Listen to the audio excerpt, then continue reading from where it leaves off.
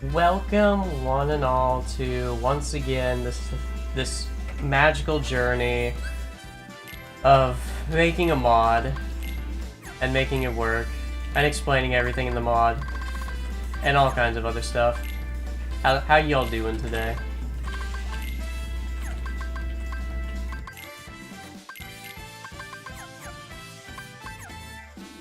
Are there even any of you out there? Maybe we're all figments of my imagination. Hello, Ruka. What's up? So today we're going to be doing about the same stuff as we were doing before yesterday, where if I see something wrong, I actually do the little fix that's required for a quality of life change instead of just being like, oh, I'm gonna fix it later. Now, unfortunately, kind of dumb. So I made a patch for this, like an unofficial little patch, and I forgot to save the other file that I was progressing with. So closest thing I have before getting to Port Royal is actually this wonderful Land of Dragons save. So what we're going to be doing, for a while anyways, is we're just going to be running through this with maxed out stats. Doing okay, going to get some breakfast in a second. That's good, that's the most important meal of the day.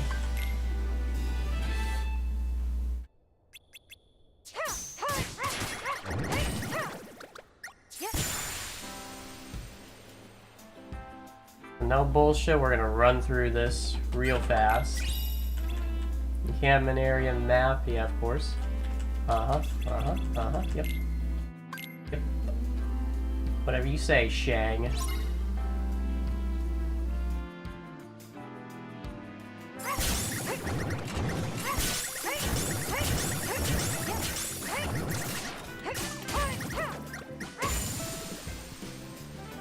Oh man, this game sucks on level 1. Clearly level 99 is what I should be balancing for. Too early, but hello. You're not too early, you're just here at the right time. If all goes well on most days, as it will be, a 9 to 5 stream. Hello. Alright, here we go. Just get rid of you guys. Yep. Not cool, dude. Yo, digging the development streams? Oh, I'm glad to hear it, Anime Gamer. And I'm digging the fact that you all keep showing up for them. I kind of thought it would be really boring for you guys, but apparently it's more entertaining than I thought it would be. I guess it depends, too, on what I'm doing. You know, if I'm just moving stuff along a map, you guys... It's probably a lot less entertaining for you all to watch.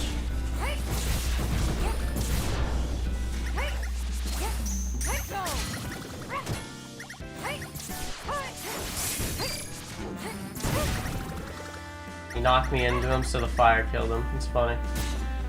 Just max stats things.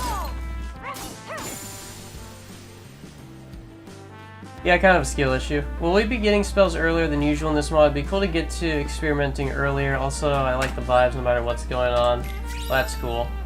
I'm telling you, smooth jazz or even upbeat jazz works wonders on people's psyche. Including mine. Okay, so getting spells. You get them around the same time as Sora. The reason for that being is that I already am throwing a lot of extra mechanics at you at this game very early on. Like, let's set the stage here, alright? So we got about 2 magic spells here. We've got all these enemies here. We've got learning to actually use spells out of barrier. We've got free movement. Figuring out when you want to use a finisher. We've got reaction commands being used as finishers, if you so desire. We've got all the shit of blade charge form, you know, assuming you read the guide on it, or rather watch the guide video on it. You get to screw around with, oh, I don't have ethers on. You get to screw around with the short hop magic casts and all that. So I try not to throw everything at you all at once, because I don't want the player to be destroyed with information overload. Because yeah, Kingdom Hearts 2 doesn't really explain that much, but you kind of need to strike a proper balance between explaining everything and you know, spacing out when you explain it.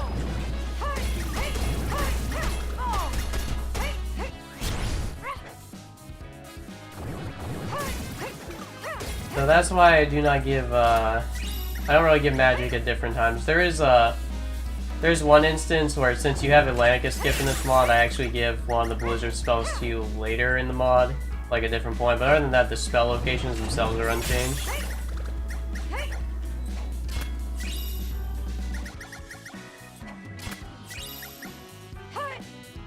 Once I actually complete the Unknown Form guide, I'm gonna have to make the base form Aqua guide as well, and that'll be fun. Along with guides for shit like the summons, for instance.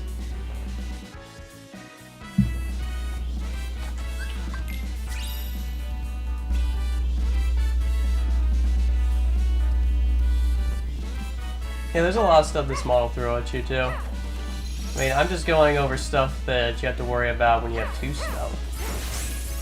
Including the fact that you can, like, keep doing this with Blizzard.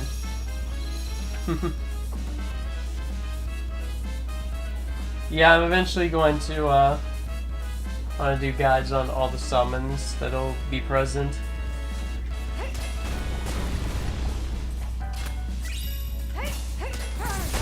I am going to have to, one thing I am going to have to redo at some point is the Terra D-Linked animations, because he is currently at 60 FPS, or, sorry, 30 FPS, which is, the slideshow is very noticeable when you're on 60 FPS. At least I find it to be pretty noticeable.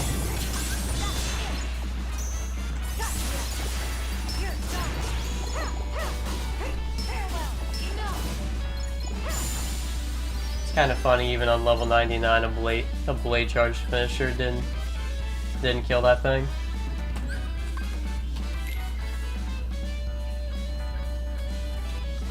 Anyways, yeah, you guys get to watch me run through here for a bit.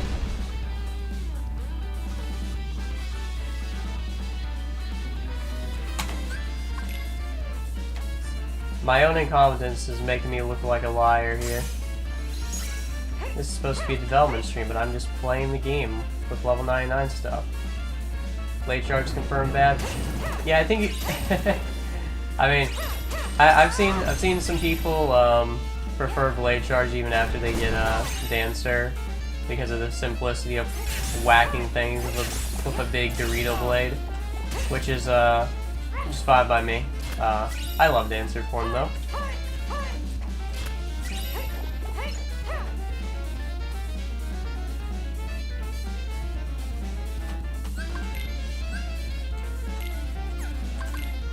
Did I get something? Oh yeah.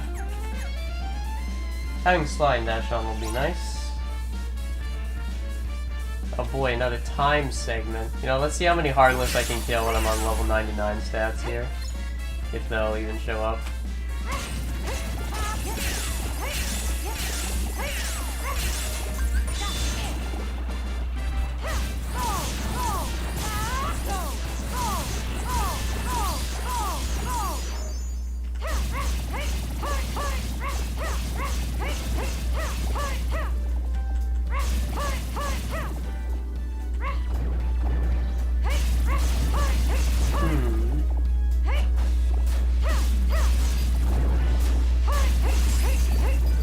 Casual 150, 172.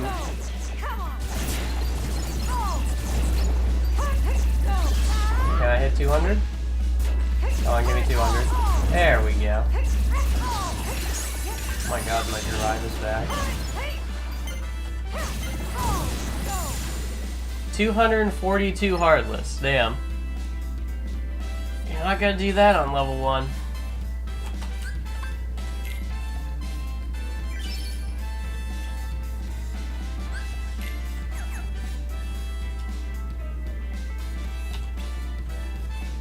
Seeing the YouTube analytics stuff is so bizarre to me. Because it says this has gotten 24 views already, but there's like 5 concurrent viewers, right? So I have to wonder, are a bunch of people just joining and then randomly leaving? Like, did that many people do that so quickly? Watching analytics will screw you up. That's why I hate that it's front and center on a lot of YouTube stuff. Because my focus is on entertaining you guys. Hello, Luke. And also, I'm not sure YouTube stuff is even active anyways. I think if you refresh the page and it gives an extra view. Oh, I see.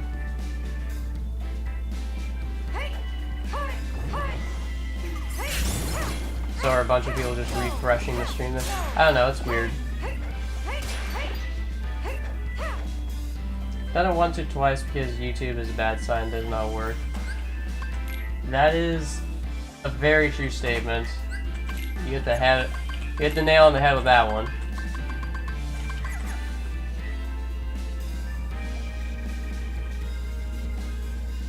So how you doing? How you doing, everyone? Tell me what your day is going to entail.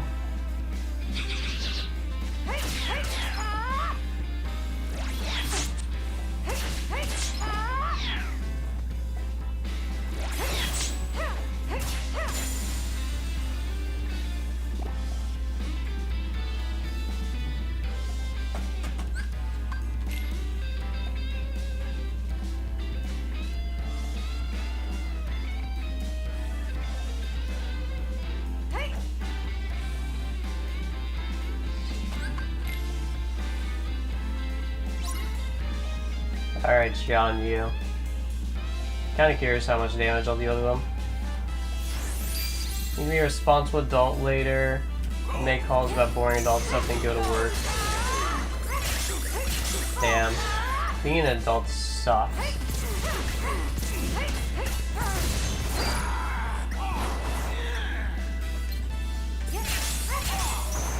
It's quite the damage I'm doing to him.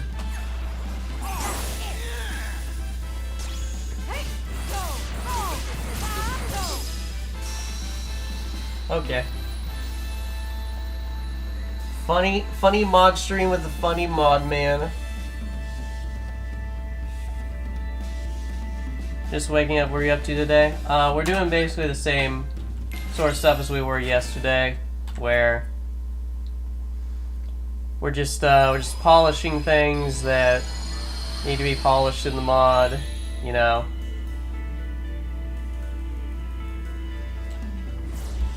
But, you know, my dumbass... Oh my god. Why did it freeze? Hey, you know what? That's why we have autosaves on the world map, baby.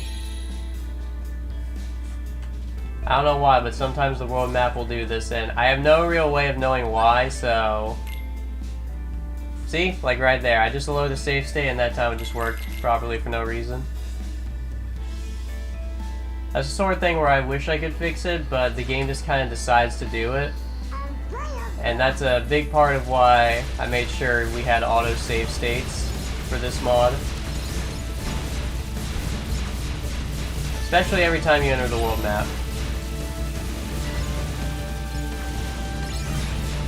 You guys get to hear this gummy music overlapping with the jazz. Yay, yummy missions!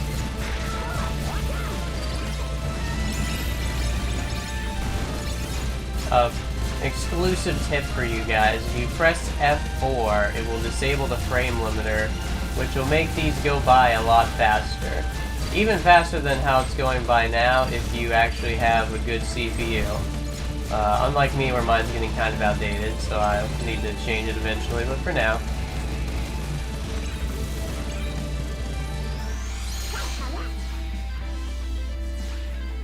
I actually really like the bullet hell bits in Kingdom Hearts 2. You know, I liked them too as a kid, the first 3 times that I ran through the game, but after you've played this game a ton of times, it gets a little old.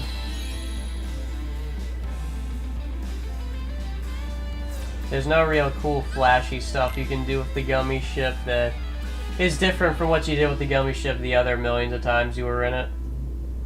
That's why it gets kind of old to me.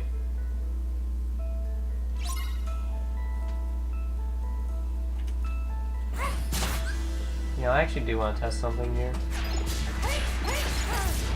You know what is it? You know what is a genuine bummer? Me? Zero gummy tracks, a melody of memory. Wait, there's not a single... Oh, you wanna know why? It's because they're all streamed files, they're not MIDIs, even in the original Kingdom Hearts 2. So I bet you because they just wanted to use the MIDI files as reference for a lot of stuff, they opted not to include them because they would have had to actually make the MIDI from the ground up, I guess, if they didn't have the original instrumentation somewhere.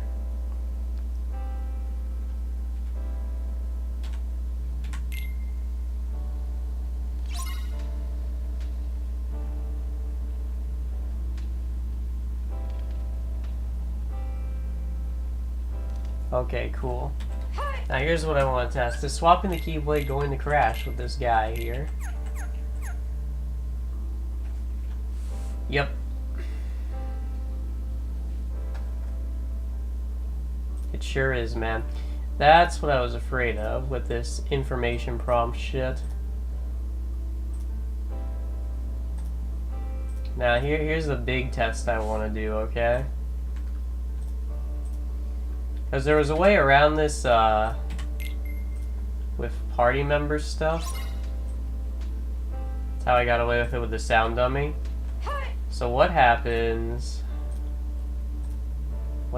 if I change it to what I have the sound dummy to after the information prompt comes up?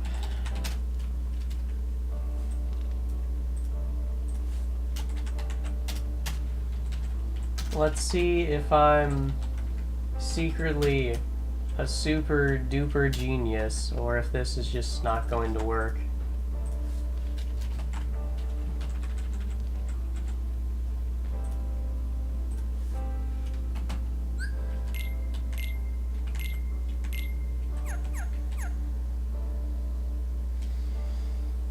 No, that doesn't work. Great. Well, that's kind of an issue. Secretly a super duper genius? No, I'm quite slow in the genius department. It's just that I'm also incredibly fucking persistent. And I mean really persistent when it comes to wanting this stuff to work.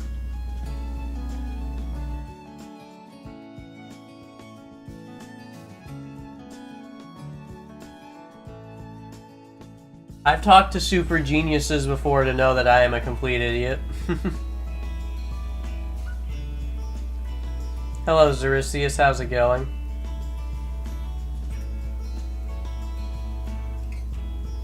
Okay, so this kind of introduces a problem.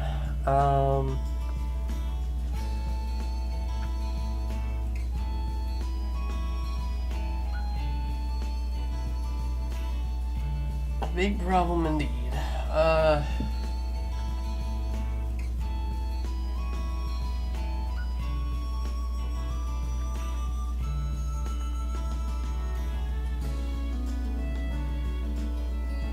I really do wish there was a way to just make those mushrooms control-alt-delete themselves after they've posted their information prompt.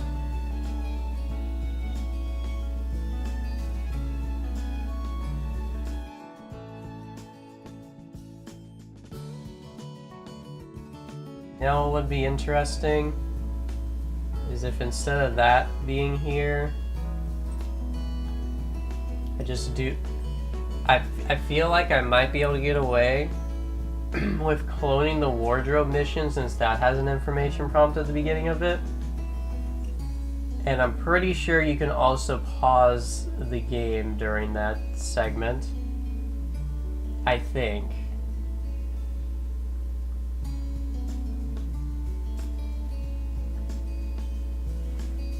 So we're gonna try that because I don't want the player to...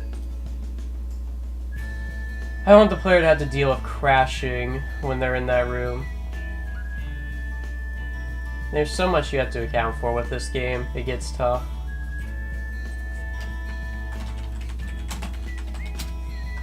But like I said, I am incredibly persistent, so you know what's gonna happen? We're gonna find a magical fix for this.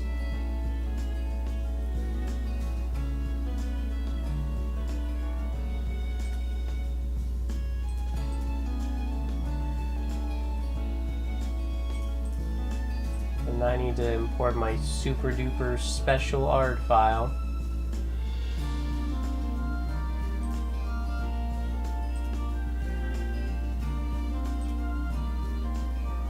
And where is that? None there.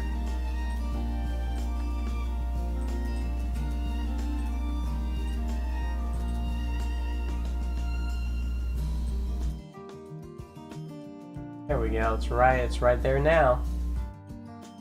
So I need to find out which one is info. All right.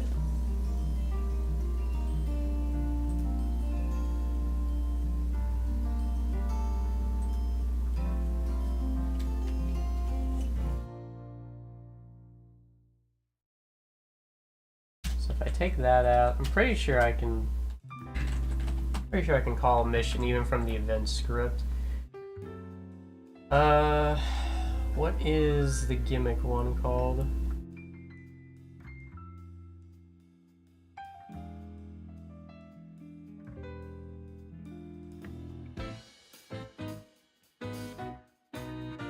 gonna have to find that out too. Mission... No, this is the wrong hall. It's this one. Yeah. Alright, which one of these is gimmick? Okay, that one. Cool. Mission 0x97.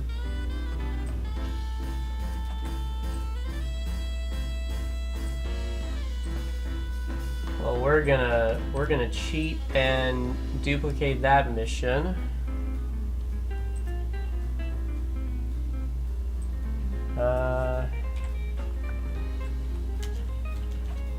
I'm just gonna call all my info things Warn.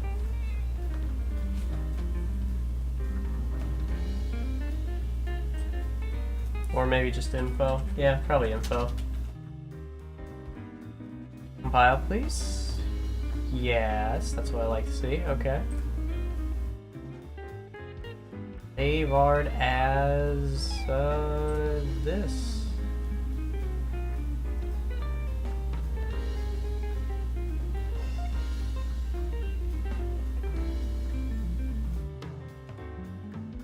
Actually, let's make sure we back that up. Alright, now what I'm gonna do is I'm gonna just steal the event with the wardrobe, and we're gonna grab that. So the reason I think the wardrobe event will be good is because the way that thing is set up, there's an information prompt at the start, and you can walk out of the room, and you can pause during it.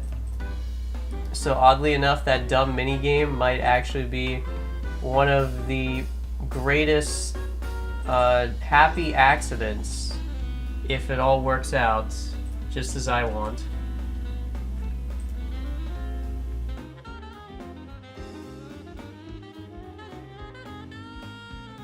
I need to actually get the host folder open. Where are we here? Yeah, there we go. BB01 info. ABB! Alright, let's see if this works. Actually, I can't do it from this room, can I? I need to save before it. Do I have a save before it, or are we gonna have to redo a yummy mission?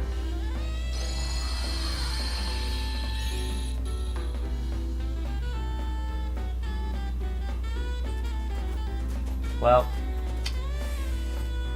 Looks like we're redoing the gummy mission, everyone. You guys like gummy missions, don't you? I like gummy missions. I need to start manually save stating after every gummy mission.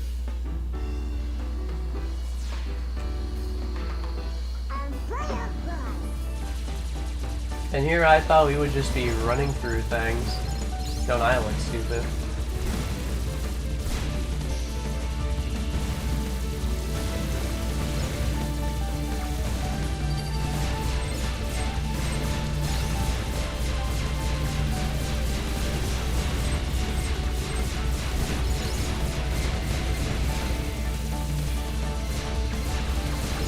Xaddgx, when are you gonna get some awesome profile picture, man?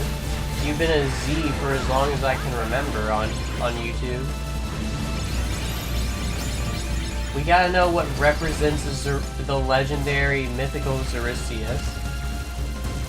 I would buy a game of only gummy missions. Yeah, I would buy a game of only Atlantica missions.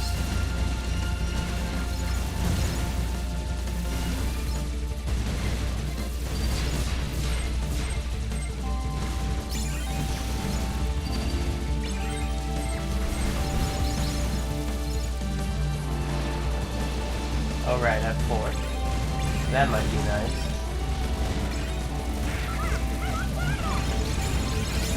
Dude, outplayed.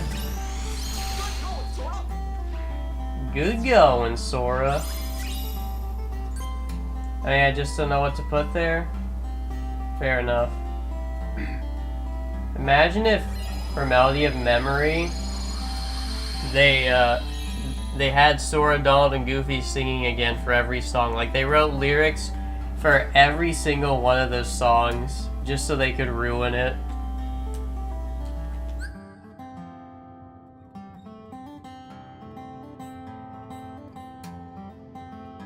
Alright. Let's see if this works as intended. As Mod God intended. Wouldn't pay money for that train wreck, to be honest. I wouldn't pay money for it, but I would certainly watch someone else play through it and suffer.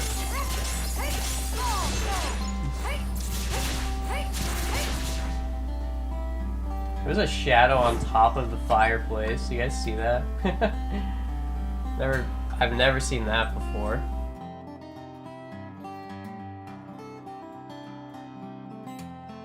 I'd watch someone else pay money for it. Exactly.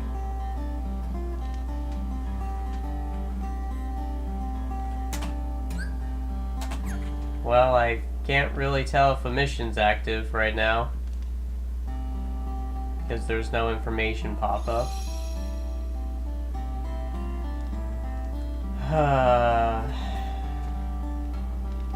Maybe I should call it from the battle script after all.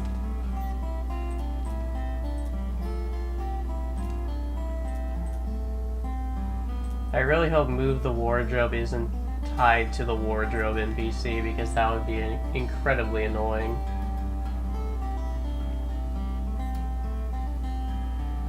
That would just ruin my day, in fact.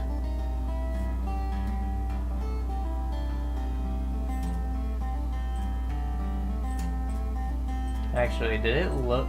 I can just check the console, I'm an idiot. Did it load it in? Yes, it did, and there was no pop-up.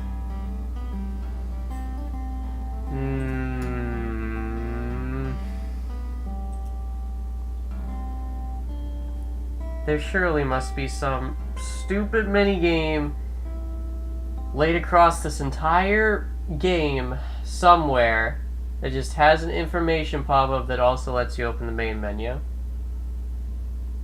This surely must exist.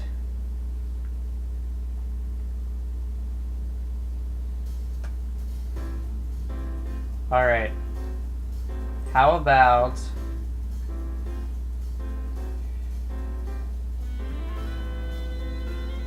Yeah, you know, how about the one in, what is it? That underground dungeon place. Let's do that.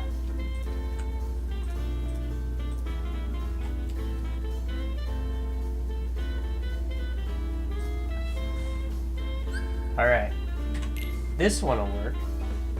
I hope. Because I know you can open the menu there, too. There surely must be a single mission in the game like this. Hello, Anthony Galapolo. How's it going?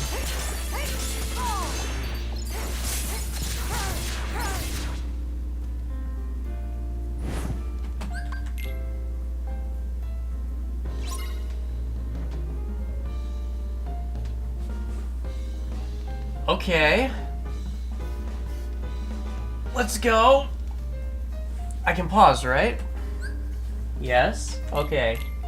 Now can I swap my Keyblade? Oh my god. Oh my god, yes! Yes, I love this game! And I can walk out, right?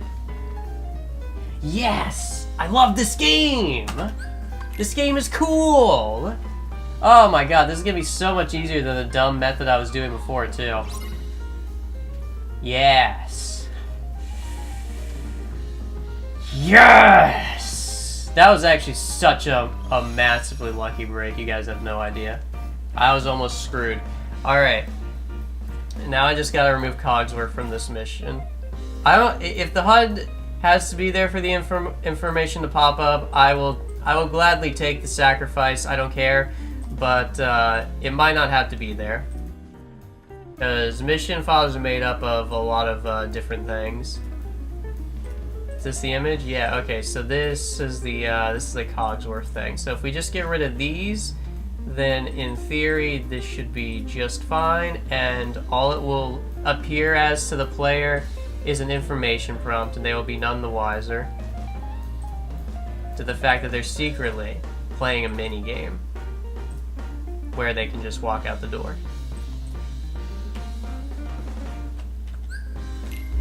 What happened? I have a much easier way to generate information prompts now. That's what happened.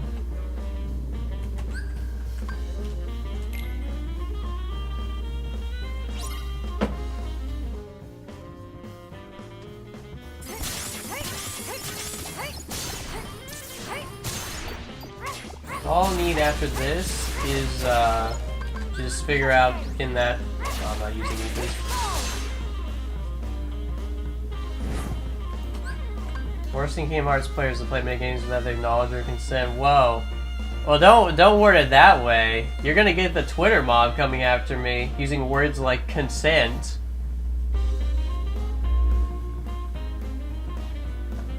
All right. Let's do slot 2. What I'm gonna have to do here is definitely find it in the AI, which actually, no, this is a mission file, so this is actually going to be super easy to find. In theory. In theory. I shouldn't have even said that out loud. Now it's going to be some bullshit. Why do I do this to myself? Alright, let's open it in something that I can actually read, because my brain works in mysterious ways. That looks like it would be it. Hopefully it will be.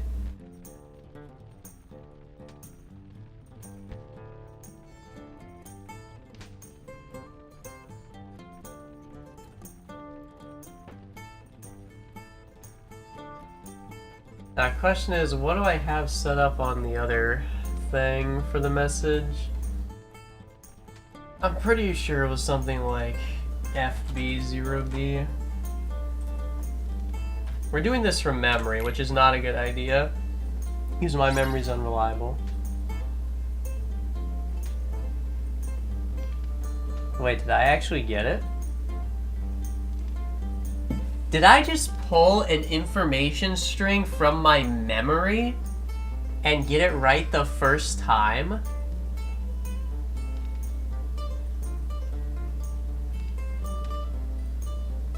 You guys have no idea how rare this is for me. This might be one of my greatest accomplishments ever. Holy shit. Let's go! Alright, fuck it. Yeah. We did it, guys! Alright, moving on. That's a good start to the day, honestly. Yeah, before it was looking kind of bad there. You know, it was looking like things weren't going to go too well for us, but they are. They're going well for us. I'm secretly a genius. I've secretly got a photographic memory for hexadecimal, apparently.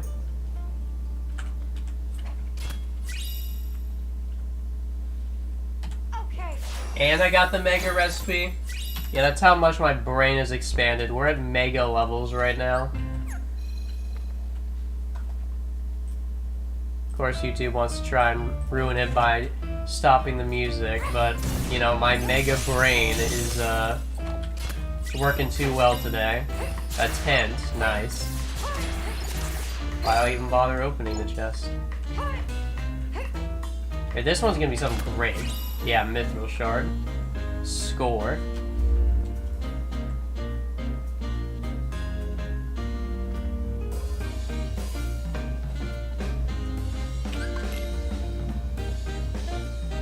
Alright, here we go. Treasure chest.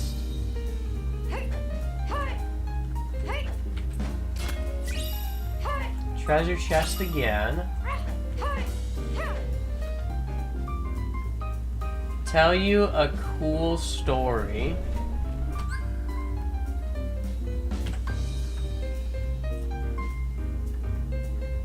Alright, Ruka. I'll get you a cool story. Hold on.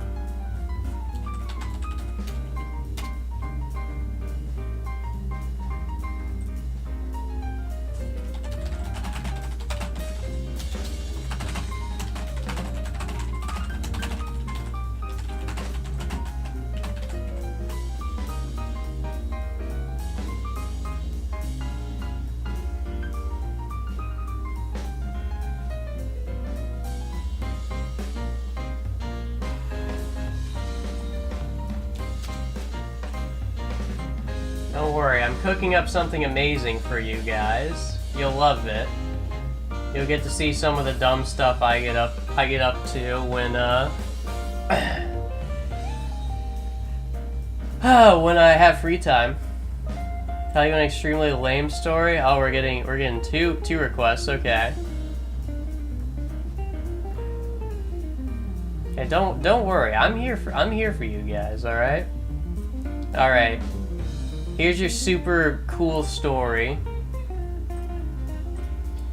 Once upon a time, there was a cool dude named Joe who spent all of his time in the streamer's chat. He was known for being incredibly knowledgeable about the streamer's content, and he always had something interesting to say. He was always pleasant and helpful, no matter what kind of trouble other people were causing in the chat. Joe had been around since the beginning of the streamer's channel, so he had seen it grow from nothing to something amazing. The streamer valued Joe's presence in the chat and often gave him special shoutouts or prizes for his loyalty. Wow, the streamer's actually the simp here. Joe also used his knowledge of streaming to help out other viewers in the chat. Whenever someone asked a question or needed assistance with something related to streaming, Joe was always there to lend a hand. This made him even more popular among viewers, as they felt that he truly had their best interests at heart.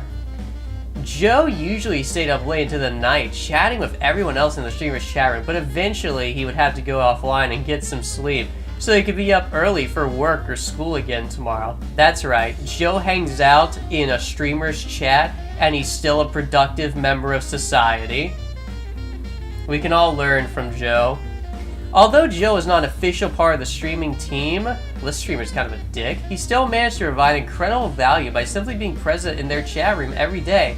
His presence alone made an enjoyable place for everyone else who joined in on conversations. And this is why people continue coming back day after day, just so they could talk with Joe. That's right, not the streamer's content, not the streamer's personality, no. They're here for this one rando named Joe, who's not even a part of the streamer's team. That's the story of the cool dude named Joe.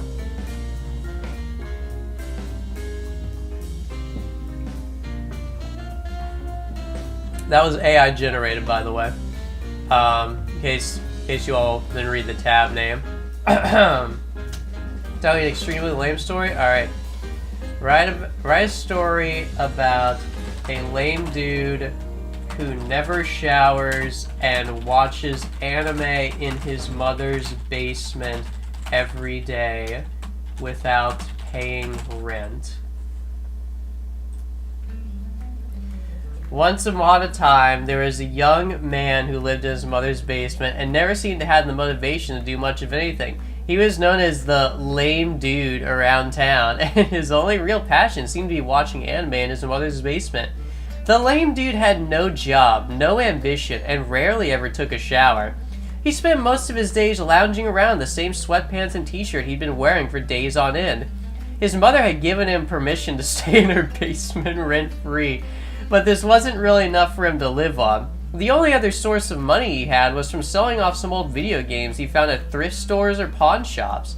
The lame dude would spend most of his days watching anime, playing video games, or just aimlessly browsing the internet. He rarely ever left the house except to go buy food from the local convenience store down the street. He never bothered paying rent or contributing anything else back into the house, even though his mother tried her best to help him out financially whenever she could. Despite all of this, the lame dude was still content with how things were going in life. That is, until one day when everything changed completely. Oh shit, the AI wants to continue this story. Alright. Well, let's give the AI what it wants. It wants to continue the story. One day, the lame dude received a letter in the mail. It was from an old friend he hadn't seen in years. Is this turning into a Sonic.exe creepypasta? He opened it to find that his friend had invited him to join a gaming tournament being held at the local arcade. This gave the lame dude a newfound purpose and motivation. He finally wanted to do something other than lounging around in his mother's basement watching anime all day. Is this a Smash tournament? The lame dude quickly prepared for the tournament, taking extra time to shower, dress nicely, and practice his gaming skills. When the day of the tournament came, the lame dude was ready and excited to finally be doing something with his life besides just wasting away in his mother's basement watching anime all day long. That's right, now he's going to be playing video games all day long.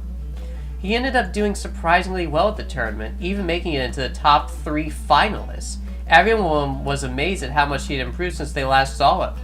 After that day, the lame dude started taking more initiative with how he spent his days. He found himself getting a job so he could start paying rent back home and began taking showers regularly again. He even started investing more time into practicing gaming so he could do better at future tournaments and competitions.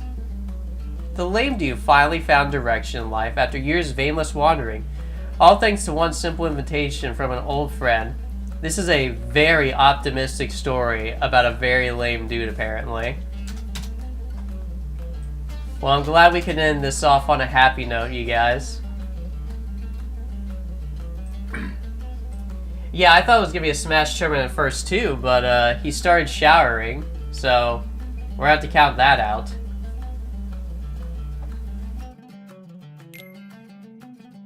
Anyways, there's your extremely cool story and extremely lame story. Make sure to always tune into my streams for such high quality reading. And who knows, maybe Joe will show up to my stream one day eventually, and then you all can like Joe better than me, the actual streamer.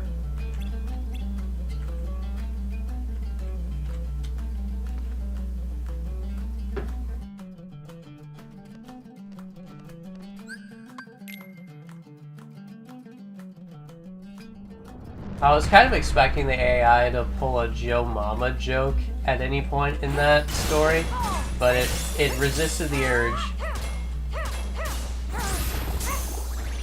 It's impressive. If I was writing that story, that probably would have been the ending punchline.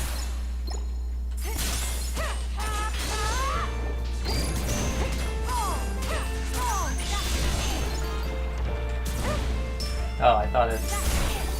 Okay.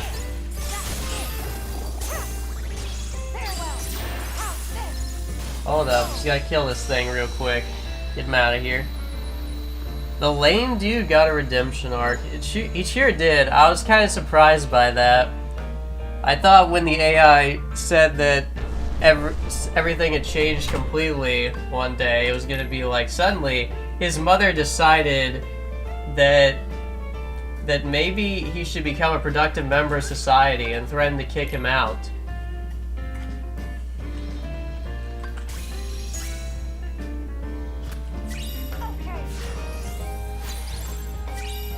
And thus the wheels keep on turning for Lame Dude. Maybe one day the Lame Dude will even get a name.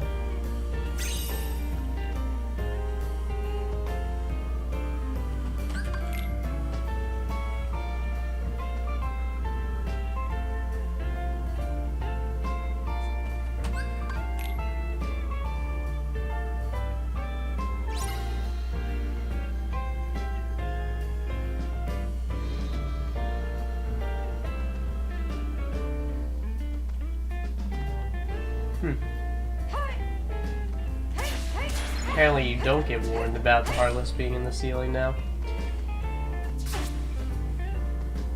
Maybe I should fix that.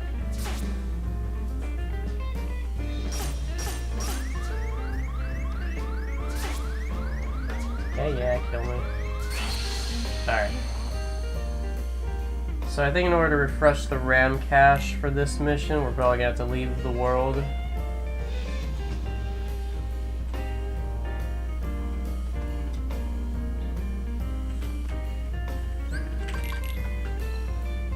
Anyways, what's the, it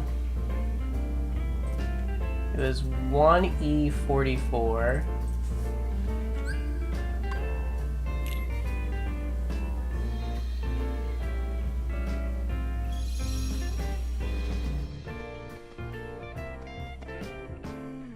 Alright, should be a simple enough change. Oh, get these bats out of here.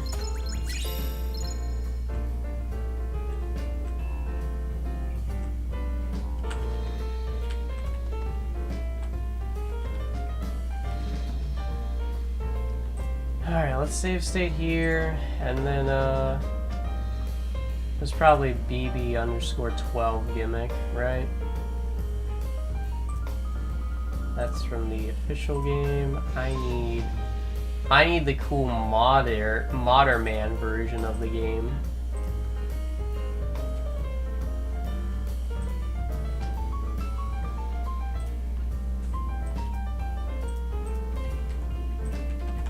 What we're really doing is just retreading all the ground we covered yesterday, but at least it'll go by quickly.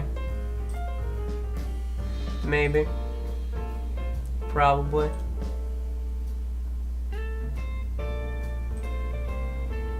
Anything's possible.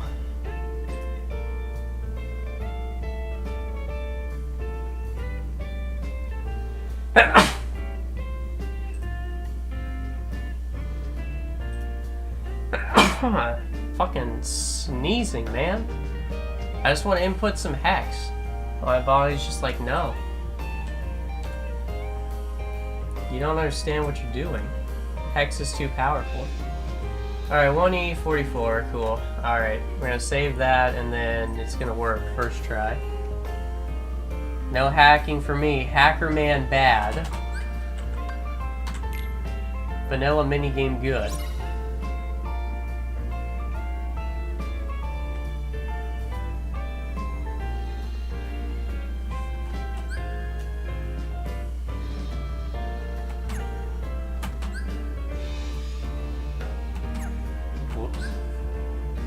That's a typo. I should get the text editor open, actually. Modder Man does it again.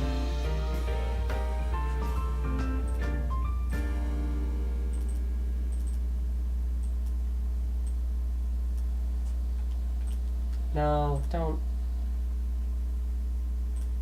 I just want you to open it in the text editor. There you go. Defeat all wood. There we go. Good thing I caught that there. I hate having typos in my work. Set hex with your phone disagrees. So it all corrected hex to hacks. Well, it's got the spirit at least.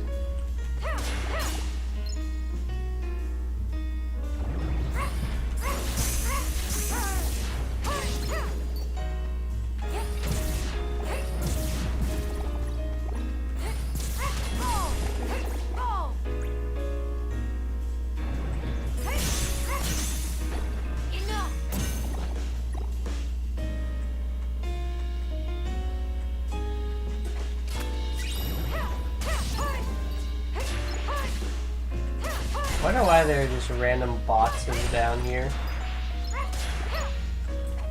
What's the in-universe lore explanation for the boxes?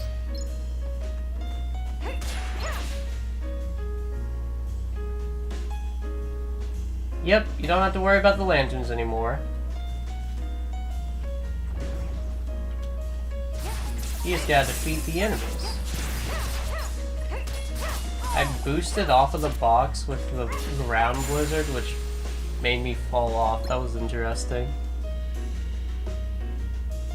We've got box mechanics in this game. What can't this mod do at this point?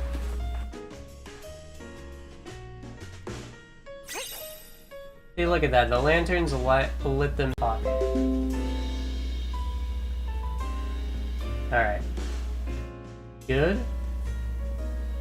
Good.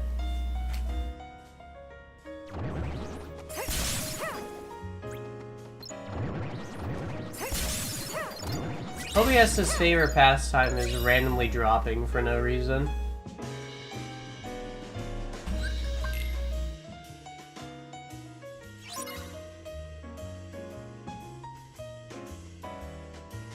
YouTube put the stream to 144. I just one-tapped him.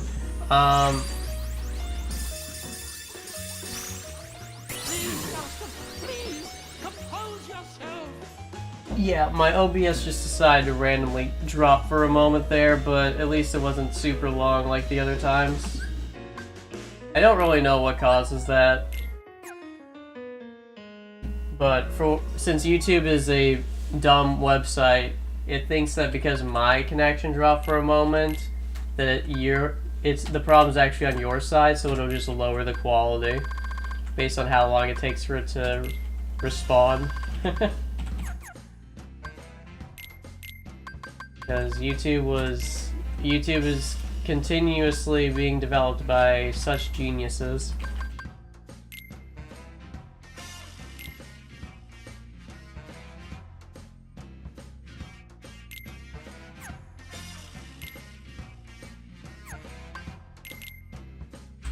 I want to roll around with the speed of sound.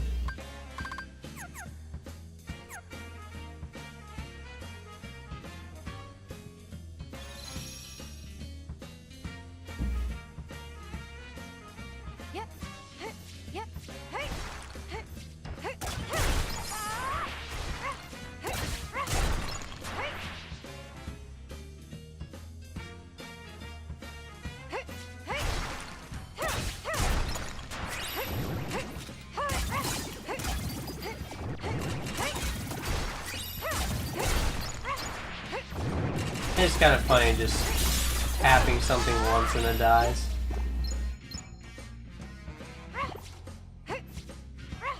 Haven't done that in a while with this game.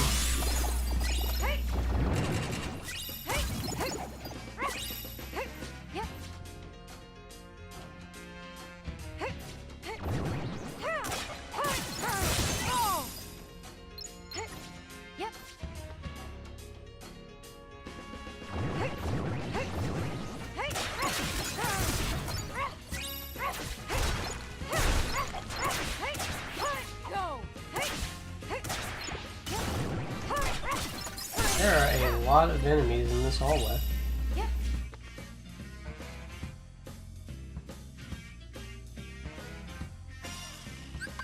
Hey, look, it's the wardrobe that I didn't push. Those are some good times we didn't have. Wardrobe.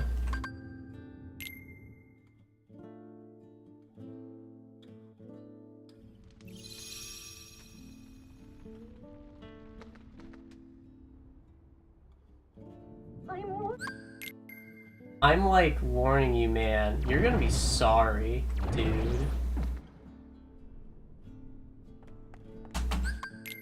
Alright, let's go.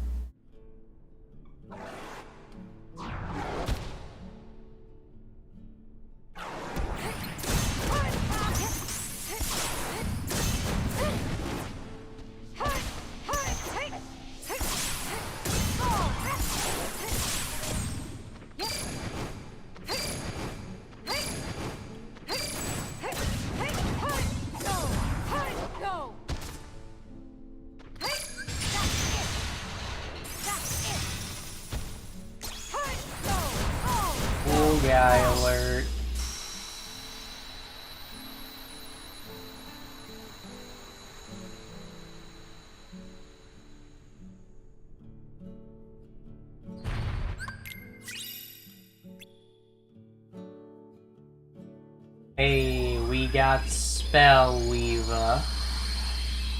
I'm gonna weed the fuck out of some spells, let me tell you. Huh? Hey, wait a minute. Yup, looks like we're hit. You know, as soon as we get this out of the way. Again.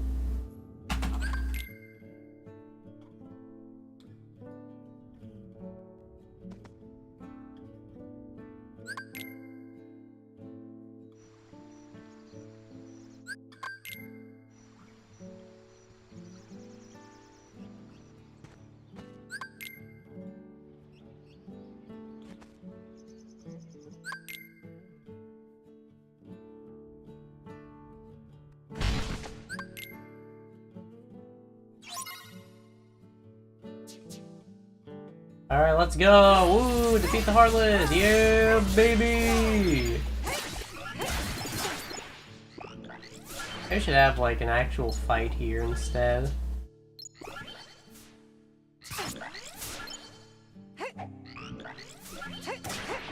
Nah. All of Bastion already gets a shit ton of content in this mod anyways.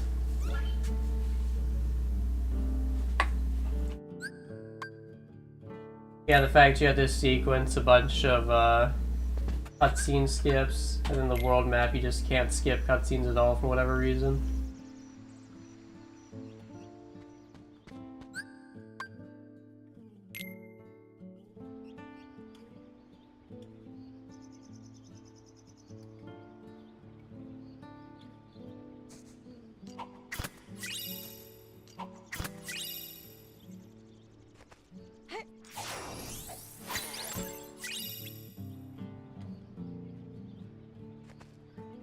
Probably did the Gummy Ship text bubble scenes the same way they did the Kingdom Hearts 1 text bubble scenes, where they just it's like some kind of sequenced action list rather than a cutscene.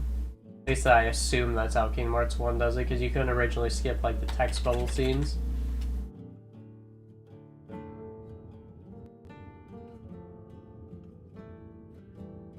Well, normally with the text bubble scenes in this game, they're also just cutscenes, so you can skip them, but with the Gummy Ship ones, it seems like they just reused the way they did it with Kingdom Hearts 1.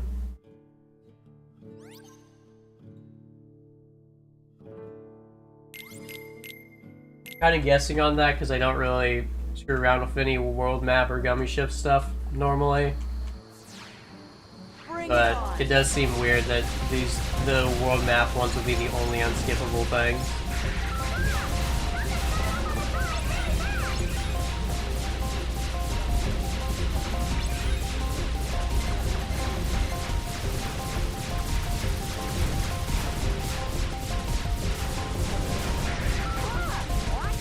Maybe it's because every time you skip a cutscene in this game, it has to load you in another area.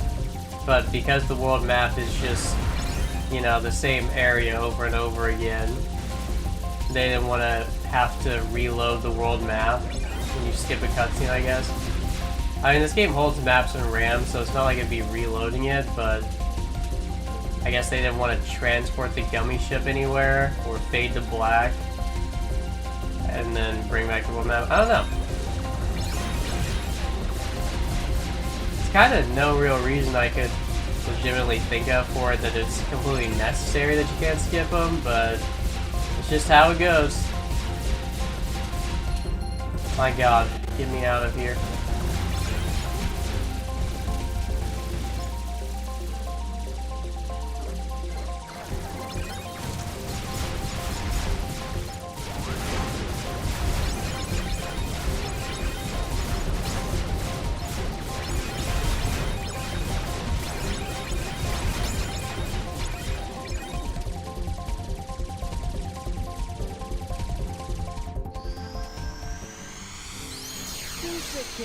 Piece of cake. Yeah, you said it, Sora. All those gummy missions are easy.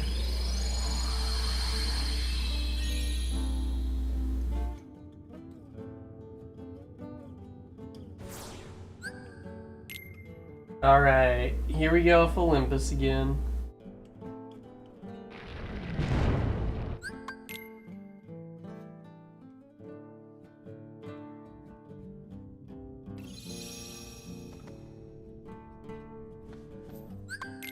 Olympus 1 has a ridiculous amount of content in this game. Because first you gotta escape from Hades. Well, yeah, first you meet Orin, you escape from Hades.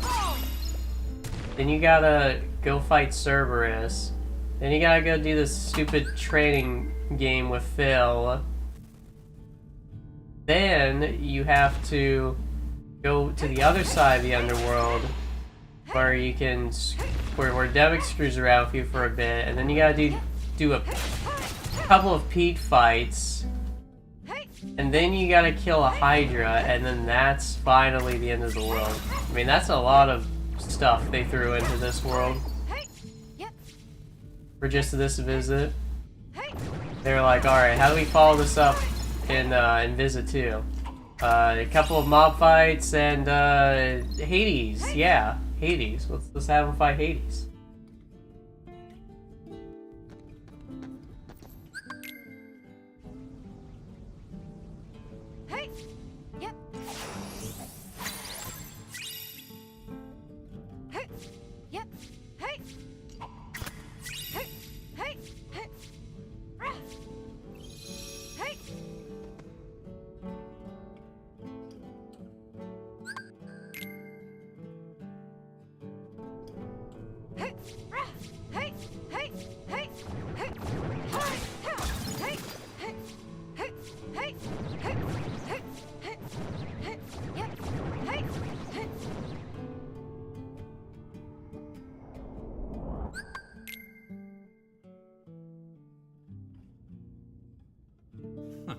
That's it. That's it. That's it. That's it. Like, is that all you got, man?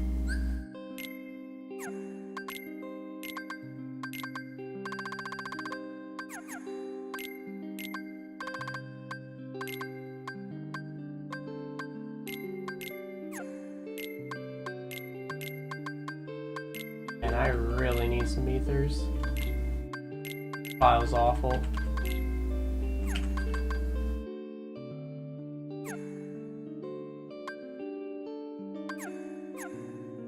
But I guess I don't need it to have anything special since, you know, level 99 stuff.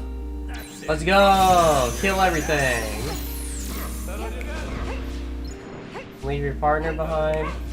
Yeah, that's if I was on level 1. Oh, come on. Am I using magic lock-on on this file? What do I do?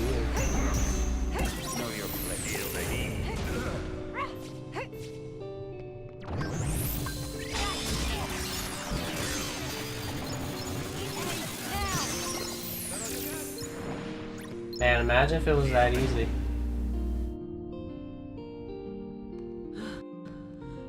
Only use ethers, no potions. That's how I usually play it anyways. As soon as I have Spellweaver anyways. Sometimes even before. Let's save state.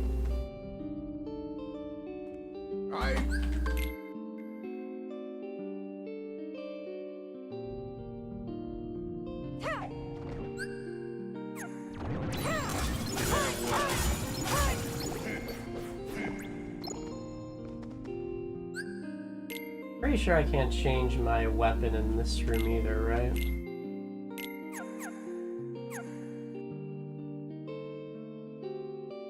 I most certainly cannot.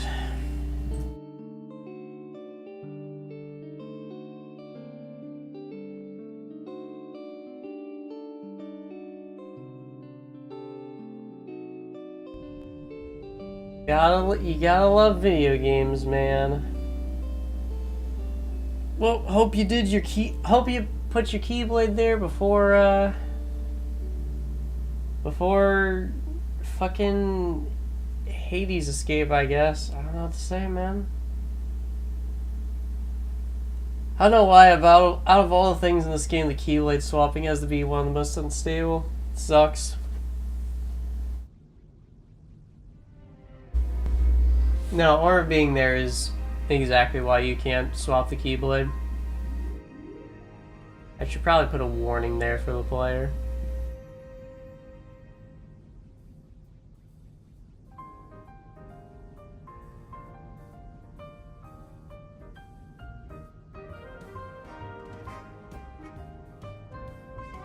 Well, whatever. Now that I have my super duper epic mission thing, at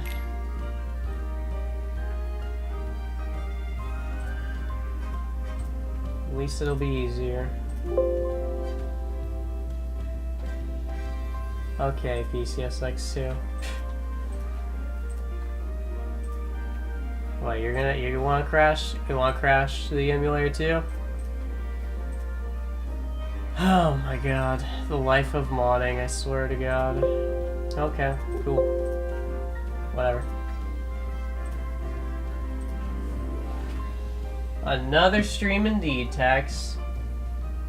You know, I spent yesterday and this morning working on the Unknown Form video and got to 9 minutes of it, and I'm only just now getting into the aerial magic, so things are going great.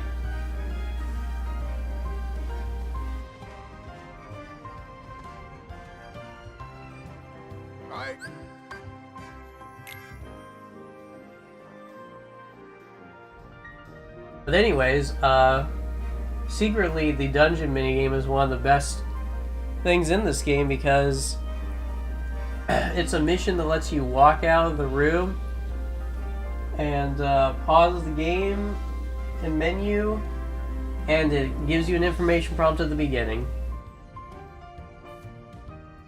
Once you tag along, gives you an excuse to get out of bed. Yeah, sure.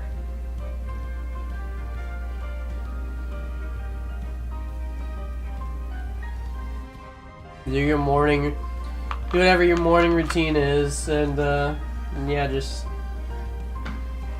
let me know when you want on.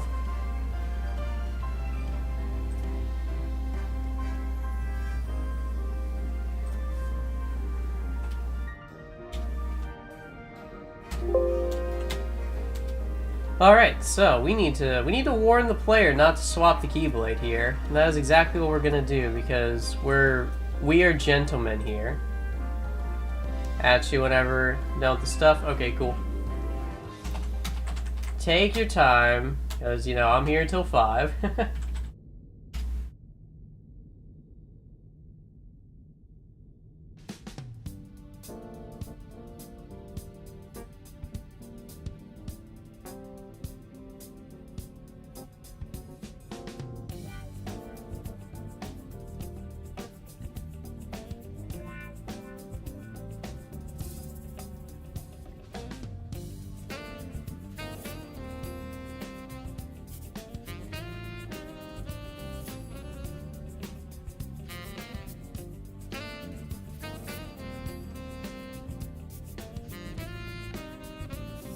Alright, so what map is this? Olympus, Coliseum. Is the Cave of the Dead entrance.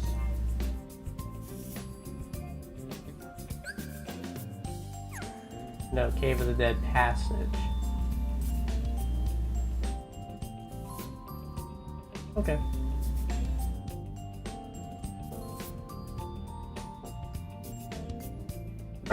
So that means it's going to be, what is it, HE15? Yep. All the way down here.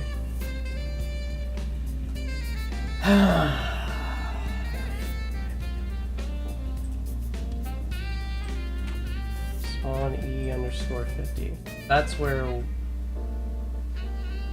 I assume that's where we are.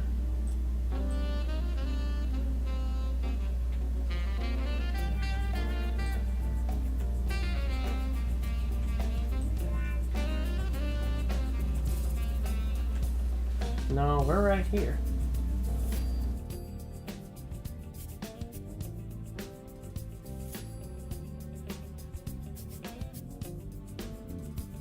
Is there anything specific for spawning us right there?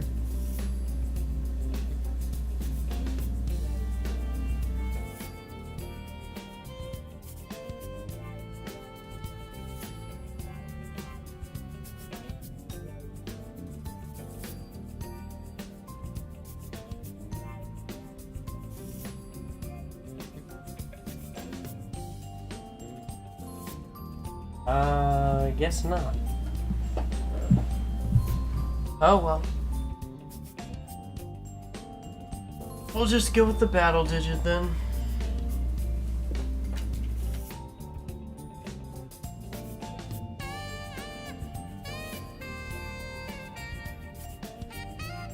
Oh wait, I need to see if there's external art for this before I start screwing around with it.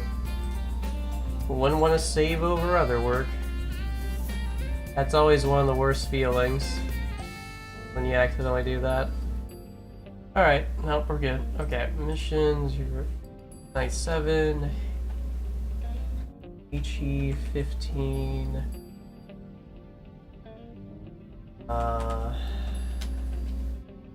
Warn. We're gonna call this one Warn because this one's special. It's a warning.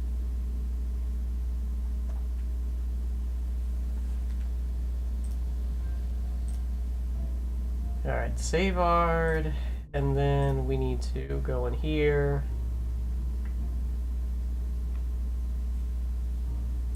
Where is here? Where am I? Who am I? Where am I? Alright, save this. No, wait. Copy this one. KH2FM warn.bar. Okay, next up, you guys see me do this a couple times now. We're just going in here, we're gonna change the text string that pops up. Now I just need to figure out a text string for Olympus Coliseum that we're never gonna use. I usually try to grab things from cutscenes because, you know, we skip all those anyways.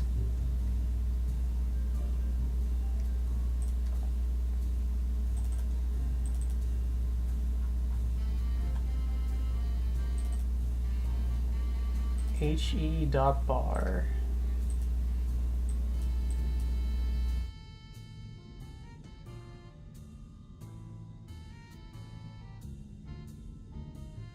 Alright, let's try CB15, I guess.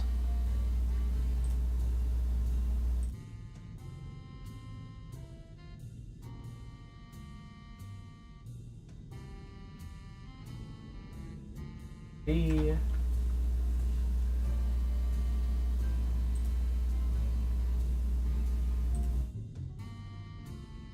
Oh, yeah, CB15. I'm confusing myself by putting things backwards. Alright. Let's go. It's gonna work. Alright. Surely.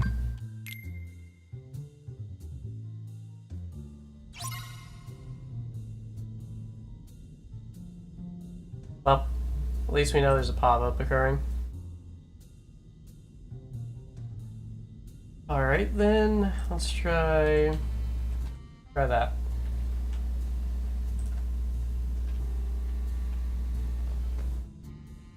Fake. Alright. You're a fake.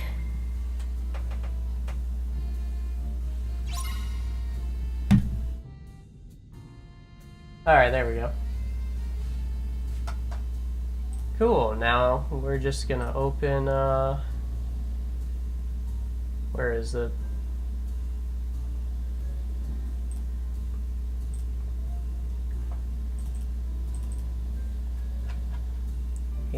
he.bar. Cool.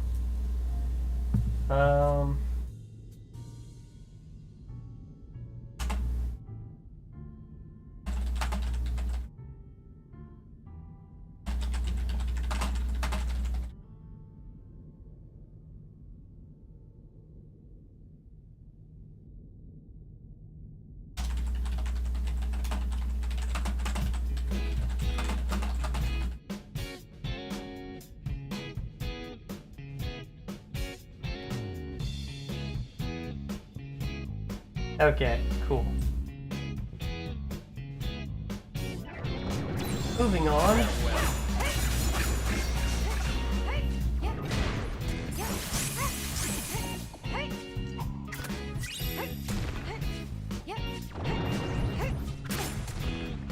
Not cool, man.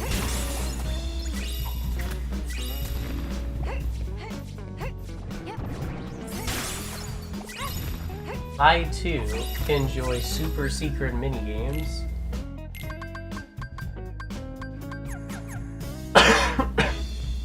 So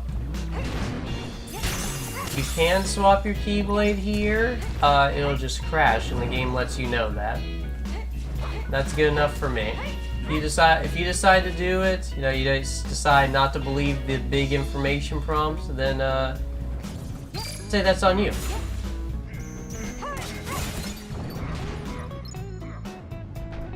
And get him, Warren. Yeah. Woo, yeah, baby.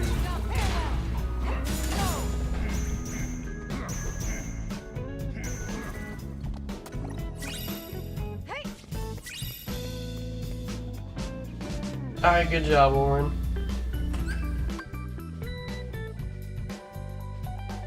You know, I like this fight. Let's do this fight normally. Let's have a little fun. Let's enjoy our time here in hell. Know your place. I like hell. You guys like hell? Here we go. Oh, you're giving me the walk? Nice.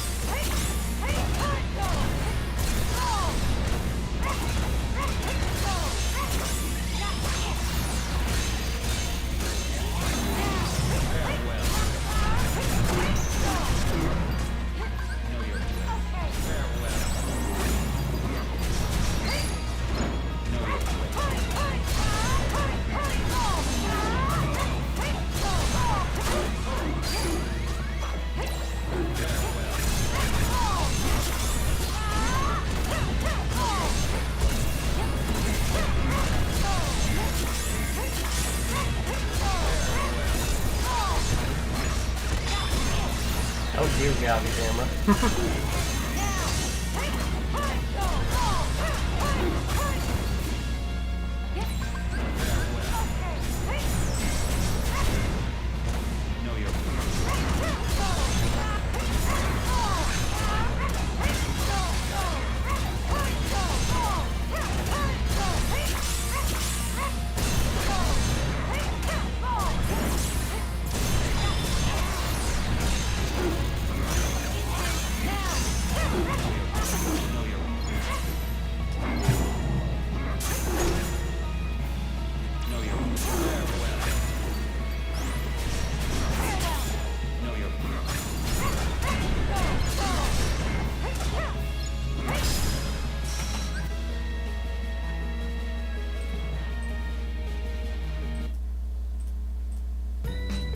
Okay, anyways. So, one of my biggest issues with large bosses in this series has always been that they feel completely uninteractive. You know, you hit them, and then they do a very long attack, and, you know, you gotta just kind of wait for them to be open again. They don't really flinch at all from the stuff you do. But I actually think the change I did to that fight makes it a lot more entertaining because you're consistently having to press that float cancel reaction command in order to win, or at least in order to stay high up in the air, because that's how I was doing those super long combos without falling off. So the boss is giving you a mechanic that you can use against it through the entirety of the fight. And that's kind of what I like about it, because if I wasn't using that, then for instance that walk that he does would just be consistently hitting me.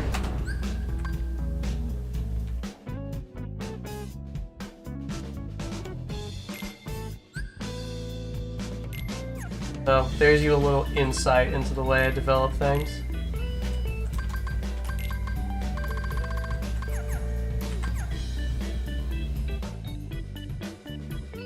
Oh, and also Orin is actually useful. So there's that.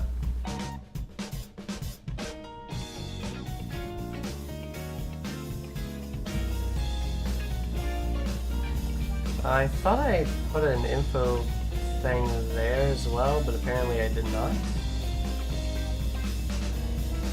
Well, either way.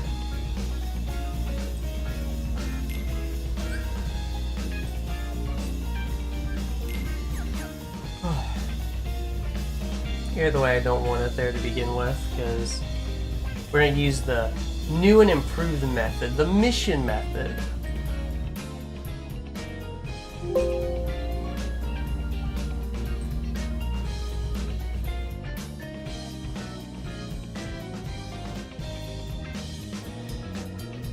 First off, what room is this? So I always gotta check is, you know, where are we? Who are we? Why are we? Alright, so it's 3.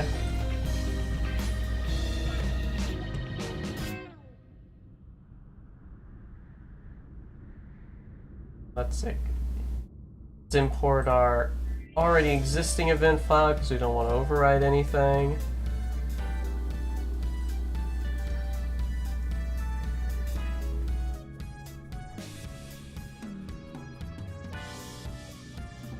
Excuse me, do I not have one for this room?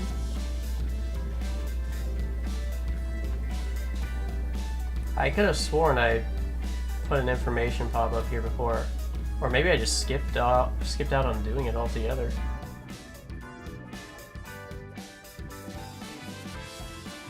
You know, I think I did skip out on it. Hello, Voosh. How's it going?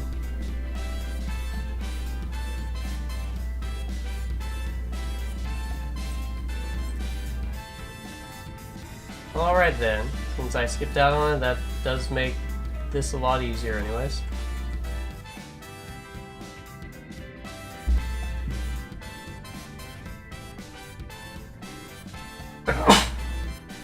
Damn, man.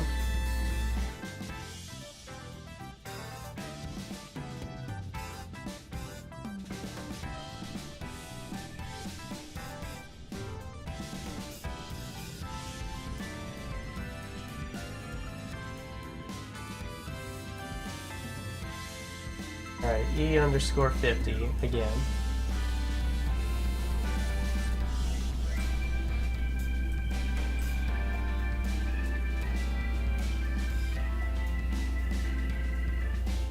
Doesn't seem like I would want to use that consistently. Unknown 1d5. I wonder if that's how it heals. Heals you when you walk into an area or end up there. I'm gonna write that down as well.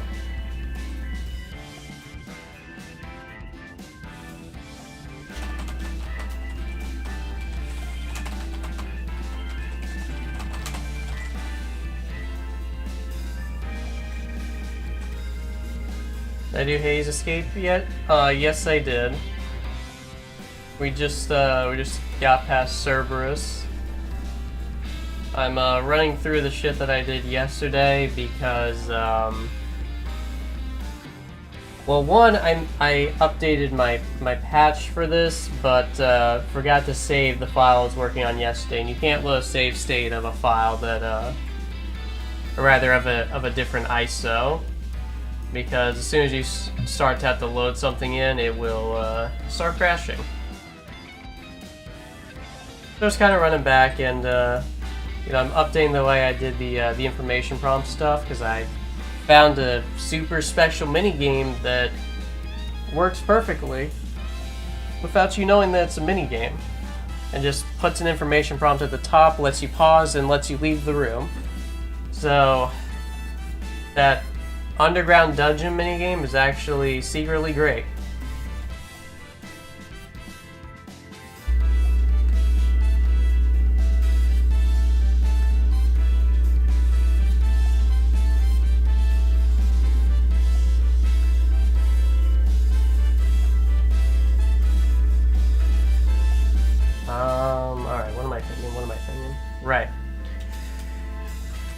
mission 0x97 HE03 info.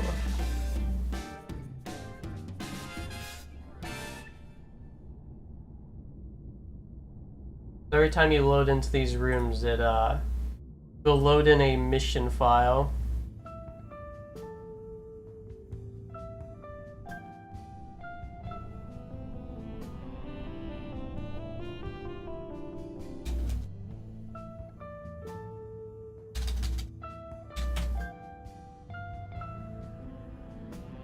Then I'm gonna have to change the text string that shows up for this. So probably shouldn't close out of that before actually. Got here. So I used 342 before, so I should just use 344 now.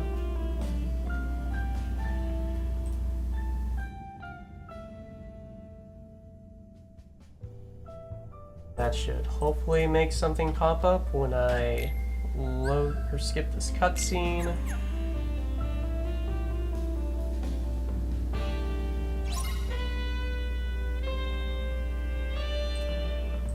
I'm not heartless. You're heartless.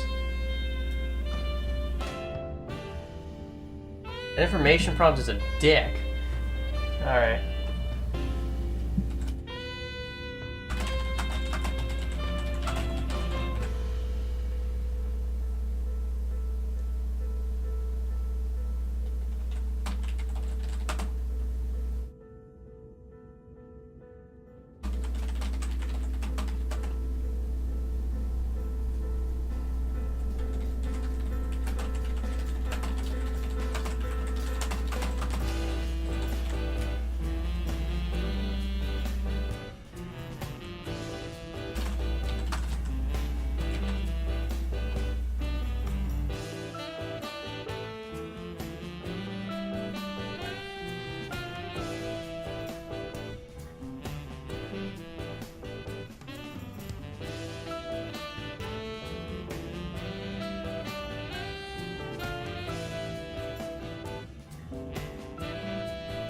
My phone is being lit up right now. What is going on? Hold up.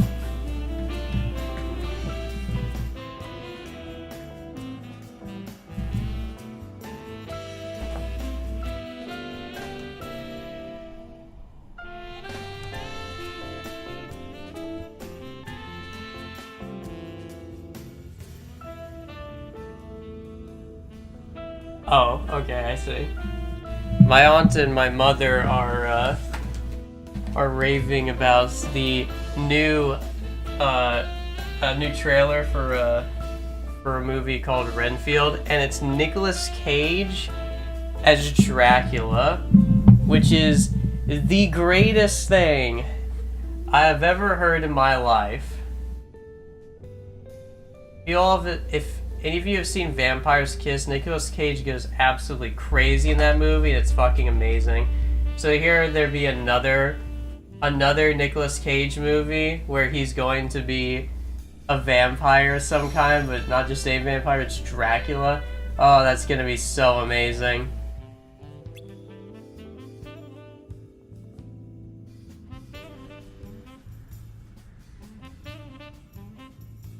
You have not lived until you've seen Nicolas Cage in certain movies like Vampire's Kiss.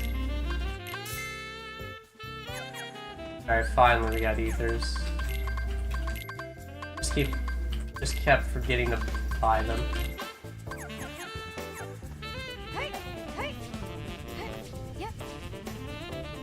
Nicula, yeah. Cage Rage Vampire.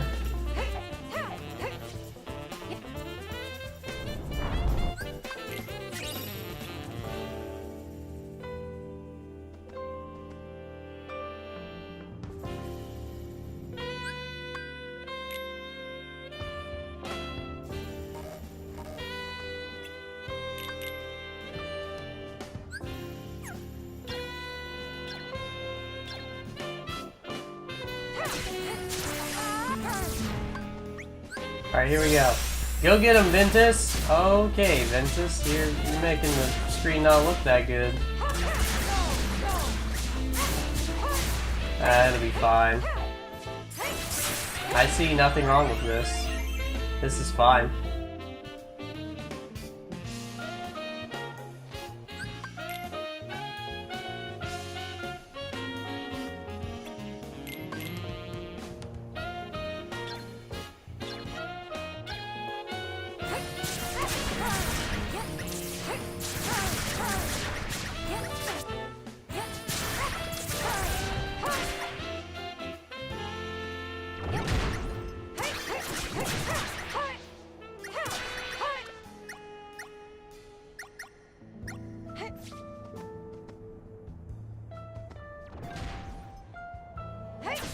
Try not to derail the stream with creepypasta.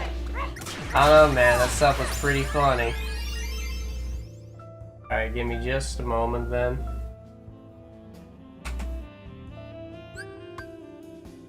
Wouldn't wanna forget to skip that scene.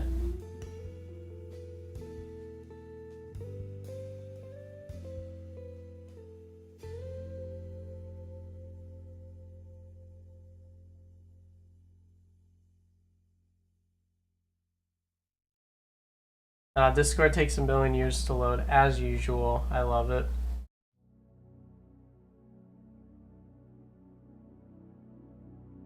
Alright, there we go. I'm calling Tex, the one and only.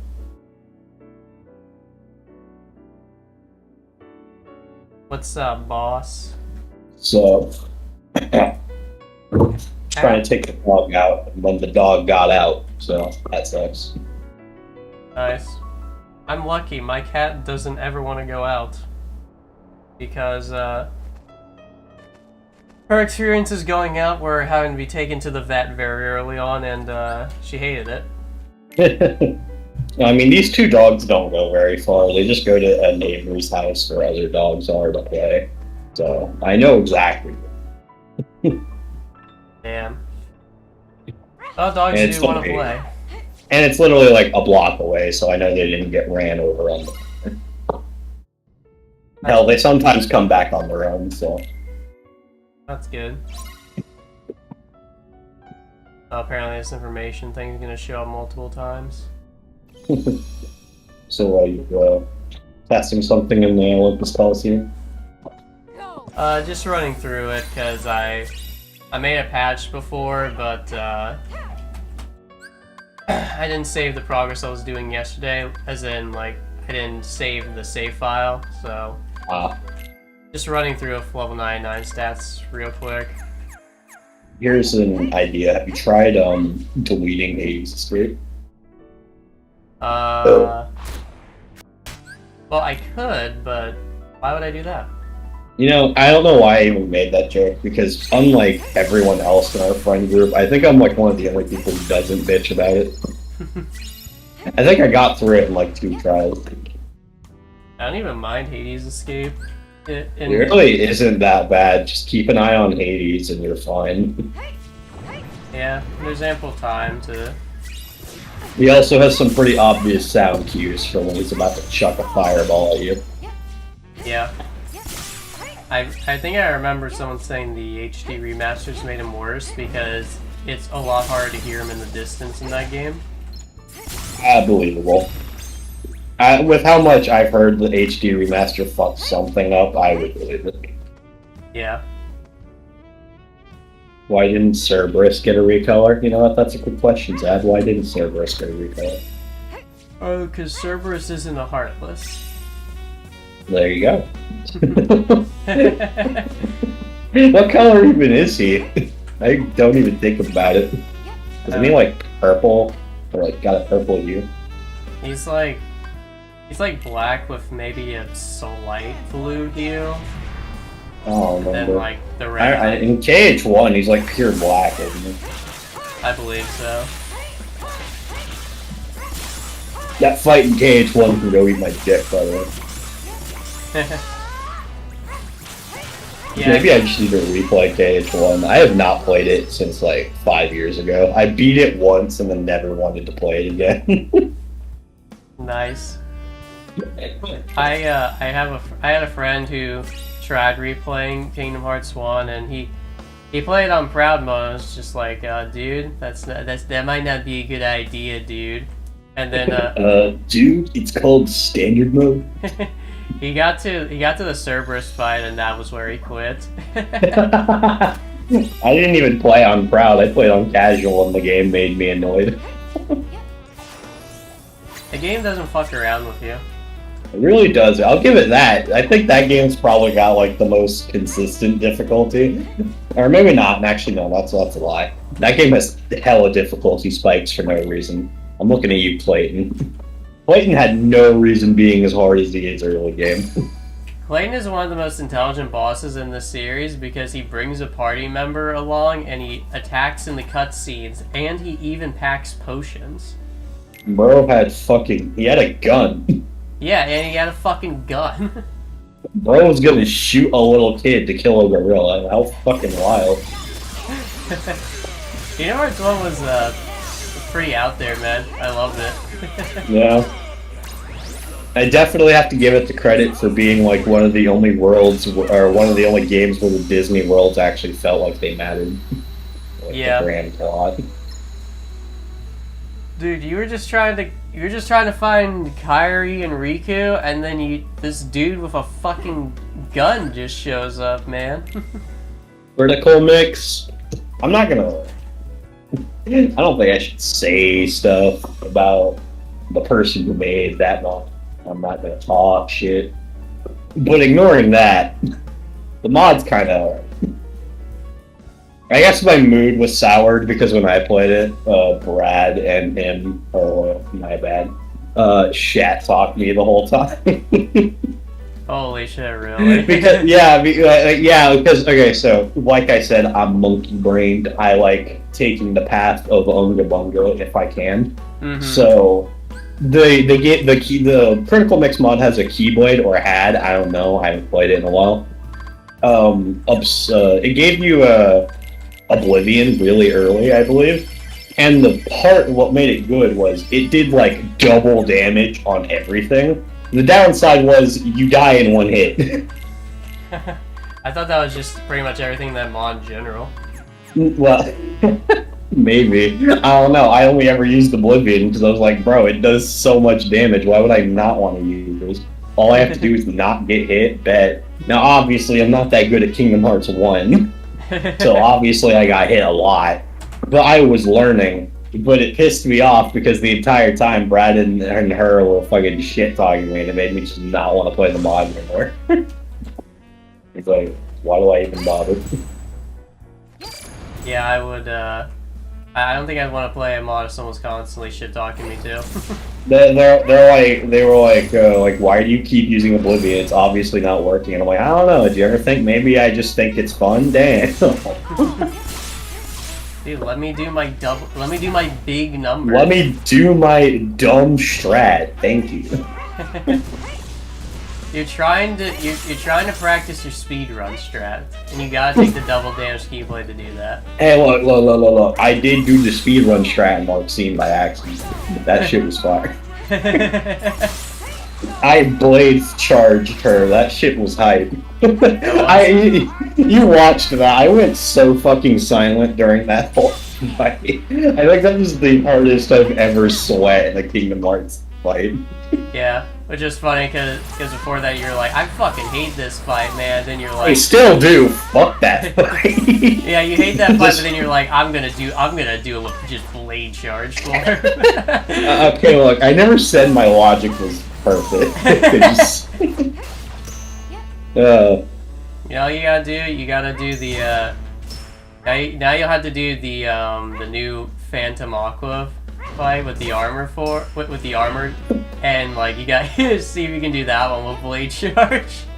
Oh, can you give me like a code that just puts me in perma blade charge for the whole like mod? That would actually break stuff, but damn, I would say like because it'd be pretty funny if I just did a whole blade charge playthrough. Yeah, but what I could do for you is I can give you an infinite form code, so like once you Oh, yeah. drive into the form. Yeah, you could just give me infinite form, and I could just set all my drives to blade form. So I have no choice. Either I unga bunga or I fail. It's the name of cases. I feel like that would get very frustrating for you after a while. It would, but it'd be funny, wouldn't it? It would be very funny. I mean, I would probably be laughing my ass off at you the whole time, but... You know what? Maybe that'll be what I do when I get my internet situation not shitty. I'll just stream this mod, blade form only. I beat the mod once. I could do it again. Someone's asking, you don't want Anti-Aqua instead? Text don't want Anti-Aqua. What, you mean the form? I mean, I liked that form. I'm just, you know, the meme is where the blade form is. You're talking to a Shao Kahn main in Mortal Kombat. He doesn't care how bad he is. If he can swing a big dick energy weapon, he's gonna do it. Pretty much, yeah. Although, to be fair, I'm not gonna lie, the moment I, actually, no, this is perfect. The moment I got Ultima, the BBS Ultima in this mod, I literally have never unequipped it. That is true. So, first of all, it's my favorite Ultima. It looks really clean. I love the look of it. But then not only that, it has a... I'm not gonna say what the ability is, because I'm not sure if you want that spoiled. But the ability is dumb, and I love it. Yeah, it's dumb in the, some in a good way. Yeah, no, it's a great... I think I've put it in videos before, but that was quite a while ago where I even drew attention to that, so I'm sure a lot of people don't actually know about it. Oh, alright. Fun for later, then. Yeah. Reminds me, at some point, thought about locking one of the best accessories in the mod behind the puzzles, but maybe Please, no.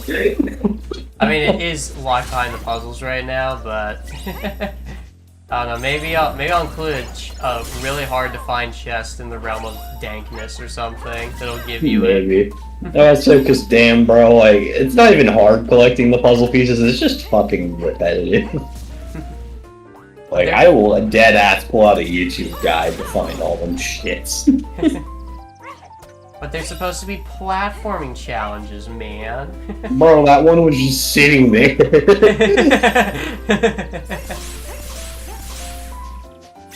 Is the method to get Ultima still the same? BBS Ultima? Yes. I don't know about the other one. I don't remember. There's two Ultimas in this, aren't there? Yeah, I think you get one after, finishing... Didn't you make like a red one or some Oh wait, no, that was for Vanitas, I don't know. I don't remember. I think there are two Ultimas still though. It might be recycled in Hades Paradox, but I actually haven't gone to Hades Paradox in years, I'll be honest. Yeah. But, The way you get BBS Ultima is the way you get Ultima, by the way. I'm pretty sure. Yeah, you craft it. yeah, it's the same way you get the ultimate weapon in this game normally, like the KH2 Ultima, but the ability is actually much more appealing than MP Hastiga. MP Hastiga isn't an awful ability if you're playing on like standard and below, or proud. But when you're playing on critical, that ability is literally useless. Oh, I put the BBS Ultimate. Oh, great, I got a little bit of MP back, but my HP's at 1. Yes, I'm just gonna spam cure. I like how when all those bombs spawn in, they'll do that explosion, some kind of choreographed sequence for no reason. Oh, there's no time limit here, because there's a lot of enemies to kill, and I like killing things. Unga bunga. Here, I'm gonna suck Xaddgx cock for a second. Yeah, I'm gonna go and say this right now, this mod is infinitely better than base KH2. Hell yeah. I have not touched base KH2FM, or 2.5, whatever, in years. Every time I've played KH, it's either to have played this or the Vanitas mod, so let that speak for itself. Hell yeah. I'll get my dick sucked if you're gonna shill while doing it. Subscribe to his Patreon. Start fucking shilling your Patreon. Jesus Christ. But yeah, I made sure to design these mods in a way where like they feel like the definitive way to actually play these games. Because, you know, I know a lot of people like rando, or the fact that you just go to whatever world you want to when you want to. Randomizer mods are always fun for like any game, honestly. Yeah, but I kind of wanted to make it so you could just go through the game, you know, as you typically would, but then there's also just a lot more polished bonus stuff. Shit. Yeah, bonus stuff and like the actual annoying shit, like most of the minigame stuff is, you know, removed. Practically or just, removed, yeah. Yeah, removed or just like, you know, you're put in a position where you can fuck around with stuff more like this. Because you could just walk her to the throne and wouldn't really have much issue, or you could just, you know, kill everything with or you could just be me and spam the RC until you get there. Exactly. Aqua looks... Oh wait, never mind. I would like Vanitas more than base KH2, genuinely, if it weren't for the one-shots everywhere. Yeah, I'll be honest with you, Vanitas isn't perfect, and Xaddgx fully admitted it's not perfect either. You made that mod with anger. There was some anger. Yeah, I hated everything when I made that mod, and I was very frustrated by the end of it, so... Vanitas mod is kind of like... Vanitas mod is a very difficult mod, and a lot of the difficulty comes from the fact that sometimes things are just a dick, but one-shots are actually heavily reduced in this mod. Oh yeah, no. Yeah, every time I got one-shotted, Xadd would usually make a note up, like, to remove it later. Unless it's like a really telegraphed attack, in which case hold that L. Yeah, or just Lexius in general. Yeah. Because that's yeah, that's kind of his whole Lexius thing. is a fucking beast. Yeah, that's kind of his whole thing, so I'm like, you know, I'm not gonna make Lexius two-shot you at 60,000 power. Yeah, no, he earned it. The mod supports both normal linear play and randos. No, it's just normal linear play. I was just bringing up rando because we were talking about, like, the ways to play Kingdom Hearts 2. Possessed form, probably my favorite. Yeah, wow, that's the first time I've heard that one. It's a good farm, it's just like, usually it's the middle child. Look, I never hear anyone hype it up. Yeah, I do hear a lot about Ursats, and then people who actually... Ursats was fire, bro. Yeah, and the people who actually really sat down and practiced Remnant were like, dude, this form's fucking crazy. Bro, Ursat, like, bring my homie, release one Ursats back. That shit was gas. V1 Ursats. Was it stupidly overpowered? Yes, but it was fun. At some point in the training mode thing, I'm gonna make an option where you can actually choose to play as Vanitas, and just for you, maybe I'll put in V1 Ursats instead of the balanced one. It's like a separate option from Ursats for V1 Ursat. Yeah, Ursats or V1 Ursats. I think Brad still has the file for that too, so if you needed it, you just ask him for it. Nice. Assuming you don't carry that file still. I would have to re-download V1 Vanitas mod because I don't carry it on hand. Yeah, of course. Although my favorite form is Armored. Fuck? Okay. Armored. I have never seen this happen. No. He's asserting his dominance. Okay, why would... I like how he's still blinking. Why would he T-stance? I'm scared. There is no reason for him to be T-posed. Oh my god. Oh my god. Oh my god. Oh, no. Alright, you know, I'm gonna kill him. Yeah. I'm gonna kill him. Put him out of his misery. He's suffering. But shit, does the game work after killing him when he's No, T-posed? Oh my god. It just had to break his back a little. We're good now. I guess the game just had a freak out moment. Alright, well. Alright, Is it gonna be like that later when you have to fight Pete? I don't know, but I want to That's see very if that, funny if he is. I want to see if that's a consistent thing that happens in the game, or if the game just like fucked up randomly, because this game can fuck up randomly. This is part of the lore. Yeah, you're right. What the Just say it's a lore thing and you're good. My CT stancing, dude. I haven't even changed his moveset at all. What the fuck? I think Pete is growing sentient. He's tired of the years of abuse he put him through. He's just choosing not to work. Bro's on break. Oh my god, wait, I wonder if this is because I let you do finishers out of his reaction command. That's the only change I've ever made to him. Is that even... Wait, was that recent, or have you always been able to do that? No, that was like last week I made that change. I mean, you fought him like 2 days ago when I was in stream, and he was doing just fine, so that shouldn't be breaking him. That's true.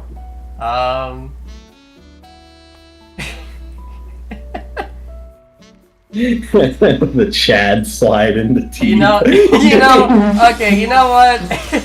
If he works fine in the Pete versus Pete fight, I don't give a shit. It's funny. Yeah, I was like, oh, it's funny. Maybe even change the battle text to say something funny. Like, what's going on with Pete? You're some shit. Yeah, I like the commentary union mandated break. Union mandated break. Oh, dude, I didn't know Pete could unionize with Pete, I guess. Oh shit, not this place. Save state 13. Okay, what does the text here say when you Someone said try reloading the game without save stating. That person could be onto something, but this is funny. This is funnier. Yeah, this is funny. Is it consistent? Yeah, it is. Looks Let's go. consistent. Alright, hold up. I'm an Time is an illusion of this universe.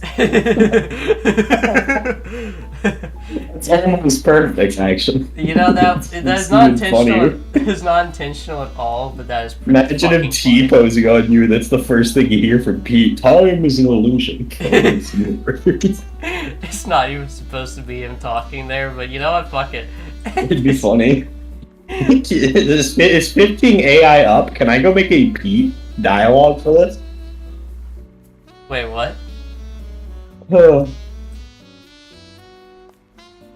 It's definitely hilarious, but this effect is AI in the main Pete boss. We don't know. That's what we're gonna check out in a bit. Yeah. So my thought is right.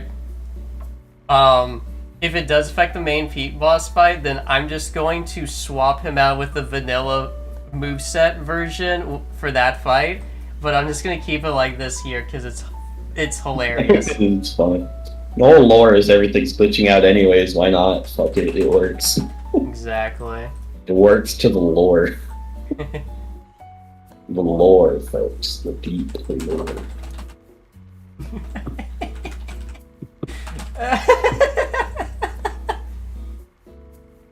By the way, best form in Vanitas was possessed form, deadass. I don't know, man. I'm just okay. Can I drive form here and it's fine? Okay, that doesn't break anything. Now let me see if I can summon Ventus and it breaks anything. I want to make sure this doesn't have any sort of crashing issues before I let it be like this. Stupid. Turn it into foreshadowing for the Anti-Aqua stuff. I mean, he's got a point. Maybe put some like static over this part. Can you do that? Can you put the static effect over this? I can. I very much can. That'd be really funny. Get him, Ventus. You just put the static effect over this. He's gone. Bro, he's gone ape shit.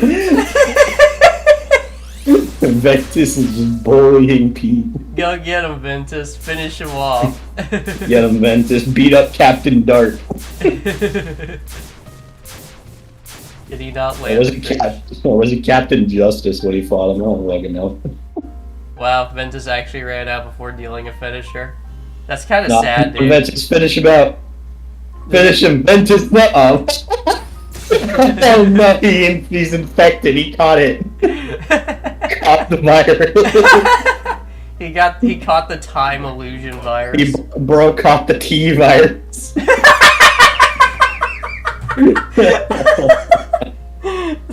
Fucking T virus. Yeah. That Ventus isn't using the one from Tonkei 1004's moveset. It's actually just it's a BBS Ventus, and then I added effects onto it. Is Ventus going to have a voice in the release, or is there no plans to give him voice lines? Okay, well, ask yourself this question: do you really want to hear Ventus talk? Yeah. Honest to God, answer on God, maybe. If I think about it, it's just it ain't on. Bro, I don't know many people who want to actually listen to Ventus like talk. Oh my god. Tara and Zach, maybe. Ventus, no. Yeah, the actual reason they don't have voice lines is to save RAM, because ones like Terra are already pushing the limitations. Like, for Terra, fucking Christ. Yeah, Terra is fucking crazy. Terra's a monster. Ventus could get away with it, or get away with having a voice. The problem is, I don't want him to talk. Ever. Exactly. Fucking. I like Ventus's voice, but maybe I'm a weirdo. You know what? Nine-tailed Naruto 98? He fucking might be. Yeah, I had to call out his full name. Hey, you know what? If you like Ventus's voice, I'm happy for you. Because that means you can play Birth by Sleep without wanting to cut up your ears. But I hate it, so it's not going. Yeah, look, it's not going in my person. I may be a Birth by Sleep enjoyer, but the one part of the game I despise playing through is Ventus' story. Ventus sucks, dude. You have to hear that voice. Oh god, the plane pushed me away from the cannon. That's wild. That's the next level tech by that guy. Bro, teched.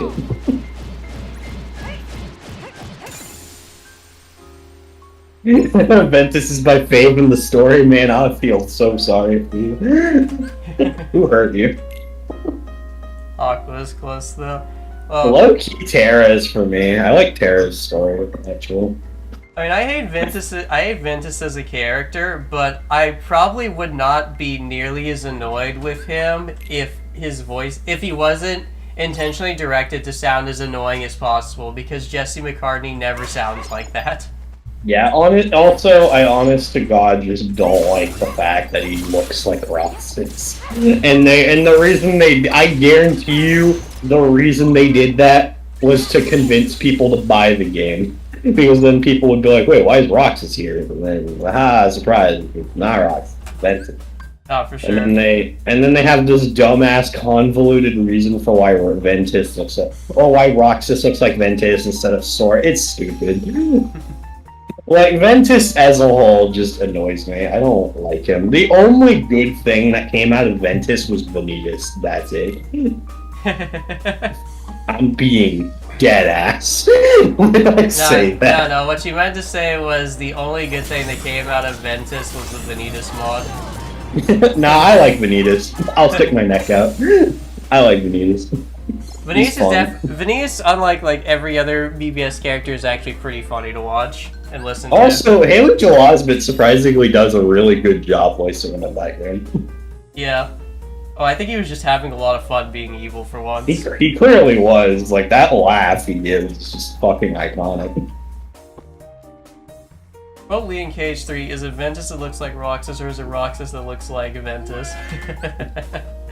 Well, actually... Yeah. No, they made a Yeah. secret movie without really knowing. Okay, that is true. They did make that secret movie not knowing what they were gonna do. That is true. But I still guarantee you that, like, they threw Roxas's model in there. They probably reused the Roxas model from the CGI from the fucking first game or something like that. I don't know. I feel like that there was some kind of like bait going on with Ventus from the jump. I like, Because I find it odd that they made like unique models for every character but Ventus.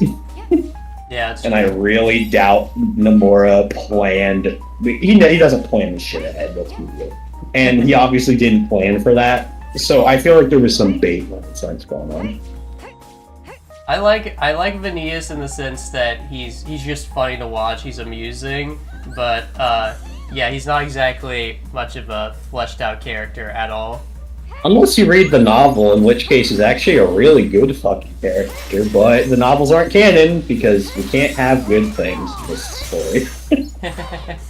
Seriously, all the good writing, I'm saying this right now, all the good character writing is in the manga or novels. If you want a good story, go read those. Like, if you want genuine good character development or good character writing, go read those. They're good. Go read a book. Tex, you're asking people to read when you don't even read the information prompts in my mod. Hey, I'm a Dragon Ball fan. I have the right. Big Dragon Ball fans read. Fair enough. Fucking Nomura plans maybe one game ahead at a time. I don't even believe that. I don't believe he even does that. I genuinely don't. I don't think he ever planned. I think what happened was KH1 was not expected to succeed as much as it did, which is true. I don't think they had much stock in this succeeding. It blew up, and then they realized, okay, well, obviously they had like a stinger at the end of KH1 to leave it open for a sequel. So but I really doubt they had like chain of memories planned ahead of time, like the plot for it. And then after that, the franchise kind of became like really fucking big. And then KH2 happened, and then from there, it just kind of like, obviously after KH2, they were like, yeah, this is a franchise, we're gonna keep making games for it. Now maybe Nomura started thinking of plot threads at that point, but even then, I don't believe it. I'm not gonna lie. There's no way he wrote Xemnas and then decided, I'm gonna ruin this character 2 games later. Dude, I fucking hate DDD. I feel like we've already had like what 3 streams bashing DDD at this point in some way. We should just stream Dream Drop Distance, and the whole time it's just us shitting on from beginning to end. The problem is, I don't even want to play DDD on beginner mode. I just don't want to play that game. It's awful. Yeah, that's the downside. Me neither. I really don't want to play that game. Alright. You know what sucks is that, again, I see so much good in that game. Like, I could see a good game there, but, like, God, the few things they did to fuck it up, they fucked it up. Listen, this is coming from a person who liked Birth by Sleep. It's that bad. You know, I agree with Nine-Tailed Naruto, though. Yeah, Vanitas' voice really suffered in KH3. Honestly, a lot of voice direction suffered in KH3. I mean, you guys saw the Riku replica death scene the last time I streamed, right? David Gallagher is an amazing voice actor, but in Kingdom Hearts... Wasn't David Gallagher the replacement for Leonard Nimoy for Xehanort? No, he's always been the voice of Riku. Oh, I don't know voice actors for a series like that.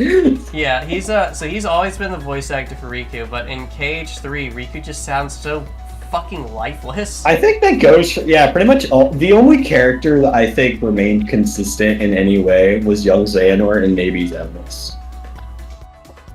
I think young Xehanort was pretty well directed in that game, at least.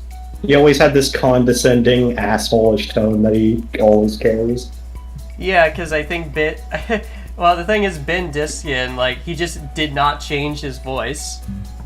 Like, he's just using his natural young Xehanort voice, and it works. That is true. You know what, and also, Vanitas' voice in KH2, I actually don't mind it as much, but I definitely agree it's a downgrade from Birth by Sleep.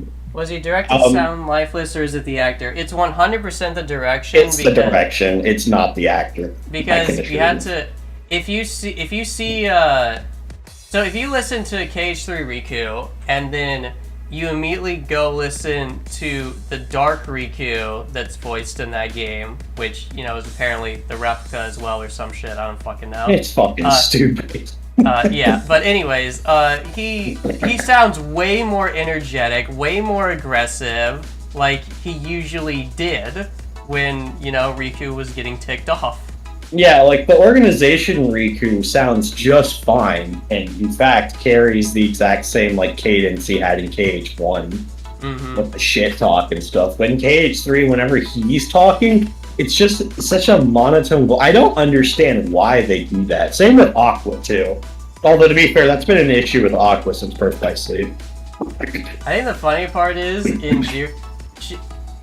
I think her depresso monotone voice actually fits during 0.2 and the events after it. Yeah, but in 0.2 it makes sense, because she's, like, fucking losing her mind and shit. But, like, yeah, I don't know. It just but in feels weird how lifeless she sounds all the time. Yeah. And I don't know, I haven't seen any other work from Willow Holland to know if that's just her being a bad voice actress or if it's also the direction. But it's definitely noticeable in Birth by Sleep, yeah?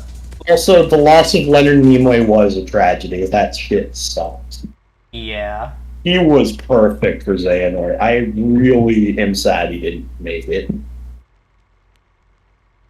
His replacement actor wasn't too bad, but then that guy died too. Weirdly. Wait, really? Yeah, and then in Remind they had to get a new actor. Yeah, and it was the Back to the Future guy, right? I think. I don't remember that. Like, neither one of them are bad. Like, I think they're fine. They do it fine enough. It's just, I don't know, bro. You can't match Leonard Nimoy. Like, that bro ate every bit of the scenery whenever he was on screen. Yeah, Old Man Nord's voice was good, because, I mean, it's fucking Leonard Nimoy. How is it not going to be good?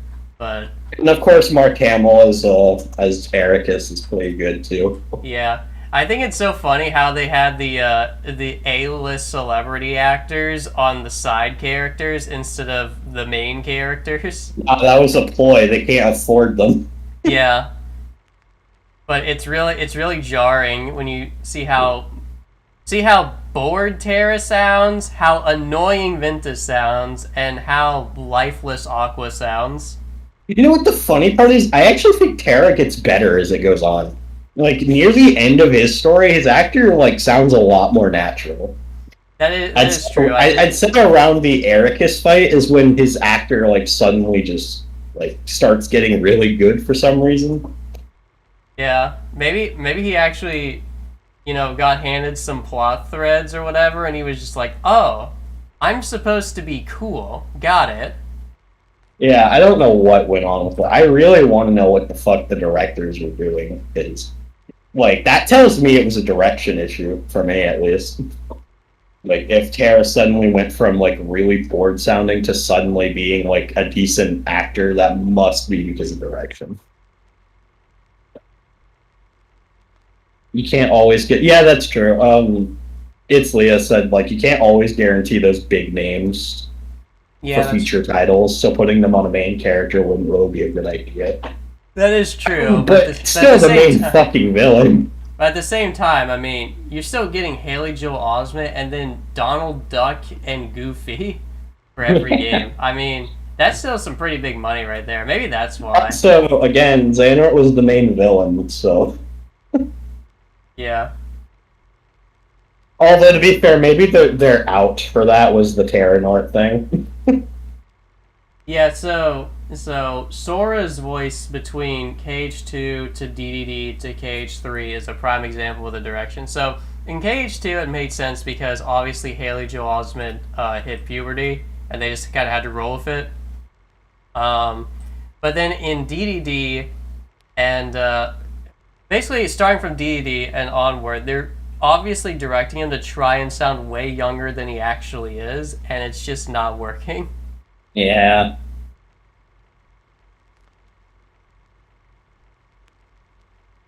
And I don't think Kyrie has ever had a returning voice actress. Isn't she currently being voiced by the same one that's voicing Shion? I think. I don't honestly. I don't know the voice actors for this series all that well.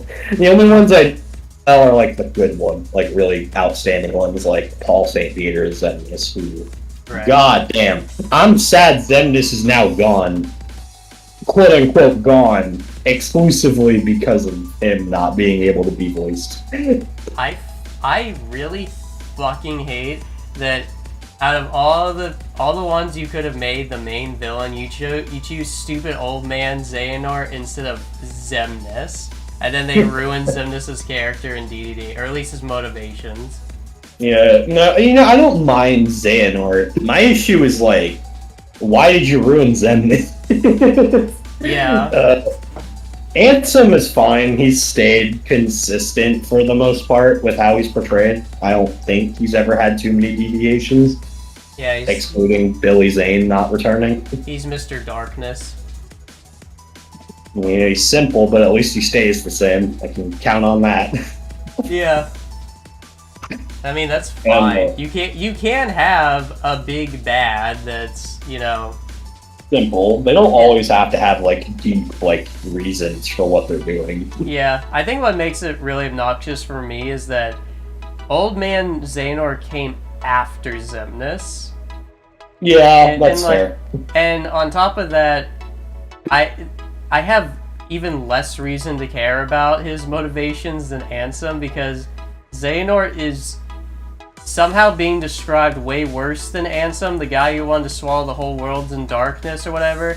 Old Man Xehanort is just they're trying to world build him and shit, but it really just amounts to, yeah, what if we just genocide the Keyblade wielders? Just to see how a war goes. Wouldn't that be cool? Yeah. Yeah, and then they tried to kind of change that into him wanting to bring balance to it, which, I mean, I guess that made sense because in Birth by Sleep and his little journal entries, he mentions how there's too much light and too much dark, but never a balance. Bring balance to the darkness. I feel like the issue is that they tried to have both be true simultaneously. You can't have this guy trying to bring balance to the universe while also instigating a war for funsies. I will never okay, this is exactly why I can't take him seriously, though. You cannot in a million years tell me that Xehanort wishes he was fucking Madara. Do not insult Madara like that. Continue that. You will never in a million years convince me that this was a misunderstood good guy or whatever that just wanted to bring balance to everything, when this motherfucker stabbed Ericus and killed him after he had already surrendered to Terra.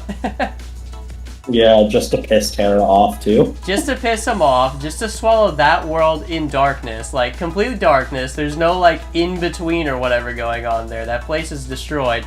And, isn't that supposed to be, his friend, or at the very least an acquaintance or whatever? Haven't they known each other a long time? It's supposed to be his best friend. Yeah, he's just fuck it, I'm gonna kill him because the world needs to, be reset, maybe. I don't know. Xehanort's weird.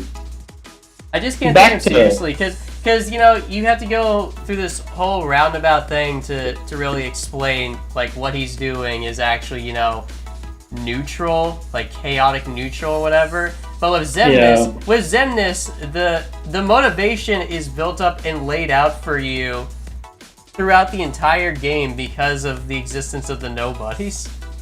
Yeah, and they also, I think they do a really good job making Xemnas a villain, but at the same time selling his plight to the heroes. Yeah, exactly.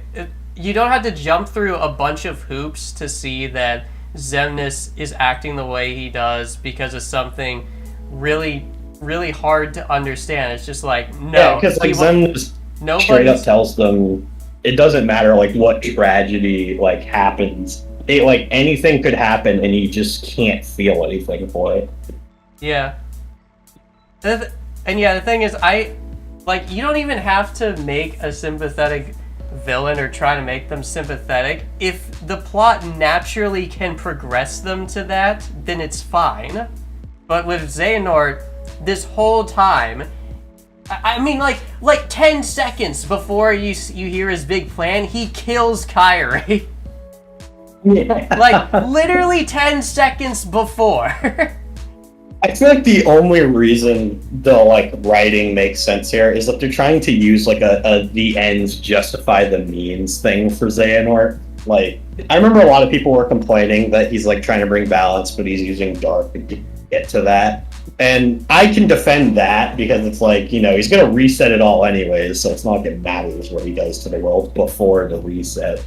But like, it's really hard to try to sell him as like this like chaotic and neutral, like I'm doing this for the benefit of everything, when he takes so much pleasure in doing what he's doing. Yeah, exactly. And like, you know, the only other time, like literally the only time in the series we see him act neutral and like actually go like attack someone who's obviously evil as well is when like Braig starts complaining in BBS that he lost his eye and Xehanort just puts the Keyblade up to his face. Yeah, he's like, you'll lose a lot more than that if you don't shut up. Yeah, that's like the only time he's threatened someone on essentially his side. And like... You ever think Luciu was internally freaking out because he's like, damn, I really can't fight back? Yeah, maybe. This whole 1,000-year plan's about to go to shit because I pissed off some old man.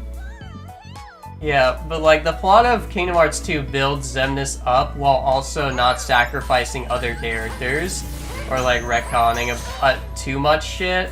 Like they retcon the Ansem identity shit, but that's pretty much it. And that doesn't really impact anything in a negative way, I would say. But with Xehanort, like, you're just supposed to believe that he's neutral, and like that's what really loses me with that Kingdom Hearts 3 ending. It's just not earned.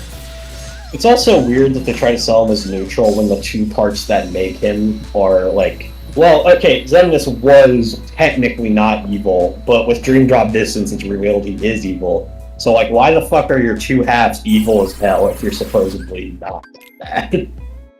Yeah, I don't know, man. Yeah, I don't know. Like, I feel like it would work so much better if they just made Xehanort more of a neutral force that wasn't constantly spitting in the eye of the good guys. Because, like, I don't know, it feels weird that they try to make him seem like this, like, he's trying to bring the end of the world so he can reset everything so that there's balance and he can rule it to make sure there's balance. When every time I see him on screen, the guy's chuckling darkly as he kills a teenager.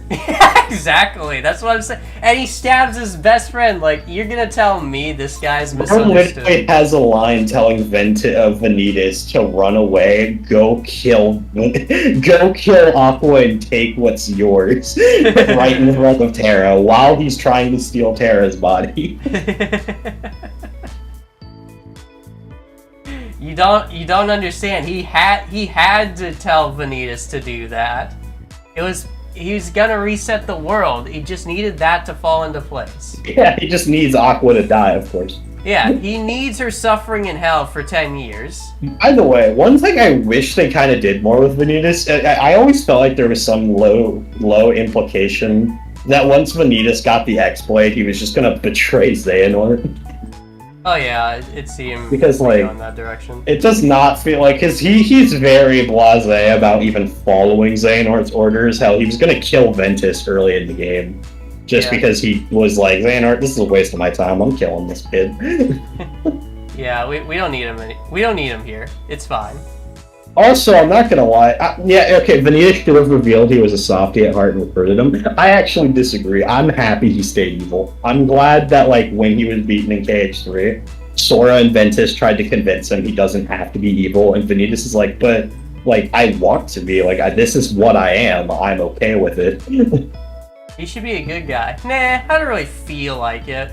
I would be okay with him sticking around if he was, like, a constant threat. but I don't trust Kingdom Hearts writing team for that, so I'm happy he's just gone. Honestly, yeah. Like, because I like Vanitas, like, unironically. I think his character's fun. I like pure evil characters that are just dickheads. And Vanitas, in the way he's acted, is really fun. I think he also has really cool abilities. He's got a cool keyblade, a neat design. He's got a lot of things going for him. The issue is I can't trust the writing team to, like, consistently write him well enough, so I'm glad he only really got 2 games to appear in. Before they inevitably ruined him. I love being a hater. Yeah, that's basically Vanitas' whole character, and I love it. Yeah, he's like, nothing complex in the slightest, but at least he's entertaining to watch. Unlike 95% of the characters that have now been made flat friendship speech dudes. Honest to God, like him breaking like Ventus's wooden keyblade in front of Aqua for no other reason than to just get a rise out of her is peak Vanitas. Like, he didn't have to do that, but he chose to. Like, if he had just showed up, she would have fought him anyways. But he wanted to piss her off. Yeah, I also love how I love how he mocks Ventus every single time, too. It's just like, hey, so, like, has he learned how to put up an actual fight yet? What I think makes his shit-talking good is that even though he loses almost every fight on screen, you can tell he never really loses because every time he does lose, he's just laughing. Bro's just like, damn, that was fun. I'm a dip. Ah, damn, I gotta go see what the plot wants again. Yeah, it's like, damn, Daddy Xehanort's calling me. I gotta go check what that's all about. Yeah, Vanitas is just fun. I like Vanitas. He's great. I also, shit, I was gonna say. I just lost my train of thought. Vanitas may not also be a deep character, unless you read the novel. Again, in the novel, he's actually pretty well written. And he has a surprisingly, like, kind of a tragic backstory to him. Or at the very least, there's a reason for why he is the way he is. But, I'm not gonna bother explaining all of that. Just go read the novel. It's good. Made Terra, Aqua, and Ventus, and Ericus all, like, actual good characters. Yeah, there's a Birth by Sleep novel. There's a novel. Birth by Sleep never got a manga. It only got, like, a big novel. It's still a good read, though. It made Ericus, Terra, Ventus, Aqua, made all of them, like, actually believable friends. Etc. Like, just go read it. It's good. You can probably find it on the internet. Maybe we should do a reel on. Oh no, Pete's screwed. Uh-oh. Oh no. No.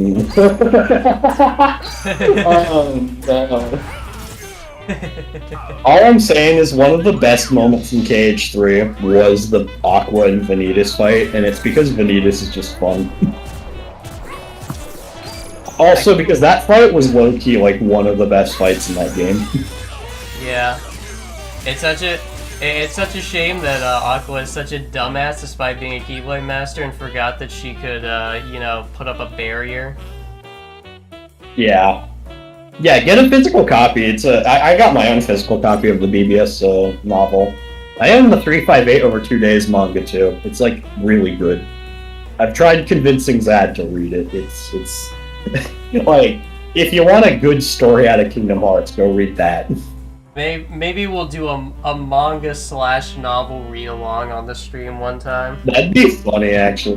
The 358 over 2 days manga is comedy gold, and also really just a good way of telling the story.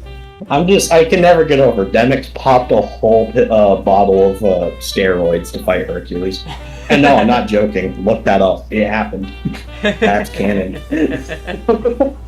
Demix popped a whole bottle of steroids to try to square up against Hercules. By the way, it didn't work, but it was still funny.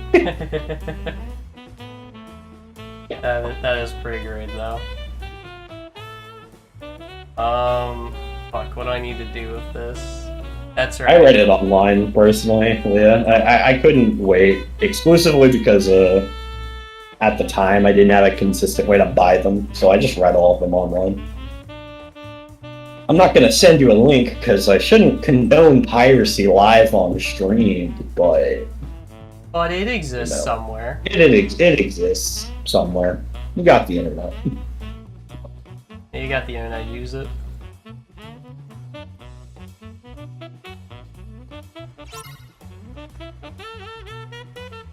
So, I guess we have to fix Pete. Unfortunately, but just for this fight. I'm not gonna change it for the other one because it's funny. Yeah, boy. Fucking T-poses on you, time is an illusion. Yeah, time is an illusion. Bro, if the 15 AI is up, I could maybe get a Pete voice clip that sounds not like ass for that. It's not up. God damn it. That sucks. Anyone know any good AI voice things that I can use to get a Pete voice?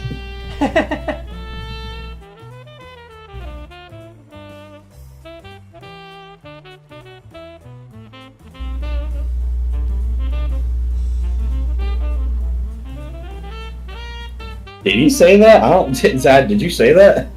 No, I said I'll leave it as is if it doesn't affect Pete versus Pete. Like, I still want you to be able to launch that Pete into the other Pete, but I am totally fine with the first encounter just being him T-posed. Yeah, because that's funny. And then But the second encounter kind of needs to work. Then I'm going to set a variable in this room you're forced back into that will just it'll just set him back to normal.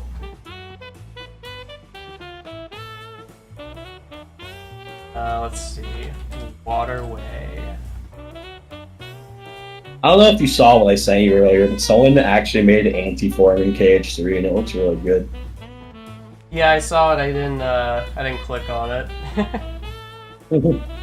because I just care so little about most KH3 mods. But if you think it looks that good, I'll definitely look at it.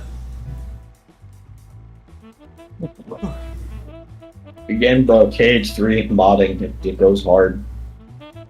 I'm sure it does. They got Unreal Engine over there. They can do whatever they want. Yeah, it's fucking great, right? This I've actually been working low-key on my Xaddgx thing. Oh, nice. How's that been? Harder than I remember it being, but that's mostly because I haven't touched it in like months, so I'm kind of just relearning as I go. You gotta shill your future mod here for the. Oh yeah, I'm attempting to make a Xaddgx mod. It may or may not happen, depending on my ability to continue doing this while getting a job. For KH3, of course. Yeah, for KH2, of course.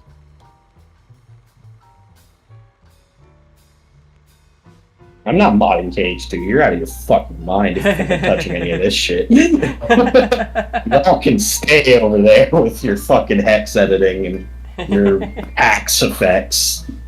I'm over here in Unreal. We got fucking drinks over here. You've got cookies and a warm bar. Over yeah, here, we got cookies and milk over here. Over here, we're just in the trenches of warfare.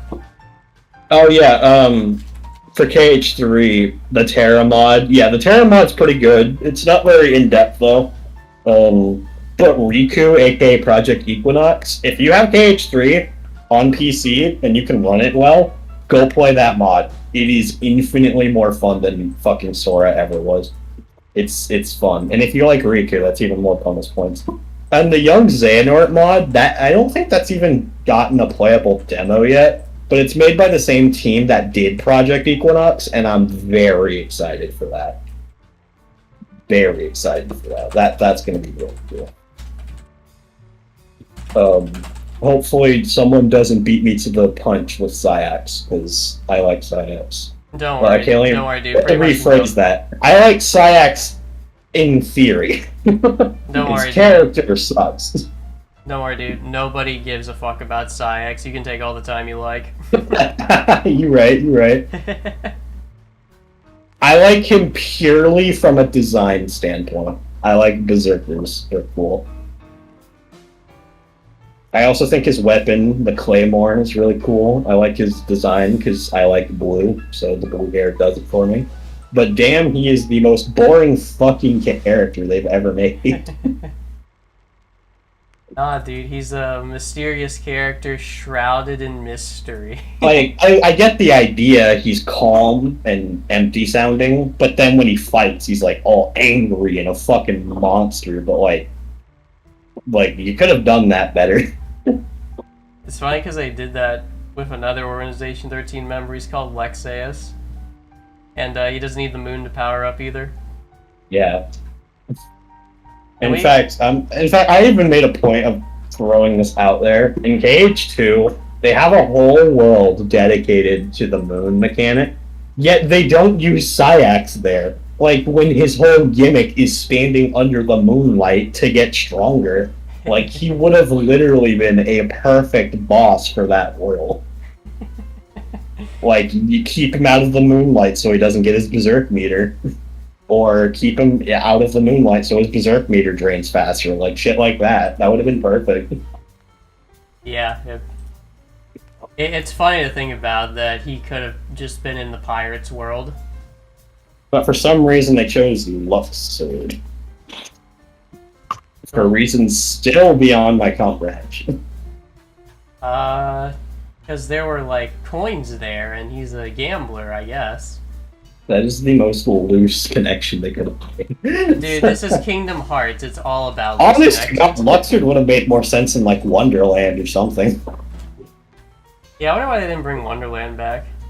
Yeah, weird. I mean, I guess there's not really a lot you can do with Wonderland, to be fair. I think like, they had to make him angry. Story-wise. I think they had to make him angry to keep you engaged, because you find apathetic enemy. I mean, if you think about it, the Lingering Will is pretty apathetic in terms of never talking to you during the fight. Yeah, so I don't know, man. Yzora is pretty fucking apathetic to the whole fight, and he was kind of badass, so I don't know what your point here is. But at the same time, being apathetic would make sense. He's a nobody. He doesn't have a heart. Of course he's apathetic to the fight, because he can't feel anything for it.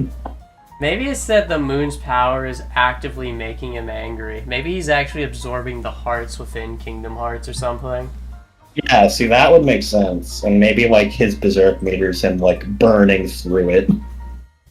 Yeah. But then, again, I have to wonder, where the hell is he getting his berserk from when you fight him in KH3? Hey, is that Kingdom Hearts above you when you're fighting him? Is it? I'd have to check. I mean, I could load up the game and check real quick. I don't know, though, maybe. It should be, I think. I'm gonna go look, actually. Now I'm curious. By the way, you wanna know what's so stupid about Epic Games?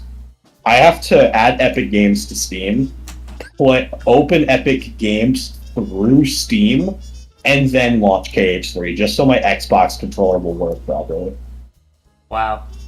Yeah, the hoops I gotta jump through. You are better off pirating it. I don't think that would fix it, actually. Wow. Wait, has someone just confirmed it for me? Do I need to load up the game? Is it above them when they're fighting Xaddgx? Oh, is it? Okay. See, I don't remember shit about Kingdom Hearts 3. Honestly, I blocked a lot of it out. Bro, I have the worst fucking luck with controllers, Leah. You have no fucking clue. I don't know what it is, but I don't know why. You have the worst luck. It's like, it works fine for me. Well, good for you, fucks. I can never get this shit to work without doing this roundabout solution. For some reason, Epic just doesn't like my controller. I don't know what's going on. Dude, I loved when there was save crashing on the HD ports, and then people were like, oh, well, it never happened to me, so, Well, it never happened to me, so, tough shit. Damn, sucks to suck. You know, I don't even know why I thought about loading the game. I could just look up Xaddgx fight KH3. Because you actually wanted to fight him to get ideas for your mod. I mean, actually, yeah, I've been doing that. There you go. I've been watching his moveset, see what I can take from it. Actually, I found out, little neat thing I actually found out, I can actually take some moves from, you know when you're like fighting all 13 of those like puppet guys and they all have like a weapon from each organization member. Yeah. Well, the Xaddgx one actually has some unique moves, so I'm gonna take some of those. Oh, that's cool. He actually has unique swing attacks that Xaddgx I don't think normally has, so I'm going to use those for combos. That's sick. And yeah, Pete is working for this fight only. I could easily fix him for the first fight, but I'm not gonna do that because you know now it's funny. now That shit's that we've funny. all been here for this wonderful moment, I couldn't possibly just fix that and ruin the experience for you all. Okay, actually, I don't think Kingdom Hearts is above him. Uh-oh. I don't know, then. I mean, you could maybe make the stupidest fucking thing and just say it's like unbind the clouds, therefore it counts. But like that's stupid, so no. By the way, I wasn't talking about Data Xaddgx. I was talking about like his Data Xaddgx. I don't care. I'm more so talking about the one where you actually fight him in the graveyard. And I don't think Kingdom Hearts is above him, so I don't know where he's getting that power from. 2 or 3 of my friends get on call and we'd all play the same data fight on Crit and share strategies for hours. Yeah, that's a team building exercise right there. It really is. Those fights really are good. I refuse to hear slander about the data fights. Alright, I'm gonna save state before we go into the going mission, and then I'm gonna save state before we go into the world this time, just in case. Oh yeah, but Zad, you have no idea. For that puppet fight, I was literally sitting there just watching the Xaddgx one attack for a few minutes, just to see what it can do. By the way, man, it is so depressing how those puppets have only 3 attacks. Yeah. I feel like that fight could have been so much cooler if all 13 of them. I'm not asking for all 13 to have a unique moveset, but at the very least, give them some more attacks from their base. Yeah. Well, I'll give you the pro tip, the super secret tech, okay? That I've used for a lot of my boss movesets and all that. If you go on BioRox's channel and just look up the breakdowns, he'll slow-mo every move while he's describing it. And it is a lifesaver to help you understand what moves you want. And he breaks down a lot of shit too. Has he done that to KH3? I feel like he probably has. Let me just message BioRoxus and be like, hey yo, can you make a Xaddgx video? He probably, why? No reason, just can you make a Xaddgx video? That's all I'm asking, baby. He'd probably do it. He's a pretty nice guy. Maybe. But yeah, that's how I got Armor of the Master figured out, for instance. I watch all this shit, I'm just like, okay, what can I possibly import that's at least somewhat close to this? Data battle breakdowns. There's data battle breakdowns.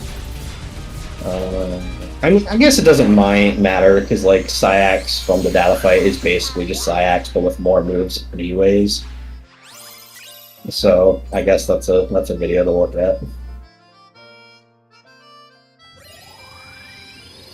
Alright, yeah, there it is. Remind analysis of Xaddgx video. Alright, cool. I'm gonna keep that on tab for later. Yeah, BioRoxus is the lifesaver of the mod community. I'm not sure he knows it. Alright, it's Leo. Have a good one. Go do adult stuff. Good luck with your adulting.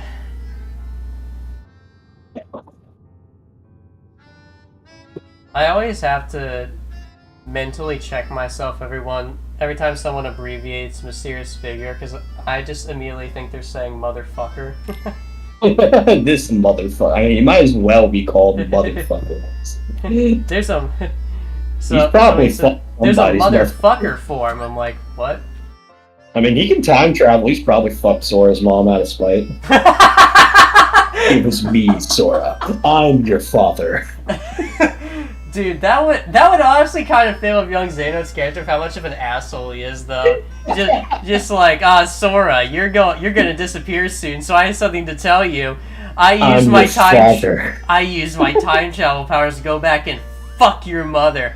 I'm your dad, Sora! Bro, oh my god, dude, low-key, if they embraced how petty he was and just turned him into, Reverse Flash, I would unironically 100% be on board. I would, if young Xehanort said some shit like that, he would immediately become one of my favorite characters. That would have been the best moment in all of KH3, like, unironically. It was me, Sora. I time traveled back to your mother.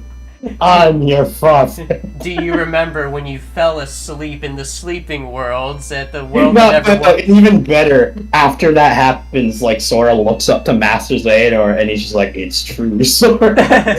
It's true, Sora. And that makes me...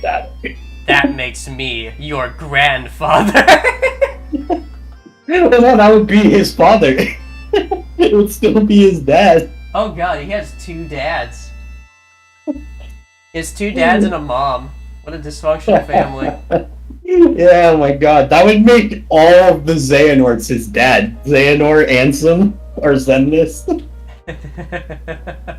Holy shit, the implications alone would be wild.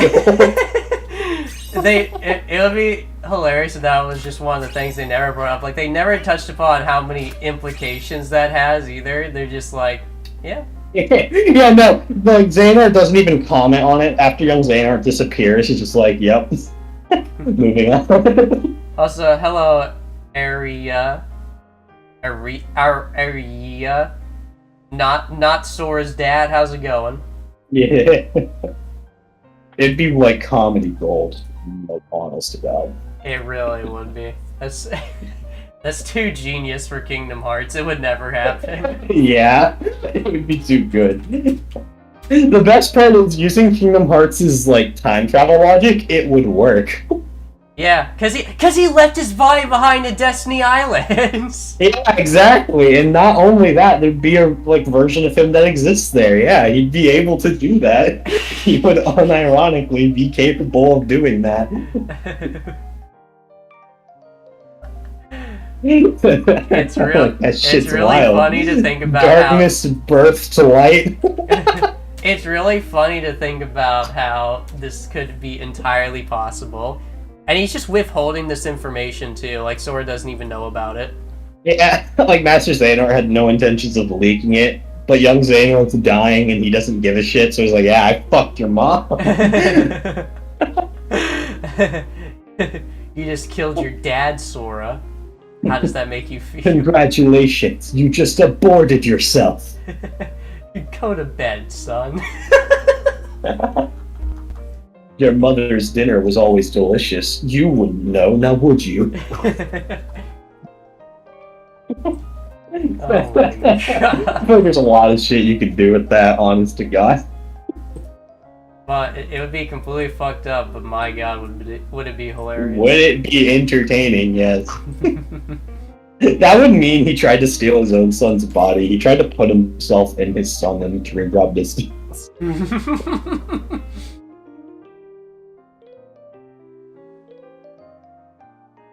Oh my god, dude. That's great. That'd be fucking great, honest to God. I'd be okay with that twist. It would be stupid, but it'd be so funny. Just turn young Xehanort to Reverse Flash, honest to God. It was me, Barry. Out of nowhere, he just starts calling him Barry. It was me, Barry. I'm the one who time traveled back to KH2 and ruined Xemnas by giving him a heart.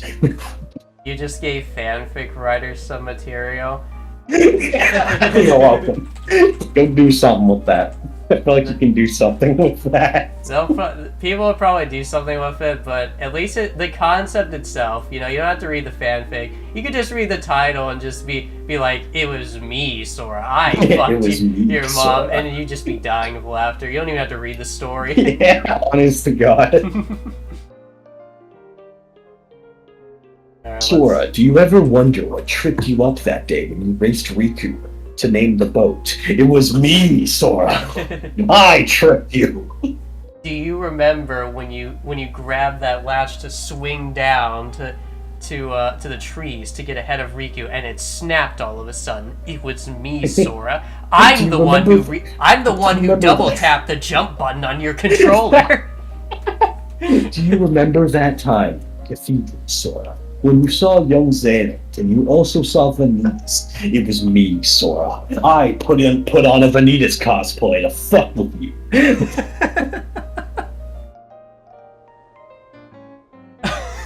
Fucking young Xehanort is the reverse Flash.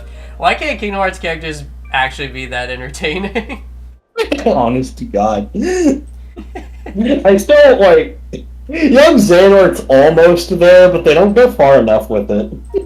They don't give him enough screen time, and also he got roasted by Woody, so he's kind of feeling down.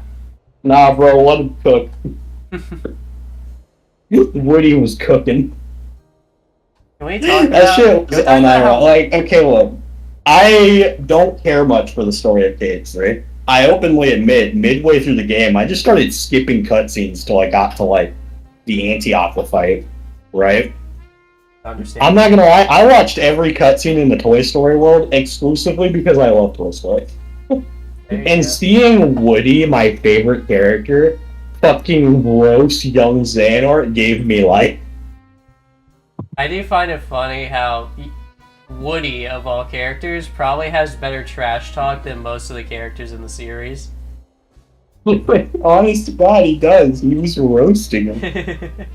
Good voice there, Texty. Voice act. Everyone says that, but no, I don't. It's the power. It's power of just sitting around in your spare time and just practicing impressions for no reason. Why you don't have to call me out like that. Why do you guys think that I do a good Shaggy voice? You think I just could do that on the fly whenever I want? No, I sat down, I autistically practiced that shit. You know what? Same, Zad, same. Same thing with my Zigbar voice. Same. It's because we're dumbasses. Yeah, I gotta find some way to entertain myself. Exactly. It was me, Sora.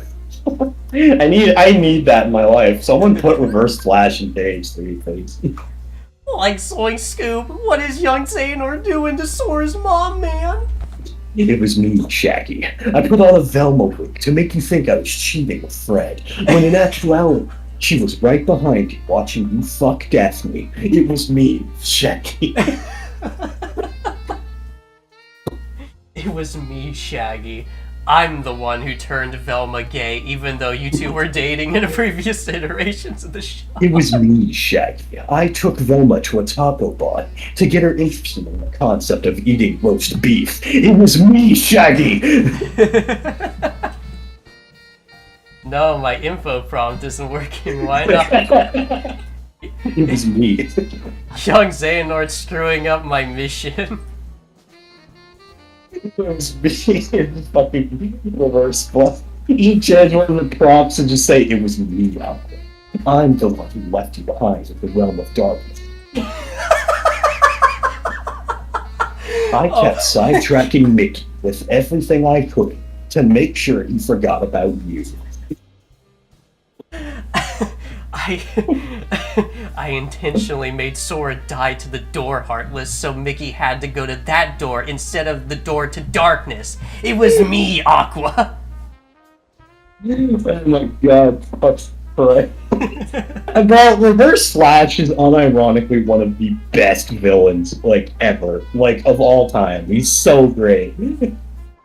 He's just like he is the pettiest character you will ever find in any story. The dude would literally, unironically, like, there's a video of, like, that kind of sparked the meme of him saying, where he was like, it was me, Barry. I jerked you off at supersonic speed, so it looked like you came from just a woman's touch. But, like, unironically, he would do that. Like, if given the chance or the idea, he would totally do that. Like, he's literally that kind of person. Yeah. I mean, even young Xehanort does fit the petty bill, you know, because you know, Ansem and Rika are like, you know, we kind of fucked with each other a lot, but you know, might actually miss that a little. Xemna's just over there all depresso-like, and you're just like, Yeah, The they're trying to fix his character, first and then thing I young felt Xaddgx in is just like, you're gonna years. die. The first thing I felt in years, and it's loneliness. And then young Xehanort just like, your time is. Your time is up, kid. You're dead. You're gonna I fucking kind die. of loved that though. That shit was kind of good. Yeah. You're. He's like, I also love how his death quote is also very like, he's just like, oh, so my time is up in this world. And he's just like, goodbye, Sora. My time is up in this world.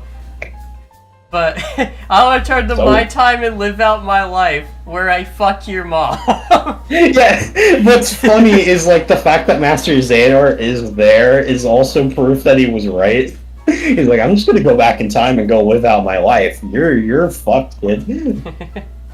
And then what's even funnier is he was right. Sora dies at the end of the game, so Yeah, if you really think about it, he kind of just spoils the ending credits. yeah, he was like, your time in this world. Like he was about to say it's up. Bro. Oh, the Zigbar impression, man, I need some water to do that. I haven't done that in a bit. I'm rusty.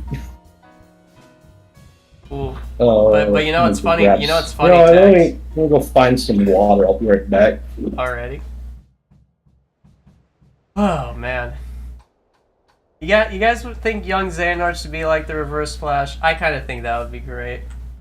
Give him a reason to be there. If they're gonna make him a petty asshole, I'm all for it. Crank that shit up to 11. Make him the next Vanitas. Goodbye, Sora. Say hello to your mom for me. Damn. That would be the first time someone's ever brought up Sora's mom to him since he left the island. Yeah, that would be hardcore. Just like, oh yeah, Alright. my mom. How do you know about her? Because I fucked her, so. Hey, you know what's funny, Alright. Tech, since they want to hear the Xigbar impression, you know, they don't know. Yeah, they don't know. They don't know. That's funny. Maybe show it off to the small, like, 10 people here. I could, but I'm trying to fix stuff right now and polish stuff, and I just Yeah, I fair just now enough. got to where I was yesterday, so you know, Yeah, no, keep cooking. I'll very slowly keep cooking up progress for this mod. Yeah, my Zigbar impression dates way back to when Vlad, if you guys know Vlad, used to stream. And I was in one of those streams, and for like 2 hours, for some reason, like, I think this is when Critical was dropped or something, he just kept eating shit to Xigbar, like the Xigbar Riku fight in the graveyard. And at a certain point, I just started shooting the shit with a Xigbar voice, and it kind of just went from there. Yeah, you refined that shit as the stream went on too. Yeah. And then by the end of it, I made a joke where, because like Lushu and Xigbar, and like I was thinking there's just a joke where Xigbar is just constantly talking in like jokes while the other characters are like, dude, where is it? Like, what happened? And then Xigbar, like, I remember one of them said Xigbar, and he was like, oh yeah, Lushu, my old name, but I was like, nah, bro, it's the Lushigbar. It's a new name I'm trying out. What do you think? And that's birth to the Lushigbar. The funniest shit ever. Oh my Bro, god. sparkling water sucks. Oh my god, Tex, I just realized something. Well, I know how to change text strings now. You know what I'm getting at? Yeah, let's go. It's doable. Let's go. Okay, so these are just place names. Yes, Sora, I once heard from another organization member that someone fucked your mom. It wasn't me, of course, but I'd let you know. But you know, if it was, would you give me your blessing? Would you give me your blessing to marry her? She's a nice woman, you know. Who knows? It might even stop her from getting turned into a Heartless after you lose your island. Wait, what? Just wait a minute. I think it's funny they never touch on like their parents like ever. Yeah, it's really weird. You think at any point Sora would think, hope my mother's okay. Yeah, you would think, but no, they don't like ever. Yeah. Or like you think like where are the parents? Like does the like how do the parents feel that their children are just gone and never come back? Yeah. I mean, like we never get that. I think we see. Do Titus, Selphie, and Waka? Yes, they come back because Selphie's back in Kingdom Hearts 2, and she mentions Titus and Waka, so they're canonically alive. But they never mention Sora's mother. Yeah, it's weird. Disney and she has like parents. one piece of dialogue and she's never mentioned ever again. Bush makes a good point. Disney and dead parents, who knew? Yeah, fair enough. Also, thank you, Nine-Tailed Naruto 98. I like saying that name. It's funny to me. Nine-Tailed. That's been a long time view. That's been a long time viewer. You know what? I'm gonna give Nine-Tailed Naruto 98 some props since you kind of roasted him earlier, so we gotta offset it a bit.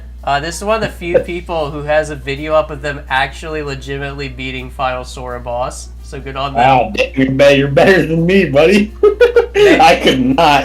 I played that for like 30 minutes, and I was like, I'm not doing it. I can't do this. You played it, and then I mentioned, and then I mentioned if you don't finish your combo on him, he turns you into a highlight reel. Yeah. Yeah, I turned on an immortality code just to watch him go at it, and bro, that shit's wild. He's fucking crazy. Bro, who the fuck drinks sparkling water, like, genuinely? I'm drinking it because it's, like, what I had on hand, but, like, this shit sucks. Like, the strawberry cucumber, bro, this just tastes like, well, obviously, it just tastes like carbonated water. I mean, that's what it is, but, like, there's no flavor. What do you mean strawberry cucumber? Where's the cucumber? Every time I drink this, I want to repulse. Every time. Ugh. I should have just grabbed the can of Dr. Pepper, but I didn't think that would do much for my throat.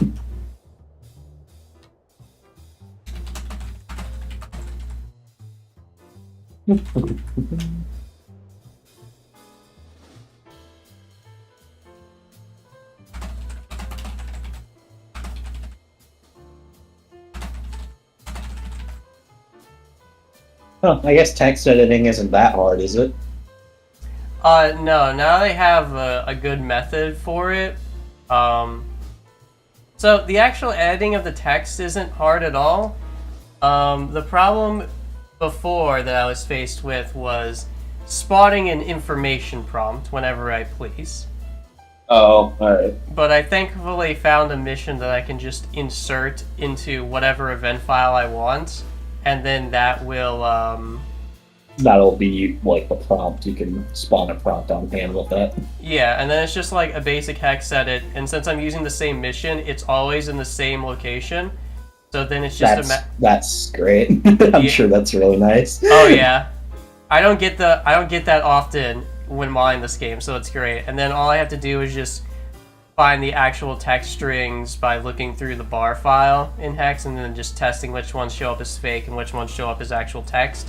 And then I know which text to mod because it'll display it.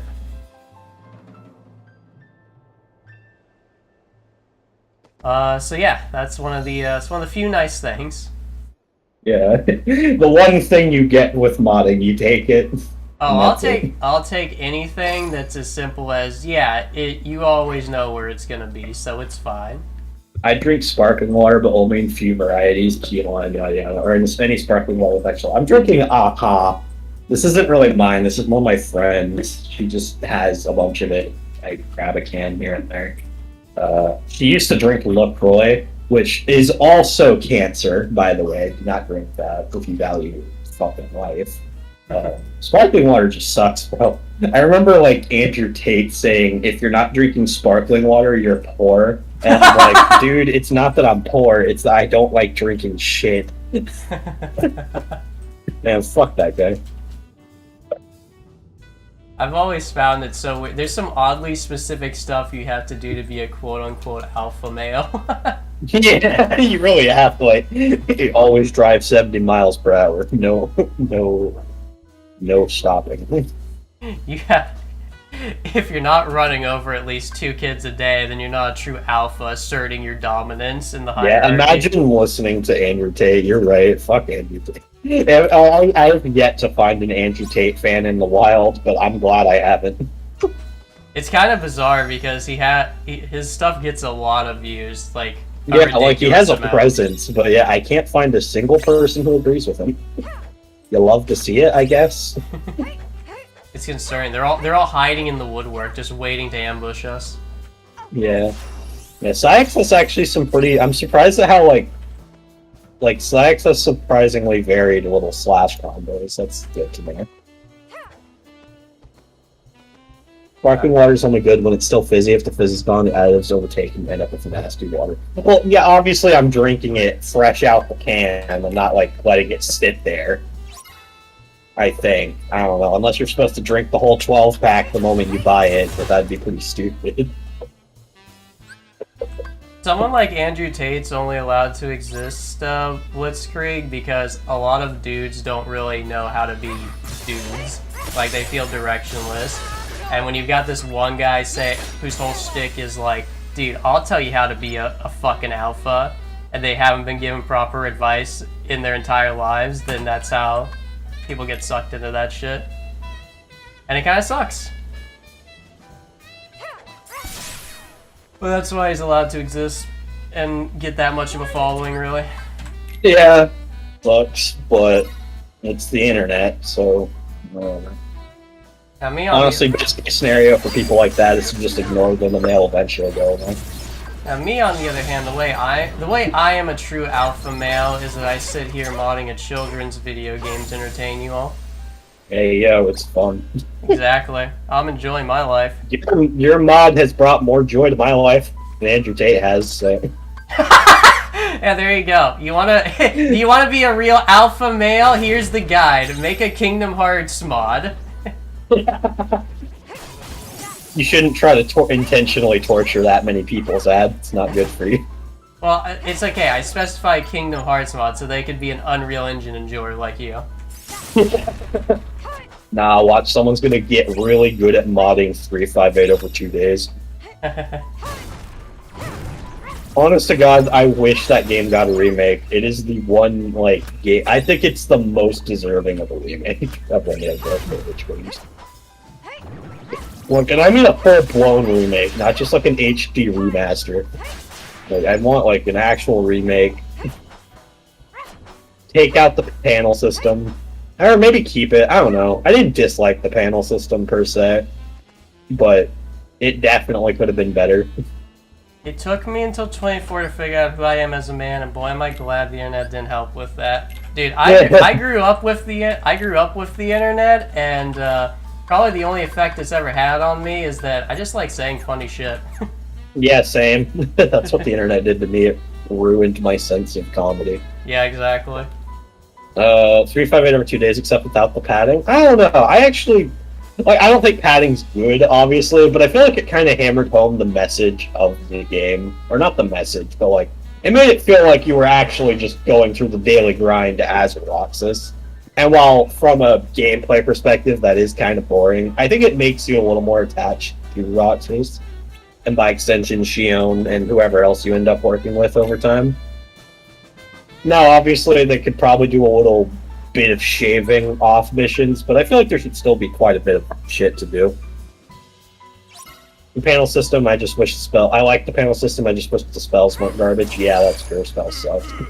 You know, I will give Days this. It is... Unlike Birth by Sleep, it actually made the air slide shit fun to use, because you could cast it multiple times.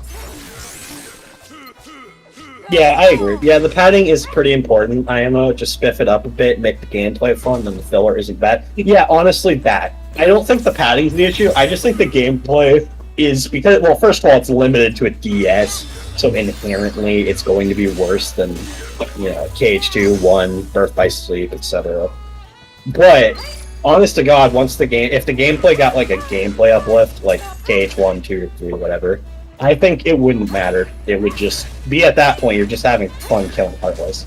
That game with Kingdom Hearts 1 or Kingdom Hearts 2 combat, or I'd even argue Birth by Sleep combat, would be so entertaining because you gotta remember, you can play as all the Organization 13 members in a mode in that game. Also, if the remake doesn't include that, then I hate it.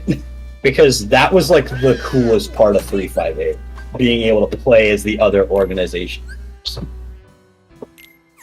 Yeah. I guarantee you the reason combos being bound to Keyblades was so that they could swap out all the other animations they didn't need to use. Because I do not believe the DS has anywhere near as much RAM to work with as, say, a PSP. Yeah, of course. So, I'm sure like most of the frame data for all those attacks are damn near the same. It's just the animation that's different. pretty much. I haven't played But it in it's a still while. really cool. Yeah, it's a cool idea to have. And yeah, that game has a. If you ever actually, I've like played it before with a friend on a DS because he happens to own 3 copies of it, and it's actually kind of fun, like playing multiplayer. It's not perfect, of course. I mean, it's still 358. Unfortunately, some things are still gonna suck, but it was still really fun being able to play as like Xemnas while he played as like dual-wield Roxas. And not only that, but you also had other characters like Goofy and Donald and Mickey and Riku. Like, that's cool. Dude, And all of them had their own unique Ultima variants. So like Mickey got Kingdom Key B, Riku got Way to the Dawn, and so on. Like, that shit's cool. I remember Mickey being his limit in that game was absurdly powerful. I never actually tried Mickey out. He just shoots out like a ton of light beams and they just deal a ton of damage. You know, you love to see it, I guess. I was always a Riku enjoyer. Understandable. I'm consistent. Can we get this? My main was Lexius. Nice. Fun fact, Action Replay works in multiplayer. Huh, neat. The red 2-hit combo does more than half an HP bar. The red text is what the red text is what the Phantom Aquas are saying. The white text is usually just the mission stuff. We have live stream with level 99 stats. That'd be fun to watch. Oh, cool. That means I don't have to use KH2. You'll love to see it. Okay, so I'm watching the, like, BioRox's video. Out of his basic swipe combos, he actually carried over from KH2, so I actually don't have to take anything from that game. That's fucking good. Nice. That would have been painful. Actually, funny story about that. When we were testing porting A and B's over the Sword of Skeleton, we were actually having an easier time grabbing stuff from Kingdom Hearts 3 than grabbing something from a KH2 character and porting it back over to Sword of Skeleton. Which is the weirdest thing to say. You know what would make for a cool system? Having to battle the Shadow Aquas to unlock your form changes rather than getting them via story beats. So I thought about that, but also the mirror match for these is always so much fun. Yeah, that's true. I mean, you could theoretically make it so that during that fight you have the form before you actually get it. Or you could just give it to you right before the fight, which I think you already do anyways, so... You get like, let's see. So the Blade Charge one you encounter a lot, like a good time after you get Blade Charge form and you have Dancer form. But then almost immediately, like once Twilight Town shows up, it's just like, okay, Dancer form time.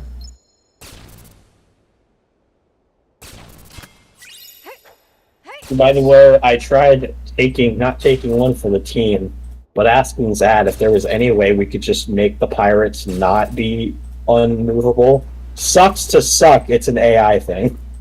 Yep. they are AI. Their AI is constantly checking, and I'm talking like every frame is constantly checking where they are. So if you try to lower their resistances, get fucked. It's gonna reapply it in game anyways. Honest to God, is there, I think I asked this, is there just a way to remove that check? Believe me, I've tried. I don't know. Yeah, I don't know where it's located in their AI. Yeah, it sucks. That is like the reason I hate the Pirates world in this game is because that shit's annoying. Here you go. I'll show you guys. I'll show you guys. Also, Barbosa was bullying me.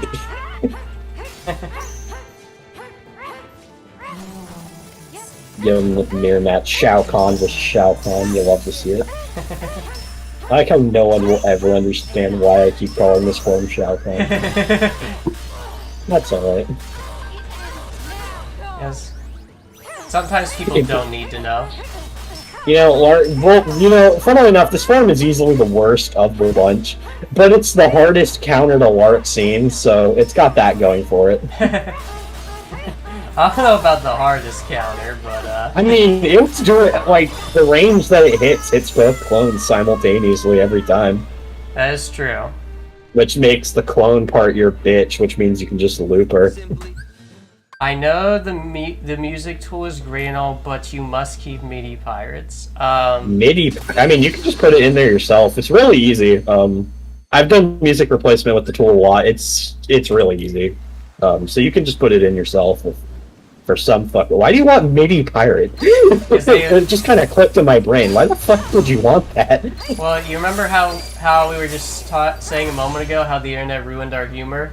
He probably likes the trumpet dudes. Because we're all brain dead. Okay, maybe. Alright, I get it. We're all brain dead here.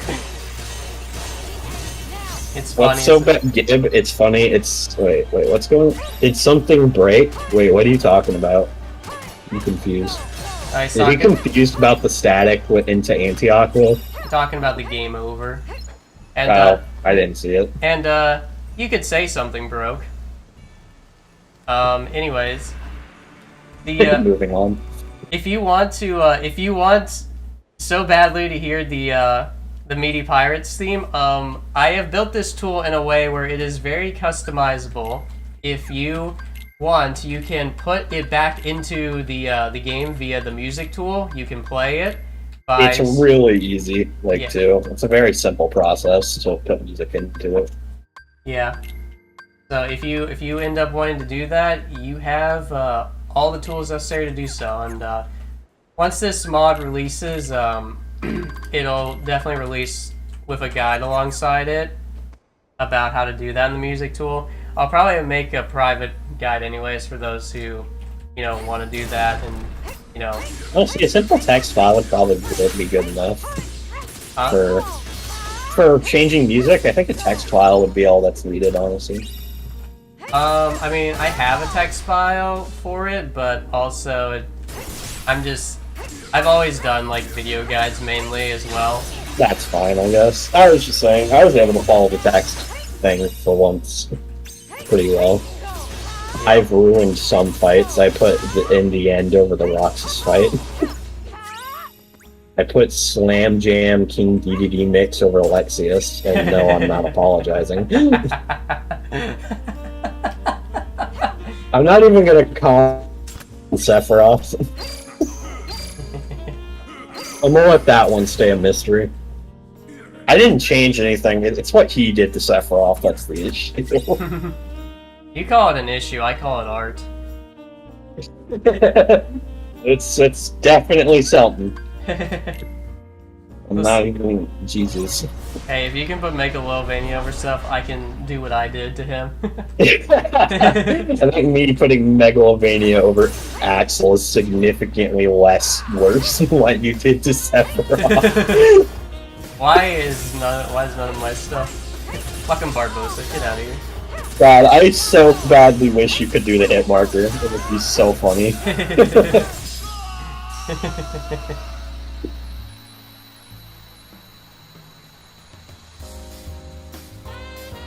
Yeah, Ace is giving you the technical explanation. So basically, what I do with this game, because of how the mission system works, is this game will jump you to the mission where you kill all the nobodies and then you do Axel 2. So what I do is the Anti-Aqua is taking place in place of the nobody fight, because it'll instantly lead you into Axel 2, and then I instantly game over you at Axel 2 to throw you back into where you should be. And then I run like my own checks with the assistant tool, aka the music tool, to ensure that the fight doesn't loop. Also, wow, that was fast. Yeah, I was. Also, yeah, I'm running what did you level do to 99. Sephiroth? And I have perfect idea for what the music for Sephiroth is. By the way, I'm not going to say what he did because it's funny, and you should see it for yourself when everyone play this. And second, you should at the very least, before changing Sephiroth's music, give it a listen.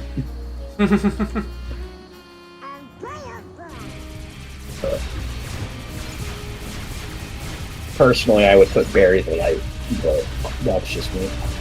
Bury the Light. Well, that That's song kinda rips hard. That is like the best song ever. It's a very good song. You see the Nier Automata mashup with Bury the Light? I don't think I have. It's pretty good. It's on my favorites list, which I'm pretty sure is public, so.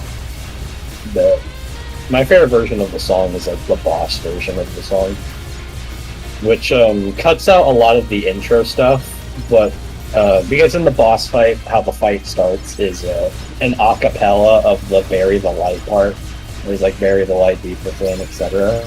And then after all that, it just goes straight into like the first, like, not chorus, but like the bridge, I guess. You guys want speed? Do speed. Y'all want speed? We're going. We should change the fucking gun ship model to be Lightning McQueen. I want speed. Should just When are change. we gonna get a Cars World in this game? If Sora I car could, and I Dollar would car probably and do stuff. something stupid, like change the gummy ship to that green screen gif of Peter Griffin just running. Can you change that thing chasing you right there to like a T-posing model of something? I don't think so, because I'm pretty sure those things are made up of like 8 different models or some shit. Game. Gummy I was gonna and say, me. can I give you like the PS2 model for Peter Griffin, and can you just put that there? Would it be DMCA if someone decides to stream this? What, you mean by me? I'm not gonna take your shit down. And also, I think they mean with the music tool. Well, first of all, I don't think you can even stream the music tool's audio. Well, Or can you? well, I mean, I do it, I just have it muted on here, but, I mean, as long as you're streaming your entire desktop audio, then the music tool will come through. If you're worried about copyright shit, I have a setting on this tool that will make it so that it doesn't play any of the music flagged by copyright on YouTube. I don't know about Twitch, but most of the stuff in the tool anyways is just remixes or mashups. Yeah. The only reason you would get a DMCA is if you put something in there that could trigger it. Yeah, pretty much. Yeah. Unfortunately, Melody of Memory makes quite a few Kingdom Hearts songs actually get recognized by copyright on YouTube nowadays. So I do have to go through and see if any of those are hitting it. Like, unfortunately, Critical/Deep Drive in The World That Never Was does hit that, which really Oh, that sucks. sucks. Yeah. Melody of Memory sucks, by the way. Like, most of the tracks are the MIDI versions, and that sucks. Like, why? Yeah, Why and would you use the inferior versions of every track? Like, Rage Awakened, they only have the MIDI version, I'm pretty sure, and I'm like, why? yeah, Like, and that's really... the worst version. It's really annoying because that means the copyright's tracking like the melody that the songs are using. It's not a pun, but I get it. But the the problem with that is that means it hits like HD remaster versions and remix versions as well, which I think is fucking stupid. But copyright is a scam of a system anyways, so.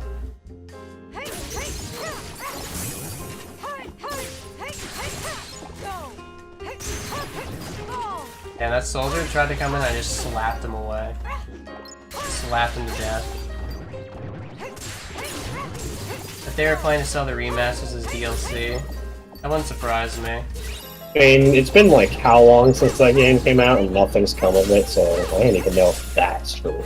I really do think they just use the meaty versions because with a meaty you can track the actual sequences of stuff, whereas with 1.5 and 2.5, especially 2.5, there were little changes to the songs that for the live versions, and that would probably be a lot harder to map out. I mean, they mapped out some live songs, like... I mean, they're able to do KH2 tracks pretty easily, so... Yeah, I think they just didn't want to put in the extra effort, so I'm ultimately getting... I guess, which sucks. Because the game's actually not a bad, like,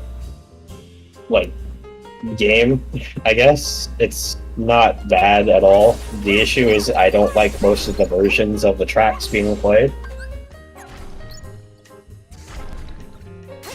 Yeah. Oh, so I just remembered someone asked if Armor Form levels off of nobodies still, and yes, it does. Yeah, I don't think he changed any of the level up requirements for the forms. The only thing is, for some of the forms, they level up faster, and also you have infinite grind spots for Heartless and nobodies later in the game. God bless. So it's a lot easier to level up forms. Yeah, you want to hear a hot take? Sure. Or maybe not a hot take, but definitely not something you hear every day. I think the Birth by Sleep version of Rage Awakened is the best one. And that is kind of a hot take. You don't like the HD remaster one more? No, I love the HD remaster, but I really like the BB. I don't know, it just hits different compared. I guess it's like the BBS Rage Awakened sounds more like fast paced than in the 2.5 version, which fits because in in Birth by Sleep you're fighting like Terranor, he's trying to get his body back, and then in KH2 you're just fighting the lingering remnant of Terra at that point. So like the more somber sound of the song makes sense, but I just like the Birth by Sleep one though. Understandable. They're both good. The only version of Rage Awakened I dislike is the MIDI version, and whatever the fuck they did to it in KH3.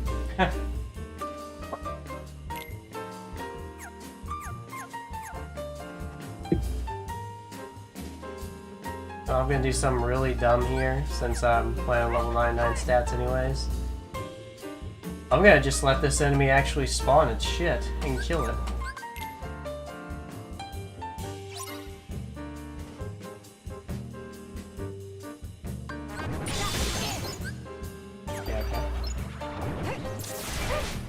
Oh, I don't have thunder maps. Do I show that? There we go. Now, here's the most lukewarm cold take, probably. Forza Finale is the best track in the series. It's the North Court fight. That music is my favorite track in the fucking series. I love it. It takes 3 amazing themes and claps them together beautifully.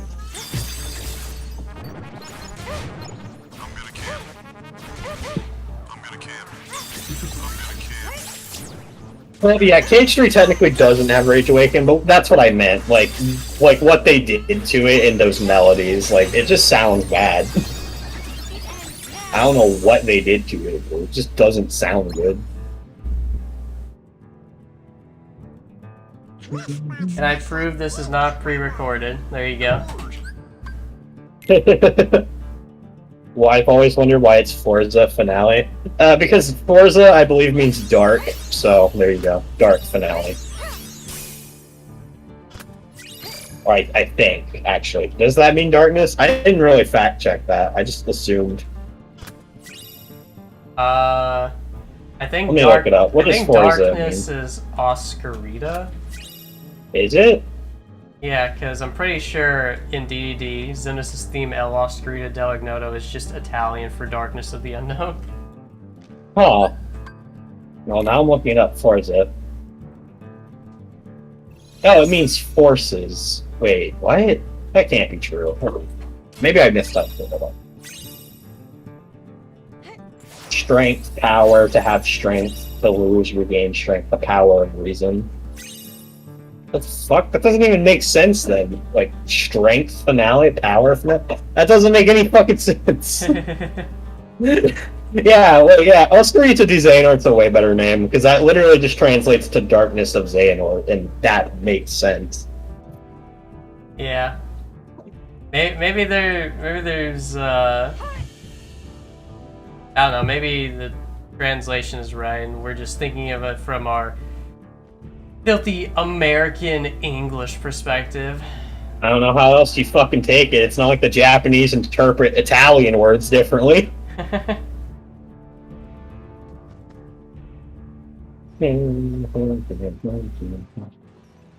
What's that voice you guys are hearing? It's the voice of a camper. Campo. I'm talking about the CSGO voice clip. That's fucking great. I forgot your. I can't hear this like game audio because I have to mute it so I don't hear myself. Oh, yeah. And so I didn't know what they were talking about. That's funny. I'm gonna camp. Yeah, I've never shown that off in a video before, so. That was on my request, by the way. I hated that enemy, and I wish there was a sound cue, and he added it. Yeah, that's. And I'm. Told you guys the internet ruined my humor. I told you it ruined mine too, because I think that shit's funny. Oh no, it's hilarious. As far as I'm concerned, anyways. Also, here's another hot take. I'm just gonna throw hot takes at the wall and see what happens. For KH, keep it on brand. I think the KH3 data fight version of Young Xehanort's theme is his best version. Not sure that's much of a hot take. Is it? I feel like most people would say Birth by Sleeps is the best one, which, I mean, it's fair. But I think his data Young Xehanort's theme is the best of his themes. No, actually, yeah, maybe it is a bit of a hot take. I've always, I actually think a lot of the KH3 remixes of the song sound weaker. I generally agree, but with some different. Like for example, I think Xaddgx is good, but I think it's worse than the Dream Drop Distance version of this theme. Yeah, the Dream Drop Distance one just goes so good. It fucking does. And then, dude, I don't care what anyone says, Vanitas' theme goes hard. Which enemy? The toy Enter the boxes. Darkness, the remix goes so hard. It does. Also, we were talking about the Christmas toy box enemy.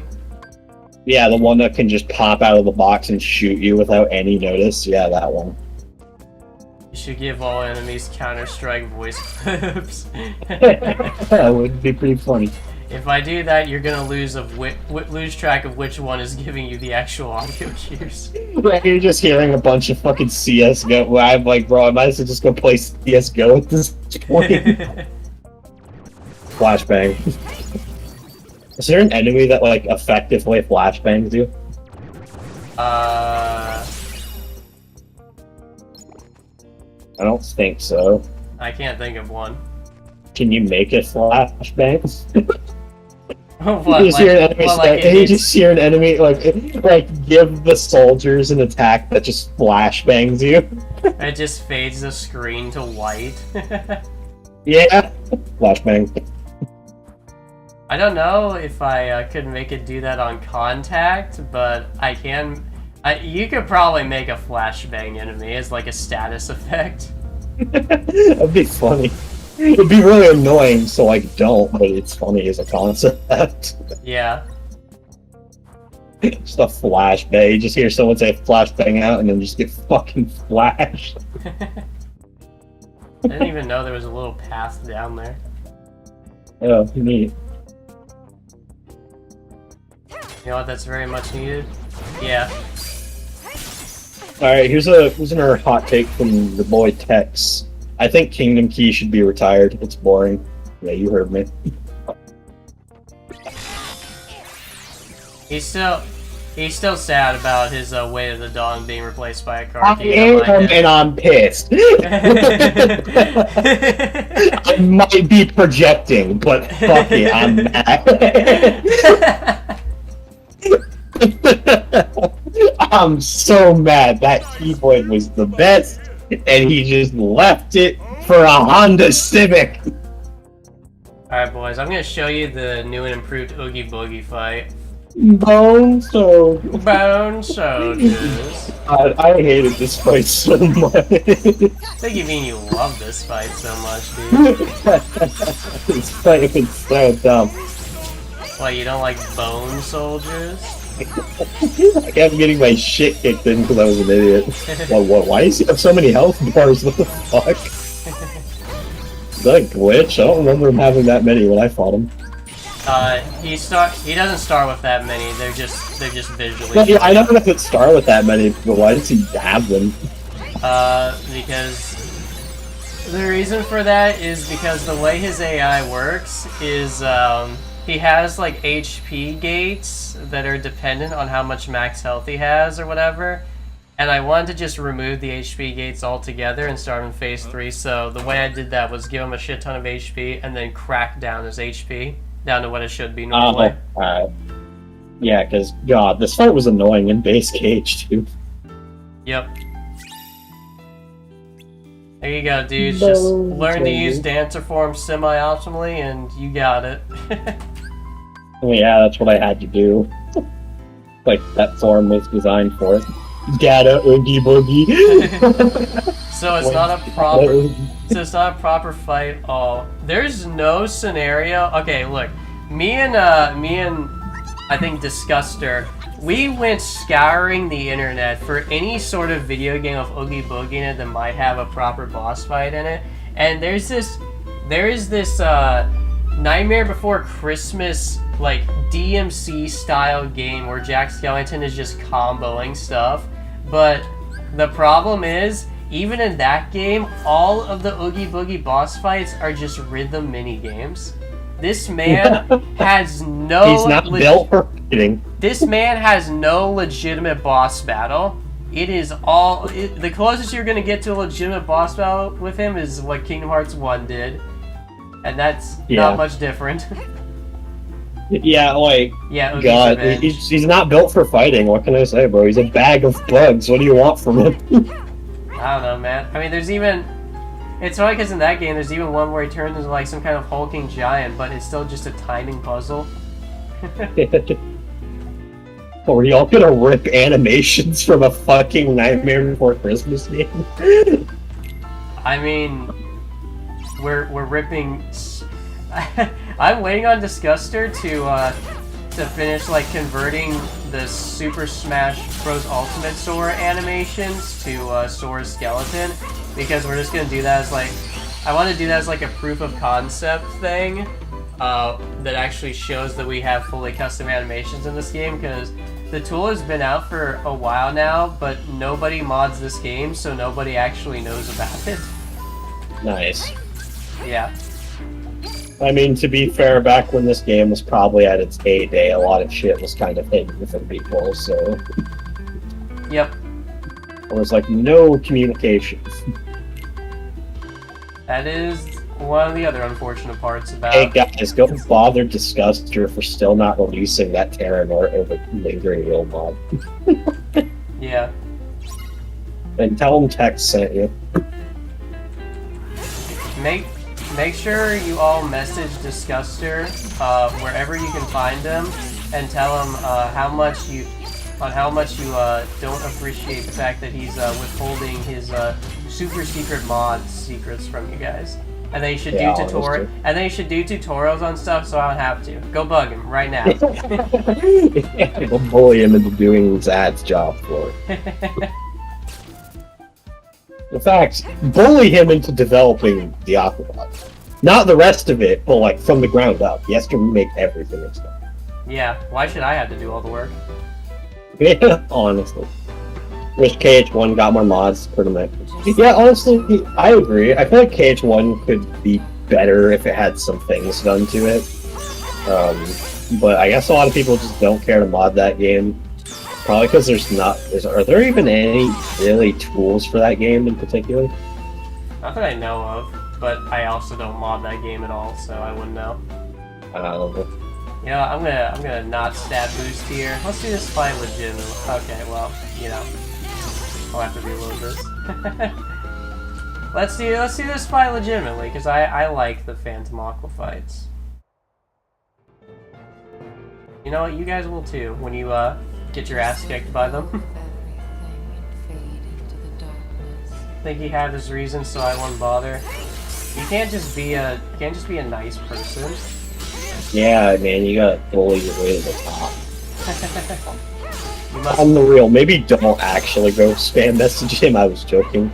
I'll throw that out there so I don't get an angry DM from him later going, dude, what the fuck? Actually, he'd probably find it more funny than anything, but still. He probably would. Let's go, mirror match. Yeah, baby! That's what I've been waiting for. Level about. Woo! And y'all should have seen the clip. Man, I'm so sad you didn't record my playthroughs of the Lingering though. That would have literally been a gold highlight. You know? Yeah, you guys should have seen the number of mix-ups this man was getting hit with. Your chat DMs me, I'll send them all vile messages.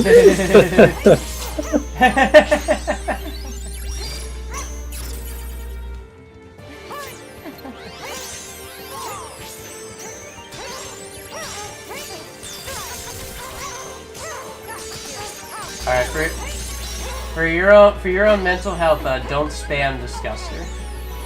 Yeah, for your mental health, nice.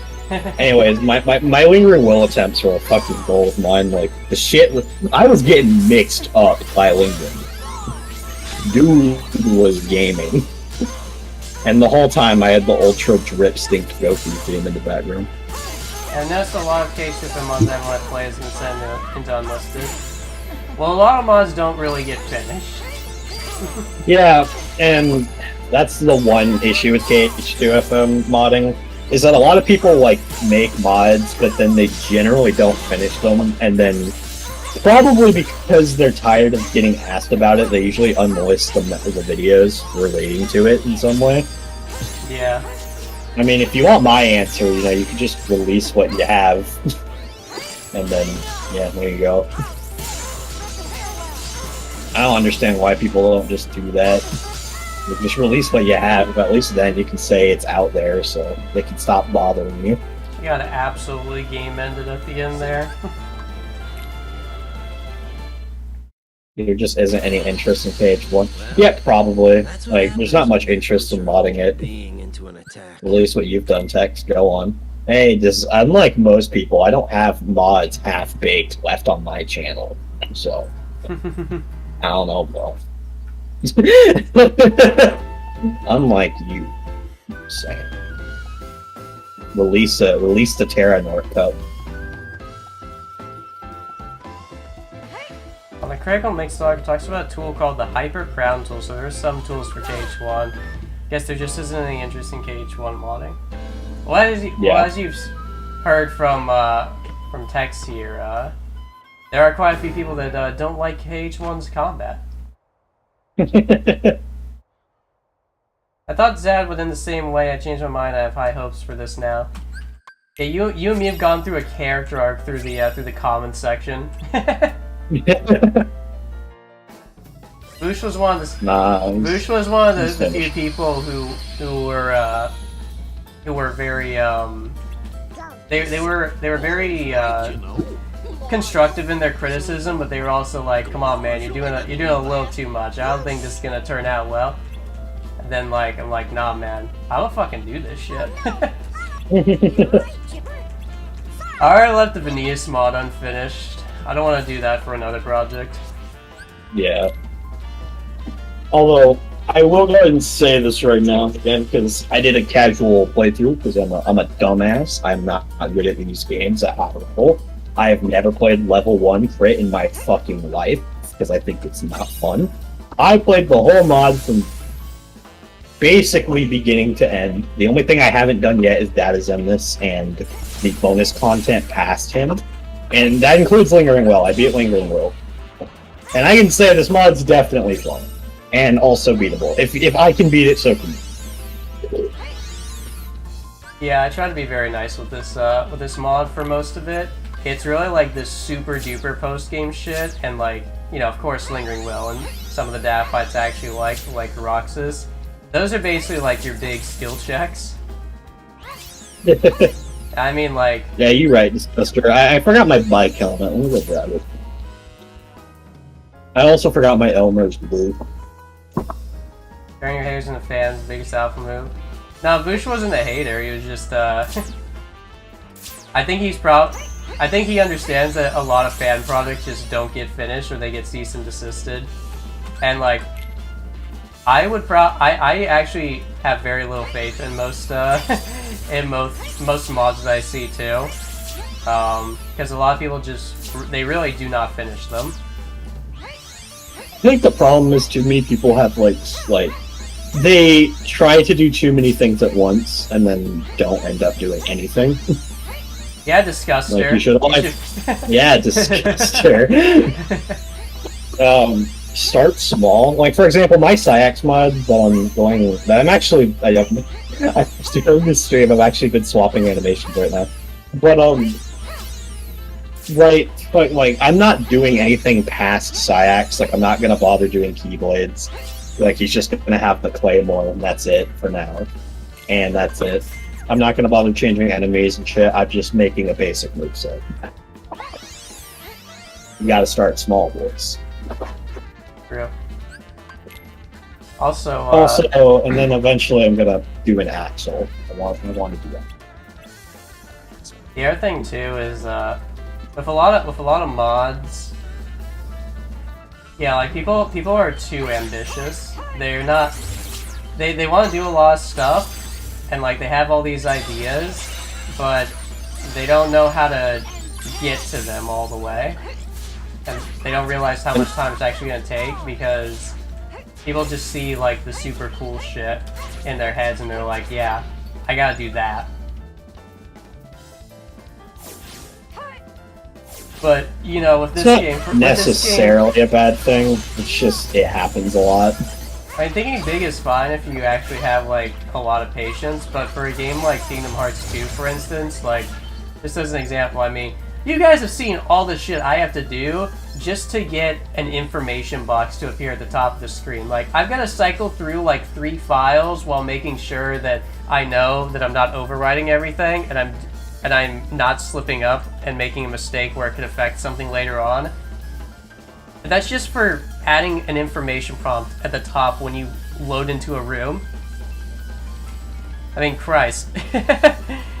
that alone usually takes me like at least like 15 minutes. Because I'm really paranoid about potentially overwriting anything. Because, again, this is like years of work, so I'm very careful with what I do. Now imagine, you know, building a moveset from the ground up that has a bunch of mechanical depth to it that'll keep people interested, and is fleshed out enough to where you can do, you can also make like really interesting boss fights that revolve around it, or really fast-paced enemies that you can still keep up with. And then like custom bosses, oh, that's a whole nother level. Honestly, I think the most basic thing that almost anyone can do, and that takes probably the littlest amount of time, is like Keyblade replacements. Yeah. And even then, you have to be kind of patient to do that, because sometimes the Keyblade will fuck up, depending on where you pulled it from. I know for a long time, Grim Drop Distance Keyblades were a pain in the ass. Until I think Tom figured it out. Was it Tom who figured that out? There's probably someone. Was it I think I James? remember him I porting. don't remember. I think I remember. I just remember stuff. someone figuring out how to like import the Dream Drop distance keyblades so they're not fucked. Yeah, even when you have the tools to do a bunch of this stuff, it's really it can be tough. I mean, we've got a tool for the visual effects around this game, and there are still plenty of people, despite my very detailed guide on it, who still look at that and are completely daunted by the idea of it.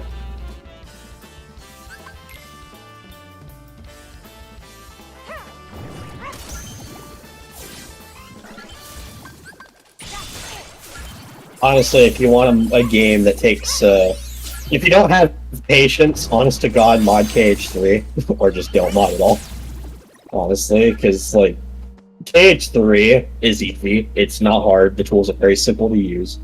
Hell, even model swap, and it's really well documented, too, on how to do everything, because it's an Unreal game.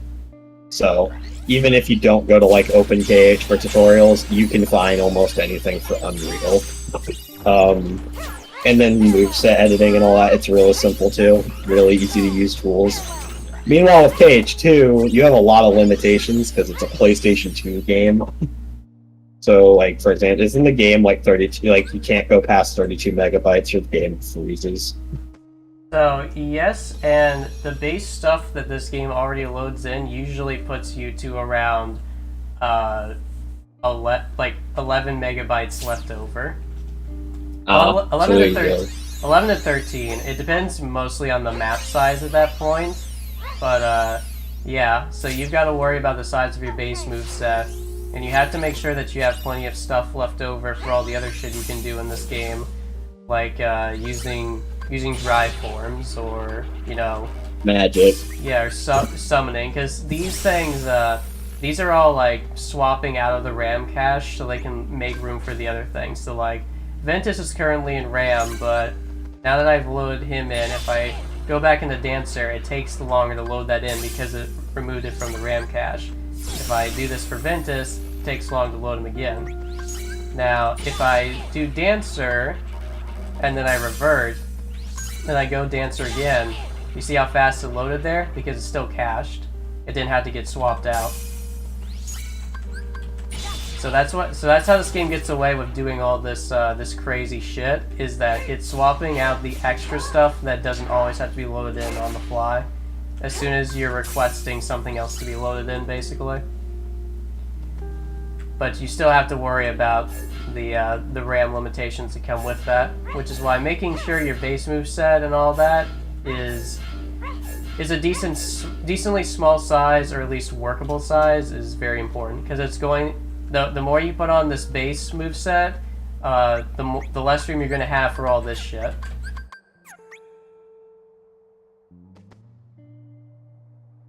Just stay focused on your goals, Zad. Don't try and divert yourself into constant new territories to please an extra 10% of your audience.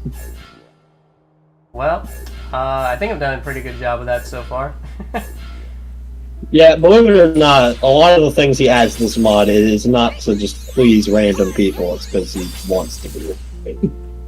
Yeah, I mean, I can sit here and talk for hours about, like, design, my sort of design philosophy and all that shit, and just the fun little things I do, but I mean, like, yeah, I'll listen to I'm fine listening to constructive criticism, but, you know, at the end of the day, this is my passion project.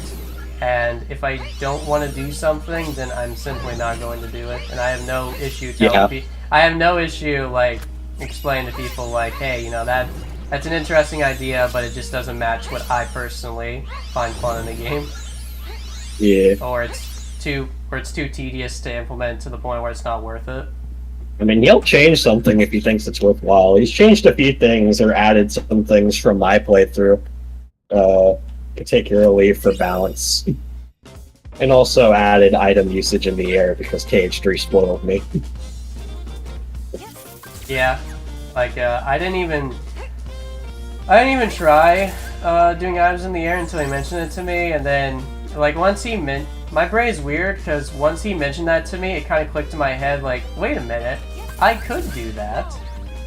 Yeah, because I was like, I like using magic a lot, and That's fun. But I also don't like having to wait till I touch the ground to, like, pop an item and then begin using magic again. Mm-hmm. And now that ethers are usable in the air, it's opened up a lot of fun ways to fuck with the game. Or elixirs, whatever you want. Whatever. It also made the one keyblade you have, Zad, the potion one, also a lot more viable, I think. Oh yeah, the potion master keyboard. Yeah. You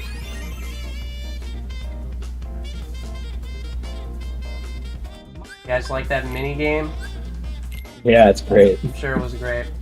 I would remove that one, or like replace it with a little fight, but honestly, it's actually not that big of a deal. Now, this next one coming up, Oh boy. I might want to remove it.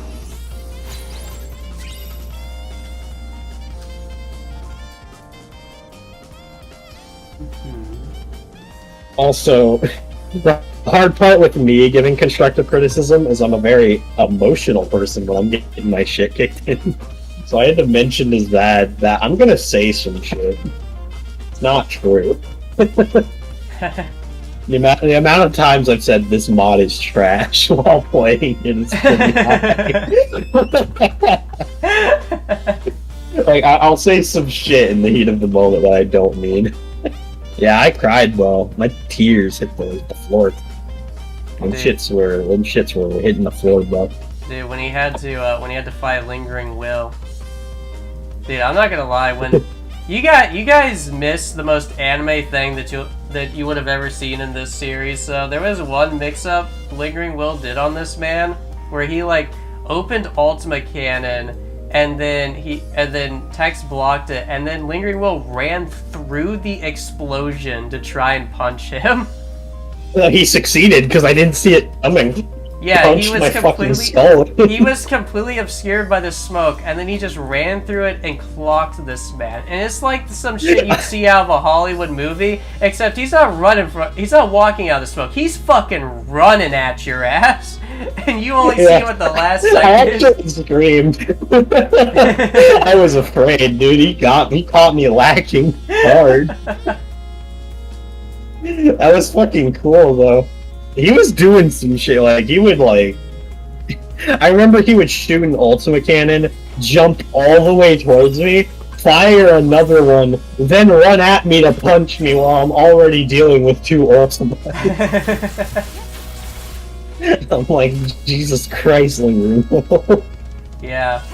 I don't know, man. Bro did not want me to win that fight. I was still having fun, though. See, that's the thing. A boss can be hard and you can still have fun with it. Like, I was getting my shit kicked in for damn near 3 hours, but I was still having fun fighting him.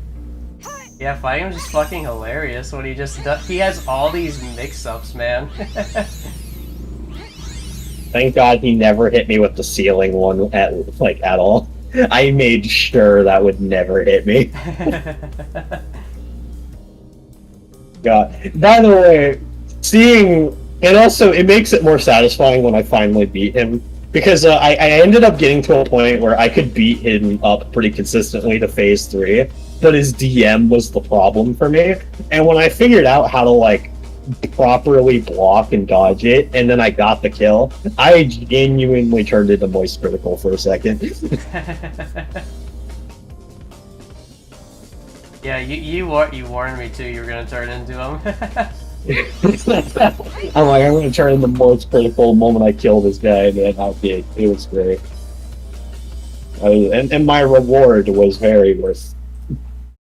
Your reward was being able to say that you actually beat him. Oh, look at that! Speak of the devil, a Vanitas mod video. It's not by me. Hey, let's watch it.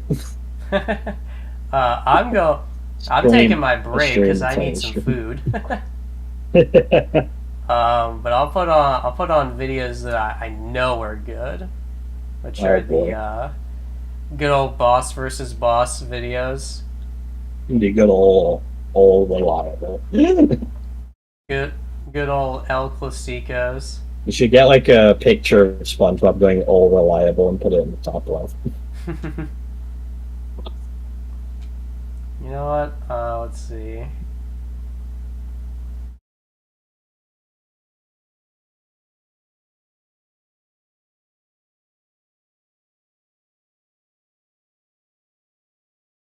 Yeah, fuck it, whatever. Let's watch this. Let's watch these dudes get beat up, I guess. Yeah, so I'll be back in a bit. I'm gonna get myself a proper meal. Tex, you can feel free to entertain them if you want. What the fuck? Alright, I'll see what I can do without any gameplay. I mean, the videos are there to entertain them. I'm just messing with you. But But it's up to you. ask questions and I'll answer them in the least sarcastic way I can.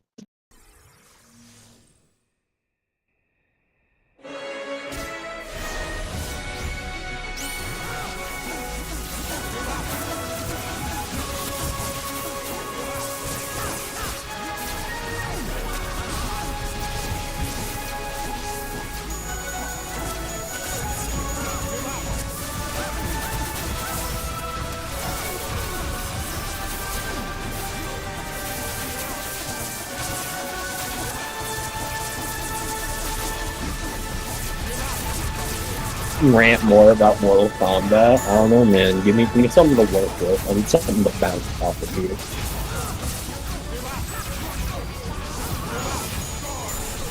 I told Xaddgx, I'm good when I have people to bounce off of.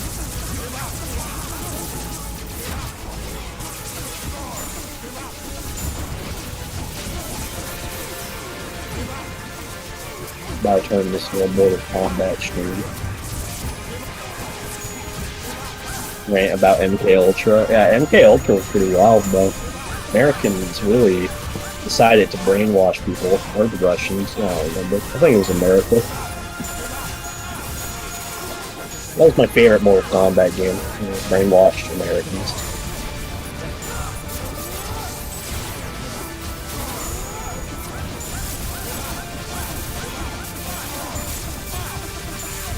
Also, Diz, I'm pretty sure this is like the 4th time you've made that joke.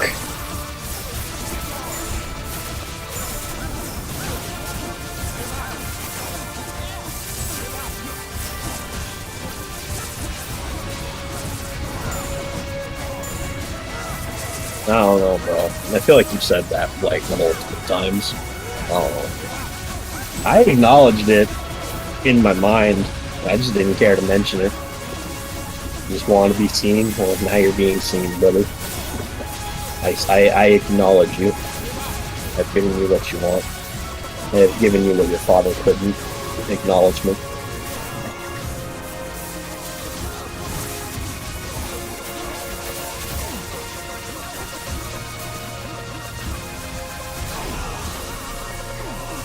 There you go.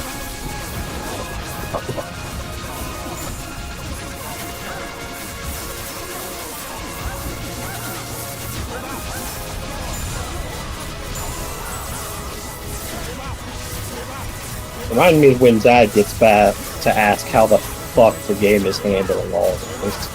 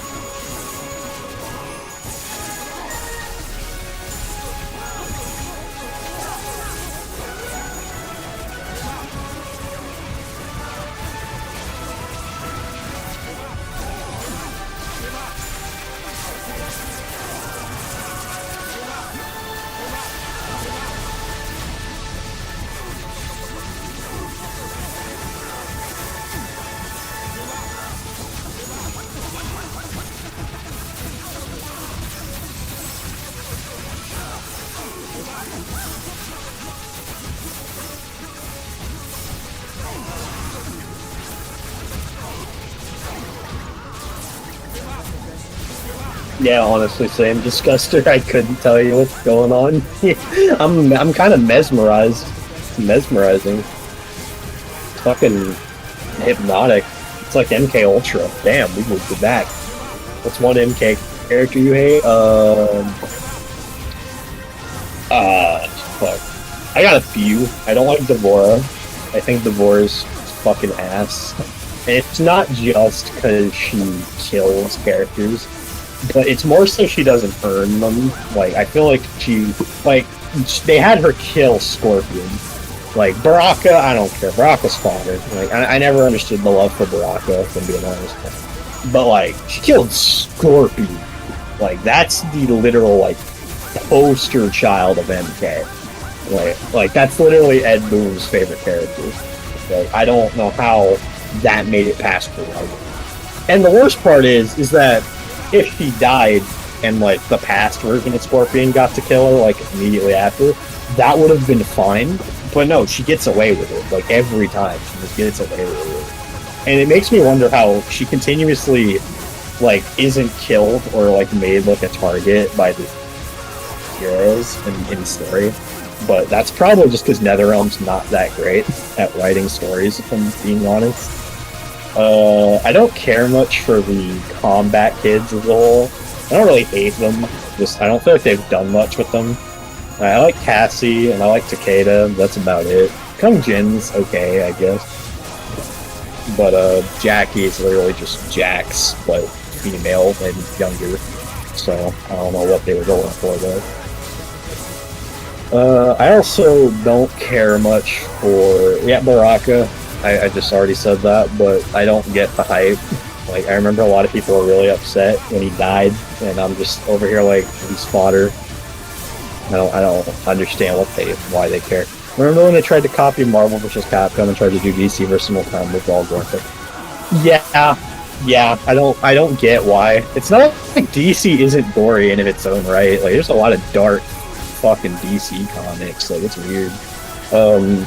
The funny part is the gameplay actually wasn't bad, but like everything else surrounding it kind of was. That game's kind of the reason Midway went under. They even had planned DLC for it and everything, but it never happened because the game sold like ass, or I think did just poorly in general. But yeah, that game's mid. It's pretty mid. It's like the only game where Shao Kahn is top tier, unfortunately. You hate to see it.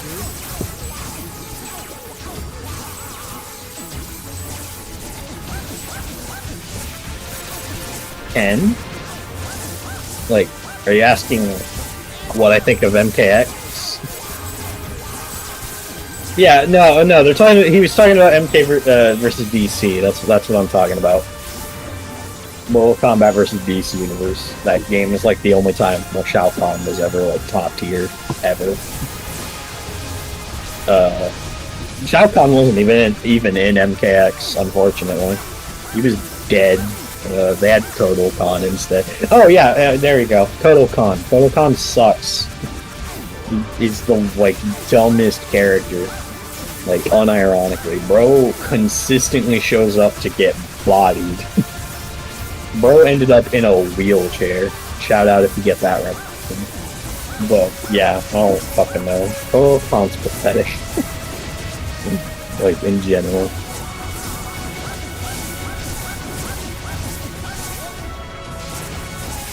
MKX was fire though. That game is, in my opinion, I think that's peak Mortal Kombat. Gameplay wise at least.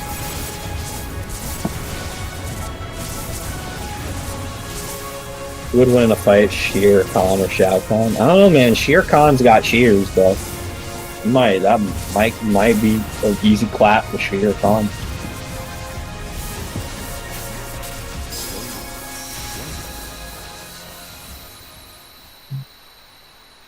The question is, does Shere Khan beat Goku?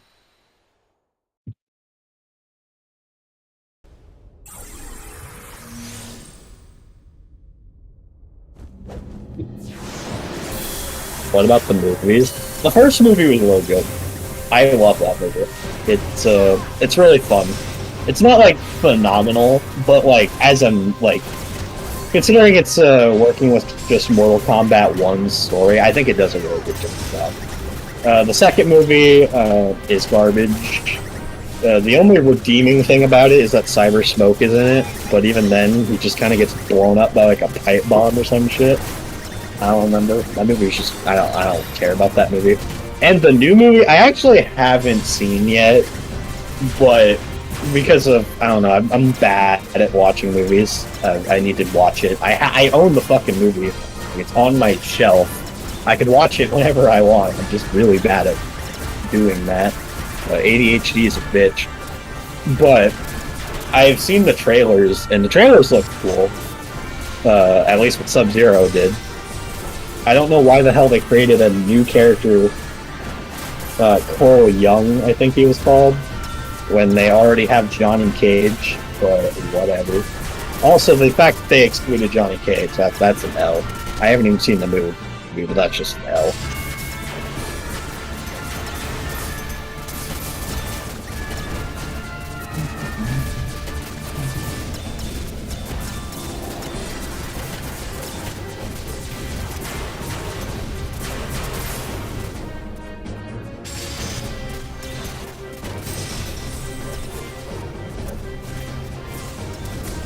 Died in one, no. Johnny Cage? Not... Well, that third movie that came out doesn't connect at all to those movies. It's like its own thing. But no, he didn't die in that first movie at all. He was fine. I don't think anyone died on the heroes team in that movie, actually. Just the villains taking L's. Although I won't lie, the first movie did kind of do Sub-Zero dirty. But it's the issue, I guess. Bro just got splashed with a bucket of water and died. I think Reptile got more like representation in that movie than Sub-Zero did.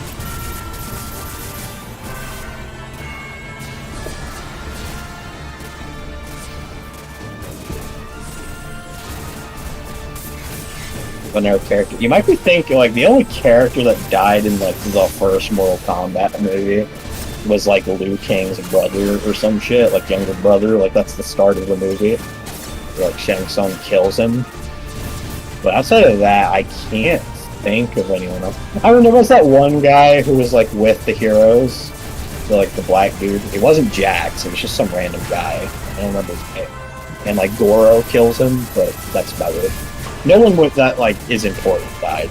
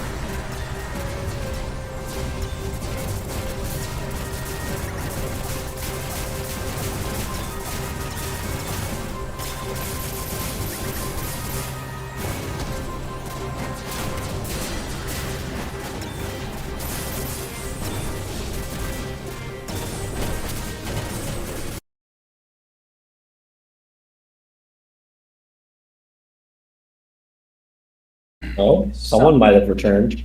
Sup, dudes? Tell us about Armageddon. Yeah, they've just been asking me random questions about anything. Oh, there you go. Armageddon. Welcome. Armageddon's a great game. It's a fun time. I think the Conquest mode is easily like one of the best, I think. It's really fun. It turned the game into like a 3D action game. I don't know how to describe it, but it's really fun. Echo on text, Zad. Uh-oh. Did Zad leave his mic on? Oh no. Echoing again, huh? That's nice. Oh, the echo's back. You hate to see it. I'll wait till it's gone.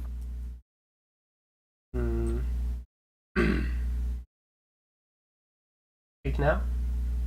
Yeah, that's it. Is the echo gone?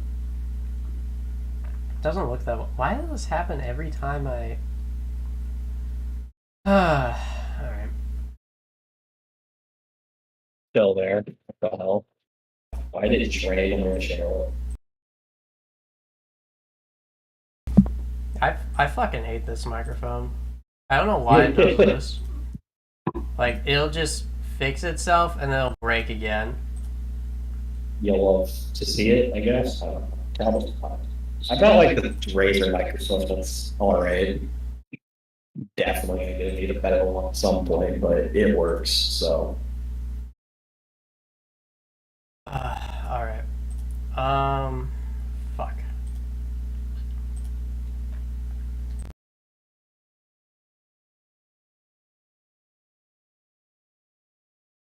Try now.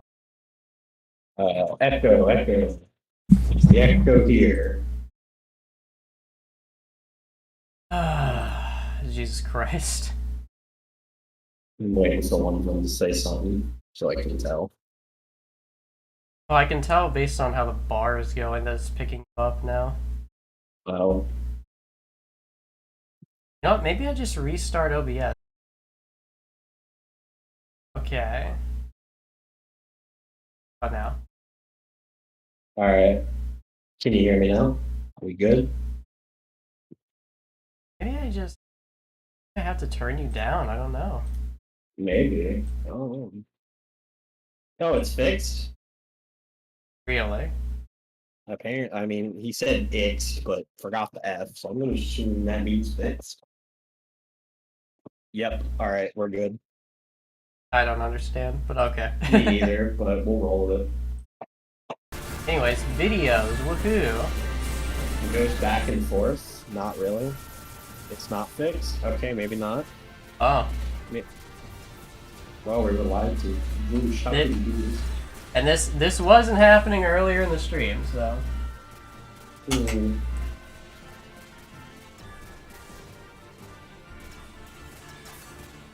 Microphone really pisses me off. Why I've ordered a headset microphone. Deal with it. Just deal with it? Well, I mean, if it can be fixed, that's preferable.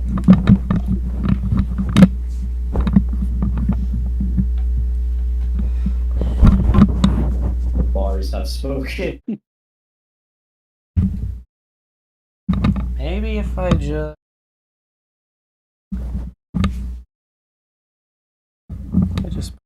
right here. Work, maybe.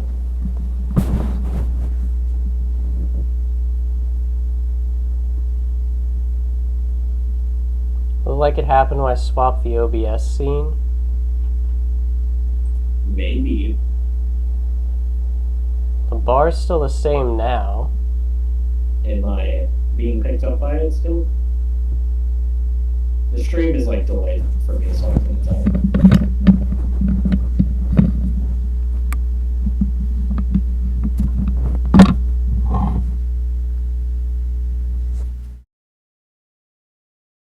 It's the will of the bars, apparently. It's arguably worse now.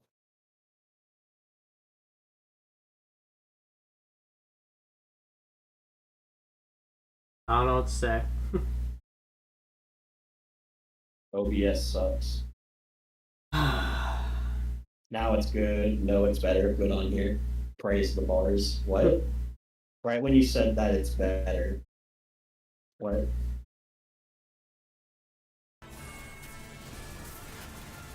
False alarm, it's broken again. It worked for a sec. So it works when you guys can't hear me, basically. Or is it when I speak? I'm confused.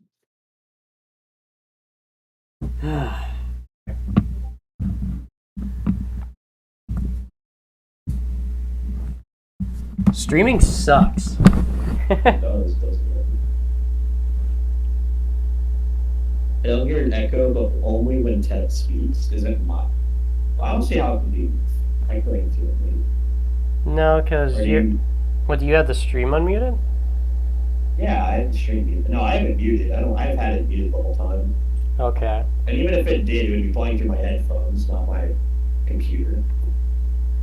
I see. I guess I turn you down a bit more? I don't know. I guess. Might get a lot quieter. Maybe if I manually turn you down on Discord, I guess. Dude, Maybe. why did I buy a microphone for voice acting? Yeah. He's already way way quieter. Damn. what the f am I supposed to do with this shit? Restart Discord. I don't think that's gonna fix it. Discord's not the problem, it's OBS. So yes, it's my damn microphone just randomly deciding it wants to break. Or I guess not break, but do this shit again. How does an echo come through your microphone? Do you not have headphones on? No, I don't. I don't have a headset. Oh. I didn't even have earbuds or something. Nope. Wow. The last set I had broke. Yikes. Why was it working fine before? What changed? Retracer steps. That's what the discuster said. I muted. Yeah, but it was fine before that. I might have fixed it. Maybe. Well, the bars seem to be speaking, so I don't think it's fixed then. echo is gone right works. now. Okay, now let's turn you up slightly. Alright. Okay. How about now, boys? Do we have the echo? Looks good. Okay. It's fixed. Are we good? Can I talk about Armageddon now? Fixed, but he is quiet. Oh, sorry. Alright, I guess we're all good then. Anyways, Armageddon's good. I like the cast. There you go.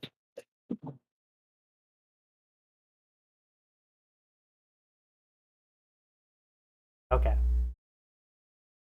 Armageddon was fun game. Sector had lightsabers, so that was pretty cool.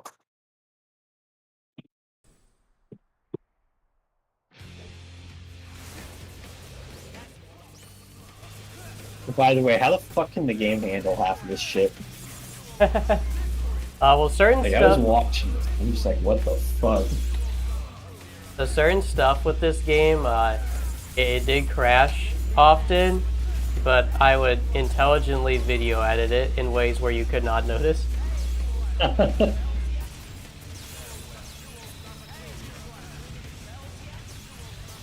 One in particular, I actually had to nerf Demix because he was crashing the game too much from how good he was. Making Zap work through his lunch break. Hey, I haven't even gotten my lunch break there. I'm still on the clock. You can go take a lunch break whenever you feel like you need it. Yeah, you're right. I was actually waiting for you to get back, so I didn't just leave the stream. How nice of you. I mean, yeah, I've just been eating my broccoli cheese while fucking with this microphone gain. Nice. Alright, cool. I'm gonna go make rice. It'll take like 5 minutes. Hell yeah.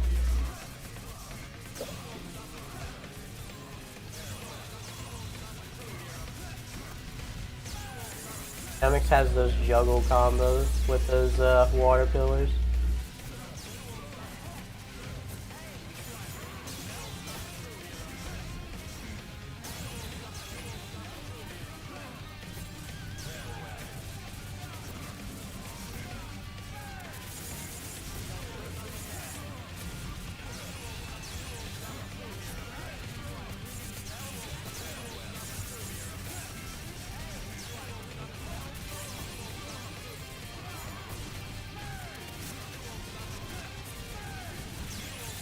True, I was made to work through my lunch break.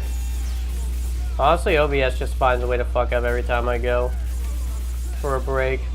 Whether it's just randomly disconnecting or just, you know, screwing up his echo.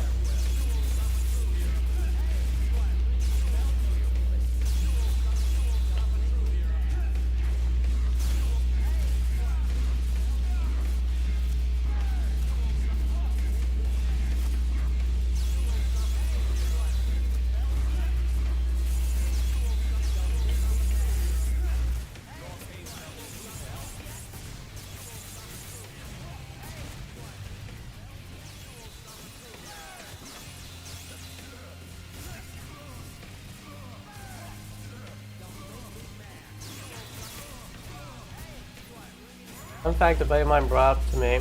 Oren's flower petals are broken in 60 FPS. They don't properly follow his sword in 2.5 if I remember correctly. Yeah, I think I remember you mentioning that actually. Wonder how they could break that considering it seemed fine in 60 FPS on this game.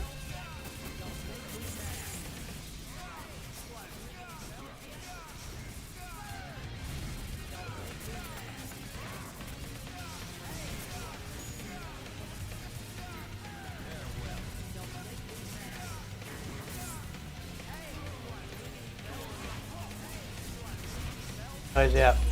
Sorry about that echo shit, guys. Eventually my headset will come in and it should resolve all the problems. I'm baffled at the fact that he can do his limit alone. Yeah, so interesting thing about that is I actually manually command the limit on him.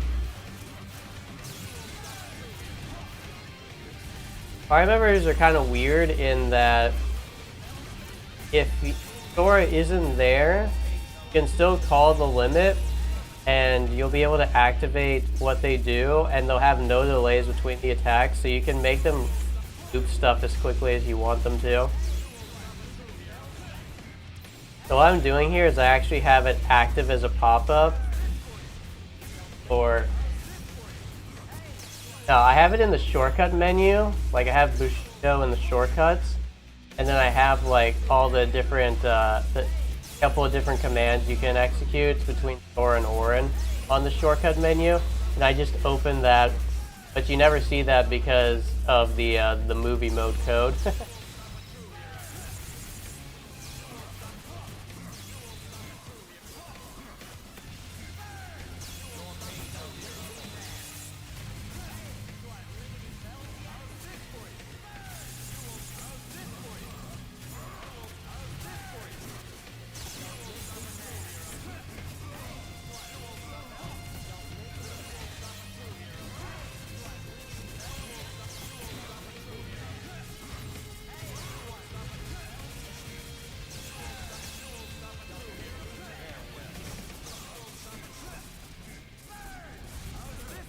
I just love hearing the quotes purring over and over and over again. Think he rings any bells yet?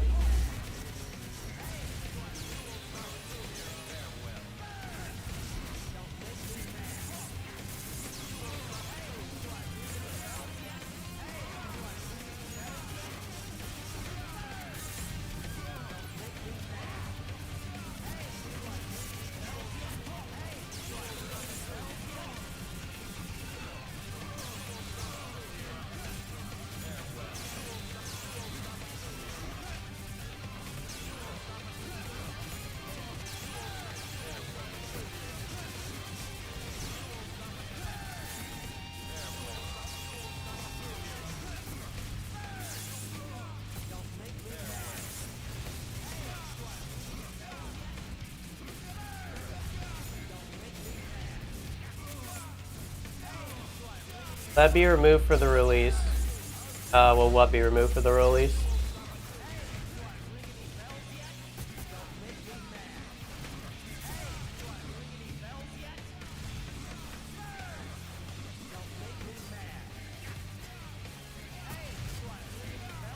Xaddgx would be pretty cool. Oh, the limit. if you mean like that sequence where Aqua and Orin are fighting Cerberus, you cannot use Orin's limit with Aqua.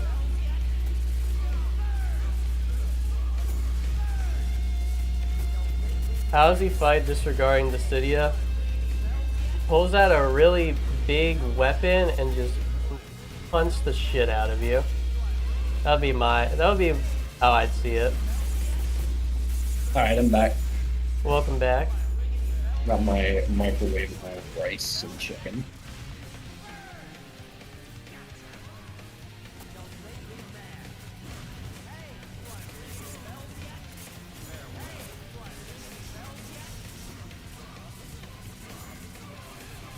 Think Texas actually ring any bells yet for you? What now? Nothing. He keeps asking that ring any bells yet. Because it's the one from the first Axel fight, but you know, super. Do I ring any bells? Do I ring any bells?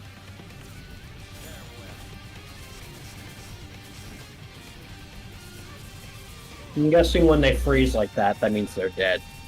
Yeah. Come on, kick to the beat. Come on, man, step it up. I'm sure that's all he's saying. Oh, he's actually silent in this fight because got the Even you couldn't handle that shit. Oh, dude, look at Orin. He killed him. Good job, Orin.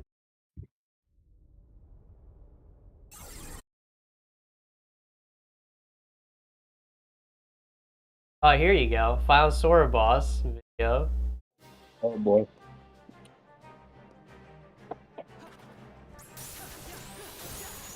You guys get this Final Sora boss.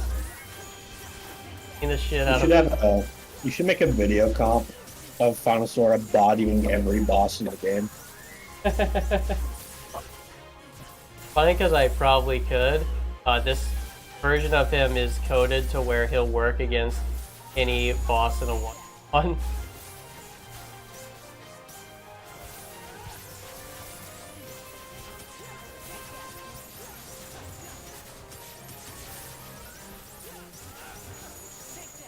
Yeah, you just knock Roxas out of his DM. Yep. Wait, you can do that in the Aqua fight? No, not the Aqua. This is from years ago, man. Like many, many years ago.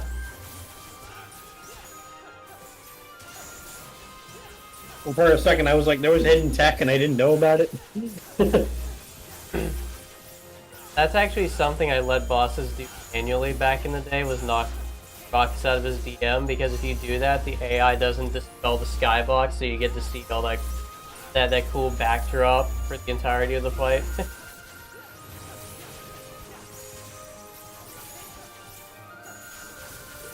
This is one of the few fights that I actually made the effects more transparent so you could have an easier time telling what was going on.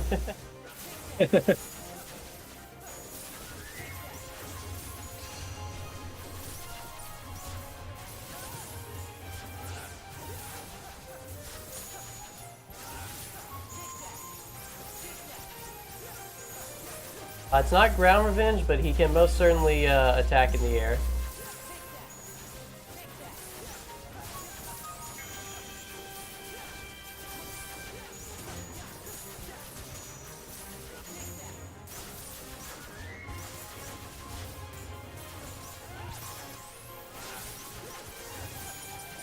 Oh boy, Mounsaur boss is in.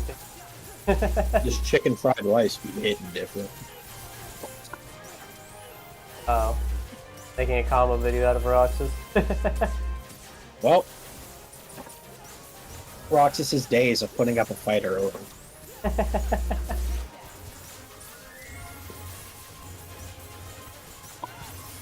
Make a KH3 version of Roxas in this game where he just takes no damage and doesn't flinch. He'll be the mysterious figure of mods.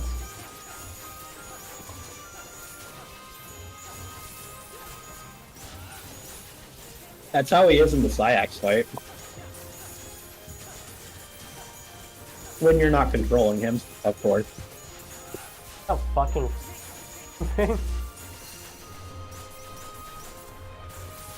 It would be pretty funny if they could outspeed the camera. Giving me PTSD from the final form sword boss fight in the Vanitas mod. Oh yeah, no, this door is slightly more cracked. If you can believe it.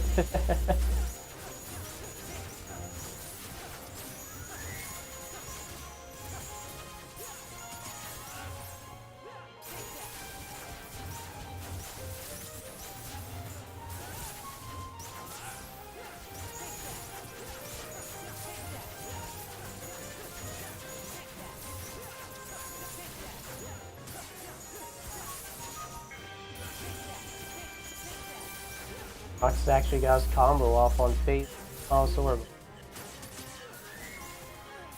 He's learning the matchup. And then Sword Boss is obliterating him. How much health do you have to give them for this to last as long as it does? Give them max health and then give them very, very reduced damage taken. So they have like lingering well health bars. Pretty much. Continuing my replay of Vanitas mod as I watch. Good luck with that. Surprised you can do that and watch this. The experiment. Fuck that fight in the Vanitas mod. That fight was AIDS. The amount of times I think I said, Zad, can you delete experiment? It's pretty high. I'm sure. I hate the experiment. It's such an ass fight. Fuck that fight. Particularly in the Vanitas mod. It's still shit in KH2, but like, it was even worse in the Vanitas mod.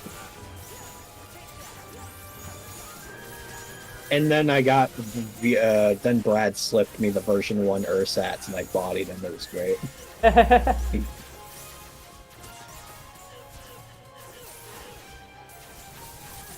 Oh, it's still going. Damn. Still going. Oh shit. It's Mr. Bones' wild ride. It never ends. It never ends. Oh no, he's got him in the loop apparently. Jesus Christ. No, it's got the speed run strats. My God. I need to count the hits on that at some point. How many flashes do you want? Yes. Pretty much. There's I a get reason. the sneaky feeling there was a crash there.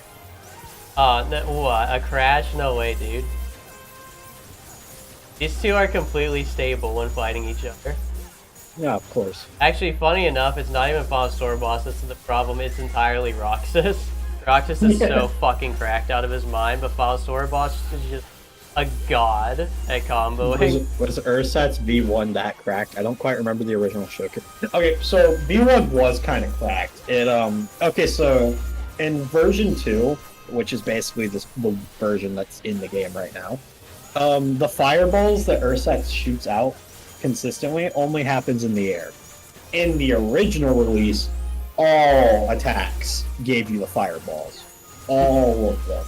On ground, in air. I think even spells triggered it, did they? Yeah. Yeah, even spells triggered the fireballs to come out. And needless to say, it was basically the opponent getting molested by fireballs. It was great. I mean, hey, whatever Ursat said in Now the End, it truly was the fucking end. That's true. It's one of the few times that characters aren't lying when they say that. Alright, I'll put this on for a bit. I'm gonna put my food up, and then we'll be good to go.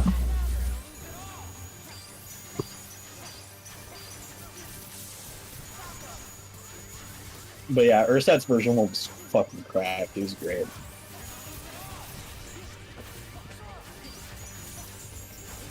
I think that's like the only time he's ever like hard nerfed a form in his mod before. But it was kind of necessary. Ursat's version 1 was a little stupid. Because, mind you, the fireballs would stagger an enemy. It's not like they just hit the enemy for damage. It staggered them too. So with how many fireballs were on screen, the enemy was constantly getting staggered. I mean, it would trigger the revenge value, but, like, with how many fireballs would still be on screen, it would just keep hitting them. It was great. And not to mention, you didn't actually have to hit something for the fireballs to come out. You just had to actually attack. So a strat was stay as far away from the enemy as possible, spam attack, and the fireballs would just do everything for you.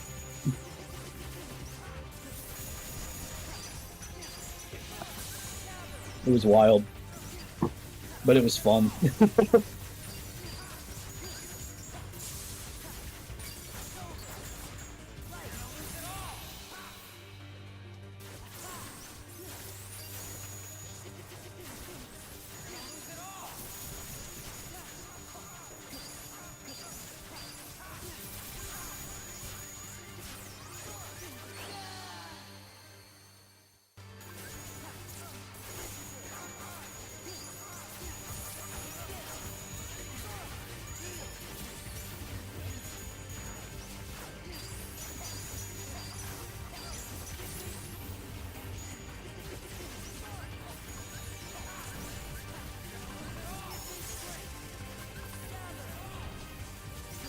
Yeah. Yeah, well, imagine being able to do that, but you didn't have to be in the air.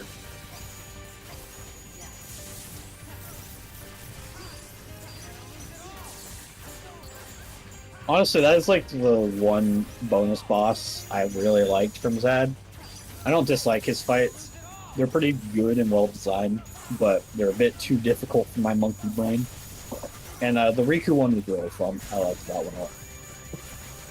It also is really cool how there's just Neo shadows everywhere that like get one shot. That's your fight. It's just really cool. Makes for a cool set piece.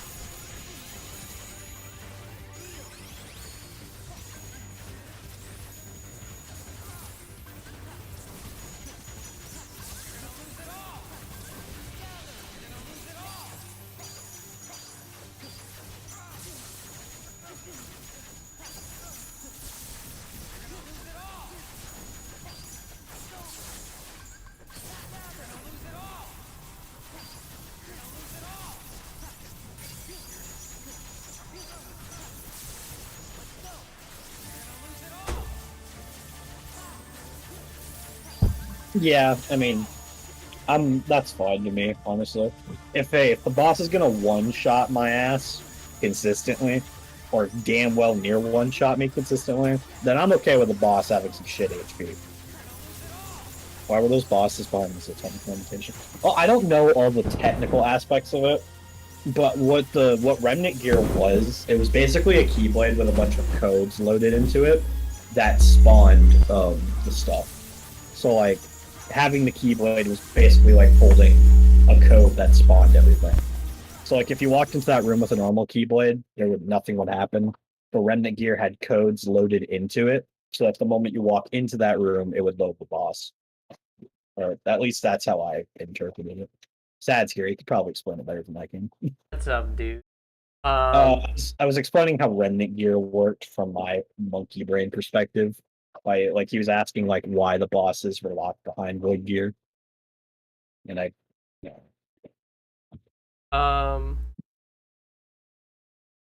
So the reason they're locked behind a weapon is because the way my stuff works is I'm getting everything into a very controlled environment, which means no room for any sort of extraneous variable to load in before the boss, which means the player moveset has to be the exact same. And so because of that, what I do for my mods, like this one included, is once you like beat data.org, you know, you get this super duper Keyblade, and you have to equip that to actually allow the bosses to load. Because if I let you, then it's going to set all the addresses. And the addresses I assign are basically the second AI that I'm overlaying on top of what the game does. So that's a technical reason why I lock things behind the Keyblade. At least like that. or why in certain fights you'll notice your Keyblade has been forced back to something else temporarily.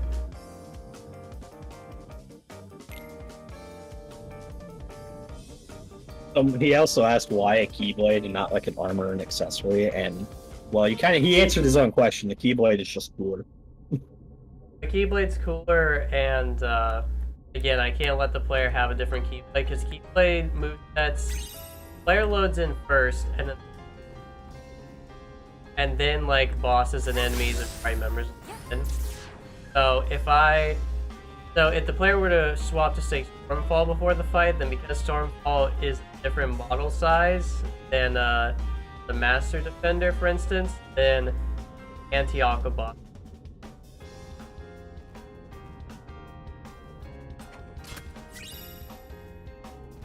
That's mainly.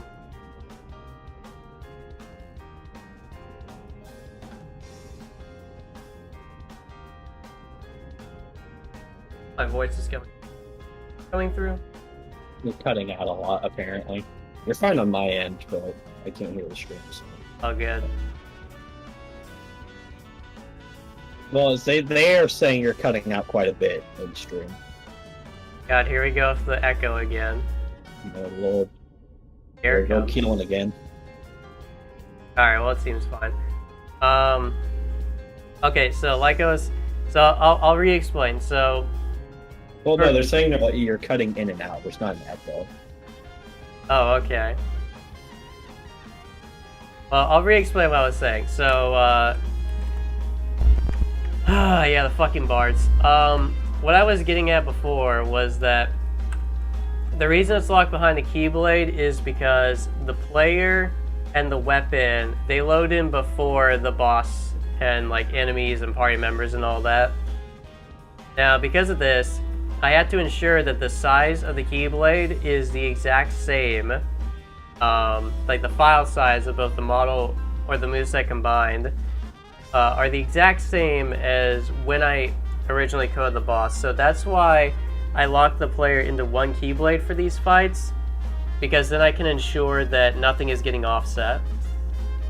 Because otherwise the second AI that I overlay onto the base AI in the game will not work at all.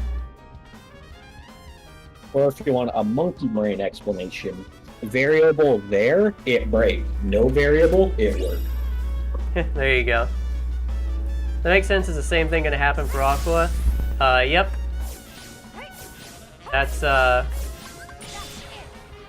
the Phantom Aqua fights work, if you've noticed. Yeah, like the Blade Charge Aqua and the Dancer Aqua that I fought before. Those have a base AI on them, and then I have sequences overlaid on top of them.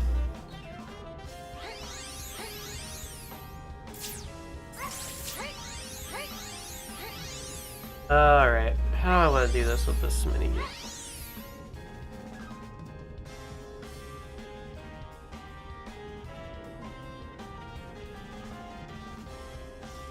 Didn't you already create a fix for this minigame?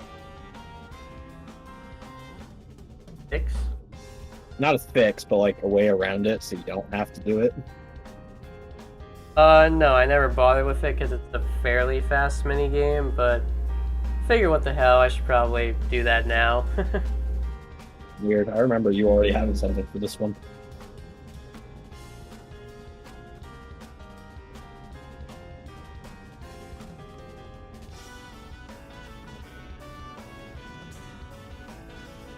Let's see. What happens to this? Check that first.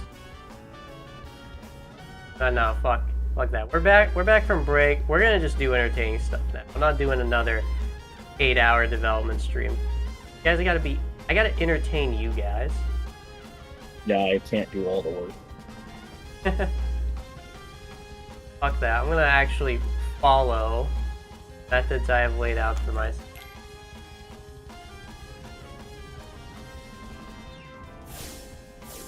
I'm already developing the monkey brain.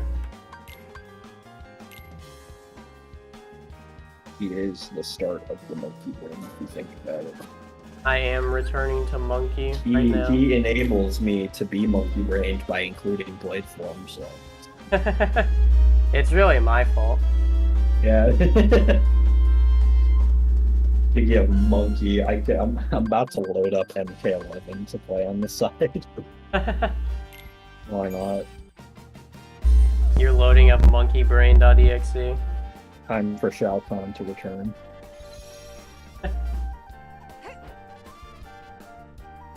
So yeah, like this place, for instance, you can't even access it without this keyblade.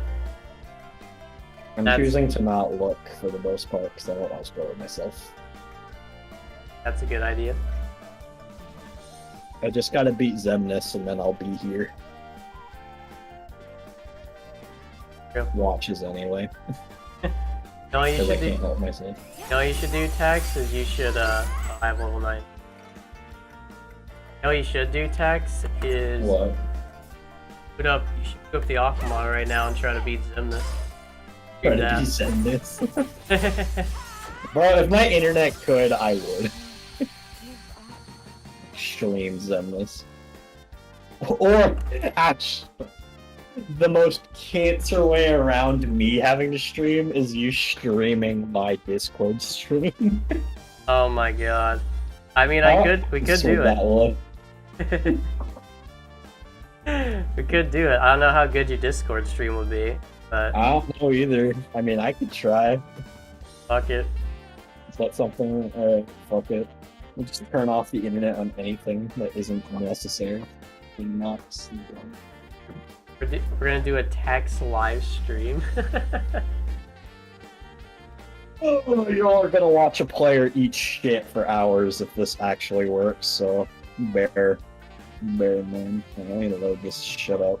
Blade experiment isn't taking damage anymore, what? Yes, that's why I changed them for the Aqua mod, but for Vanitas, you have to land the one of the base finishers. I always landed the one after Maniacal Finale, and that will that should knock him into his next phase. But yeah, Experiment has really dumb HP gates for no real reason. Oh, should I remove Ultima so that they don't see the thing? Or... Nah, it's fine. Oh, well. Let me stop watching the stream, so I won't be able to like look at chat anymore. Just so I have max internet. Turn this music to on. We're gonna get the stream inside a stream. Yeah, we're in streamception right now, boys. Now, Thad, you're probably gonna have to play your own music or something because, again, I can't stream the music tool. Yeah, that's fine. Don't worry. Every time you see this title screen, it looks so clean, by the way. Yeah, the Super HD one that Yeah, it looks so nice. God bless Henny. it's the Super HD one that I can't even record with PCSX2 on my end. Yeah, here. Yeah. This full screened. Actually, I wonder if it even captures full screen Discord on here.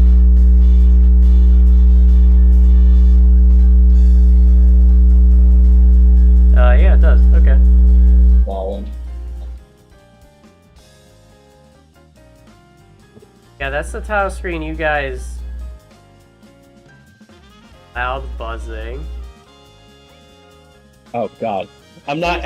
Every time I play KH3, I have to re-implement it to my brain because on KH3 I use A or X to like attack. So every time I switch to this, I'm like a little fucked. How bad does it look when you're in? Oh, it looks fine. It's just apparently Chad was saying there was a really loud buzzing on my end. I'm buzzing. I don't know, man.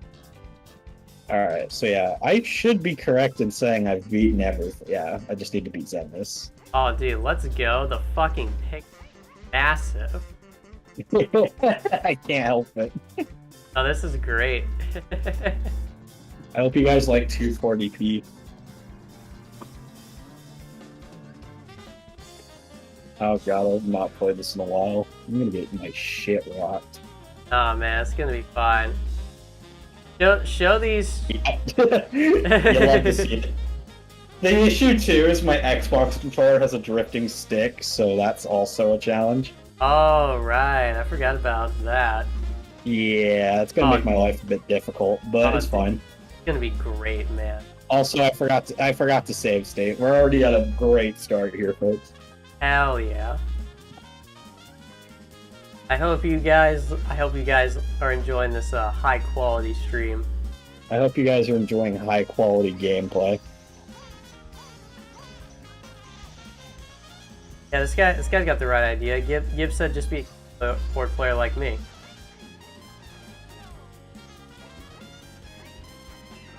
Alright. Ah, shit. I dropped that hard. I'm an idiot, bro. I believe in you, dude. You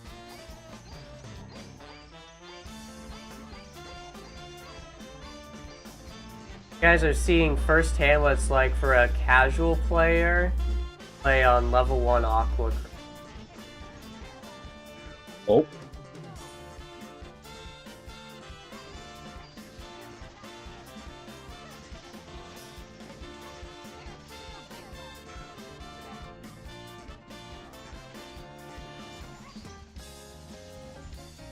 Okay. Don't mind me.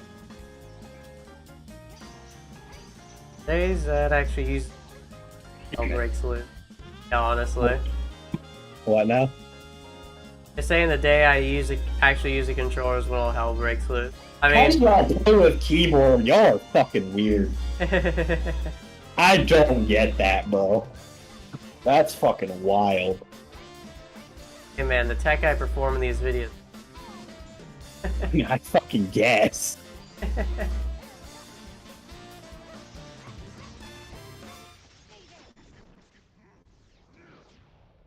I can.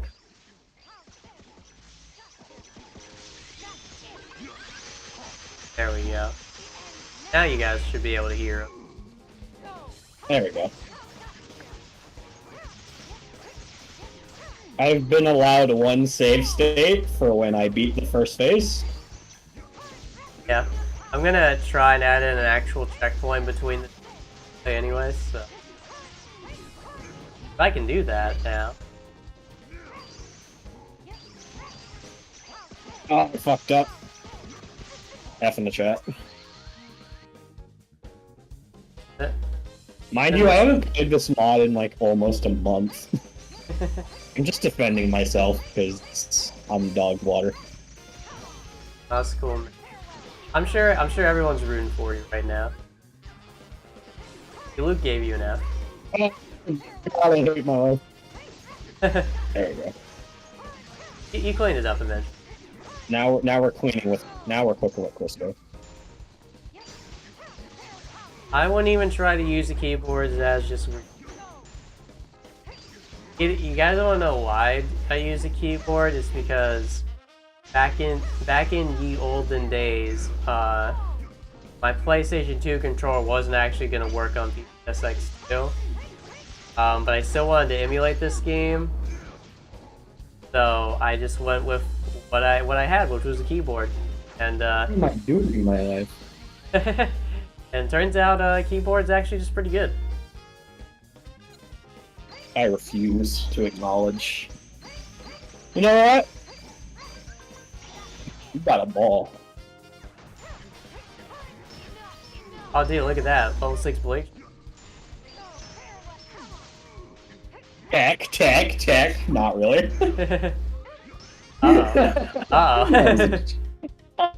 Get you with the. It's like Farm isn't exactly the most optimal strat for like any fight.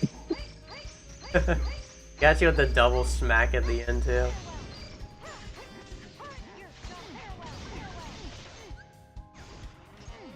Legit about here not to use the decisive pumpkin replacement on Vanitas because I just like the spell so much I want to use my magic one. Now that's base there. I agree. What? Its lead doesn't want to use Void Gear for combo boost because it does They have so much fun with the magic. Based. That's a based person right there. That is a game I've ever seen. That is, in fact, a gamer. You can't just get out game like this, X. You gotta show our friend here who's boss. I'm working on it. I'm trying.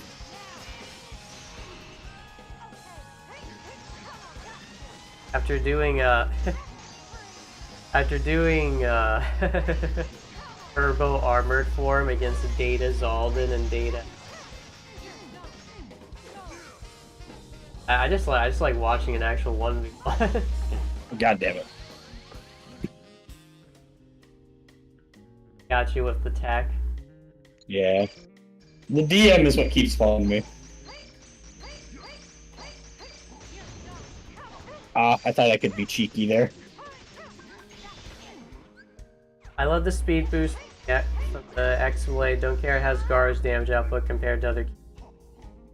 Yeah, the funny thing about the X-Blade is it's one of those things that's proof that I made that mod with hatred, because that's actually not a nerf on level 1. It's only a nerf on leveled up playthroughs.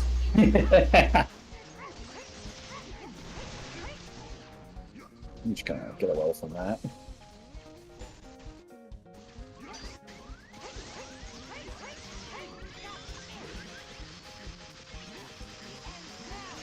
Duke actually paid the $40 before I had reduced the price. What a Chad. Up there with the big chads. I mean, only on level playthroughs, so... I'm stupid. So I'm still trying to get used to the phone. So the X-Blade in the Vanitas mod is like, oh, you get higher speed, but your damage is reduced. But that only applies if you're on a leveled up playthrough, because it's only setting your stats to level 1 stats for the X-Blade. So if you're on level 1, there's no drawback to it. It's only when you've leveled up and increased your stats that the drawback occurs of, well, you don't have the damage you're used to now.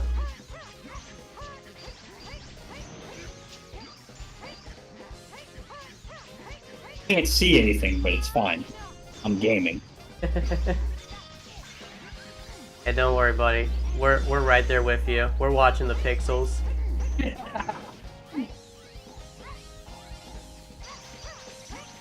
But you don't get the string numbers from the Keyblade itself, right? The X-Blade manually adjusts your stats to what would be level 1 stats.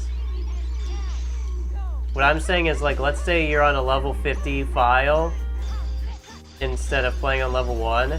The X-Blade is bringing your stats back down to level 1 stats while you have it equipped.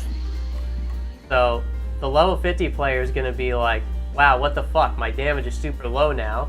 But the level 1 player is going to be like, I don't notice the difference. The Chad level 1 player versus the Virgin level 99. Exactly. So the X-Blade is like the ultimate weapon in that mod, but basically if you played leveling up, it doesn't feel like an ultimate weapon.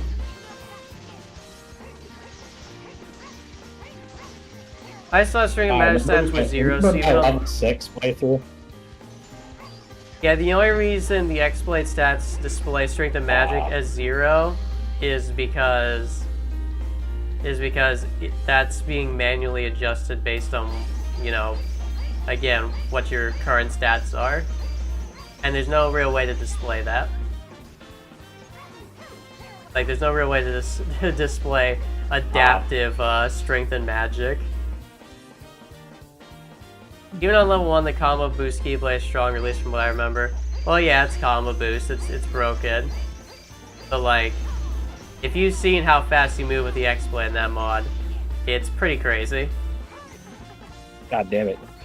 I keep fucking underestimating how far that, like, form change sends him. What's up, J64? Are you talking about when you go into armored form? Yeah. Yeah, that's actually Oh Not jeez, he got the even. double hit on you. Yeah, just Yeah, that's actually a remove with armored form in the, don't worry about that. Okay. I'm gonna update the mod soon, and that thing with armored form knocking stuff back is removed. Alright, cool. I did play leveling up on my first playthrough, but I learned the error of my ways. you learn the error of not being railroaded into a single difficulty.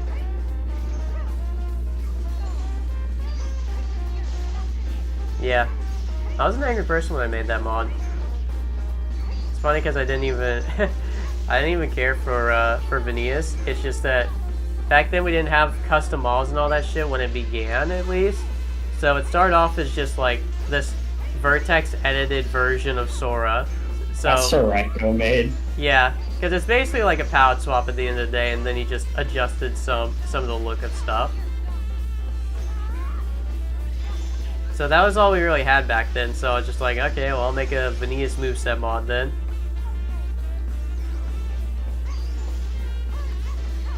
Besides, at least you can always reset to level 1 whenever. Yeah, that's actually going to be removed for the Aqua mod because that's pretty buggy.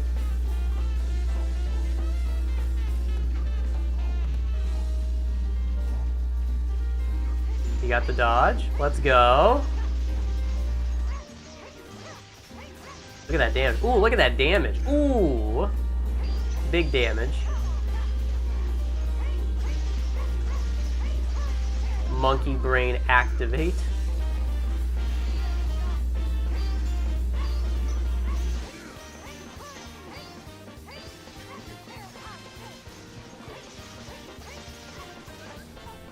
Bring back the armor infinite combos. I don't want to use my brain. Yeah, that's not happening. Hold on, before I do this, do I have to worry about something breaking? Breaking? Yeah, the RC, wasn't there like a thing that could break it? Oh no, you're fine. You won't break on the RCs that appear. Alright, cool.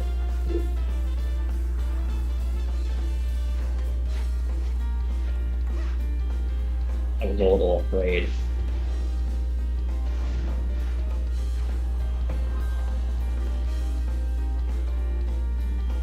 And what the fuck? I was under the assumption that I would have some time to react. Well, Oh god, I accidentally disabled the lane linear. well, you will with the RC that shoots him past you. What now? Well, you will with the Clash RC, the first one that appears, and that shoots him. Well, I did do the Clash, or was I not supposed to do the Clash? The one you're aiming for is Breakthrough. Oh, I thought you disabled those. I disabled Finish. That was the only one that crashed. Oh, okay. Well, I guess now I know. Half the battle. I was rooting for myself on that attempt. Hi, J64. So what we were doing today was just doing a little bit of polishing as usual. Getting the information prompts out there so the player knows more what they're doing. And now I'm watching my buddy Tex here try to win the last data battle that he has yet to complete.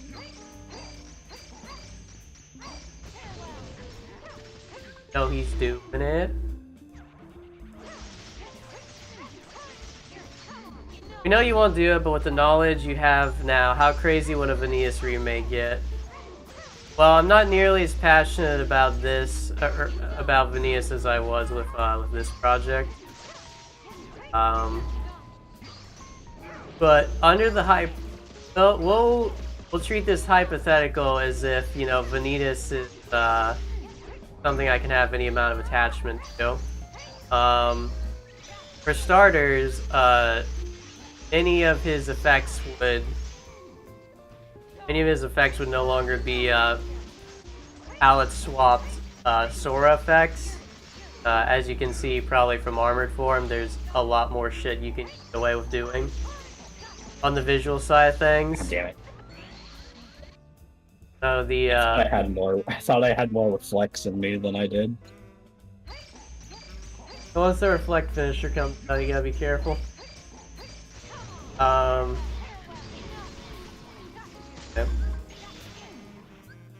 But there would definitely be nowadays. I would even be able to put Vanitas' Birth by Sleep animations, or even KH3 animations, mixed into his moveset. Like, it wouldn't just all be Sora animations, because now we can just rig any animation we want to Sora skeleton. AKA shit would just look a lot polished. Yeah, it would look like, basically the mod would look like it wasn't the first of its kind, and then there would be a lot more balance changes to not make a bunch of shit one-shot you.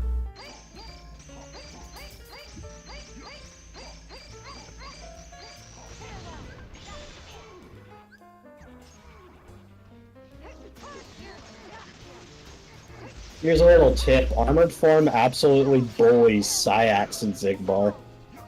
So, if for some reason you're having difficulty with them, use armored form. Come on, guys, are you gonna trust this casual who's never played level 1? No? Shut up.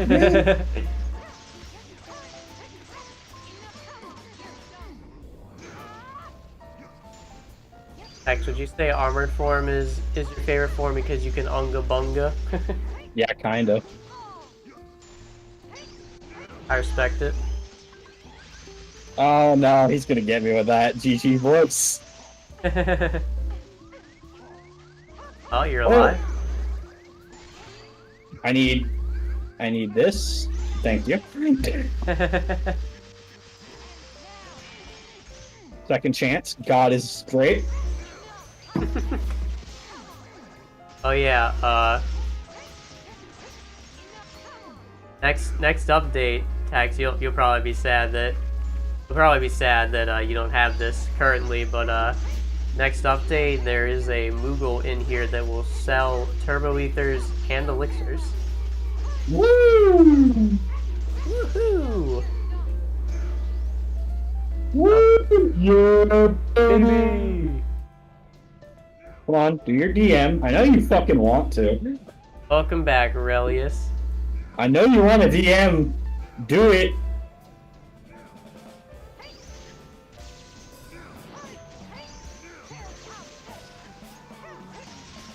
I don't like that he hasn't DM'd yet.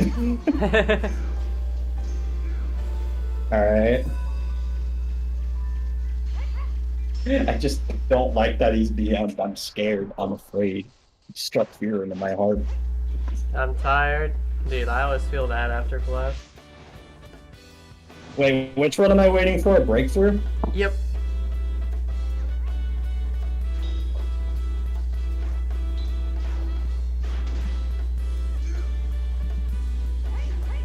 I missed my shot.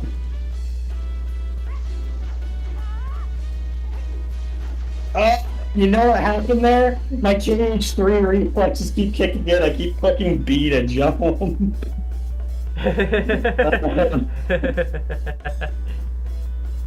I might fucking change that, low-key. That keeps killing me. Would I add more party members if I did remake Vanitas? Oh, absolutely. And the big reason for that is because we can actually port, legitimate Birth by Sleep animation. So they wouldn't even be like heartless swaps, wearing unversed outfits or something like that. It would be like actual floods attacking with Vanitas. I mean, the floods surprisingly look pretty good anyways, though, I'm not gonna lie. Yeah, Disguster would disagree because he hates all of his old work, but I do think the floods actually look pretty good.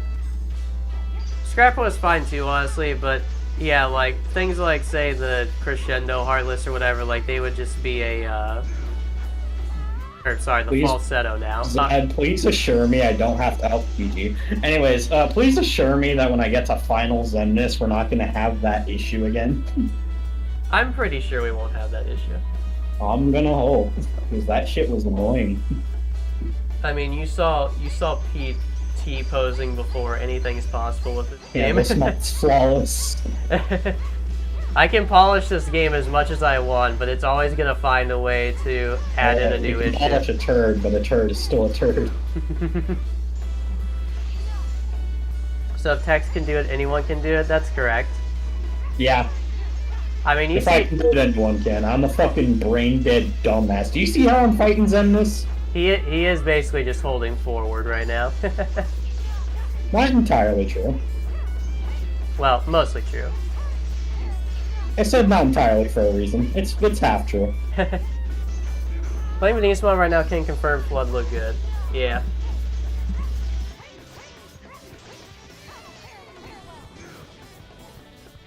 Oh. Uh-oh.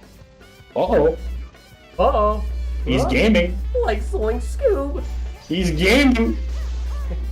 Ah, shit. I dropped it. Jinkies, a skyscraper.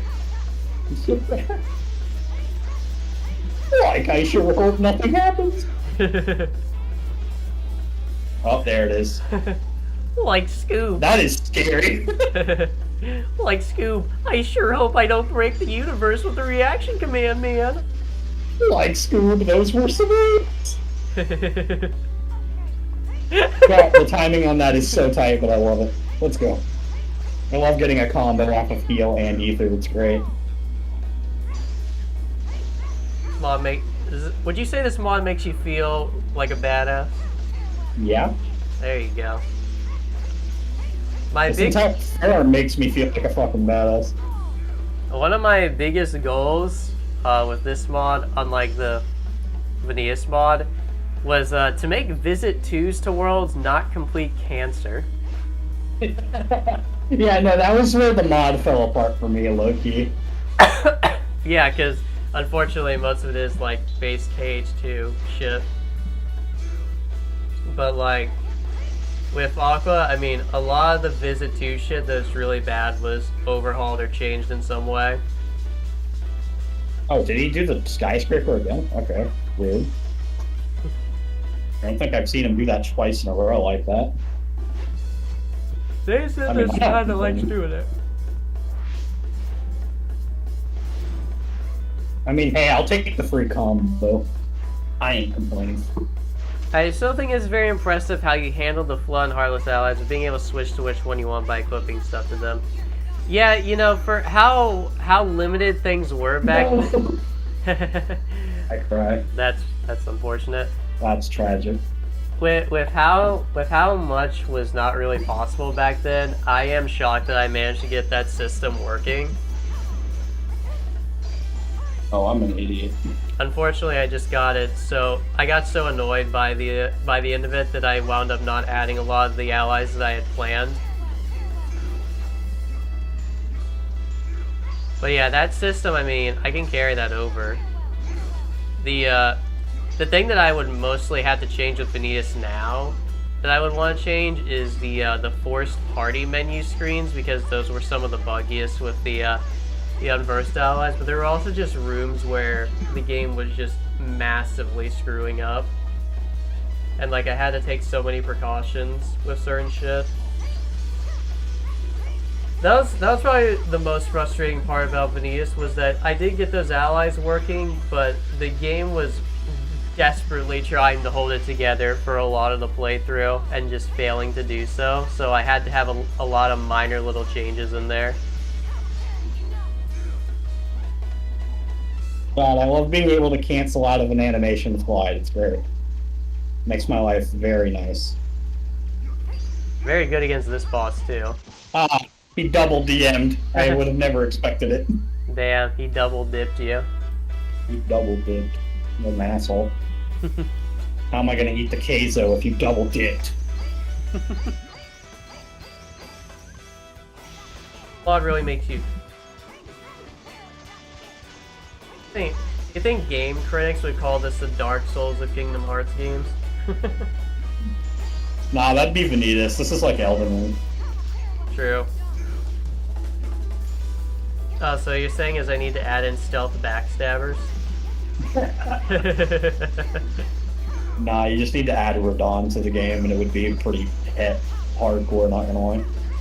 I have to add a poisonous swamp level to 100 Acre Wood. Yeah. Make a poison. I feel like you could technically pull that off if you just applied this effect you're doing to me right now, just only whenever you're in Pooh's world. Yeah, pretty much. Or just have Axel constantly there ready to put a fire ring down. Yeah. Just have Axel under the floor constantly applying fire. There we go. I had an idea for like a little platforming segment where like you go, you actually interact with a truck in the world that never was, and you're like, wait a minute, can't I just like jump over it? and then it takes you to like those DDD levels where it's like you're under the brink of despair, and then there would be like little platforming segments where I would put down like little damaging electric fields or something. Seems pretty ambitious. Yeah, I mean that's why it's not in the mod. A little too ambitious. But it's one of those like it's one of those ideas where you're like, wow, you know, that would actually be possible and kind of cool, but just no.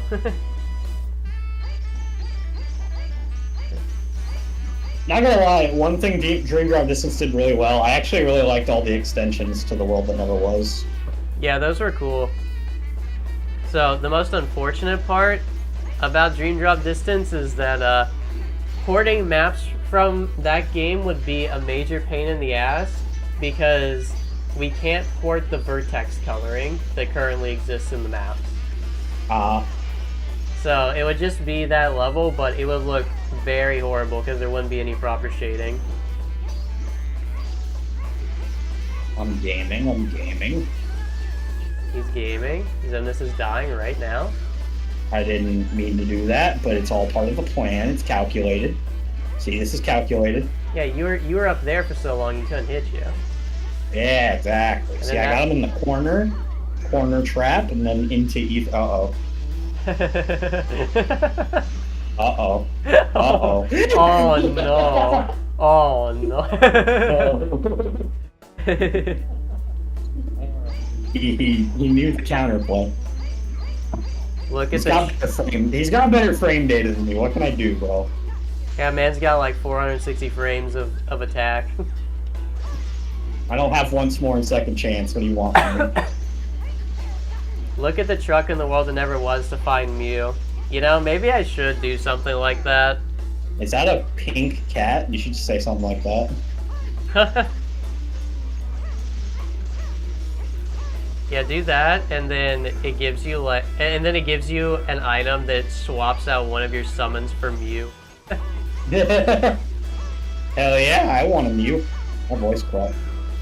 I don't think I don't think there's any way to animate it very well though, so you know. Alright, what are you gonna do, Xaddgx? Alright, cool. Thank you. Just get my MP back, don't mind me. Just mod in under the truck one of the NPCs from Mortal Kombat Deception that's just like, oh no, someone has caught me, and then he just drops an item.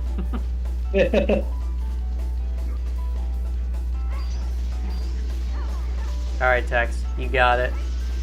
Nah, I don't believe in myself. No hope. It's what the fans want. They want to see you pull out the victory. They want to see me pull the victory royale. Exactly. You need to get the epic victory royale with the skyscraper. You become the winner chicken dinner. If you unga bunga hard enough into him, surely it'll work this time. Honestly. My mindset. They say the definition of insanity is repeating the same thing over and over and expecting a different result. But hear me out. They'll never expect me to do it again. I'll do it again. No! He baited me. I saw the barrier and I went for it and he DM. What a dickhead. He put the barrier out in front of himself. And then he was like, hey, what if I just did this instead? What if I did this? Check this out.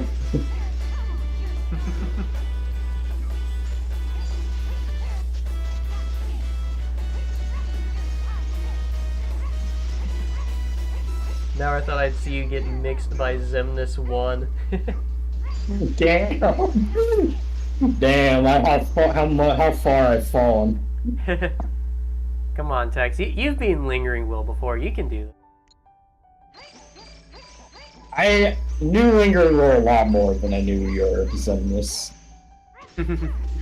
Honest to God, most of it's just stupid mistakes I keep making. Oh yeah, it happens. You haven't played in months. Alright, fuck you, Xemnas. I'm doing this. Enjoy the free damage. And the combo. You know what? Maybe I just need a specific song. You know, music tends to make me play better. I got some. You gotta play Megalovania again.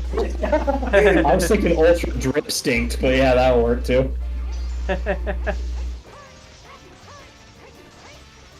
Oh, better yet, play Big Shot from Deltarune Chapter 2. That song slaps. Saw a cover of that was pretty good. Here, I'll put Big Shot on the stream. Uh-oh.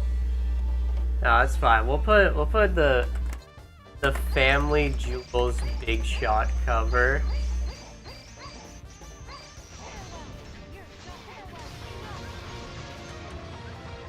Alright, you're gonna win now, right, Tex? I mean, I can't hear it, so I'll have to alt-tab it, but... Oh, okay, I hear you. I don't promise this attempt. I loot this. Okay. Yeah, it's called right-click. There you go. Here's the content, boys. He's gonna win this time, even though he can't hear the music. I can feel it in my soul. Feel like By the way, I that. love if attack cancels. It's so hot. I love it. That canceling is Canceling fun. is my favorite gender. Uh-oh! Uh-oh. I didn't expect the DM. The DM is what keeps fucking me. Hold on, let me get my big shot. Actually, no, I'm gonna play Hero. You want a fire song? Look up Hero by Jeff Williams and Taylor Hines. Maybe I should just play some Nier Automata music for this.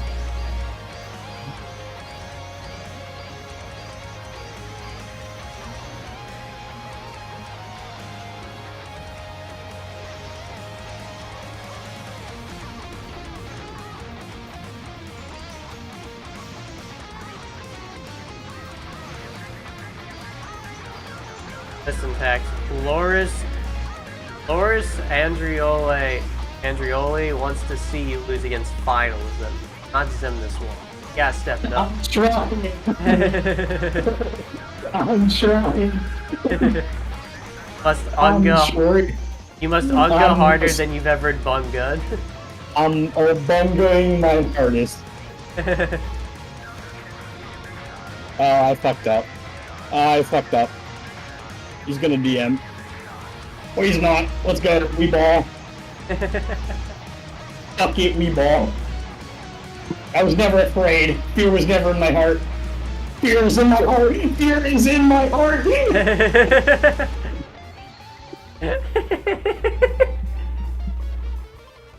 Play some Image Frontier OST.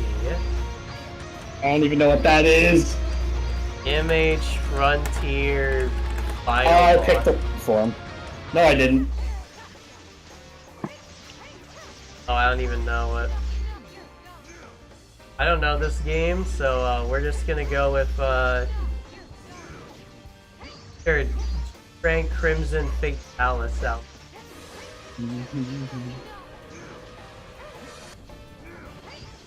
Man, am I lucky he did not follow that up. I've never been 0 to death this much in the game before. Ah, I fucked up. Yeah, DM kind of is just death if you get hit by it. I know you said it Pretty would much be... all of his attacks are death if you get caught by it. The 2 slab doesn't kill you. Look, Oh. you're alive. See, you're alive. You took 2. That wasn't him hitting me, that was just barrier. I know you said it wouldn't be possible to make a tornado step ally due to its reaction command a few years ago. Would that be possible now? Yeah, it would be doable. I mean, Do what now? to make a tornado step ally, J64 really likes the Vanitas mod ally shit that I did before. Yeah, you could have a tornado step ally. I mean, you still can't really perform the Why am I reaction. stupid?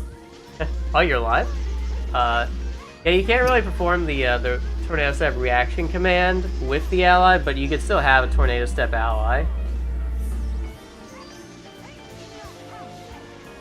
I play dangerous games. He teleports to me and my immediate response is reflect. This isn't gonna outlast him. Oh, you're alive. Oh shit, you live with actual 1 HP. Let's go. We're stuck in the Matrix now. Andrew Tate was right all along.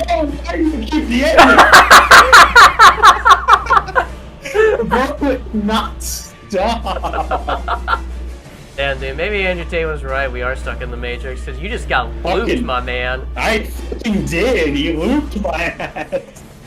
He sounded shocked when you said he was alive. Oh yeah, I love counting Texas deaths in my head. I'm glad you're supportive.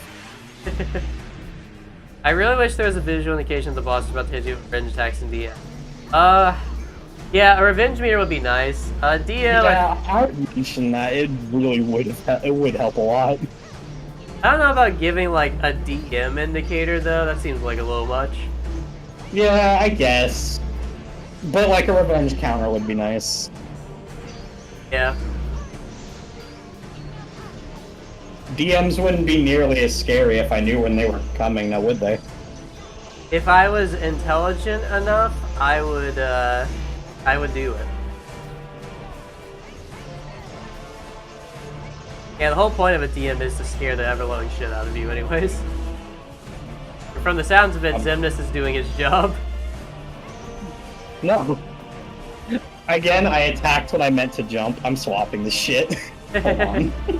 The amount of times I've died because I keep trying to jump when I attack is a little annoying. Let me fix this. Fucking Japanese. Yeah, I said that. Barossa theme slaps for the next track. Interesting. You make a tutorial on how to add in custom heartless and unversed allies to the Vanitas mod. I did, but I unlisted it a while back, I'm pretty sure. Why? Because I had my desktop in full view, and Alright. think Sure it was working. I think my name was on there. Oh, fair enough. But yeah, I never drew attention to it, just privated that shit. A tutorial on that, I mean, it's a pain in the And ass. much more natural. It's a pain in the ass, but I mean, it's doable.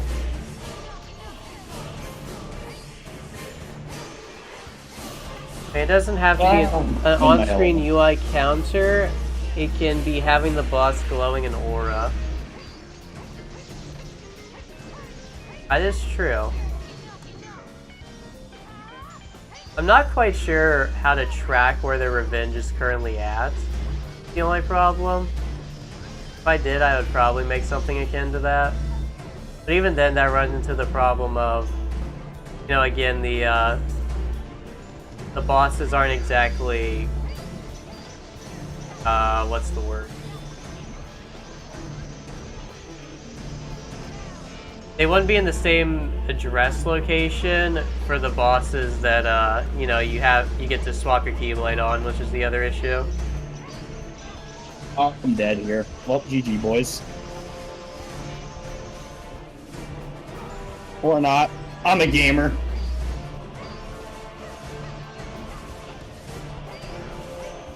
Oh, gaming?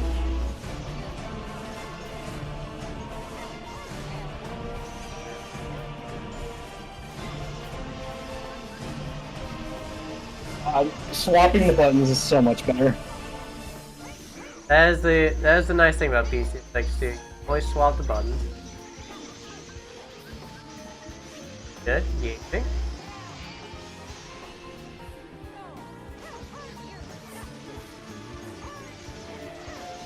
Were any of the revenge values edited in this mod? No.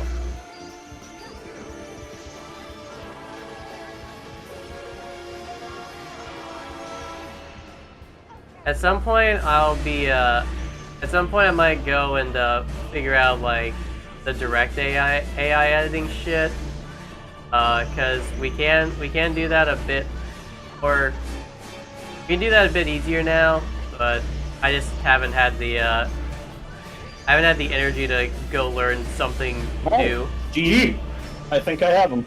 Oh snap! He's on his last health bar. If I choke this, I'm uninstalling my entire computer. Better not joke it then. The fans want to see you die to files, doesn't it? Yeah, I'm sure. I send the tutorial to him. Maybe. Oh my god. Yeah.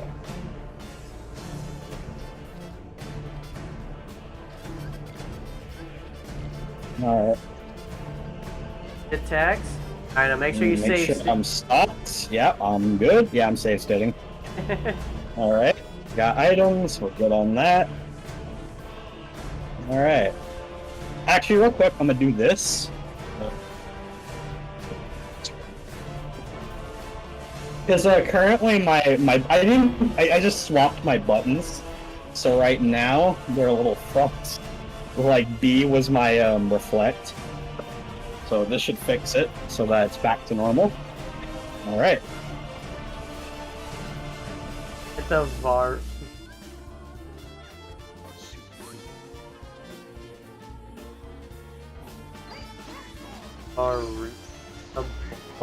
Shit.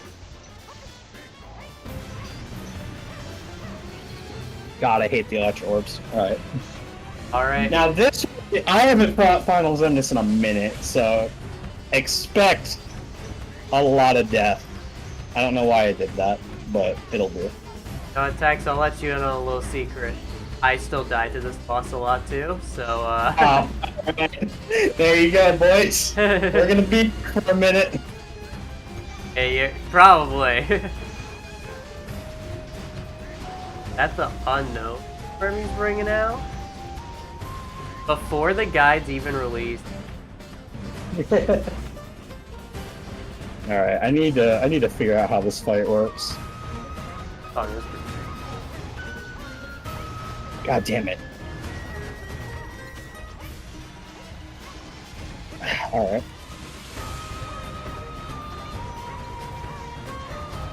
Alright, I think I get it.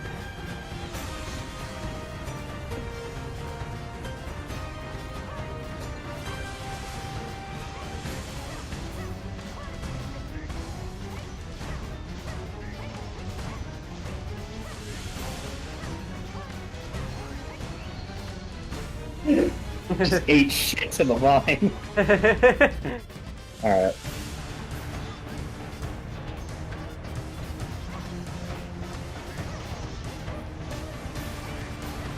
I'm just gonna let you finish. Bunga and we bunga. There we go. Here's my opening. Oh, I fucked up. Where is he? Oh, I'm about to eat shit. Never mind. Items mid-air is awesome. Let's go. We fucking ball.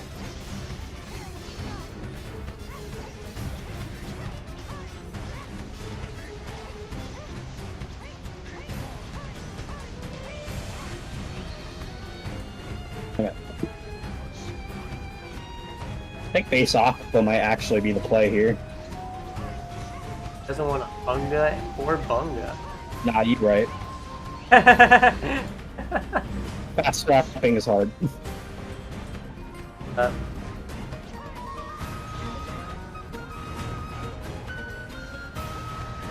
There's the bot. Let's go. Hot photos of your sister. I'm sure.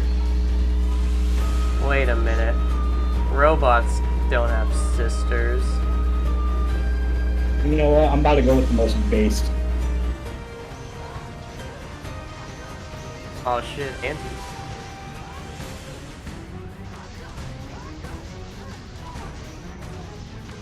I forgot I have to click triangle. My dumbass forgot how limit form worked for a second there. Yeah, triangle is kind of an integral part of that form. Yeah, it is. I remember that now.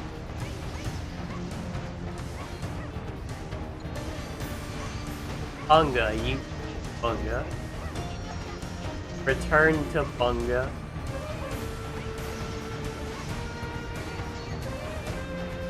Damn. All right. And we caught the reversal.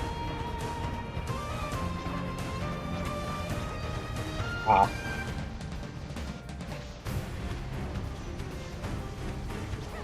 Oh, actually. What song? Barusa Baru from Monster Hunter Frontier. Give me a second.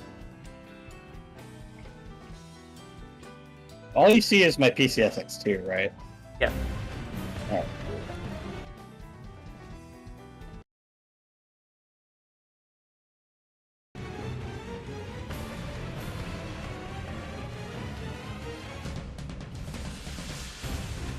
I'm trying to do something.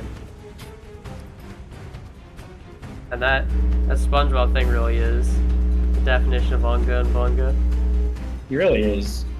My boy Doodle Bob would be out here. Doodle Bob, I feel like Doodle Bob would just erase his Zemness from reality and make him a nobody. He fucking would. Here's what I'm listening to. This song goes hard.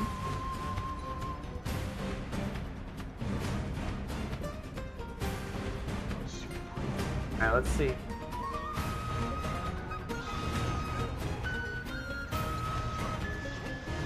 F will.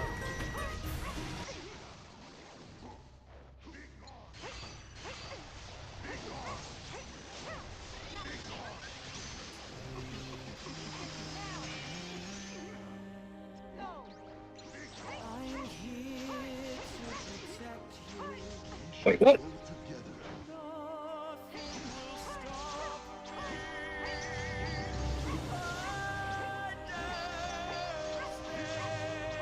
Guys want to know a fun fact? I fixed what 2.5 couldn't.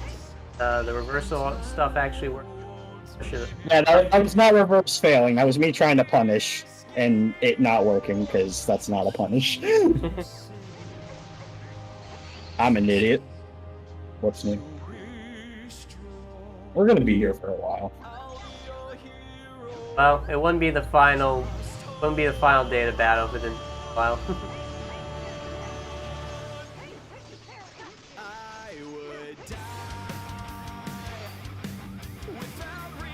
I see. Actually listening to a into a song about how you would die. Yeah, it happens.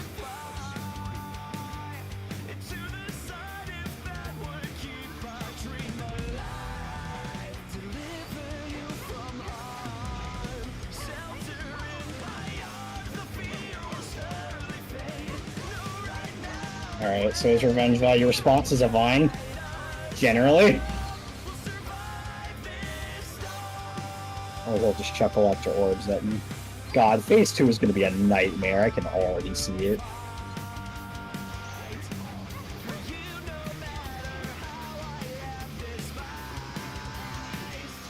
What version are you on?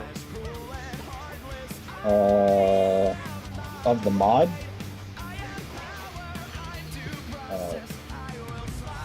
I don't know, actually, because I renamed the ISO multiple times because he kept doing fixes midway through. That's true. Alright, never mind. My ISO is called Aqua, but my recovery vote doesn't suck. So, there's your answer. Okay, yeah, no, it was based off the V.42 version. Okay. That's the original one.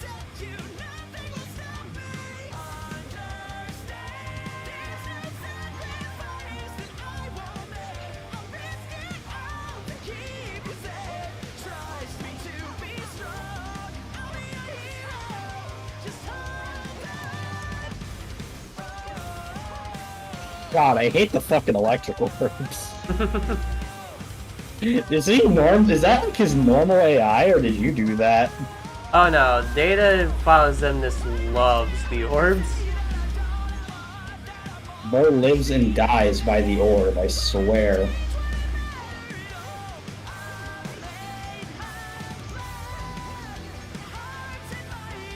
Groovy music slaps, and that's pretty much the only thing I liked about the show.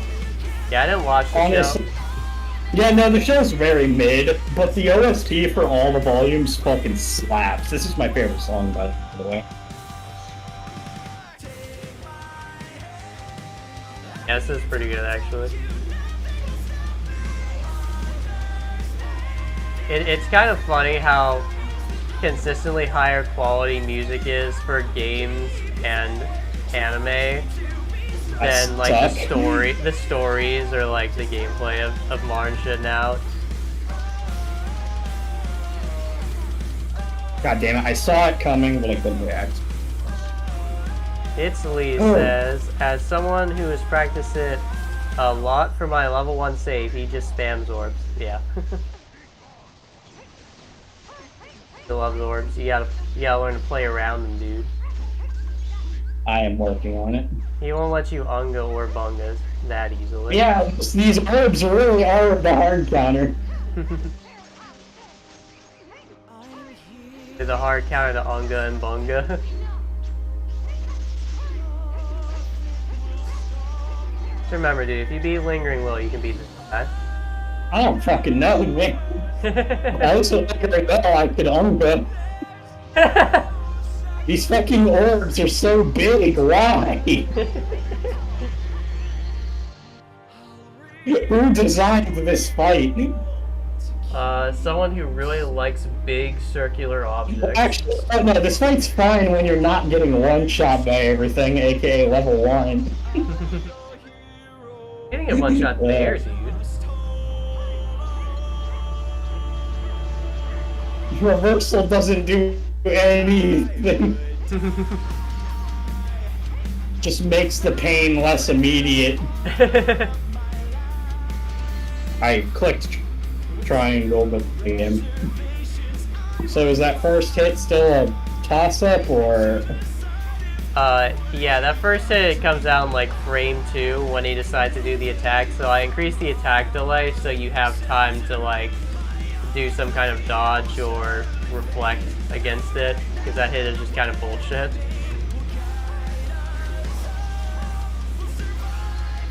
Damn it. I think I would have less of a problem with the orbs if they didn't fucking hone near him. The fact that they hone in near him make it borderline impossible for me to approach with my combos. Or at least armored form is fucking useless against this fight. Just remember that you're the hero, man. Huh? Just remember you're the hero. Well, I don't think Xaddgx cares. But why he gets stunned there? All Saint Peter is just too powerful. I think that's what we're learning here. This reversal's kind of glitchy, not gonna lie.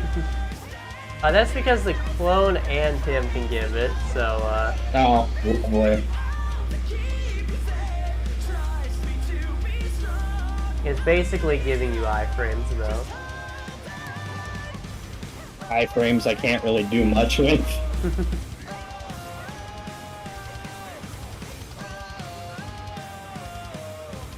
Maybe. I'm gonna assume that's an AI thing you can't change about him. Yeah, pretty much. You can't make him not spam orbs like it's nobody's business. Oh, you're referring to the orbs. I mean, that's pretty much just his base AI pattern, like, that's not really gonna go away. Damn. And I don't really mind it anyways, because there actually is, like, counterplay to it. I'm sure.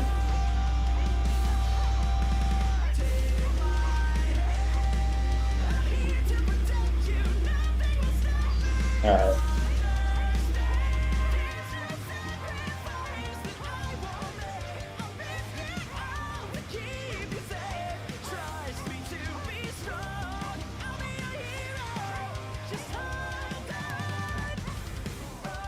Where is he? I'm scared.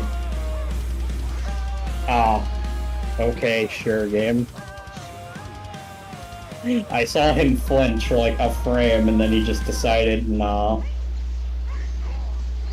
The clone probably decided nah. Is that his clone I'm attacking? I can't fucking tell. No, his clone was probably the one that sent out the vines on you. Oh. Oh, is that when his clone decides to join the fight? His clone's just kind of chilling.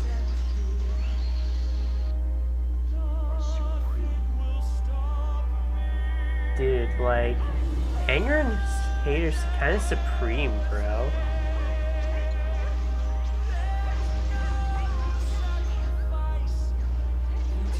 Dude, you're... He leaves there, and not much I can really do about that. Yeah, that's kind of just him blatantly cheating. Bear really just said, I don't feel like getting hit anymore, so I'm just gonna not. What? This RC sucks. Dude, supposed to push the button with the light on it. I did, Ski, I did! I'm sure you, Ski, I did!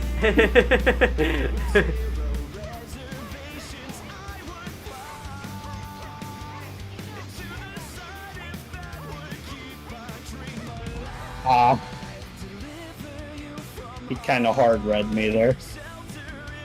Dude. Dude, you're supposed to put the... You're supposed to... I hate this game.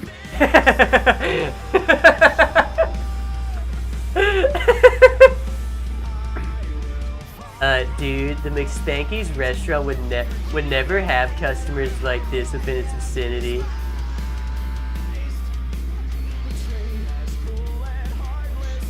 That vine has got to be the stupidest shit. The vine is pretty powerful because it can randomly decide to hit you one time or 7 times. Yeah. Yeah.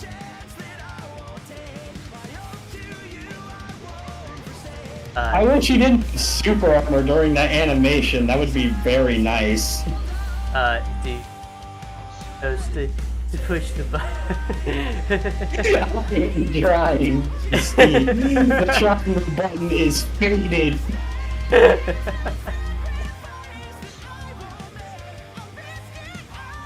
If someone ever makes a Xaddgx, one form should just be these orbs. Yeah, you can't even command him. He's just spamming this attack the whole form. Does not help the reverse keeps shoving me into the orb when I try to use it to escape the orb.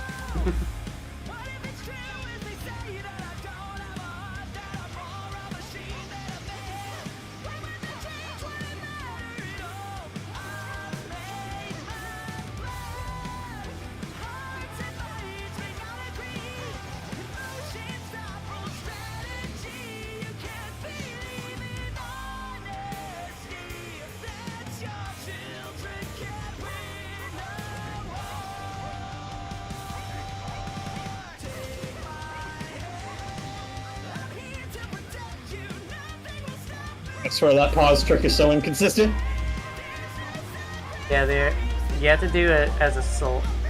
You have to do it slightly after you select the form, because it doesn't start buffering until a certain point in the animation. Whatever. Form doesn't start loading at a certain point. Pretty cool is then this. What? I was clicking it. He was hitting me anyway. What is going on? Press triangle harder, I guess. I don't know. I was clicking it as fast as I can. What more does the game want from me? What'd be cool is Xaddgx had a third fight where he just says fucking with the keyblade. What would be cool is if Xaddgx wasn't a cunt. Well, you know, this is the guy who lied to all those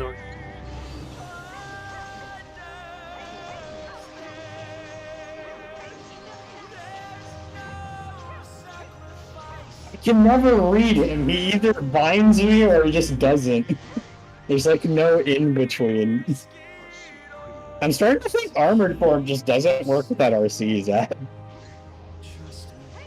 Because I literally am spamming triangle as hard as I can when that happens, and nothing happens. I don't really know why armored form would be bugged, but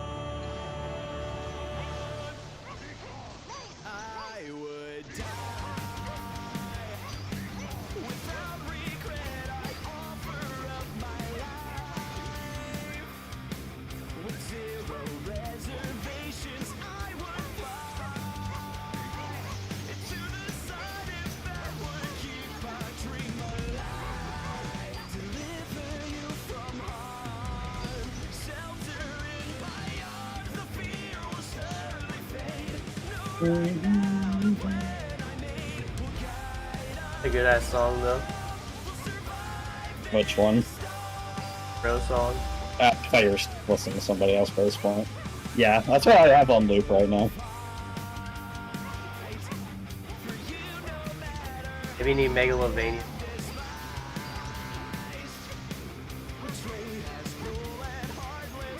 Fucking maybe.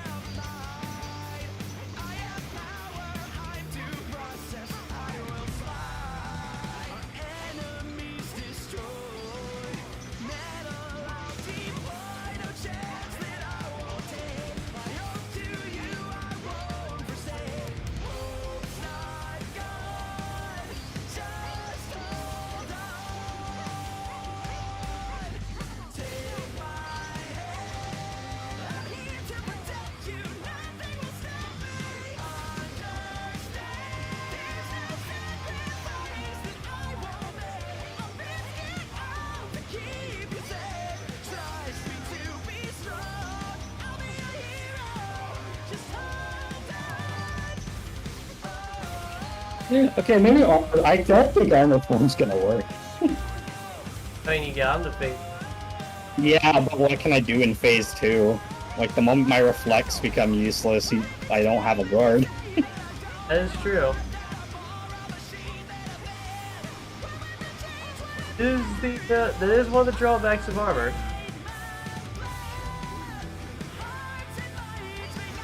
Yeah, like, I don't get it. Either that or the RC is still bugged or something, because I'm literally clicking triangle. And it being a little annoying, it kind of annoys me that me clicking triangle and then dying is a little waste. And you're on like version 0.42 or something. Not as pop. Something. Maybe. I don't remember this RC having problems though, but and this version was probably like many. It was. Because like I'm clicking triangle like as hard and fast as I can, and it doesn't matter. Sometimes it just drops and he hits me anyways. Boss the function properly in 5. Yeah, 0.5 sucks.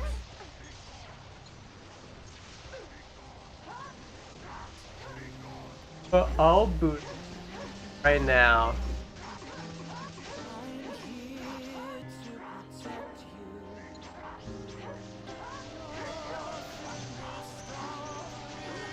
Maybe anti-form's the power move.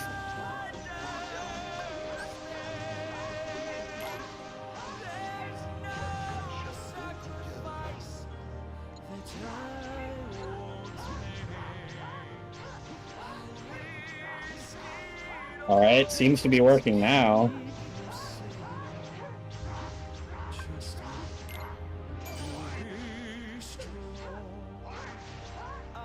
Uh-oh. What the?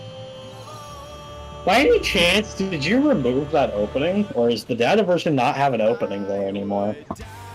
The DAV version does not have an open. It has that flaw. Wow. So not only can it one-shot you whenever it feels like it, but you don't even get an opening out of it? Jesus Christ, developers.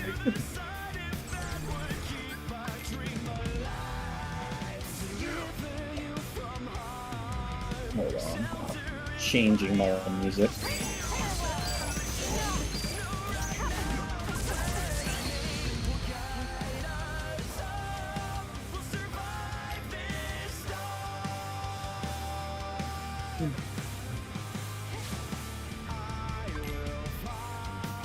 I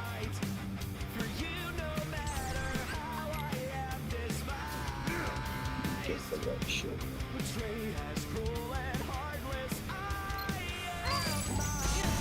I don't know about showing you Yeah, guys how it's done. I'm just trying to see if the RC is actually bugged.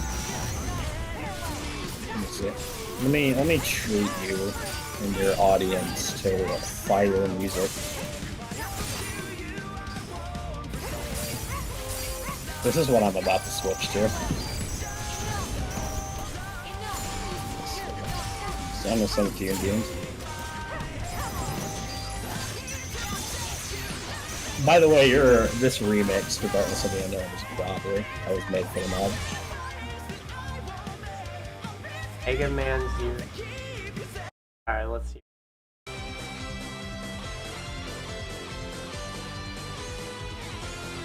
What I'm gonna probably default to for now.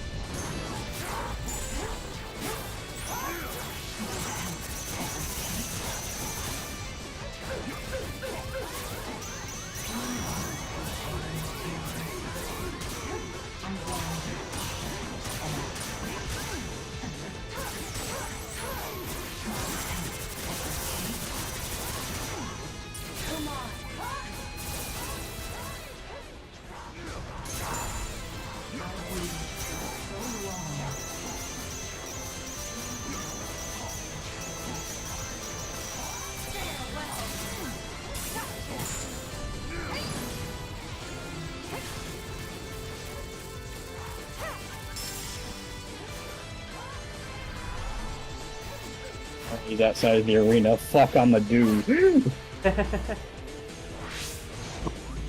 I wish there was a wall there for him as well. That shit's dumb. Yeah, actually, I tested him on other maps too. He just actually straight up ignores all forms of the. Alright, that was bad.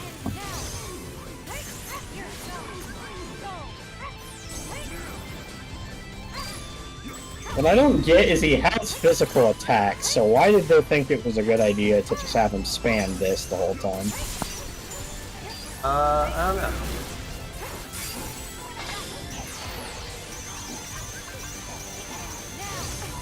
By the way, which limit is it that, like, actually gives me health? Taking Whispers and Spell Reaver are both pretty good. Actually, no, sorry. Taking Whispers. Depressive Devastation. Which one? Taking Whispers, the one. Alright, got it.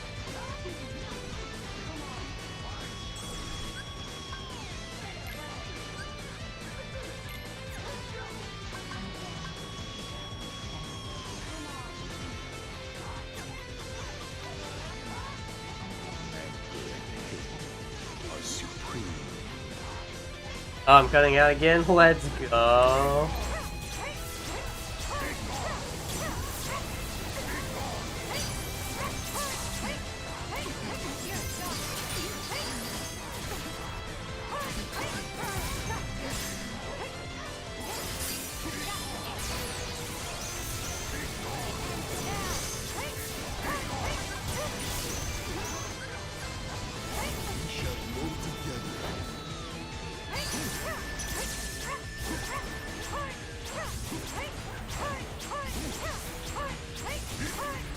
I really can't do much when he's outside of the arena like that.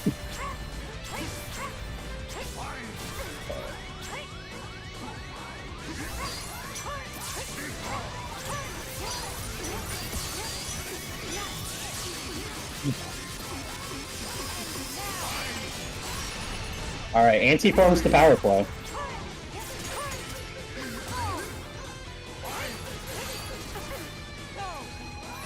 Alright. That's a lot more delayed than the standard fight. Either that or it's been so long I forgot the timing of that.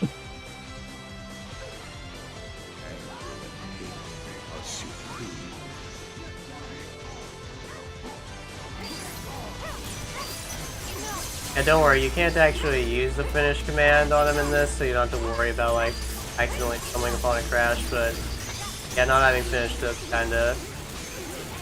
it'll make the fight last a bit longer.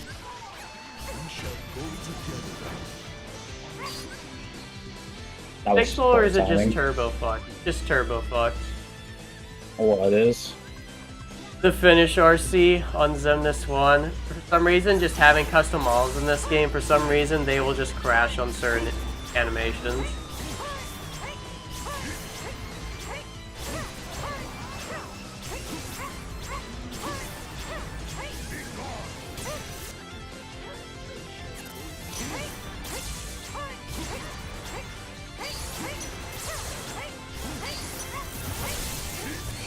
Okay, Tex, you know what I think might be happening when you're doing the RC on armored form? I think what you might accidentally be doing is having the shortcut menu open when you're pressing triangle sometimes, because select at some point, because that'll actually prioritize whatever after your triangle, because I've been doing this reversal sequence for a while now, and it's not supposed to. I thought you said the first hit was still, like, weird. But yeah, the first hit is weird, so you reflect it and then you've got to like get out of your shortcut menu and then start pressing triangle, because I'm doing it and it hasn't dropped for me a single time. So I tested the shortcut menu. But if I do it in the shortcut menu, then yeah, that's when it drops. So I'm trying to make me cast thunder instead.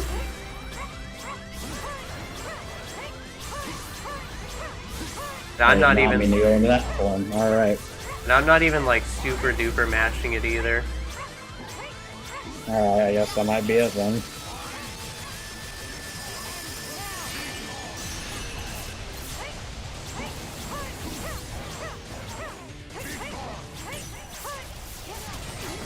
God, I hate the magic menu. Why does it exist?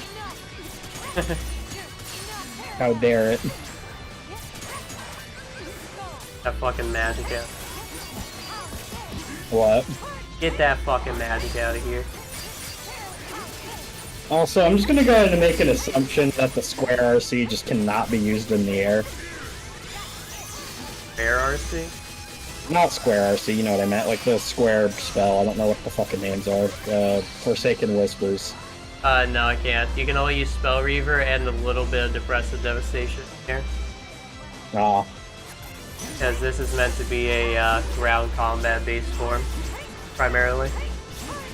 Oh, this one's just fucking useless against him. I think this fight, ironically, has the same problem I have with Elden Beast low-key. I feel like I'm spending more of the fight running after him and avoiding projectiles than I am actually fighting him. Yeah, he just kind of run away quite a bit.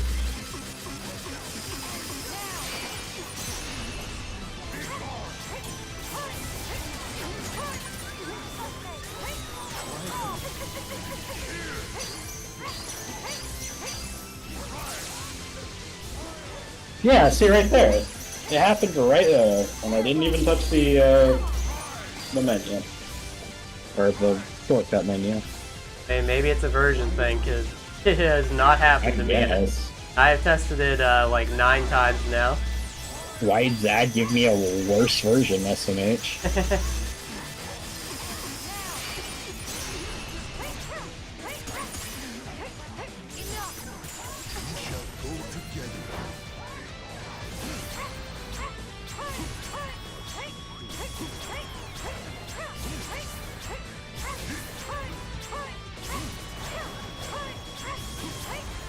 Or doesn't even get stunned by that, Jesus.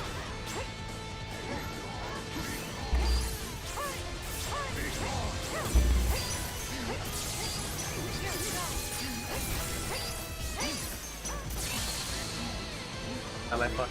Yeah, I was in the short. I wonder, has Pridelands been replaced, or is it like the Vanitas mod where you're stuck with a static ability list in a world far too large for normal play characters? Static ability list, but like Vanitas, you have the super duper glide, and then a lot of the shit's been overhauled in some form. Oh my god, I'm 6 hours late. Hey, better late than never. Who? Small pink cat.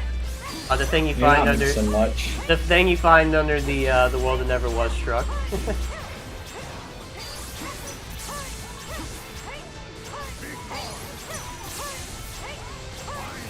Okay. I guess the vine decided to hit me 20 times there. Hell yeah.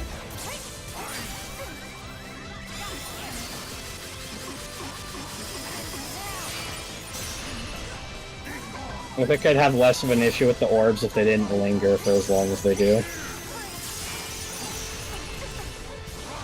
Yeah, they are kind of lingering.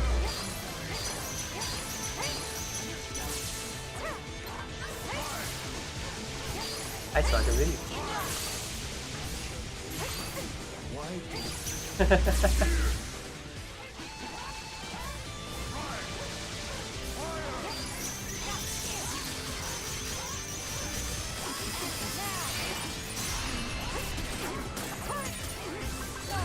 Where'd he go?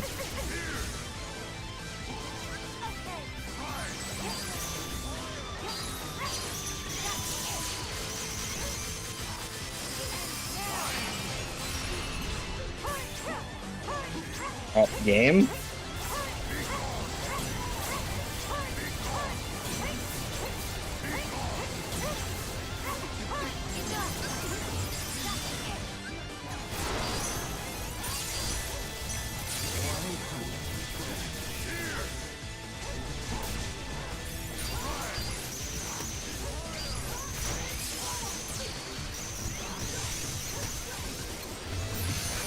God damn it.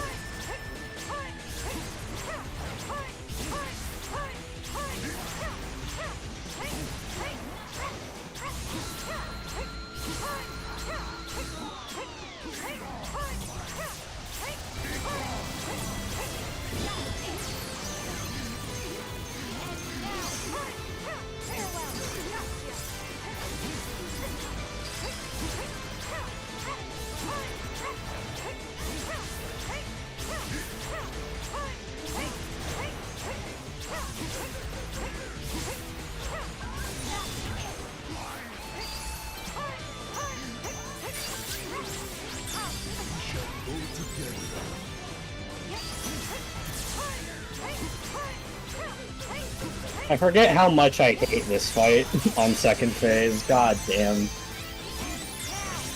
Yeah, it's pretty rough. I'm gonna go out on a limb and say this. Xaddgx has got to be the worst. Like, at least one of the worst data fights. Yeah, I even think worse than so, at least. Xaddgx.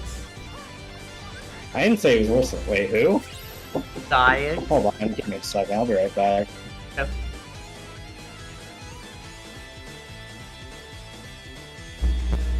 It is the will of the balls.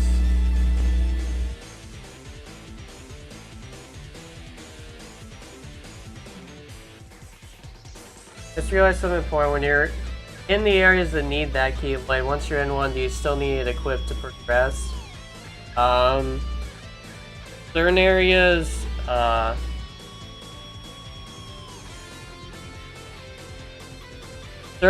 will just tell you, that, you know, if you unequip it, then you're not going to be able to go, like, it'll just kick you out of an area. And other areas will just be like, well, okay, if you do that, then you're just gonna overwrite your Keyblade, so maybe don't do that.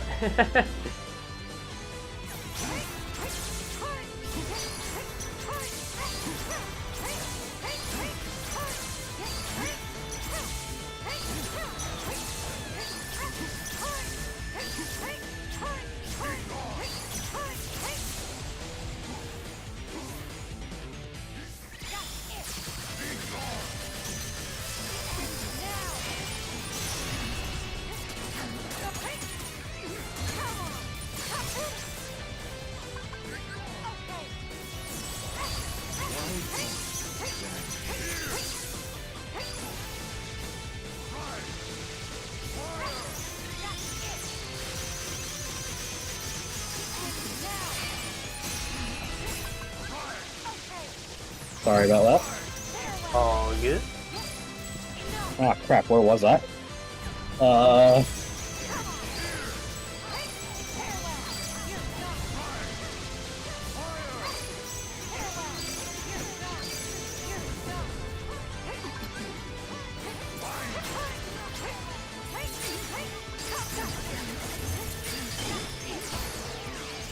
Well, that's death.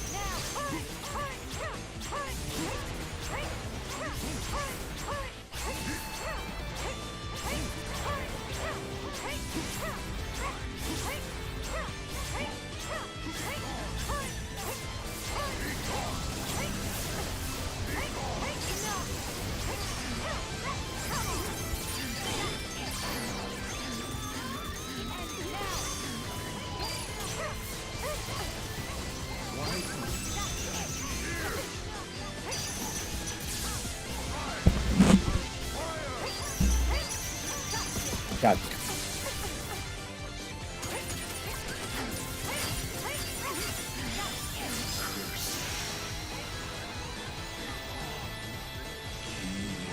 Game no ultimate shenanigans then? No, you will be able to. There's an item that once you get it and equip it along with the super duper special Keyblade, it'll let you put it's a ring accessory that'll let you swap its ability to whatever you want it to be.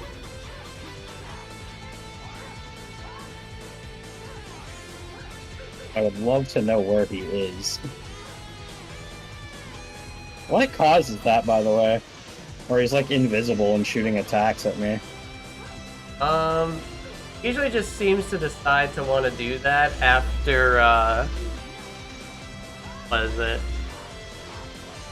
After that sequence where you have to do a bunch of the reversal shit.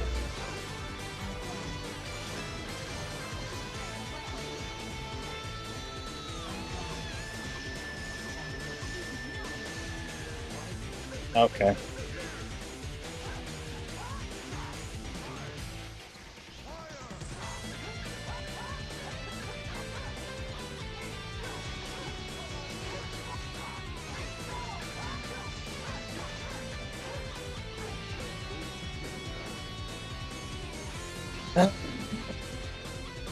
I think that's my last attempt for now. I need to swap to a new version because I can't keep doing that. Yeah, That is a little infuriating. I would say get 0.47, see if it's still happening, because if it is, then that's probably controller input delay, in which case... Maybe. In which case... Because dying randomly to that is really fucking infuriating. It's either that version or controller input, because I did that RC like upwards of 12 I'll look times. into it. I'll download a new version. by any chance, for later attempts, mind if I get that good old code for the skip of first phase? You know what I mean? Yeah, I can build. So I can test this later. I can't download it now because my internet's shit. No, it would destroy my internet.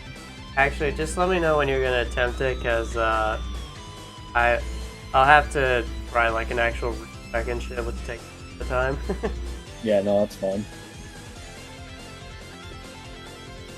You know what, dude? You done this one, and not many people say they did that on level. Thanks.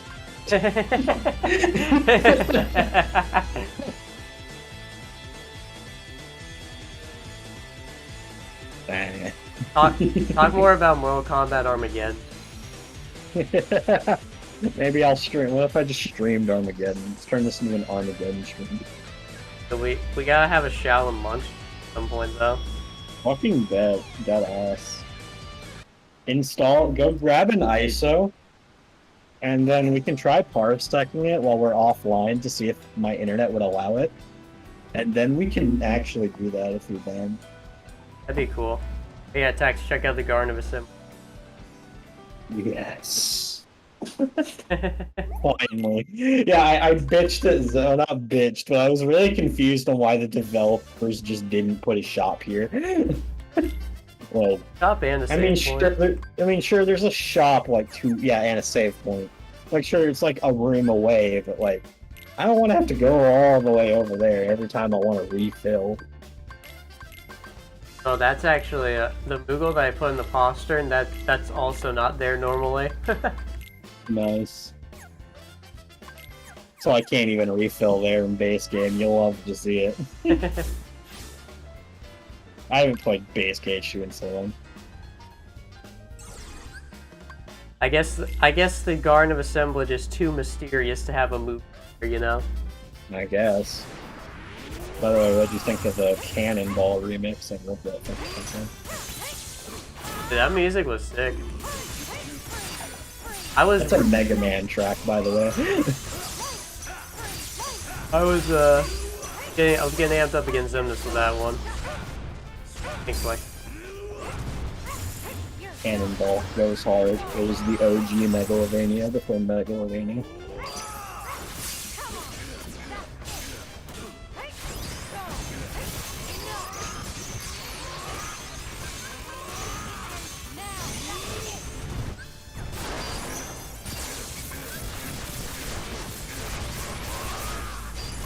Do an Armageddon stream where we 1v1 each other. With custom characters. Tex broke my hope to ever be. Fuck you, you asshole. I'll beat it. I was just tired of the RC breaking. The RC kept breaking and it was killing my fucking my buzz, so to speak.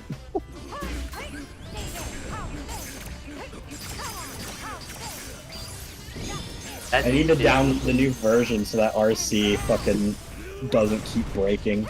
Yeah, assuming it's not like controller input delay. Yeah, if it's my controller, then I guess I'll just swap controllers. But like, that shouldn't be it, because like I can play other PCSX too.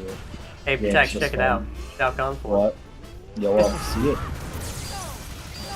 Oh, then finish it. It's so delayed that like after I said you'll love to see it, that's when it showed up. Although I think that's just on my end. I don't know how delayed it is in other people's end. It's probably the exact same. X broke my hope to repeat. Yeah, that's why I was like, fuck you, I'll beat it. I just need the new version. So it's not breaking, because like, you try beating it when Xemnas randomly decides to end you.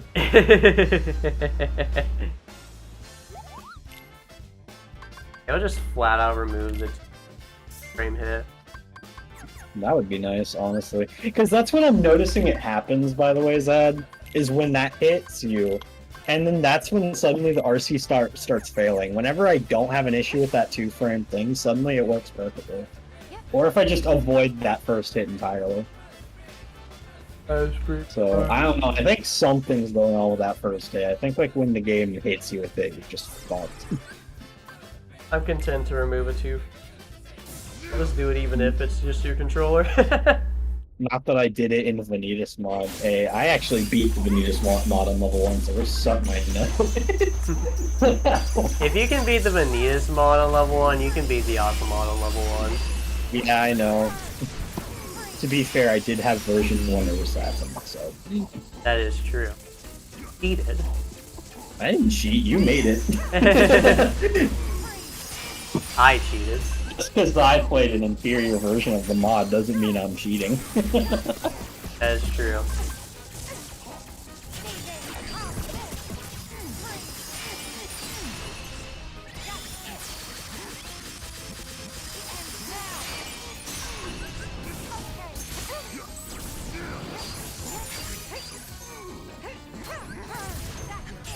Combos are always so sick. Now to flex on me, he's gonna beat the boss. Oh, I already beat him a couple of times while you were doing that. I was testing because I was testing the RC. You hate to see it. My pride has been shattered. Oh, I tried to revert and then heal, but it didn't work. He's got too many hitboxes. I do like using the magic in this game, just not on data fights, because I'm not that smart. The data fights scare me. Understandable. They instill fear into my soul. That's not true. Ah yes, my favorite spell. It's not my fault the game made it so good. I won't lie though, I did cheat against Data Marluxia exclusively because, not that I can't beat it, more so because I just don't wanna. X It's is just not. not. I'm not a fan of the, like, get touched once and you lose and have to do all of that over again. X, this is what's happening on my end. I might. Oh yeah, I'll get the newest version and see if that's fixing it. No, I'm pretty sure I queued up Reflecting. Anyways, I need to. I know it's entertainment. I know it's entertainment time, guys, but you know, well, when I spare, time for real. Load up Armageddon. Actually, better yet, load up Deadly Alliance, so whichever one has Shading for in it. Deception. Yeah, Deception. Also, I don't have an ISO. Or a PS2 capture card, for that matter. Or a PlayStation 2. I have all of those things. Damn, you're packing. I've gone through Yeah, like bro. 5 PlayStation 2s in my life, dude. I've never had a PS2 break down on me. I don't know what the fuck you guys are doing. I'm trying to mod Kingdom Hearts 2 on it. That might be the problem. Maybe. But it was so fun, so. Generally, consoles don't like it when you play it. Generally nothing likes when it comes to how I mod it. That's how I feel with controllers and like anything in a laptop. You want to use a controller? Damn, too bad. That's crazy. Damn, that's wild, dude. Trying to have fun, man. Yeah, I'll admit I cheated Marluxia level 1, but I don't care.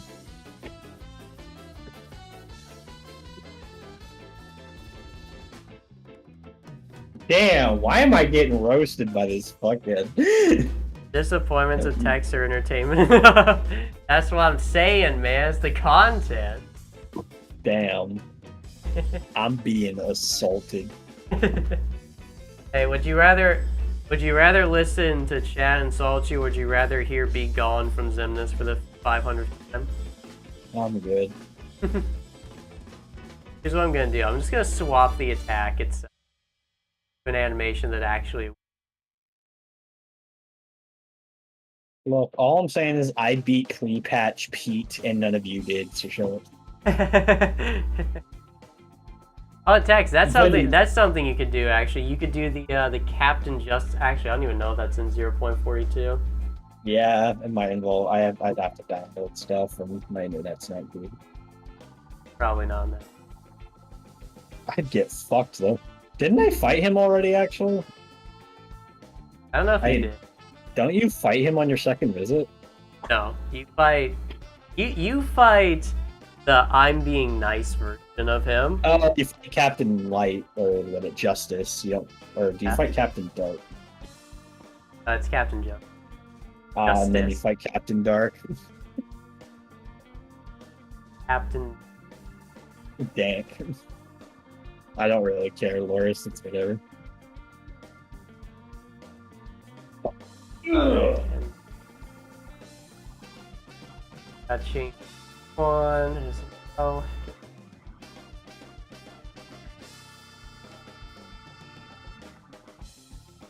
Now you want to see disappointing if I live streamed me trying to play Mortal Kombat 11 online with Shao Kahn. Now that would be content. Oh, Here's a hint: Well, in I'm that- not winning most of my matches, and it's not because I'm not good. It's because Shao Kahn's not that great. well, to be fair, Tech, you are playing a I'm a low low- tier in that game, whereas in I'm this a game, low tier god. yeah, you're the actual tier god. Whereas in this game, Aqua is fucking mega busted tier. Yeah, I'm just ass. Loris, I don't mean to swing back of it, please. He was talking about me when I was saying I'm getting cooked. Our Lucia counter event would be awesome because Are supreme. I thought about making the counter like 13. Funny.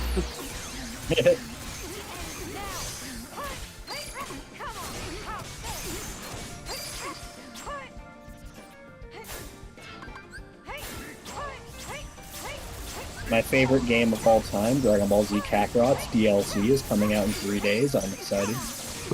I'm excited for that SpongeBob Cosmic Shake game. I'm gonna stream Cosmic Shake to you all because you need to understand how. Isn't it a sequel to Battle Bikini Bottom? Yeah. That's kind I guess it's more like a spiritual successor because the movie game was technically the for Bikini Bottom. But Oh yeah. yeah, I those hope the games. game's good because the last Nintendo Nickelodeon game was All Stars, and that game was. Yeah. But this probably has a better chance of being better. Doesn't it have the same developers actually? Not sure, but I do know the THQ. Nickelodeon All-Star Brawl turned out really good for how low of a budget it had. Like, it did not have the budget that. Yeah, no, it's fine for its budget. The issue is it's being charged at like $60. Yeah. No, they didn't put Jimmy's dad before Jimmy Neutron, and while yes, that is insanely funny, I will not deny it. That's still kind of sad. Yeah. The game didn't even have voice acting on it. Multiverses blew that game out of the fucking water. Yeah, because Multiverses probably had an actual budget. I didn't look up that. Did you play Multiverses? Oh yeah, I played it for a while. It was pretty funny. I think it's pretty fun. It's a really fun like game. I was a Shaggy main, of course. Certified Shaggy. Oh, of course. I mean, you gotta main Shaggy. He's literally Captain Falcon and I Shaggy. heard there was a leak that Scorpion and Sub-Zero were going to be added, and I'm pretty hyped about that, if that's true. That would be hilarious. It's not. It definitely doesn't have as much hype as it did at the time, but it's still got a pretty decent player base. The only reason I stopped playing it was because you had to level up to get perks, and I will never enjoy that difficulty by disadvantage shit. Yeah, me too. Well, to be fair, that wasn't my issue. My issue was I liked playing some of the characters. Like I liked playing Shaggy, Garnet. I liked Superman, but like no other characters were really gravitating to me. And like I can only play 3 characters so many times before I get kind of bored of it. Yeah. And then I just kind of stopped playing. So in Scorpion and Sub-Zero, if they do get added, I'm definitely picking the game back up for that. Although it would be infinitely more hype if a certain other Mortal Kombat character made it in. But I'm not holding out hope. Anger and I feel like 2 Mortal Kombat reps is already pretty huge. Yeah, it is. This isn't like Smash Brothers where Shao Kahn's perfect though for this kind of game because like all the taunts like that he can do would be perfect. that is true. I mean, can you imagine Shao Kahn trash talking Shaggy? Can you imagine Shao Kahn shit talking Rick from Rick and Morty?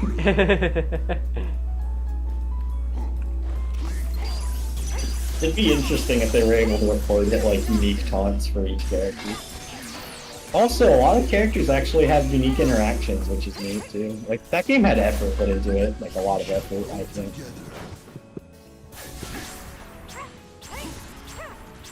Well, it seems like the vine still kind of frame one hits you, but the difference is it's only like 2 damage as opposed to like your whole health bar. So Yeah, as opposed to half or more of my health. yeah, we'll go with that. That's good.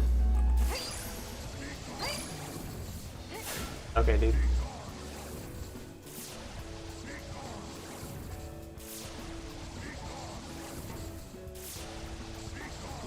Next time you stream, do you want to do Shallow Monks? Dude, I'm down. Let's I mean, I am too. If my internet can handle it on Parsec, I'm in. I really wanna. God, I can't wait for my headset to come in so I don't have to deal with that dumb echo shit anymore. Out of curiosity, which character are you taking? Yeah, for Shallow Monks. I'm fine with Yeah. I'm fine with either.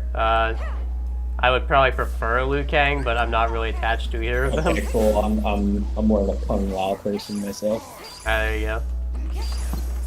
Honestly, the only reason I'm so attached to Liu Kang anyways is because the bicycle kick still remains one of the funniest moves in any game. Yeah. Or we could just turn on the cheat code so we can have Sub-Zero and Scorpion as well. That'd be cool. Can you finish the game with them? Yeah, that's not a hack. They're unlockable. Like you can actually play them in story mode normally. Oh. You unlock them by beating the game, I believe. Actually, no, you unlock them by beating. You unlock Scorpion by beating his boss fight, and then you unlock them for story mode. And I think Sub-Zero is unlocked for beating the game. Huh. Okay. I never No actually. hacks required. They're actually just playable through story mode. That's sick. I actually never got to play as them. Fine. Fuck Kung Lao and Liu Kang. Let's do Sub-Zero and Scorpion. Dude, I'm down. Which one would you want? I'm not too picky. They're both pretty fun. Fuck, you're asking me to pick between Sub-Zero and Scorpion? That's actually incredibly difficult. I don't think I can do that. I think we might just have to flip a coin. We're gonna have to flip the coin? Alright, bet. I'll take either one, honestly. Yeah, I've never been able to choose between the two. I like both of them a lot. They're both really cool characters. Yeah. I always have had, like, a fucking love for ice powers. The problem is I have a love for ninjas. I have a love for cold movesets, Yeah. but then also I Scorpion. love all the ninjas in Mortal Kombat. I love them all. Yeah, but then like also Scorpion's just like the fucking Ghost Rider over here. He literally is. Like I don't know, man. Like it's too tough. Mortal Kombat has too many iconic characters. Smoke was always my favorite ninja. Yeah, Smoke is pretty. Either that or Noob Saibot, but both of them kind of come in pairs, depending. I love both of them.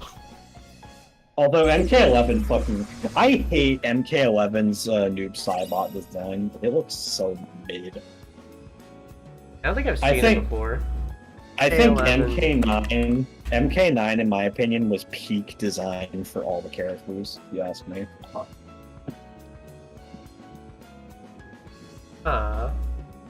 I'm not a fan of it, personally. I get the idea, because he's like a wraith. By the way, go to the far right, that's what the actual model looks like. Alright, it's Leah. Yeah. I mean, I still think it looks cool. Look to the bottom left, that's his MK9 design. I like his MK9 design more. Bottom left. Oh yeah, that is pretty. Let's see. Comparison to. That's my personal favorite. MK9 has always had my favorite move Saibot. So yeah, Leah. It's Lee. I think I'm actually. Wait, really? MK11? Yeah. Pink. Weird. I don't actually like it all that much. Alright, later, Leah. Good luck at work. Good luck, boy. Or girl, I don't know.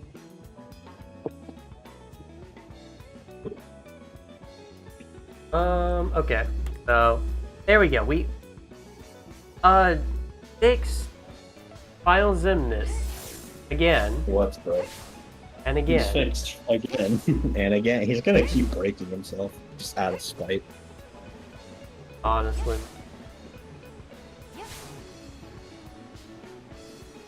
Let's see. Yeah, I think MK9 had like peak design for all characters. Oh, dude, you want to see me fight Vexen? He's a good fight. Yeah, sure, buddy. Go with that. Feel the piercing chill. I'm so tempted to find my secret boss, but I also don't want to spoil you. But they're also just so damn fun. I guess I'll find out eventually. You are definitely going to die to it. Yeah, no shit. That. MK9 was peak IMO. Yeah, I think the game as a whole is pretty peak, but I think the gameplay of MKX is better. Just gameplay-wise, at least. I also thought the a lot of people didn't like this, but I thought the variation system in MKX was also really cool. Just in general, I think it basically made each fighter into 3 different fighters, basically, and that was always cool. So like if you didn't like one variation for a character, you could try out the other one, and maybe that one would do it for you. It was a cool system. Although MK9 had peak Shao Kahn design for me. Shame he wasn't playable. Unless you own the PS Vita version. And by the way, I don't mean that in like you can play him in versus mode. I mean that in like in the challenge tower you get to play as him like once. Oh, you can play as him. Yeah, in the challenge tower on the PS Vita only. By the way, that game's PS Vita's port was actually really good. I actually own it on the PS Vita. It's pretty good. It's fun. Well, Something combat games fun sure to do do. love screwing with their players and just making them have to jump through hoops, play shit. Yeah, honest to God. Shao Kahn has only been playable in like 4 or 5 games officially. And for 3 of them, he was banned because he was a boss character. That's So, really like, sad. he was playable in MK Trilogy. He was playable in Deception. He was playable in Armageddon. And then he was playable in MK11.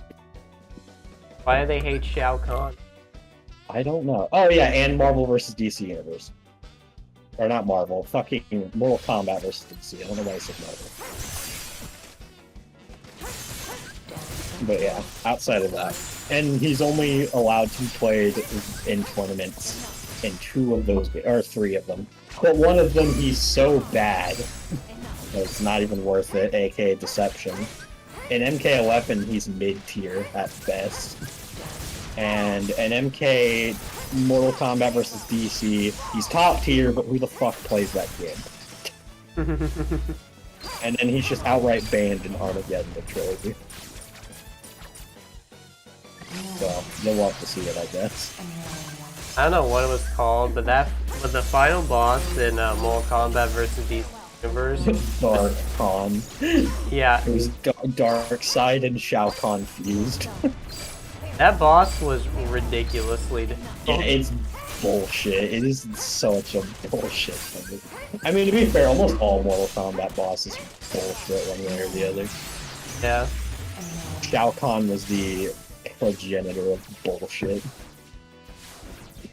And unlike most fights, he makes fun of you while he's kicking your ass.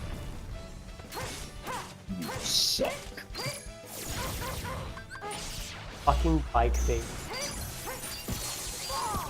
Yeah, that's when I let myself die and then respawn the fight. I know, bitch. Let's go. I'm Dash, bitch. gonna dash into his fucking bike with armored form.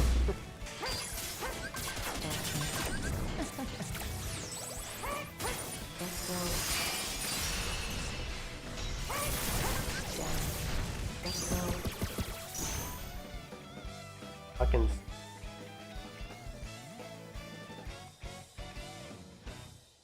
I wonder, who was always your favorite ninja in Mortal Kombat? Like, who did you gravitate towards the most? That's a problem. I could never decide between Sub-Zero and Scorpion ever. This motherfucker really just used the rock to curve faster on me. Get the fuck out of here. Bro's playing Tony Hawk. What a over here. what a fucking bullshitter.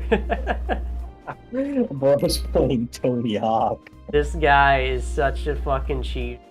Pulls out the bike, I swear to God.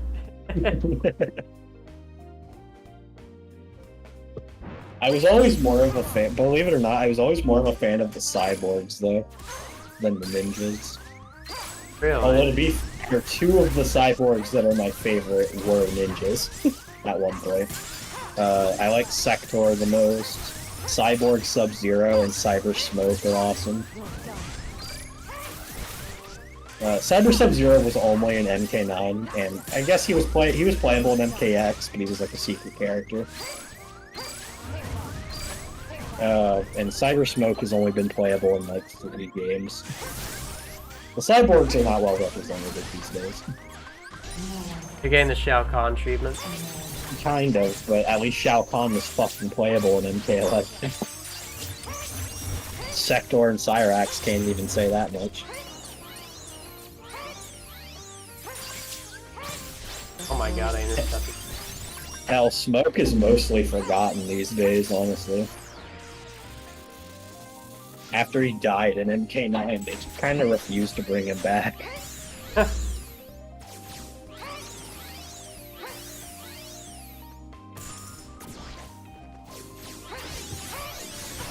Yeah, okay, that doesn't work.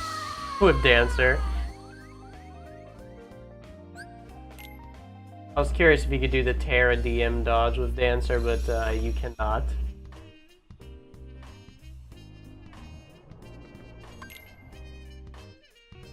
Smoke was my main. What a lad. Wait, which game? I'm gonna assume MK9. I played so much more Kombat except Armageddon. I'm pretty sure in Armageddon my main was custom character. Yeah, of course it was. Dude, it's so fun. It is, but like, Jesus. As a kid, I never really had the patience for making custom characters. That's It was understandable. ADHD brain. That's Or, like, understandable. I had fun, like, creating the actual character, but, like, the part that I always lost interest in was actually making the moveset.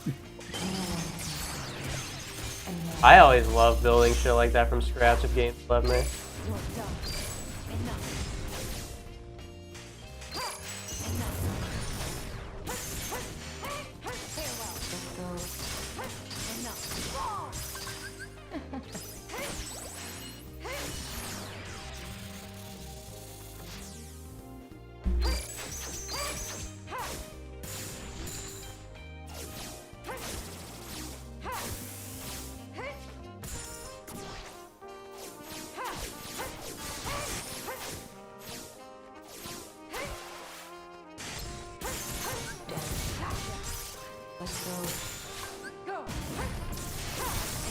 There we go. Oh my god. You're kidding. Spike phase 2 again. You're a fuckbag, you know that? You're lucky he would have just DM'd 3 times in a row for me.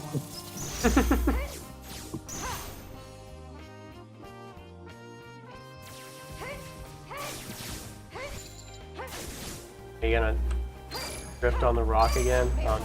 Drift off the cliff. Okay. That wasn't so bad.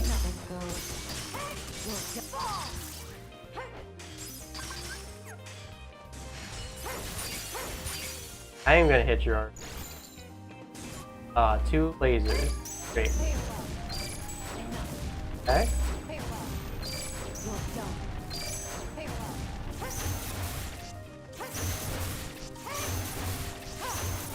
So cool. That was supposed to be a dash. Aqua, kind of fucking this up.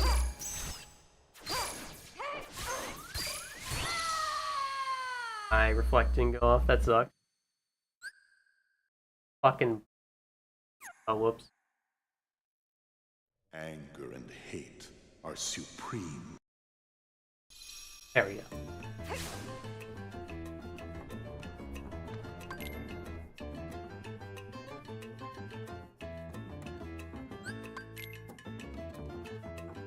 Good old lingering will. Not boy.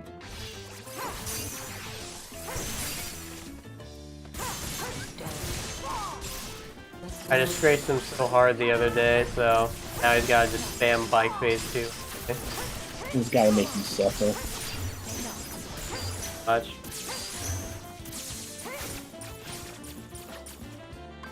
It's like fighting an entirely different version of lingering will.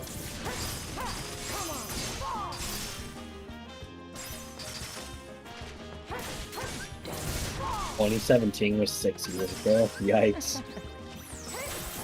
That hurts to think about. Yeah, honestly, it does. I'm like, what the fuck? Damn, am I really that old?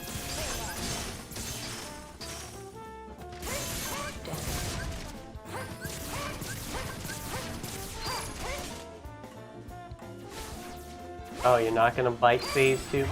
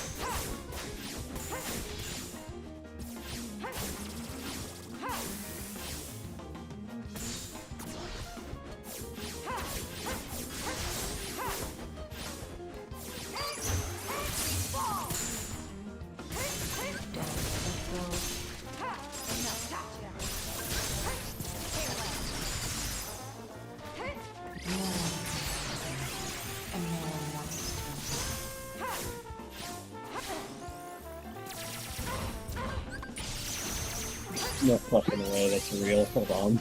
Caesars. Hogwarts Legacy.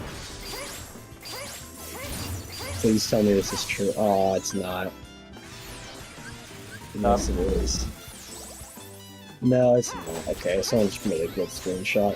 Under Hogwarts Legacy on Twitter, someone showed a screenshot of it with the tag saying transphobic, transphobia. Jesus. That would have been great. I was so hoping that would show up. If that were a tag on Steam, God, that would be there would be so much outrage.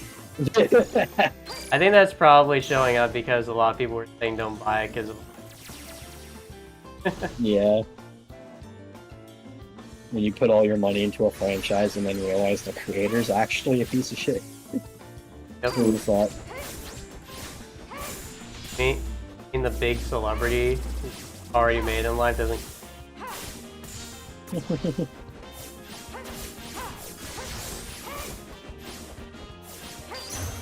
Unless I do this dodge, sometimes I forget that in the actual game you're supposed to back yourself up against stab you from behind. Yeah. I just dodged it personally. Oh I wow. would have completely forgotten about Hogwarts Legacy if it weren't for Twitter.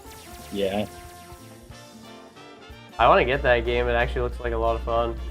Yeah. I think people forget you can separate art from the creator very easily. Holy I mean, shit. if you don't want to support the game because the creator's a piece of shit, feel free to, but don't try to moral high ground. I Don't just try to.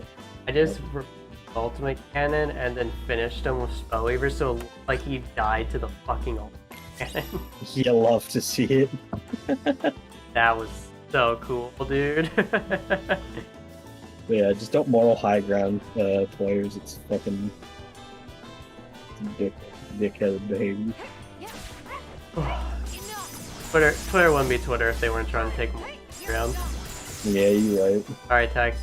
The chat wants to see you fight Lingering Will next. You gotta do it for the fans. Oh, I don't want to do it now. Maybe next stream, boys.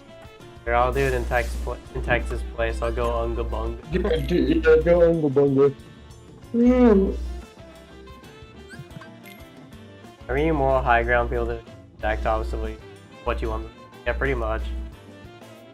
If you tell me not to do something, my first instinct is gonna be like, but now I can piss you off if I wouldn't. Yeah, that's totally why wouldn't I?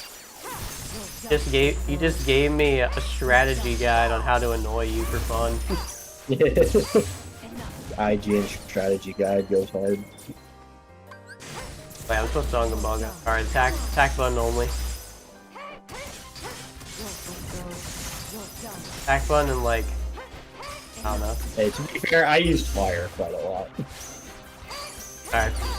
Alright, well, do reflect. Oh, look at him trying to double whip.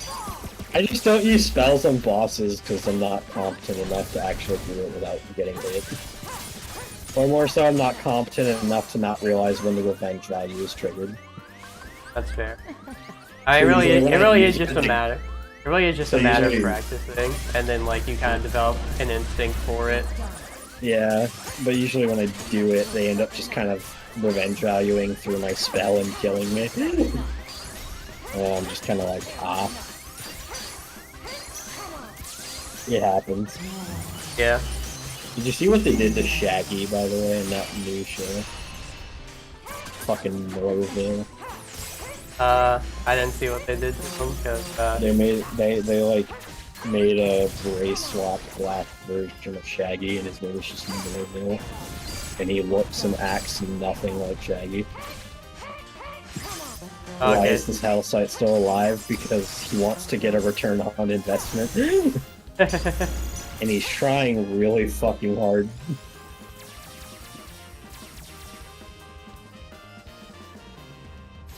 And they why not just make a spin-off at that point? I don't fucking know.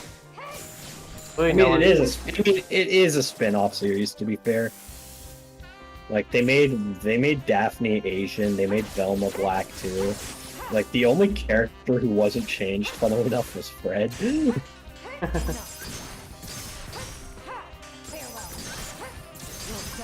Why do they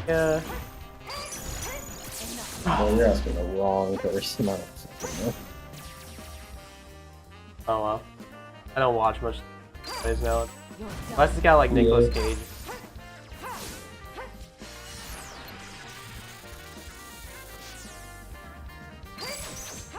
Make new characters.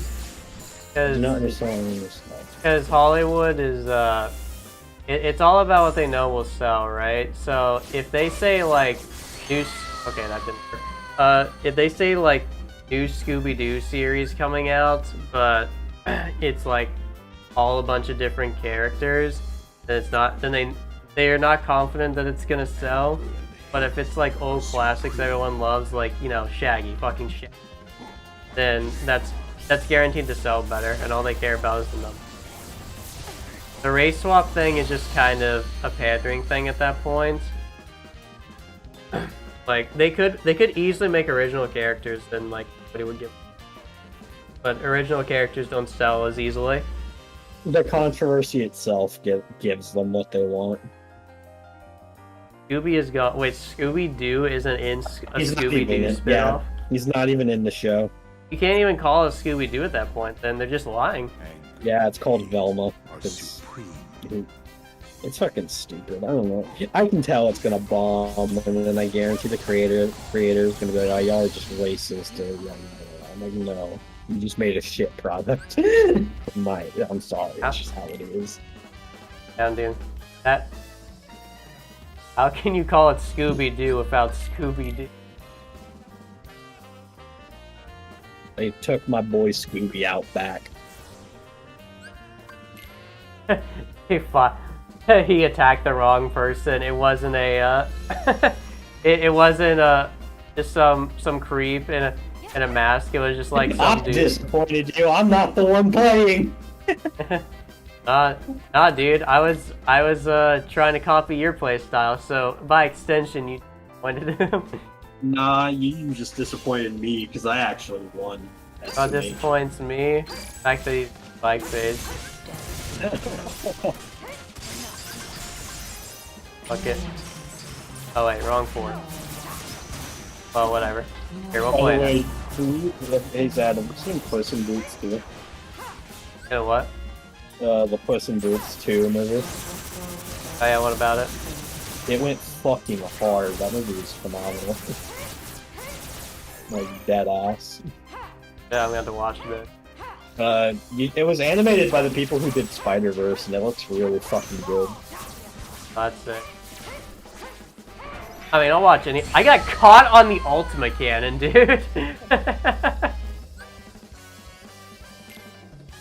How does that even happen? No, now you know my opinion. No. The damn Ultima cannon has collision, apparently. Dark Dancer and Dark Armor forms. Oh my. That's just because in this fight he said it so that you're stuck in that model, I think. Yeah. Basically. Basically, this is the only fight that's gonna happen. Alright. We're going Unga. We're going the true Unga Bunga skill check form. Blade form. Oh, heroine. Yeah. This form, if you want to master it, pretty Unga Bunga. Many different ways. I like the infinite jump glitch. Does that work on him? Motherfucker just punch. Phase 1. Damn! I don't know, bro. That he just like teleported behind you and hit you with a nothing. Oh, dude. No anti-unknown? Oh yeah, there's kind of a reason for that. There's only one unknown form in this dojo. Alright, mother.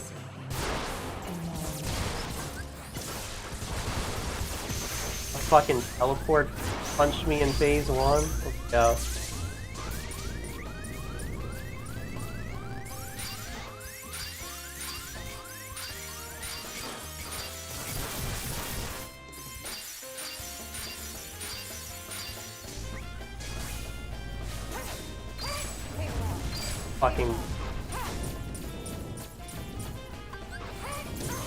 Fucking people.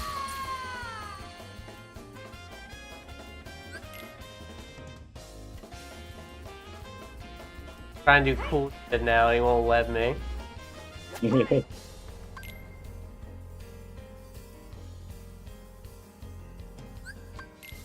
There's an auto with a controller. Hey, maybe reversal will work for them. What? There's an otter with a controller in the chat. Maybe their controller will do reversal. Maybe.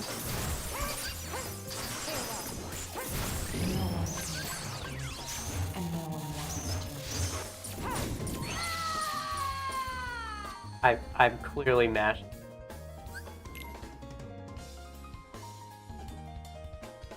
What I get for trying to be cool. How dare you try to flex? Yo, isn't this the texture used in that one mod with the Horde of Shadows? That is Japanese text. I cannot read that. Let me translate that. Alright, Google. Oh, it's the fucking copy pasta.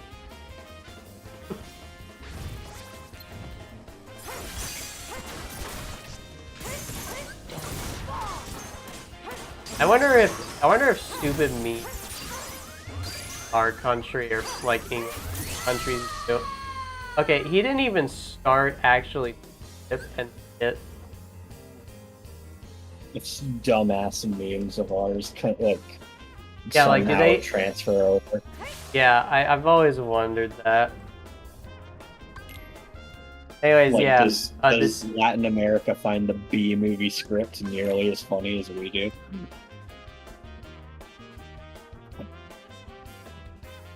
Please, right? Pretty sure that's what.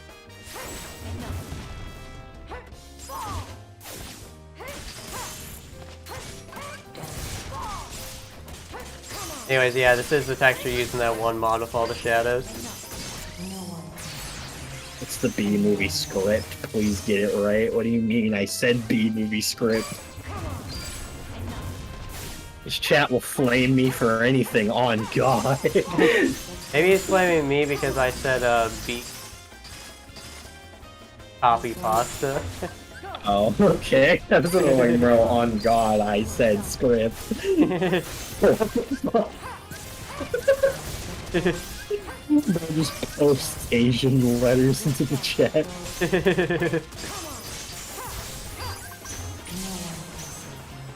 This time. Alright, I'm gonna look up what that translates to. Translate to Probably English. buzz or something. What? Probably buzz or some shit. And fucking Possibly. Possibly. Yellow, black, yellow, black, yellow, black. I think it was trying to do black and yellow, but it came out as a yellow, black, yellow, black. Oh, black and yellow, let's shake it a little. Okay, nice.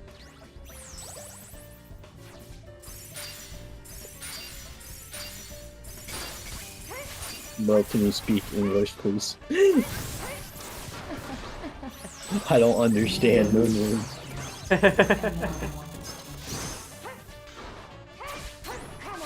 I one day would like to, but currently it is not something I am capable of. I'm just understand. Yeah, exactly. Brain empty. Head empty.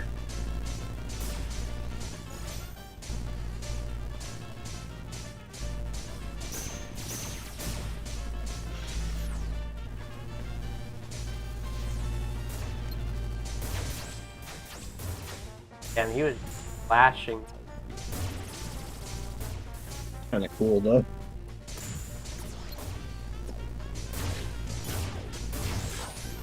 Oh yeah. Have Google Translate, you are a master of insert Asian language here. But like, I'm also lazy and don't feel like copy and pasting everything. Proceeds to edge brain aneurysm. Alright. Good luck with that, I guess. The next stream's let's just make the Mortal Kombat stream. Oh god. Dallin Monk's bet. Damn, he really didn't want to get any say on that. Otter with a controller asks how it goes. How goes it, Zach? Well, if I win this, it's going great. If I lose it, it's going horribly. Alright, it's going horribly. They suck. I think I just didn't input dodge in time, though, so. I would have blocked that personally.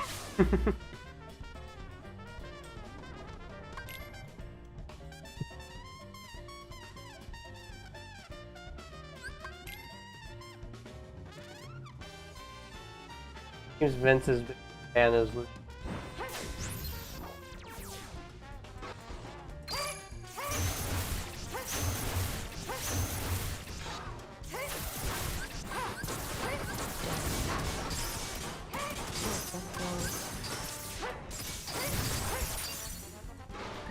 Cause how are you, Otter? Wow.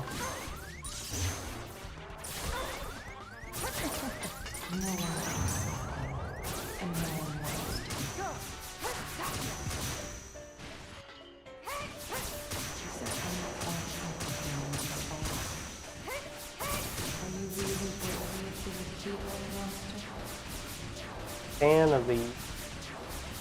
You gotta be a fan of me. Otherwise you're gonna make me jealous of this. There it is, dude. Bike phase 2 again. I'm working on a level design for a level I hate for a character I dislike making levels for. Damn, suck, I guess. And dude, have you considered doing something you enjoy? I considered not doing that. I am fan of you. Okay.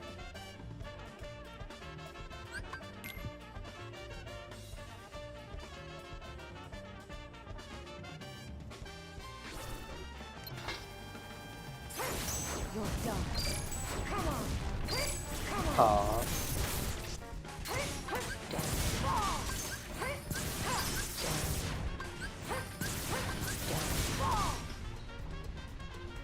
Oh, okay.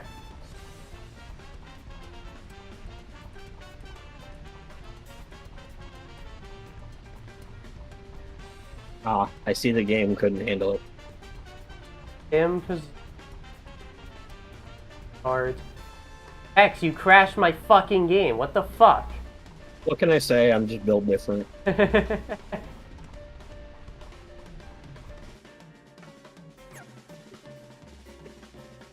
and Don't do it, then no one else will do it. Hey, there are things I don't like doing too. Gotta do them. Gotta get your team on that. Suck. Apparently, I just didn't feel like handling fire. Never seen that crash happen before.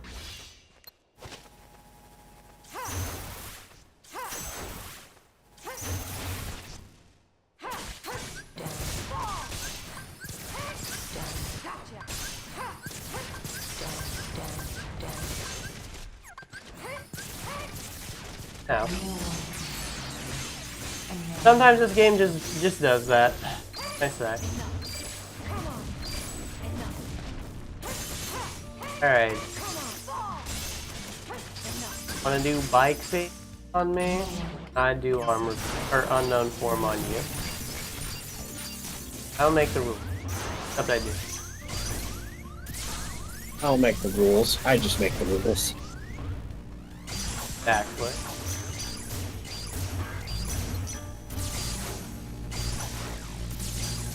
Top 10 fucking. The chat is like hyper buggy for me right now. That ultimate cannon is so loud. Chat turned into a white square. That is weird. Yeah, that is weird. Fixed it, I think. Or not. Oh, there we go. Oh, fallen. That was the longest I've ever seen the ultimate cannon out. Are you the guy who, do you help project PO6? Is that what you're doing? If so, that's ballin'.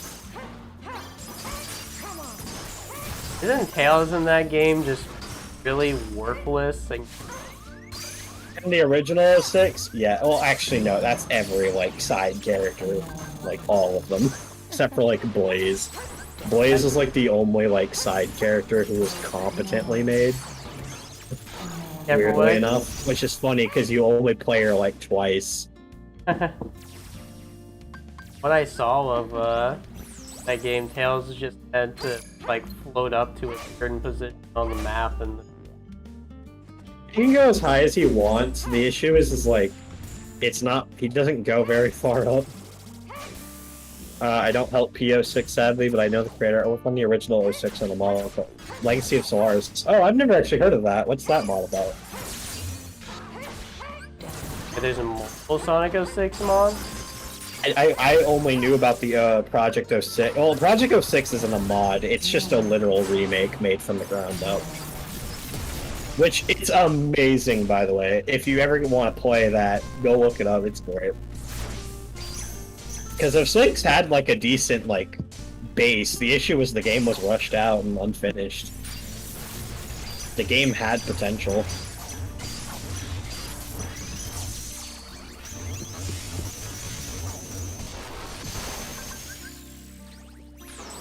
Magic controller? Nah, bro over here. Playing with a keyboard, I guarantee. Oh, I'm 100 playing on key.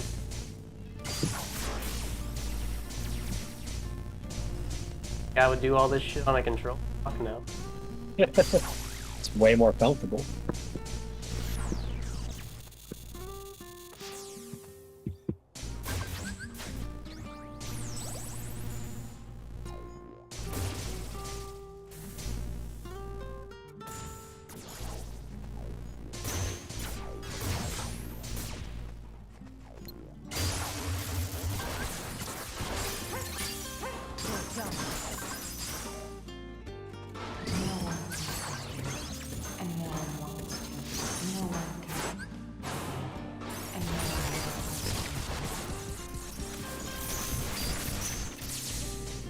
On a late F. That really so wrong. LOS, the mod that applies fixes to every character, including new moves for Tails and Amy. Adds unused content, adds new levels and story modes for character plus more stuff. Wow, that's fucking cool. Is it played on an emulator, or is it like P06 where it's built from the ground up? I'm going to assume it's probably just emulation, considering it's a mod. But I don't know. Also, unused content. Only unused content I can think of is Supersonic, unless I missed something.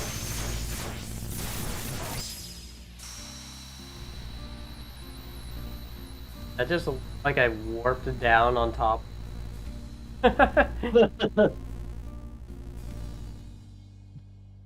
Pretty cool. I didn't know that Sonic 06 had multiple mods going for it. Me neither.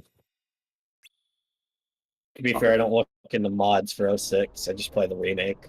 Because emulating big games like that is a pain in the ass sometimes. Yeah, also I killed Terra at 4:20 p.m. You'll love to see it.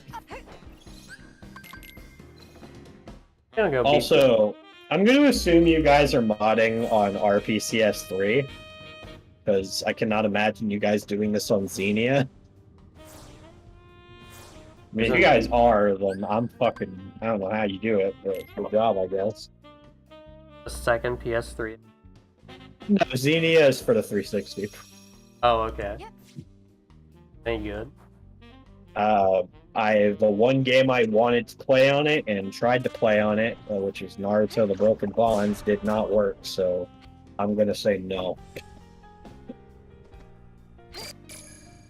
06 is actually pretty light on requirements for emulators. Oh, nice. Maybe I'll look into it, because I love 06, believe it or not. Isn't the 360 the preferred platform for most Sonic games? I don't know, actually. I think so, though. Yeah, for Unleashed, definitely, from what I know. But for 06, I mean, 06 runs like ass no matter what game or what system you play on. I think the 360 is technically better because you can install the game. Oh, you guys are modding on Xenia. Huh, I didn't even know you guys could... Okay, damn, that's crazy. But yeah, the reason the 360 is considered better is because you can install games, which allowed it to load faster and stuff. I don't think the PS3 had that ability. I could be horribly wrong, but that's what I'm pretty sure.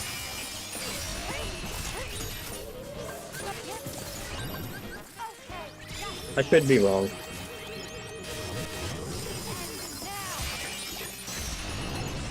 Okay, that's like and Death. Pretty much the only emulators I know a bunch about. Kind of learning more about Ryu. Dolphin and PCSX2 are pretty much the only emulators I use consistently. Oh yeah, kind of forgot about Dolphin.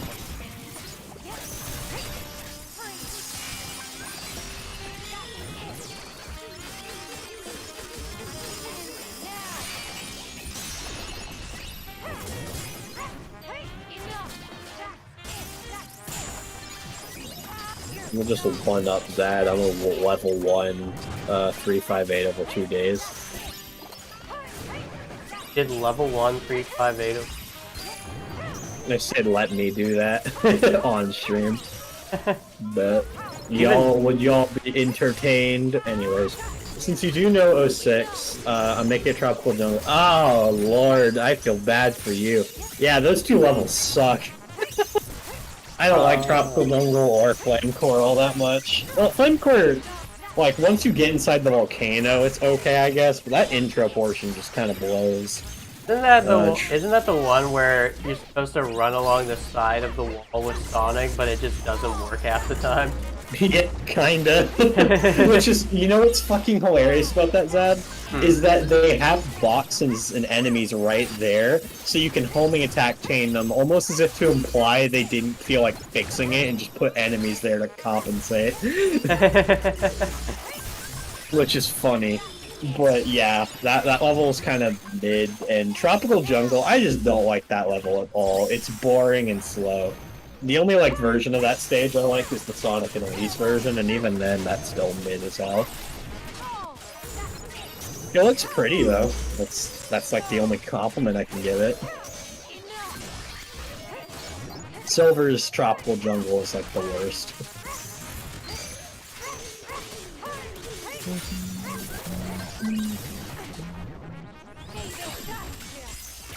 The hardest part about LOS is you've got 9 characters with a bunch of levels each. I gotta make every level unique or else it won't be added in. Damn.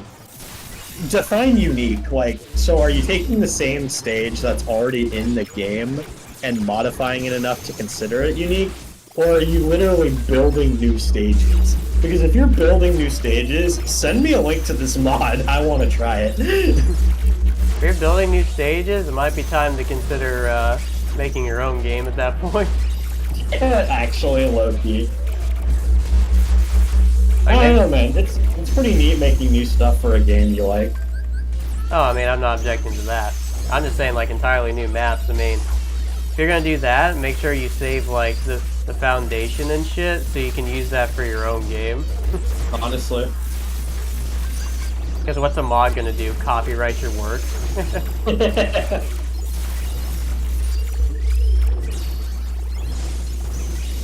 Unknown form go dummy. Unknown form is Unga Bungaing right now. It do go Unga Bunga. You can stop down it. Yeah, it's new layouts for every stage, but not building new stages, sadly. So there are people who do that, and LOS does have a new map added in based on an unused section of Crisis City. Oh, that's cool, though. That's still pretty impressive either way, honestly. That's cool. Is there like a channel I can go to that has this, or do I have to go to like Nexus or something?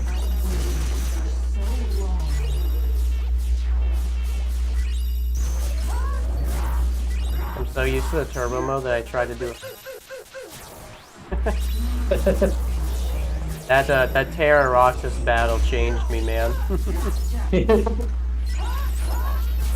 I'm amazed you beat that.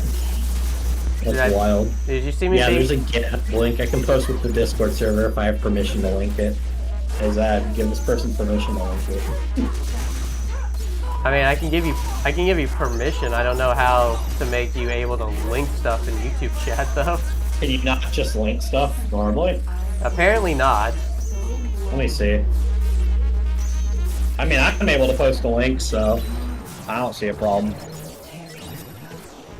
I mean, I have to. You can't click it, but I can just copy and paste it. I'm cool with that. I think. Oh, I mean, like. Yeah, if you can post it in there, go for it. But I'm pretty sure YouTube just shadow bans links. Oh, because of spam. Oh. Get bots through and everything. Our sound clip slowed down. Yeah, it's because there's just a ton of enemies on screen and it's lagging because my CPU sucks. There's a light buzzing in the back. Yeah, I know. My microphone sucks. I'm gonna get a headset soon.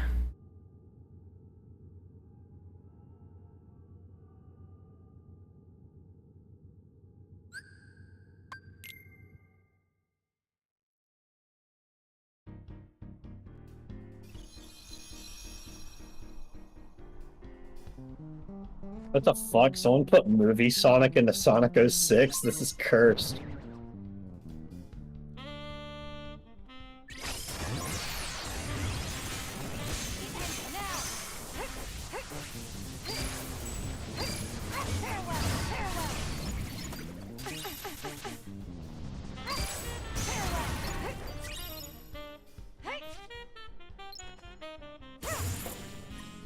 Know what I'm doing.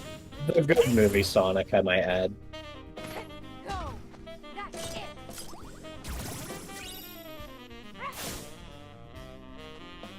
Okay, the mod's called Legacy of Solaris. Alright. Found it. Ballin'. I'm definitely giving this a try. Because this actually seems really fucking cool. I wonder if I can find a video with Discord and shit, though. When people hyping up found that, it. people hyping That's up right. that Sonic Frontier game, they have full the mods for it. Hey, Sonic Frontiers was good. Oh, was it? Cool. Yeah, I liked it a lot. I think it was a really good game. I heard that, sent me some of the soundtrack, and it was pretty cool. I kept seeing Metal Gear Rising mashups of it on YouTube. Yeah, that's because the game's bosses go fucking hard. That first boss fight was unironically hype.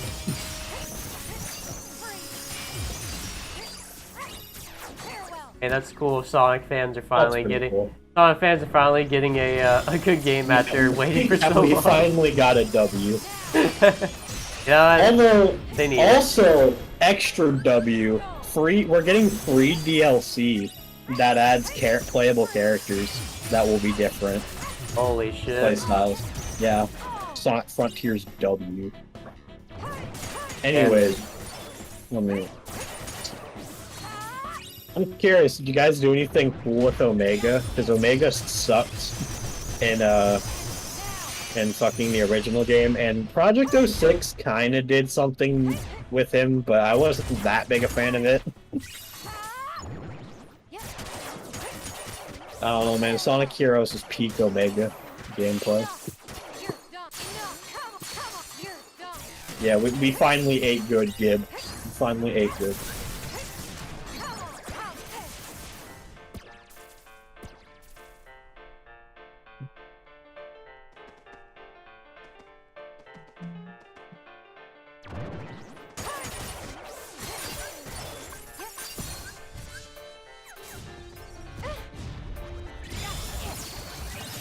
Sonic fans eating after you starve. Dude, they needed Yeah. something. They fucking need something. Omega is mostly the same, but his attacks are broken as hell. He has hell range, and he has unused hovering animation restored.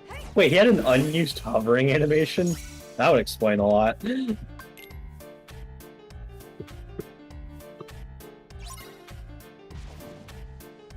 I guess I'll figure out when I try him out in the mods. Can't expect them to replicate fucking Sonic Heroes gameplay in Sonic 06.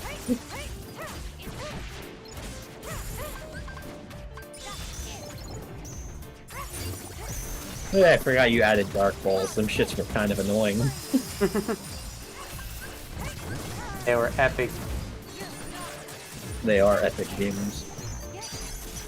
I like how they made all these cool fucking, like, dark, heartless designs for the end of the game for KH1 and never reuse them. Fun fact, 06 Omega is in fact faster than Sonic in the first game. Yeah, I know that. It's funny.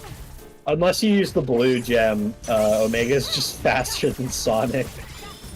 Damn, so Sonic is not the fastest hedgehog alive? Apparently not. I'm curious, do you guys have any plans to include Metal Sonic? Because I remember hearing that was something that was planned for the game, but ended up getting removed. Hey, damn things were cut from that. There were a lot of things cut from that game, Sad. That game was not fucking finished. I know it's a buggy mess. Like, but... they even had day and night cycles for all the stages that got cut. Wow. Yeah, a lot of shit got cut. It's kind of it's a real fucking tragedy, like dead ass. I can tell the devs like really wanted the game to be good, but they had to. Sega forced them to release the game on Christmas for a holiday release. Yeah, I remember hearing about that. Which unfortunately fucked the game, as I'm sure you've noticed. Well, when I say Metal Sonic, I don't mean like a fully new character. I just meant like, Metal Sonic skin. So I don't think Metal Sonic as a whole was going to be in the game, but like a playable skin of him was supposed to be in it, I think. Metal is referenced in the text files, yeah, presumably as a DX like bonus. We might include him in the future. I'm unsure of that at the moment. Yeah, that's what I meant, like as a costume, not like as a character. I should have specified that. Because I sure do love me some Metal Sonic.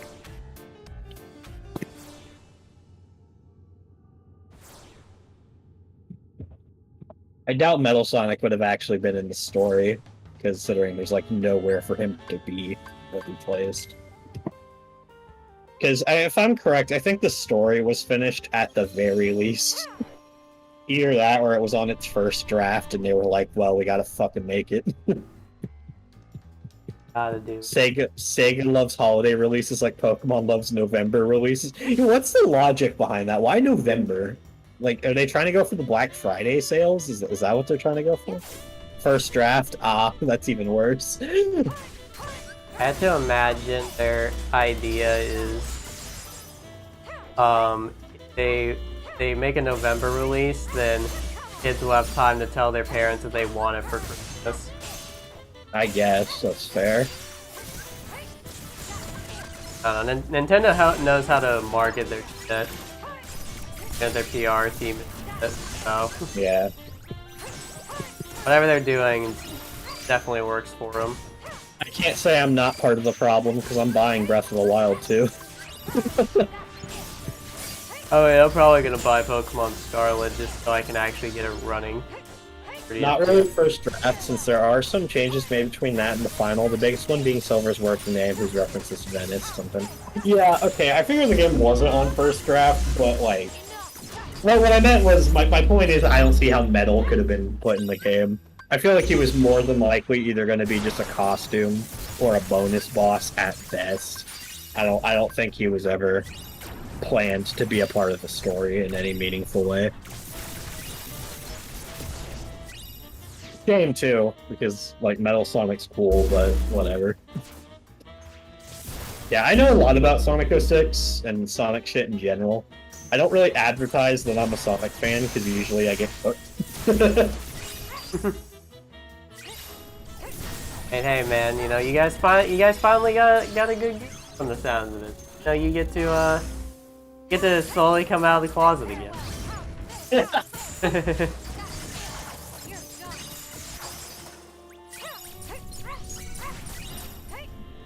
Yeah, Clodsire is peak Pokemon. I love them.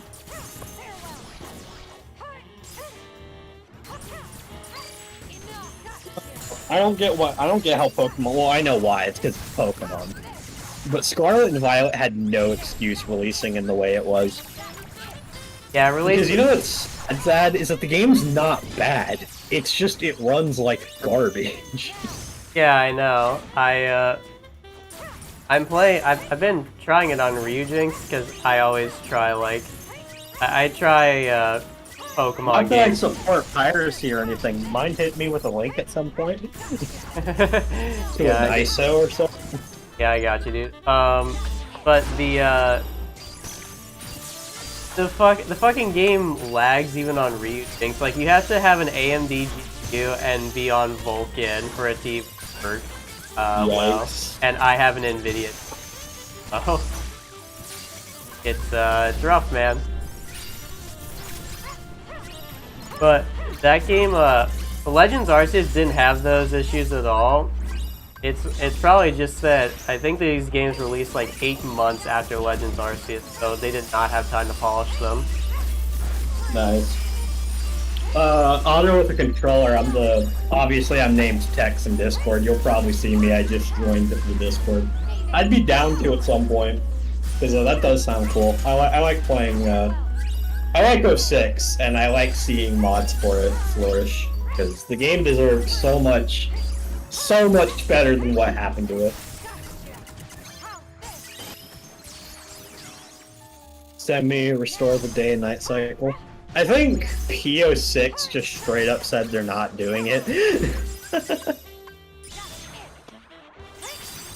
I don't even really know how that night and day cycle would work without it being really, like, fast. Because, like, you'd have to be in those stages for quite a long time to notice something like that.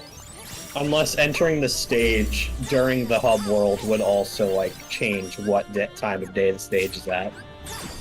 Like, if there was a day and night cycle in the hub worlds, that would make sense, but I don't see how that would work too well on the stage itself. Unless it was just moving, like, stupid fast. Well, they gotta slow down Sonic. Maybe. They already slowed his ass down enough. That game, he's fucking slow. Except for those segments where you end up running into the walls. Oh my god. Yeah, that's what I figured. It kind of doesn't. It's a cool idea for stages, but like the night and day cycle doesn't really work. Like, it's a cool concept, but I can kind of see why they would cut it. Yeah, it's cool that you guys were able to restore it, but that's kind of a weird thing that they were going to do. Like, I feel like the only proper way to put that into the mod is to put that on every part of the game, i.e. there's a day and night cycle on every hub world. And depending on what time you enter the stage, that affects the time. That seems like way more work than it's worth. What are you doing? Trying to glitch past the truck. No, I was just messing around. You can't glitch past this thing, unfortunately. And talking about 06 development reminds me when I made all the treasure hunting layouts for Nux and Rouge after randomized treasure hunting was found and made it was hell. Huh. Yeah, Sonic 06 was basically Sonic Adventure 3. Like, gameplay-wise, that's what they were pretty much aiming for. So, whenever people ask for Sonic Adventure 3, there it is. I wonder, how large is that model, by the way? The floating ship? Couldn't tell you, because I think it's baked into the map. Or is it even a model? I'm pretty sure it's a Bob file because it's animated, which is just baked into the map itself. Oh.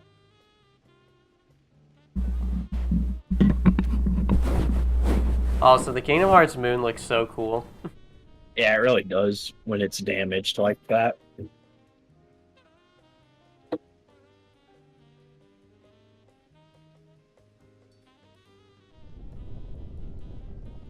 It would be kind of cool if maybe when you enter a stage, you'll randomly choose between day and night version, but I don't know. Yeah, that'd be like the only other way you could do it.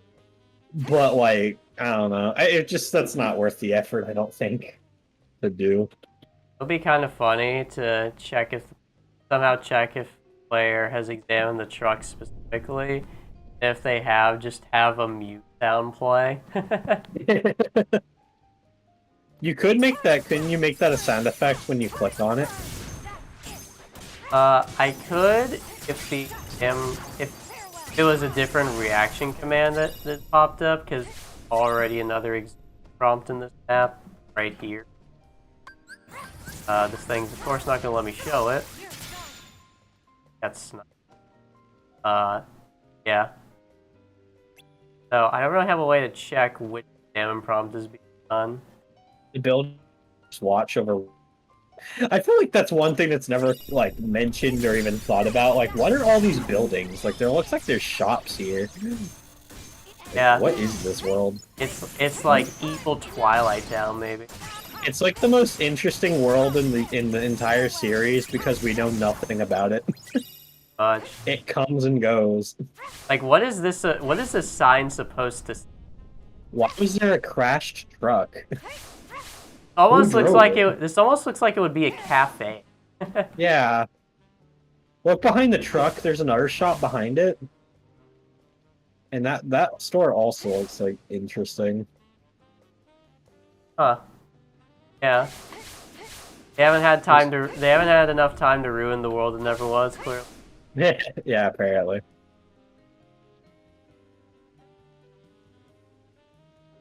Yeah, do you like the rain I added? Yeah, it was great. I think it Do the fits. nobodies paint? Well, the nobodies live in the castle, I guess. I mean, I assume that's where they live, but I'm pretty yeah, sure. no, that's where they live. Yeah, Like, the no. Roxas sleeps there, doesn't he? Yeah, the nobodies live in the castle and have like their own room. But this is just the city. It's not their spaceship. Makes me wonder: are they like inhabited? Are there nobodies selling stuff? Just a dusk shopkeep. Yeah. Or it's just a Moogle in an organization coat. Well, the residents of the dark that spawn here are mainly the Neo Shadows and the Shadows.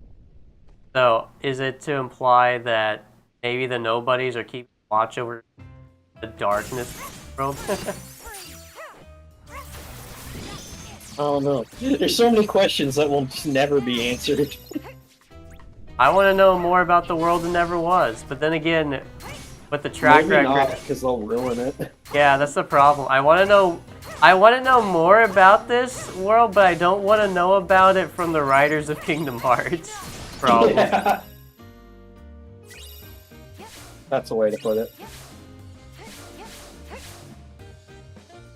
Yeah, don't worry, this isn't Sonic. You're not gonna clip out the map. Whatever system they use for collision is pretty damn thorough. Their only issue in the game with collision is just ledge grab. I'm a quick question. Honor with the controller, if you're still in the chat. Out of curiosity, was Super Silver and Shadow ever planned to be playable, or was it exclusively Sonic that was going to have that ability? Curious.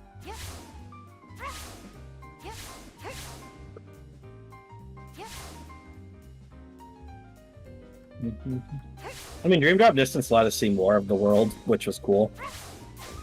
Yeah, it did. Dream Drop Distance didn't ruin this world, it just ruined Xemnas' It actually made it better, if you ask me.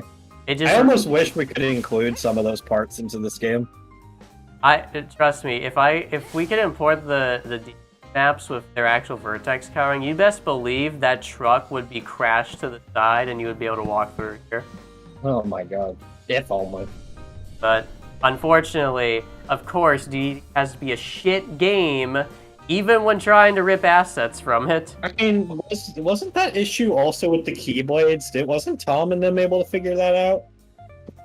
I don't know if the Keyblades had that issue, but I wasn't the one who figured it out, so I don't know. Maybe. Oh, so Sonic was the only one who was going to have that ability. That's kind of lame. Sonic gets all the cool shit in that game, I swear to God.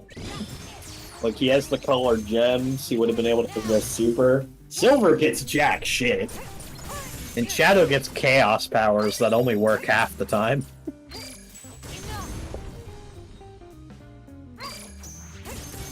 Hell, with Silver, you can't even do the, like, famous "it's no use."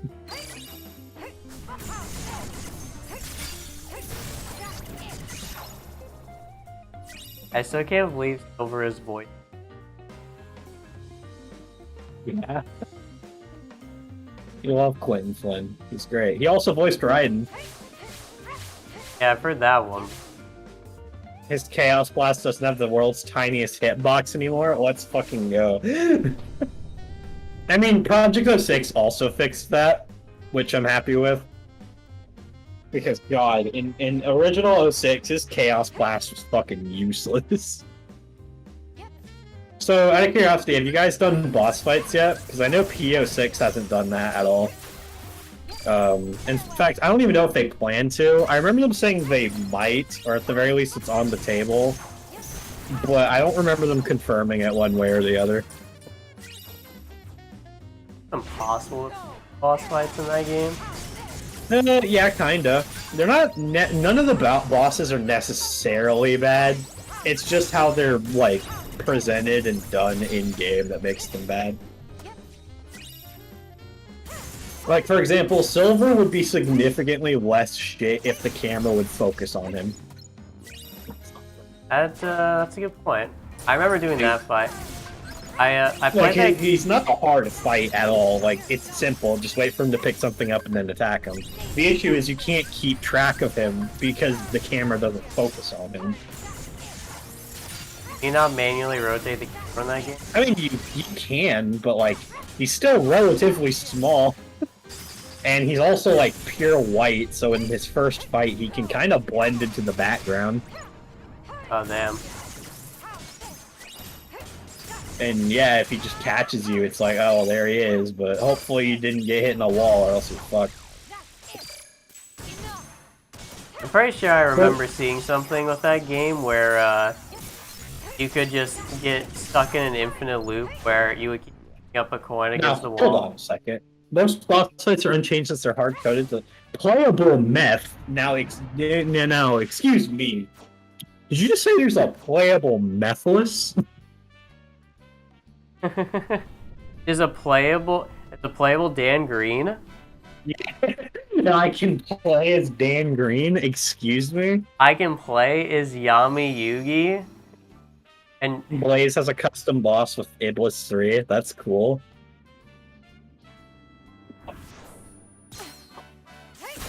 and these I don't guys even care are, if Methless is a skin, bro, that's still cool. and these guys are managing to do custom boss fights, and Sonic goes, You can already play as Dan Green, he voices Nux. Correction, can I play as Dan Green that doesn't suck? Knuckles, oh my god, Knuckles is so sad in that game, dude. and we play as Dan Green, playing himself as Yami Yugi. Yeah, can you guys put Yami Yugi in the game? Where's my Yami Yugi boss fight for that game?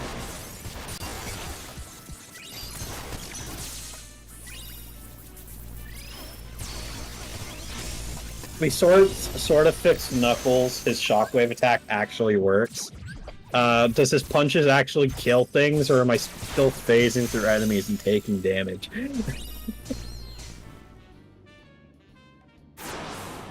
Can't actually You hit don't know. things. I'm sure that actually was fixed. That's probably top priority. Knuckles just did not fucking work, Zad. Like, at all. Like, by the way, whenever he sticks to a wall, and the same goes for Rouge, by the way, there's like a high chance he'll just get stuck on the wall. Oh. And you can eventually get off of the wall, but you'd have to like spam jump, and eventually they'll unclip off the wall. It's fucking awful. Well, Nux punches are hard-coded to be tied to his fist, so it's still tiny, sadly. It sucks. We fixed the getting stuck on the wall, though, thank God. I would have hoped. I would hope that would be priority one. This castle is so fucking huge, it's just neat to look at.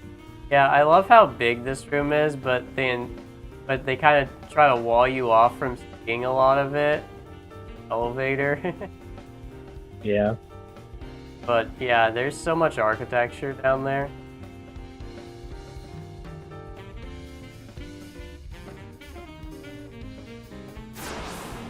I just like admiring the architecture sometimes.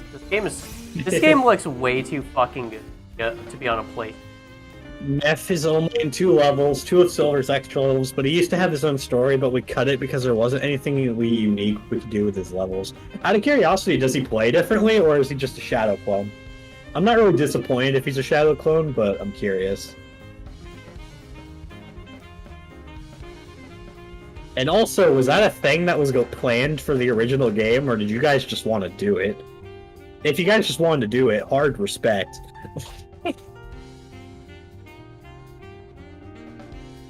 I don't know, guys. Even if he's a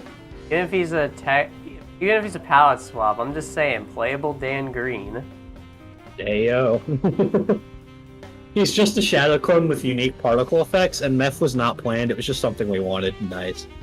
Out of curiosity, now tell me, if you do the Chaos powers, please tell me he turns into his fucking Crystal mode. Because that shit would be kind of gas, not gonna lie. Or would that not work because his feet are stuck together in that model? Should do a version of your mod too that just uses clips from the Snap cute dub. Memphis, Tennessee, my favorite. You'll love to see him. Alright. You gotta give him a chaos particle effect that's just things falling down, and it's just him saying, "Welcome to Tilted Towers." Welcome to Tilted Tower. I won't actually play the game. It's just the only place I know. It's more. Shadow's chaos powers don't change his model, sadly, though we do use both Shadow model and the Crystal model in the levels. Oh, okay, cool. I'm wondering how the fuck does that work, actually? Aren't his feet, like, stuck together in that form? Pretty sure you can't even move them, like, separately in that form. I'm, like, 100% sure they're just stuck together. Or at least I don't remember him moving them separately.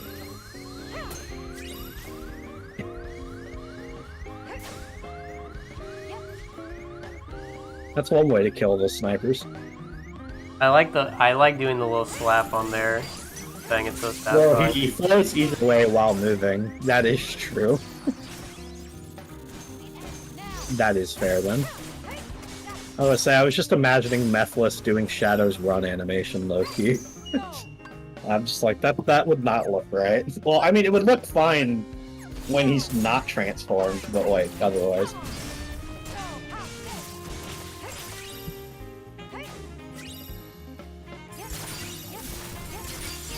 Alright, I think I'll stop pestering the Sonic 06 developer over here. I like Sonic 06 a lot, and I like talking about Sonic, so...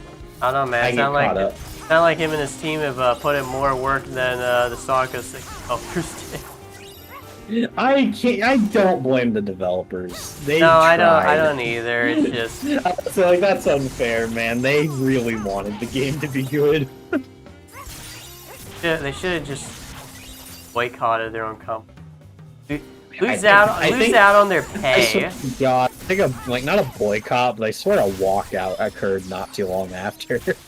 I might be wrong. Don't quote me on that, but I could never handle like developing a game for the industry and then some corporate asshole is just like, all right, guys, you got to get it out before the holidays. Like that's not how game dev works. yeah, okay, I can't imagine putting like all your work and like heart and soul into a game and like it's not fucking finished and they ship it out anyways. Yeah, I mean, look at Final Fantasy 15. That shit was a train wreck. And some people are like, oh, it gets fixed in patches, and I'm like, that's not the point, bro. Yeah, it only took him like multiple years. It's like that's like a permanent stain on those developers' pedigree, and not only that, but first impressions are everything. Yeah, I mean, you think people who played Final Fantasy version 1 where everything happened off screen went back to it after like the mini DLC updates after their first Didn't one of the creators of Sonic? I'm pretty sure Yuji Naka himself, the guy who fucking made Sonic, left. I could be wrong, but I think it was Yuji Naka. Yeah, Yuji Naka. Left during 06 and took a chunk of staff with him, then 06's development team was split even further. Oh, yeah, that's even worse. Zad, you wanna know how they fucked them even harder? Okay, so Sonic and the Secret Rings for the Wii, was originally supposed to be a port of Sonic 06. So they split the already split team of 06 to make that port, and then they found out, well, the game's not going to work on the Wii. So then they had to make a whole new game with whole new ideas, OST and everything, for the Wii, splitting the team entirely. Holy shit. Like, Yuji Naka, the lead developer, or not developer, but like, lead director and creator of Sonic left, took a bunch of staff with them. Then the team got split even further when when Secret Rings had to be developed, and then that staff was left to fucking burn with 06. Yeah, so 06 just got fucked like 6 different ways.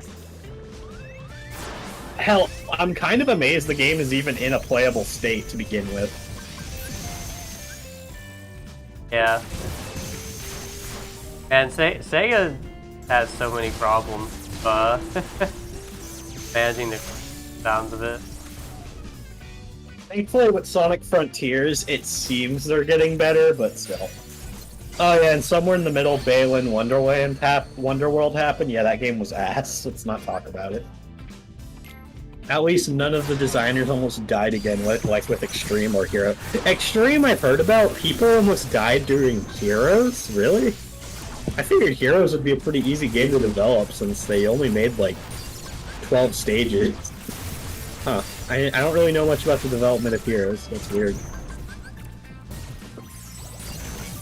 I imagine it's just probably a bunch of crunch time shit. Yeah, probably. Probably just crunch time. The usual shit that they put game developers through. Yeah. That's why all the teams use the same stages, essentially. Ah. Yikes. I didn't know about Heroes having a lot of crunch, honestly. I don't really hear a lot of people talk about the development of Sonic Heroes.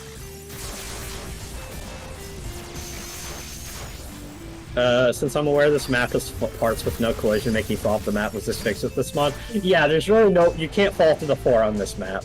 Yeah, like here, I'm trying to go out of bounds and I literally cannot. Yeah. So don't worry, you're not getting out of this map. You can go really high. Like, really high. This map is cool, by the way. I love it. Oh yeah, it's awesome. I didn't even know this game was actually modeled. I thought the game, this map only existed in pre-rendered. No, it's before the CGI scene happened for Enrique.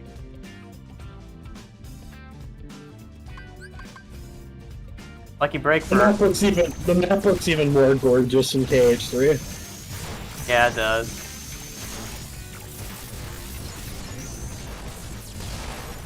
No Man's Sky.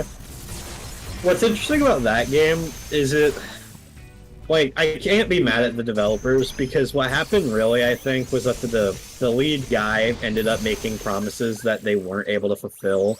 And I don't think it was because he was trying to be greedy. I think it's just because he was nervous and all that. Because this is like, because he fully admits he's not a very like stage-heavy person. So I think he didn't want to say no in fear of alienating people away from the game. To be fair, almost everything they promised is now in the game. And they really had no reason, because mind you, the people who made No Man's Sky were not an indie company, I don't think, but they were Borderline. And they decided to buckle up and fix that game, and I respect the shit out of it. With Borderline no profit, because mind you, all the updates were free. So, I respect that one at least. I don't respect Square selling paid DLC that should have been in the game, though. Cough, cough, remind. Yeah, cough, cough, I don't know shit about Final Fantasy 15, but I'll take Xaddgx word for it. Cough, cough. Oh, dude. You don't even want to get people started on Final Fantasy 15 that follow that shit from the beginning. Like, okay, no. like, okay, Square Enix fans will eat up anything, okay? They're like Pokemon. But Final Fantasy 15 had one of the dumbest development cycles I've fucking seen. Do I need a cough drop? Maybe. I might need a cough drop. They, Final Fantasy 15, you had to, I was just answering a chat thing. Leona Dash, Internet Historian. Yeah, that's the video I mainly refer to. I think he made a really comprehensive video on No Man's Sky and all that. Watch that if anyone hasn't. Anyways, I'd continue. Final Fantasy 15 went through one of the most ridiculous cycles of development I've ever seen, and part of it started as Versus 13. Yeah, it started as Versus 13, and they announced it super early, to the point where like they ceased. They had to start development on a different engine like a few years down the line.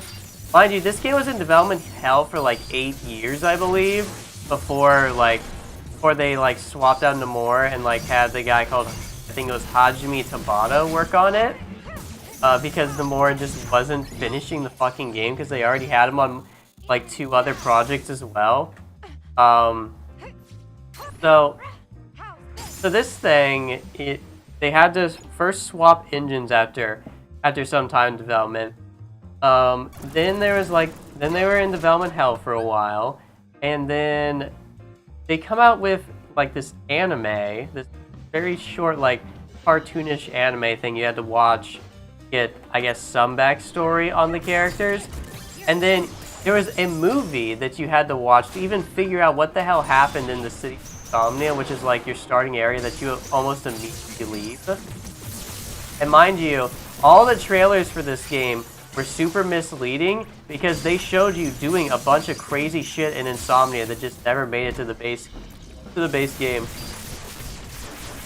Like Insomnia was the city was like the thriving advertisement for it basically the whole time, and then like, you know, as soon as the game starts, you're out of there. And then when you finally do get to go back to it, it's for like a little bit of combat against basic Imperial soldiers that you've already fought before, and then like a 2 boss rush, and that was it. And on top of that, throughout the whole game, 90% of the story is just happening off screen. Yeah, that sounds like a fat yikes. Yep, and on top of that, I'm not even joking when I say they released like, God, it was probably like 7 character DLCs for that game. And you know what's funny? Even after all that, and even after they came out with a Royal Edition that quote-unquote fixed the game and all that jazz, they added in other seasons. It still wasn't complete. They still wanted to add more, but they canceled it. And the reason they ended up canceling it was because the Hajime Tabata guy left. Yeah. And the message he gave was like, you know, him leaving on good terms because, you know, it's Japan. They're not allowed to talk down in the workforce. Yeah.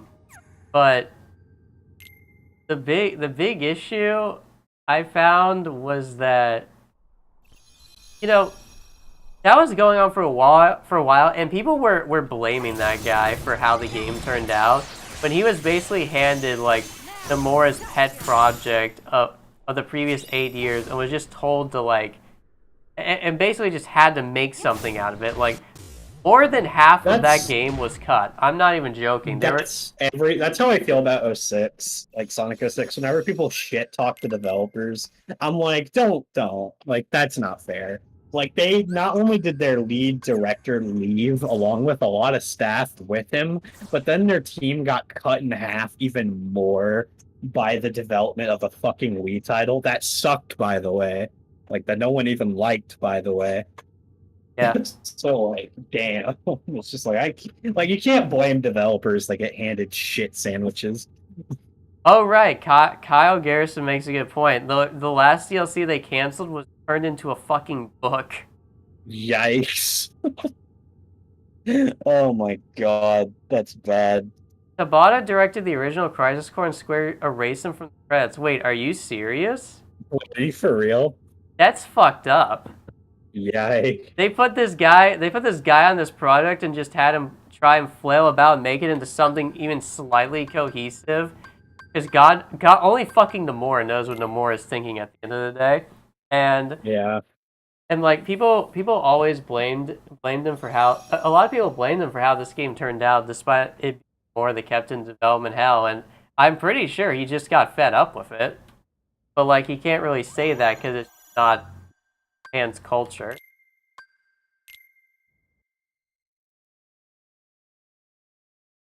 Anyways, that's fucked. Yeah, that's fucked up. Hell. They even have an original staff credits thing. He's not there.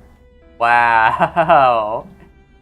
That's fucking petty, dude. That's just like straight up erased his ass. That's awful. that's like when That's like when Konami was telling with Kojima. They erased Kojima from the credits. Yeah, and they were trying to stop him from going to like I think the Game Awards to get his reward. No, yeah, not even. They didn't try. They succeeded. He wasn't allowed to go. Yeah, He was straight up like barred from going. Yeah, which is also fucked up. You know what the funny part is though? The developers actually did something out of spite against Konami by making every mission start with a little opening credits, and every one of them starts with a game by Kojima. So even if they tried, nah, the developers made sure his name was on the fucking game. That's awesome. Everywhere. That's actually awesome. Good on them, honestly. Yeah, fuck Konami. Yeah, Konami's a bunch of cunts, man. They fell from grace hard. Dude, Yu-Gi-Oh has been utterly destroyed as well.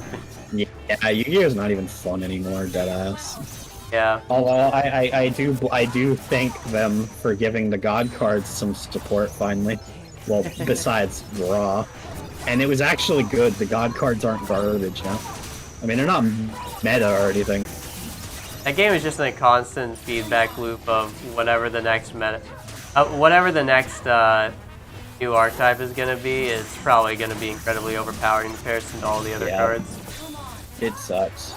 It's pretty ridiculous. Also, the game is just not fun in modern Yu-Gi-Oh! Because it's literally just a game of whoever gets their combo off first just wins. It's all about lockdown now, and like, that's not fun. Every deck is the lockdown deck, and they banned Mystic Mine though, so that's a step in the right direction. I think that's honestly gonna hurt the game more, because at least when Mystic Mine lock was going on, like, everyone was locked. Yeah, sure. Oh, hold on. Anyways, yeah, sure, but like, Mystic Mine was still really fucking cancer. Oh yeah, I'm not saying it's not cancer. I'm saying that modern Yu-Gi-Oh is in such a abysmal state of cancer that it kind of needed that level of a cancerous card. But yes. everyone complained about it because they couldn't put their 5 negate cards on the board on the first turn. Yeah. Ash Block, dude, I'm gonna be real. Hand traps ruined the game. Okay. Oh yeah, fuck Like- hand traps. Like, hand traps are the most cancerous thing that was ever added, because it's literally just oh, I know it's not my turn, but you're not allowed to do that now. Sorry. And you can't stop it. There's no way to stop it. Like, if they have it, you just gotta hold that L. Oh, there's one way to stop it. It's called by the grave. You know what they did? They limited that card to 1. Yeah. Exactly. Because it stopped hand traps from being a thing. It's really annoying that like if you're gonna make hand traps like that, they have to be a super niche effect. Like if it's like it would have to be something like, oh, if a dark monster zombie wants to revive from the graveyard, and then you just stop it as like a side deck hand trap, you're like, okay, fine, you earned that. Alright.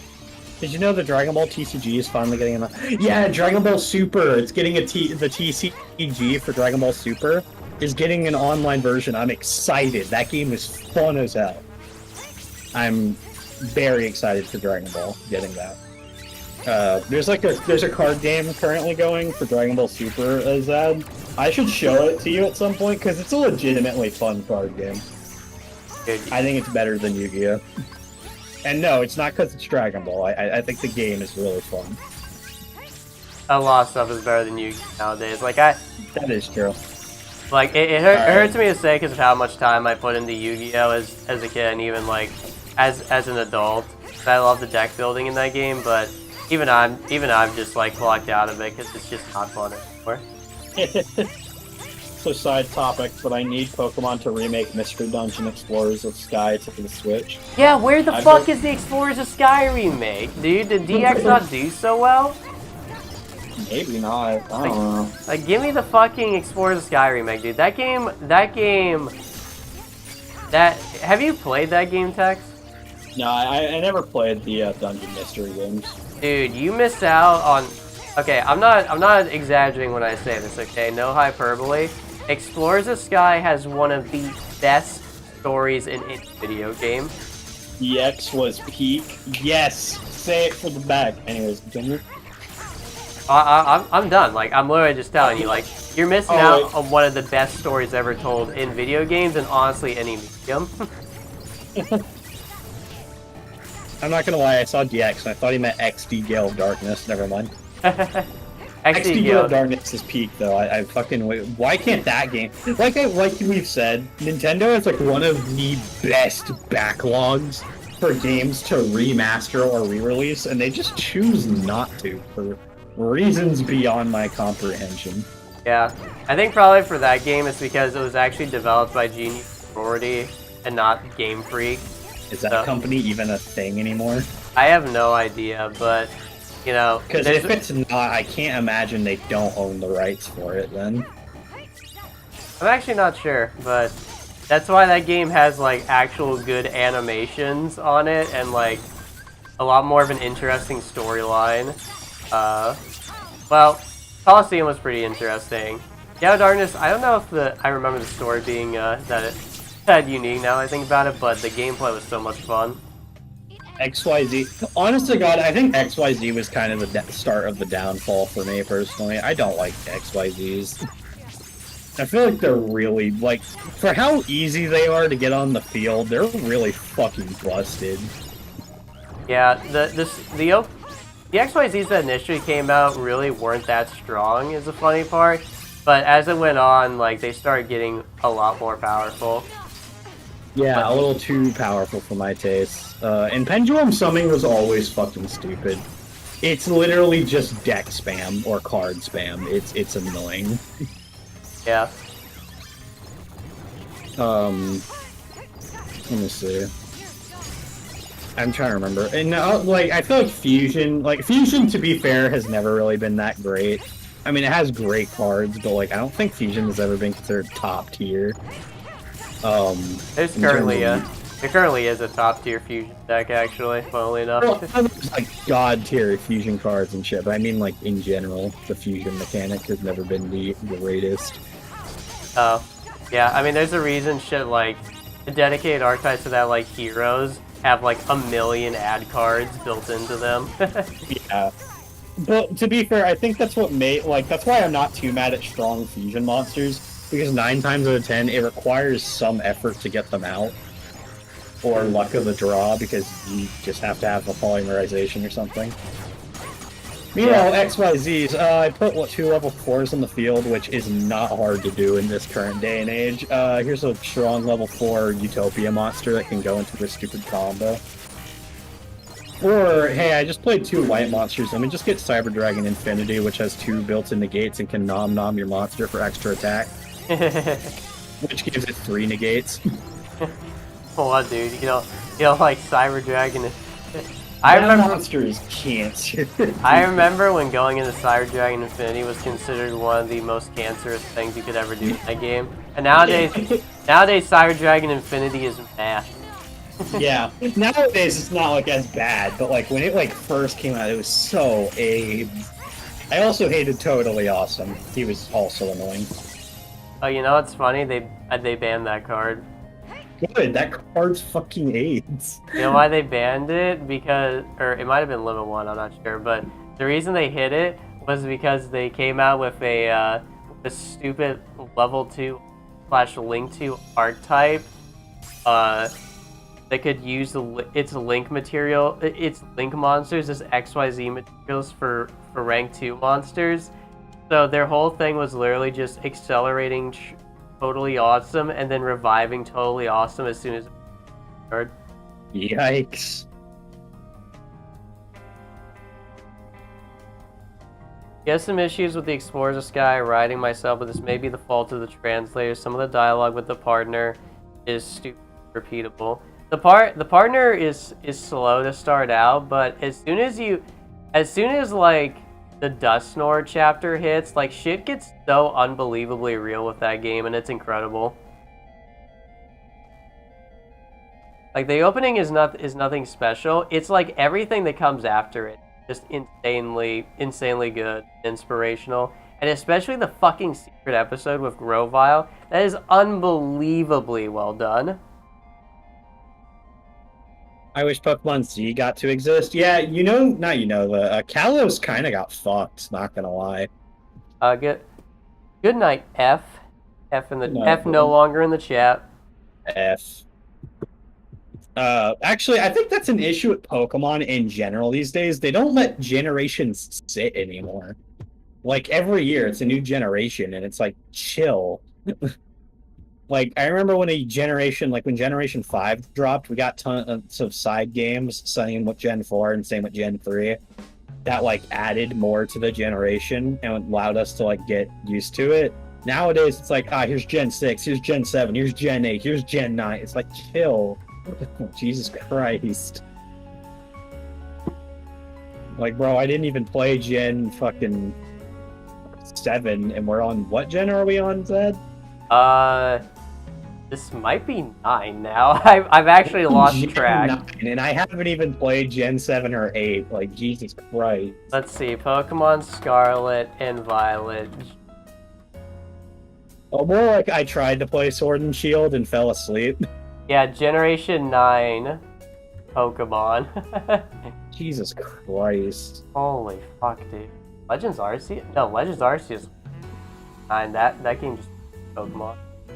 Legends Arceus is not really a new gen, honestly. It's just, it's just using pre-existing Pokemon. Yeah. Me a Kalos defender? Dude, I feel bad for you, man.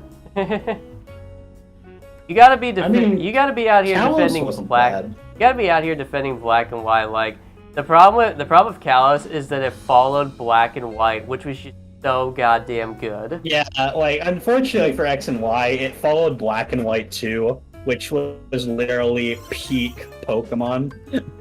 Yeah. Like, I think Pokemon peaked at Black and White 2. I don't think anything is beating that.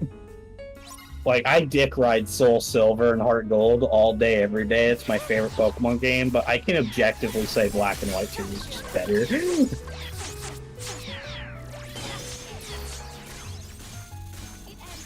Bro, you're getting jumped. I am getting jumped by the spawn. The goons. Holy shit, it's 521. Yeah, it got the worst sales in Pokemon. Yeah. Because people fucking were weird about hating on Gen 5 for some fucking reason. I don't get where that hate came from. Yeah, they were like, oh, dude, you fucking ice cream cone. And it's like, dude, you've got a fucking Gen purple 1. blob. You fucking Gen 1's Gen got a purple 1, blob. yeah, a Pokeball. You've got a purple blob, a Pokemon with a Pokeball with a face, and a rock with a face and arms. Like, shut the fuck up about the ice cream cone. We get it. We literally had a Pokemon named Cum. Yeah. Like, come on, guys. I don't get it. You had a Pokemon named Snake backwards, okay? Shut the fuck up. Yeah, we had a Pokeball. 2 Pokeballs for Pokemon. It's like, yeah, Black and White had the ice cream cone, and it had the fucking trash, okay? You know what it had? It had a damn good story. Yeah, it also had a good national dex. It had awesome post-game content. It had literally everything you could. It had every Pokemon up to that point, by the way. Yep. Dude, Gen 5 had some cool legendaries. Dude, Black 2, White Genesect. 2 had the fucking, the challenge versions of trainers, like, hello? It had the entire world tournament. We had some cool-ass legendaries. We had Genesect, Zekrom, Reshiram, Kyurem. Like, come on. That generation rocked. People were just fucking mauling for no reason. And that game had, like, the best map design. Like, the 3D maps in that game looked really cool. Yeah, they did. It probably was because the 3DS was close to release. Black 2 and White 2 was released, like, almost nearing the end of the DS's lifespan. And it shows, because that game fucking pushed that thing to its limits. Yeah. And it was gorgeous. X and Y would have been great. Black and White were praised initially. I don't know. X and White wasn't bad, but I don't think it came close, honestly. I think X and Y was an alright first game, like for the 3DS. I really liked Mega Evolutions. I'm really sad those kind of disappeared. Yeah, Mega Mega Evolutions like brought life to Pokemon that kind of stopped being good. Yeah. I will never fully hate X and Y because it gave me Mega Absol and that thing is sick. But Mega Card looks awesome. Yeah, the Megas were really cool, but then like, oh my god, I can't fucking believe the Galar regions mechanic was like, what if instead of Mega forms we just like increased the scale size on the model and then called it the mechanic? Yeah, I hate that. Like, what would you prefer? A cool redesign for a Pokemon that looks really sick, or big Pokemon? Also, Mega Gardevoir was cool too.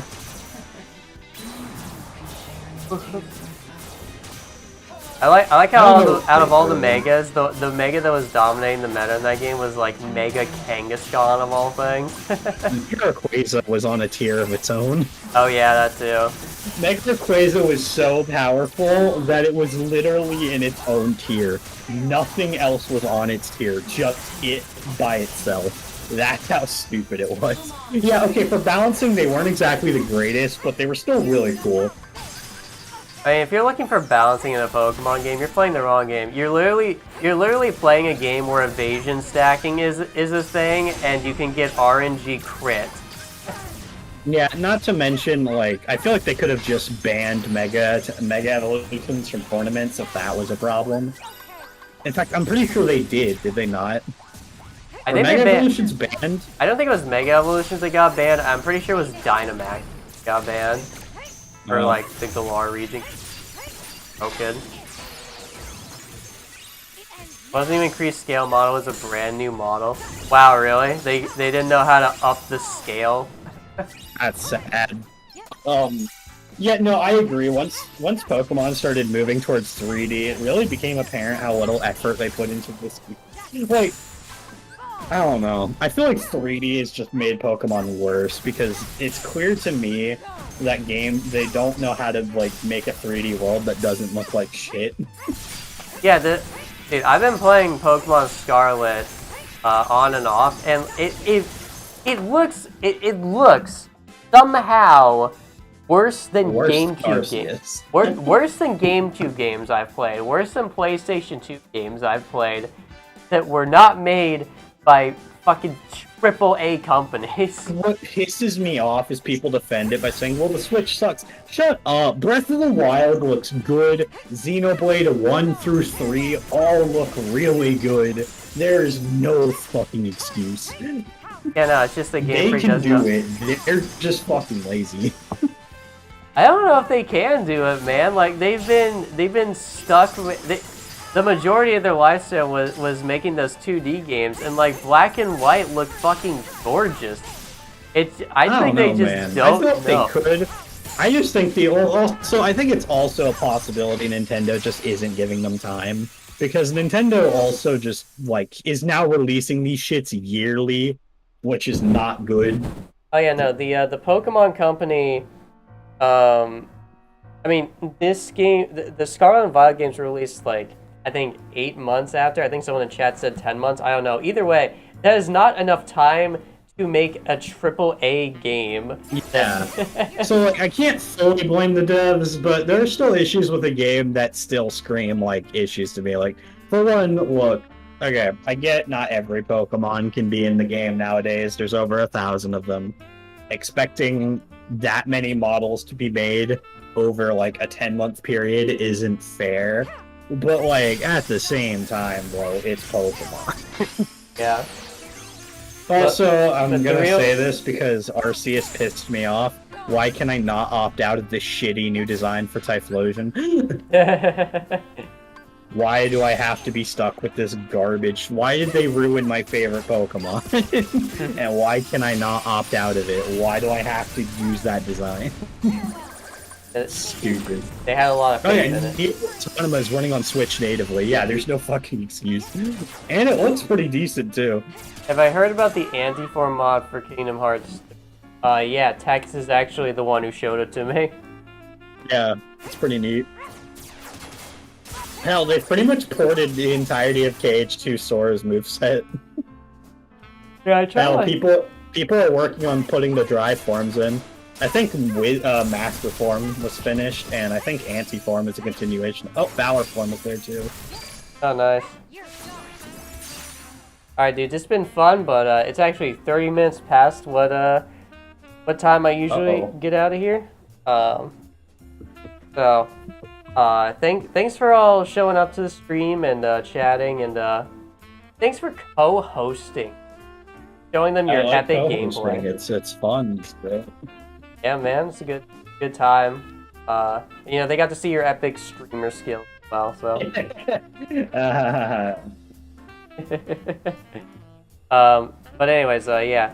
Thanks to you all for showing up. Hope you all have a great day, and get around again.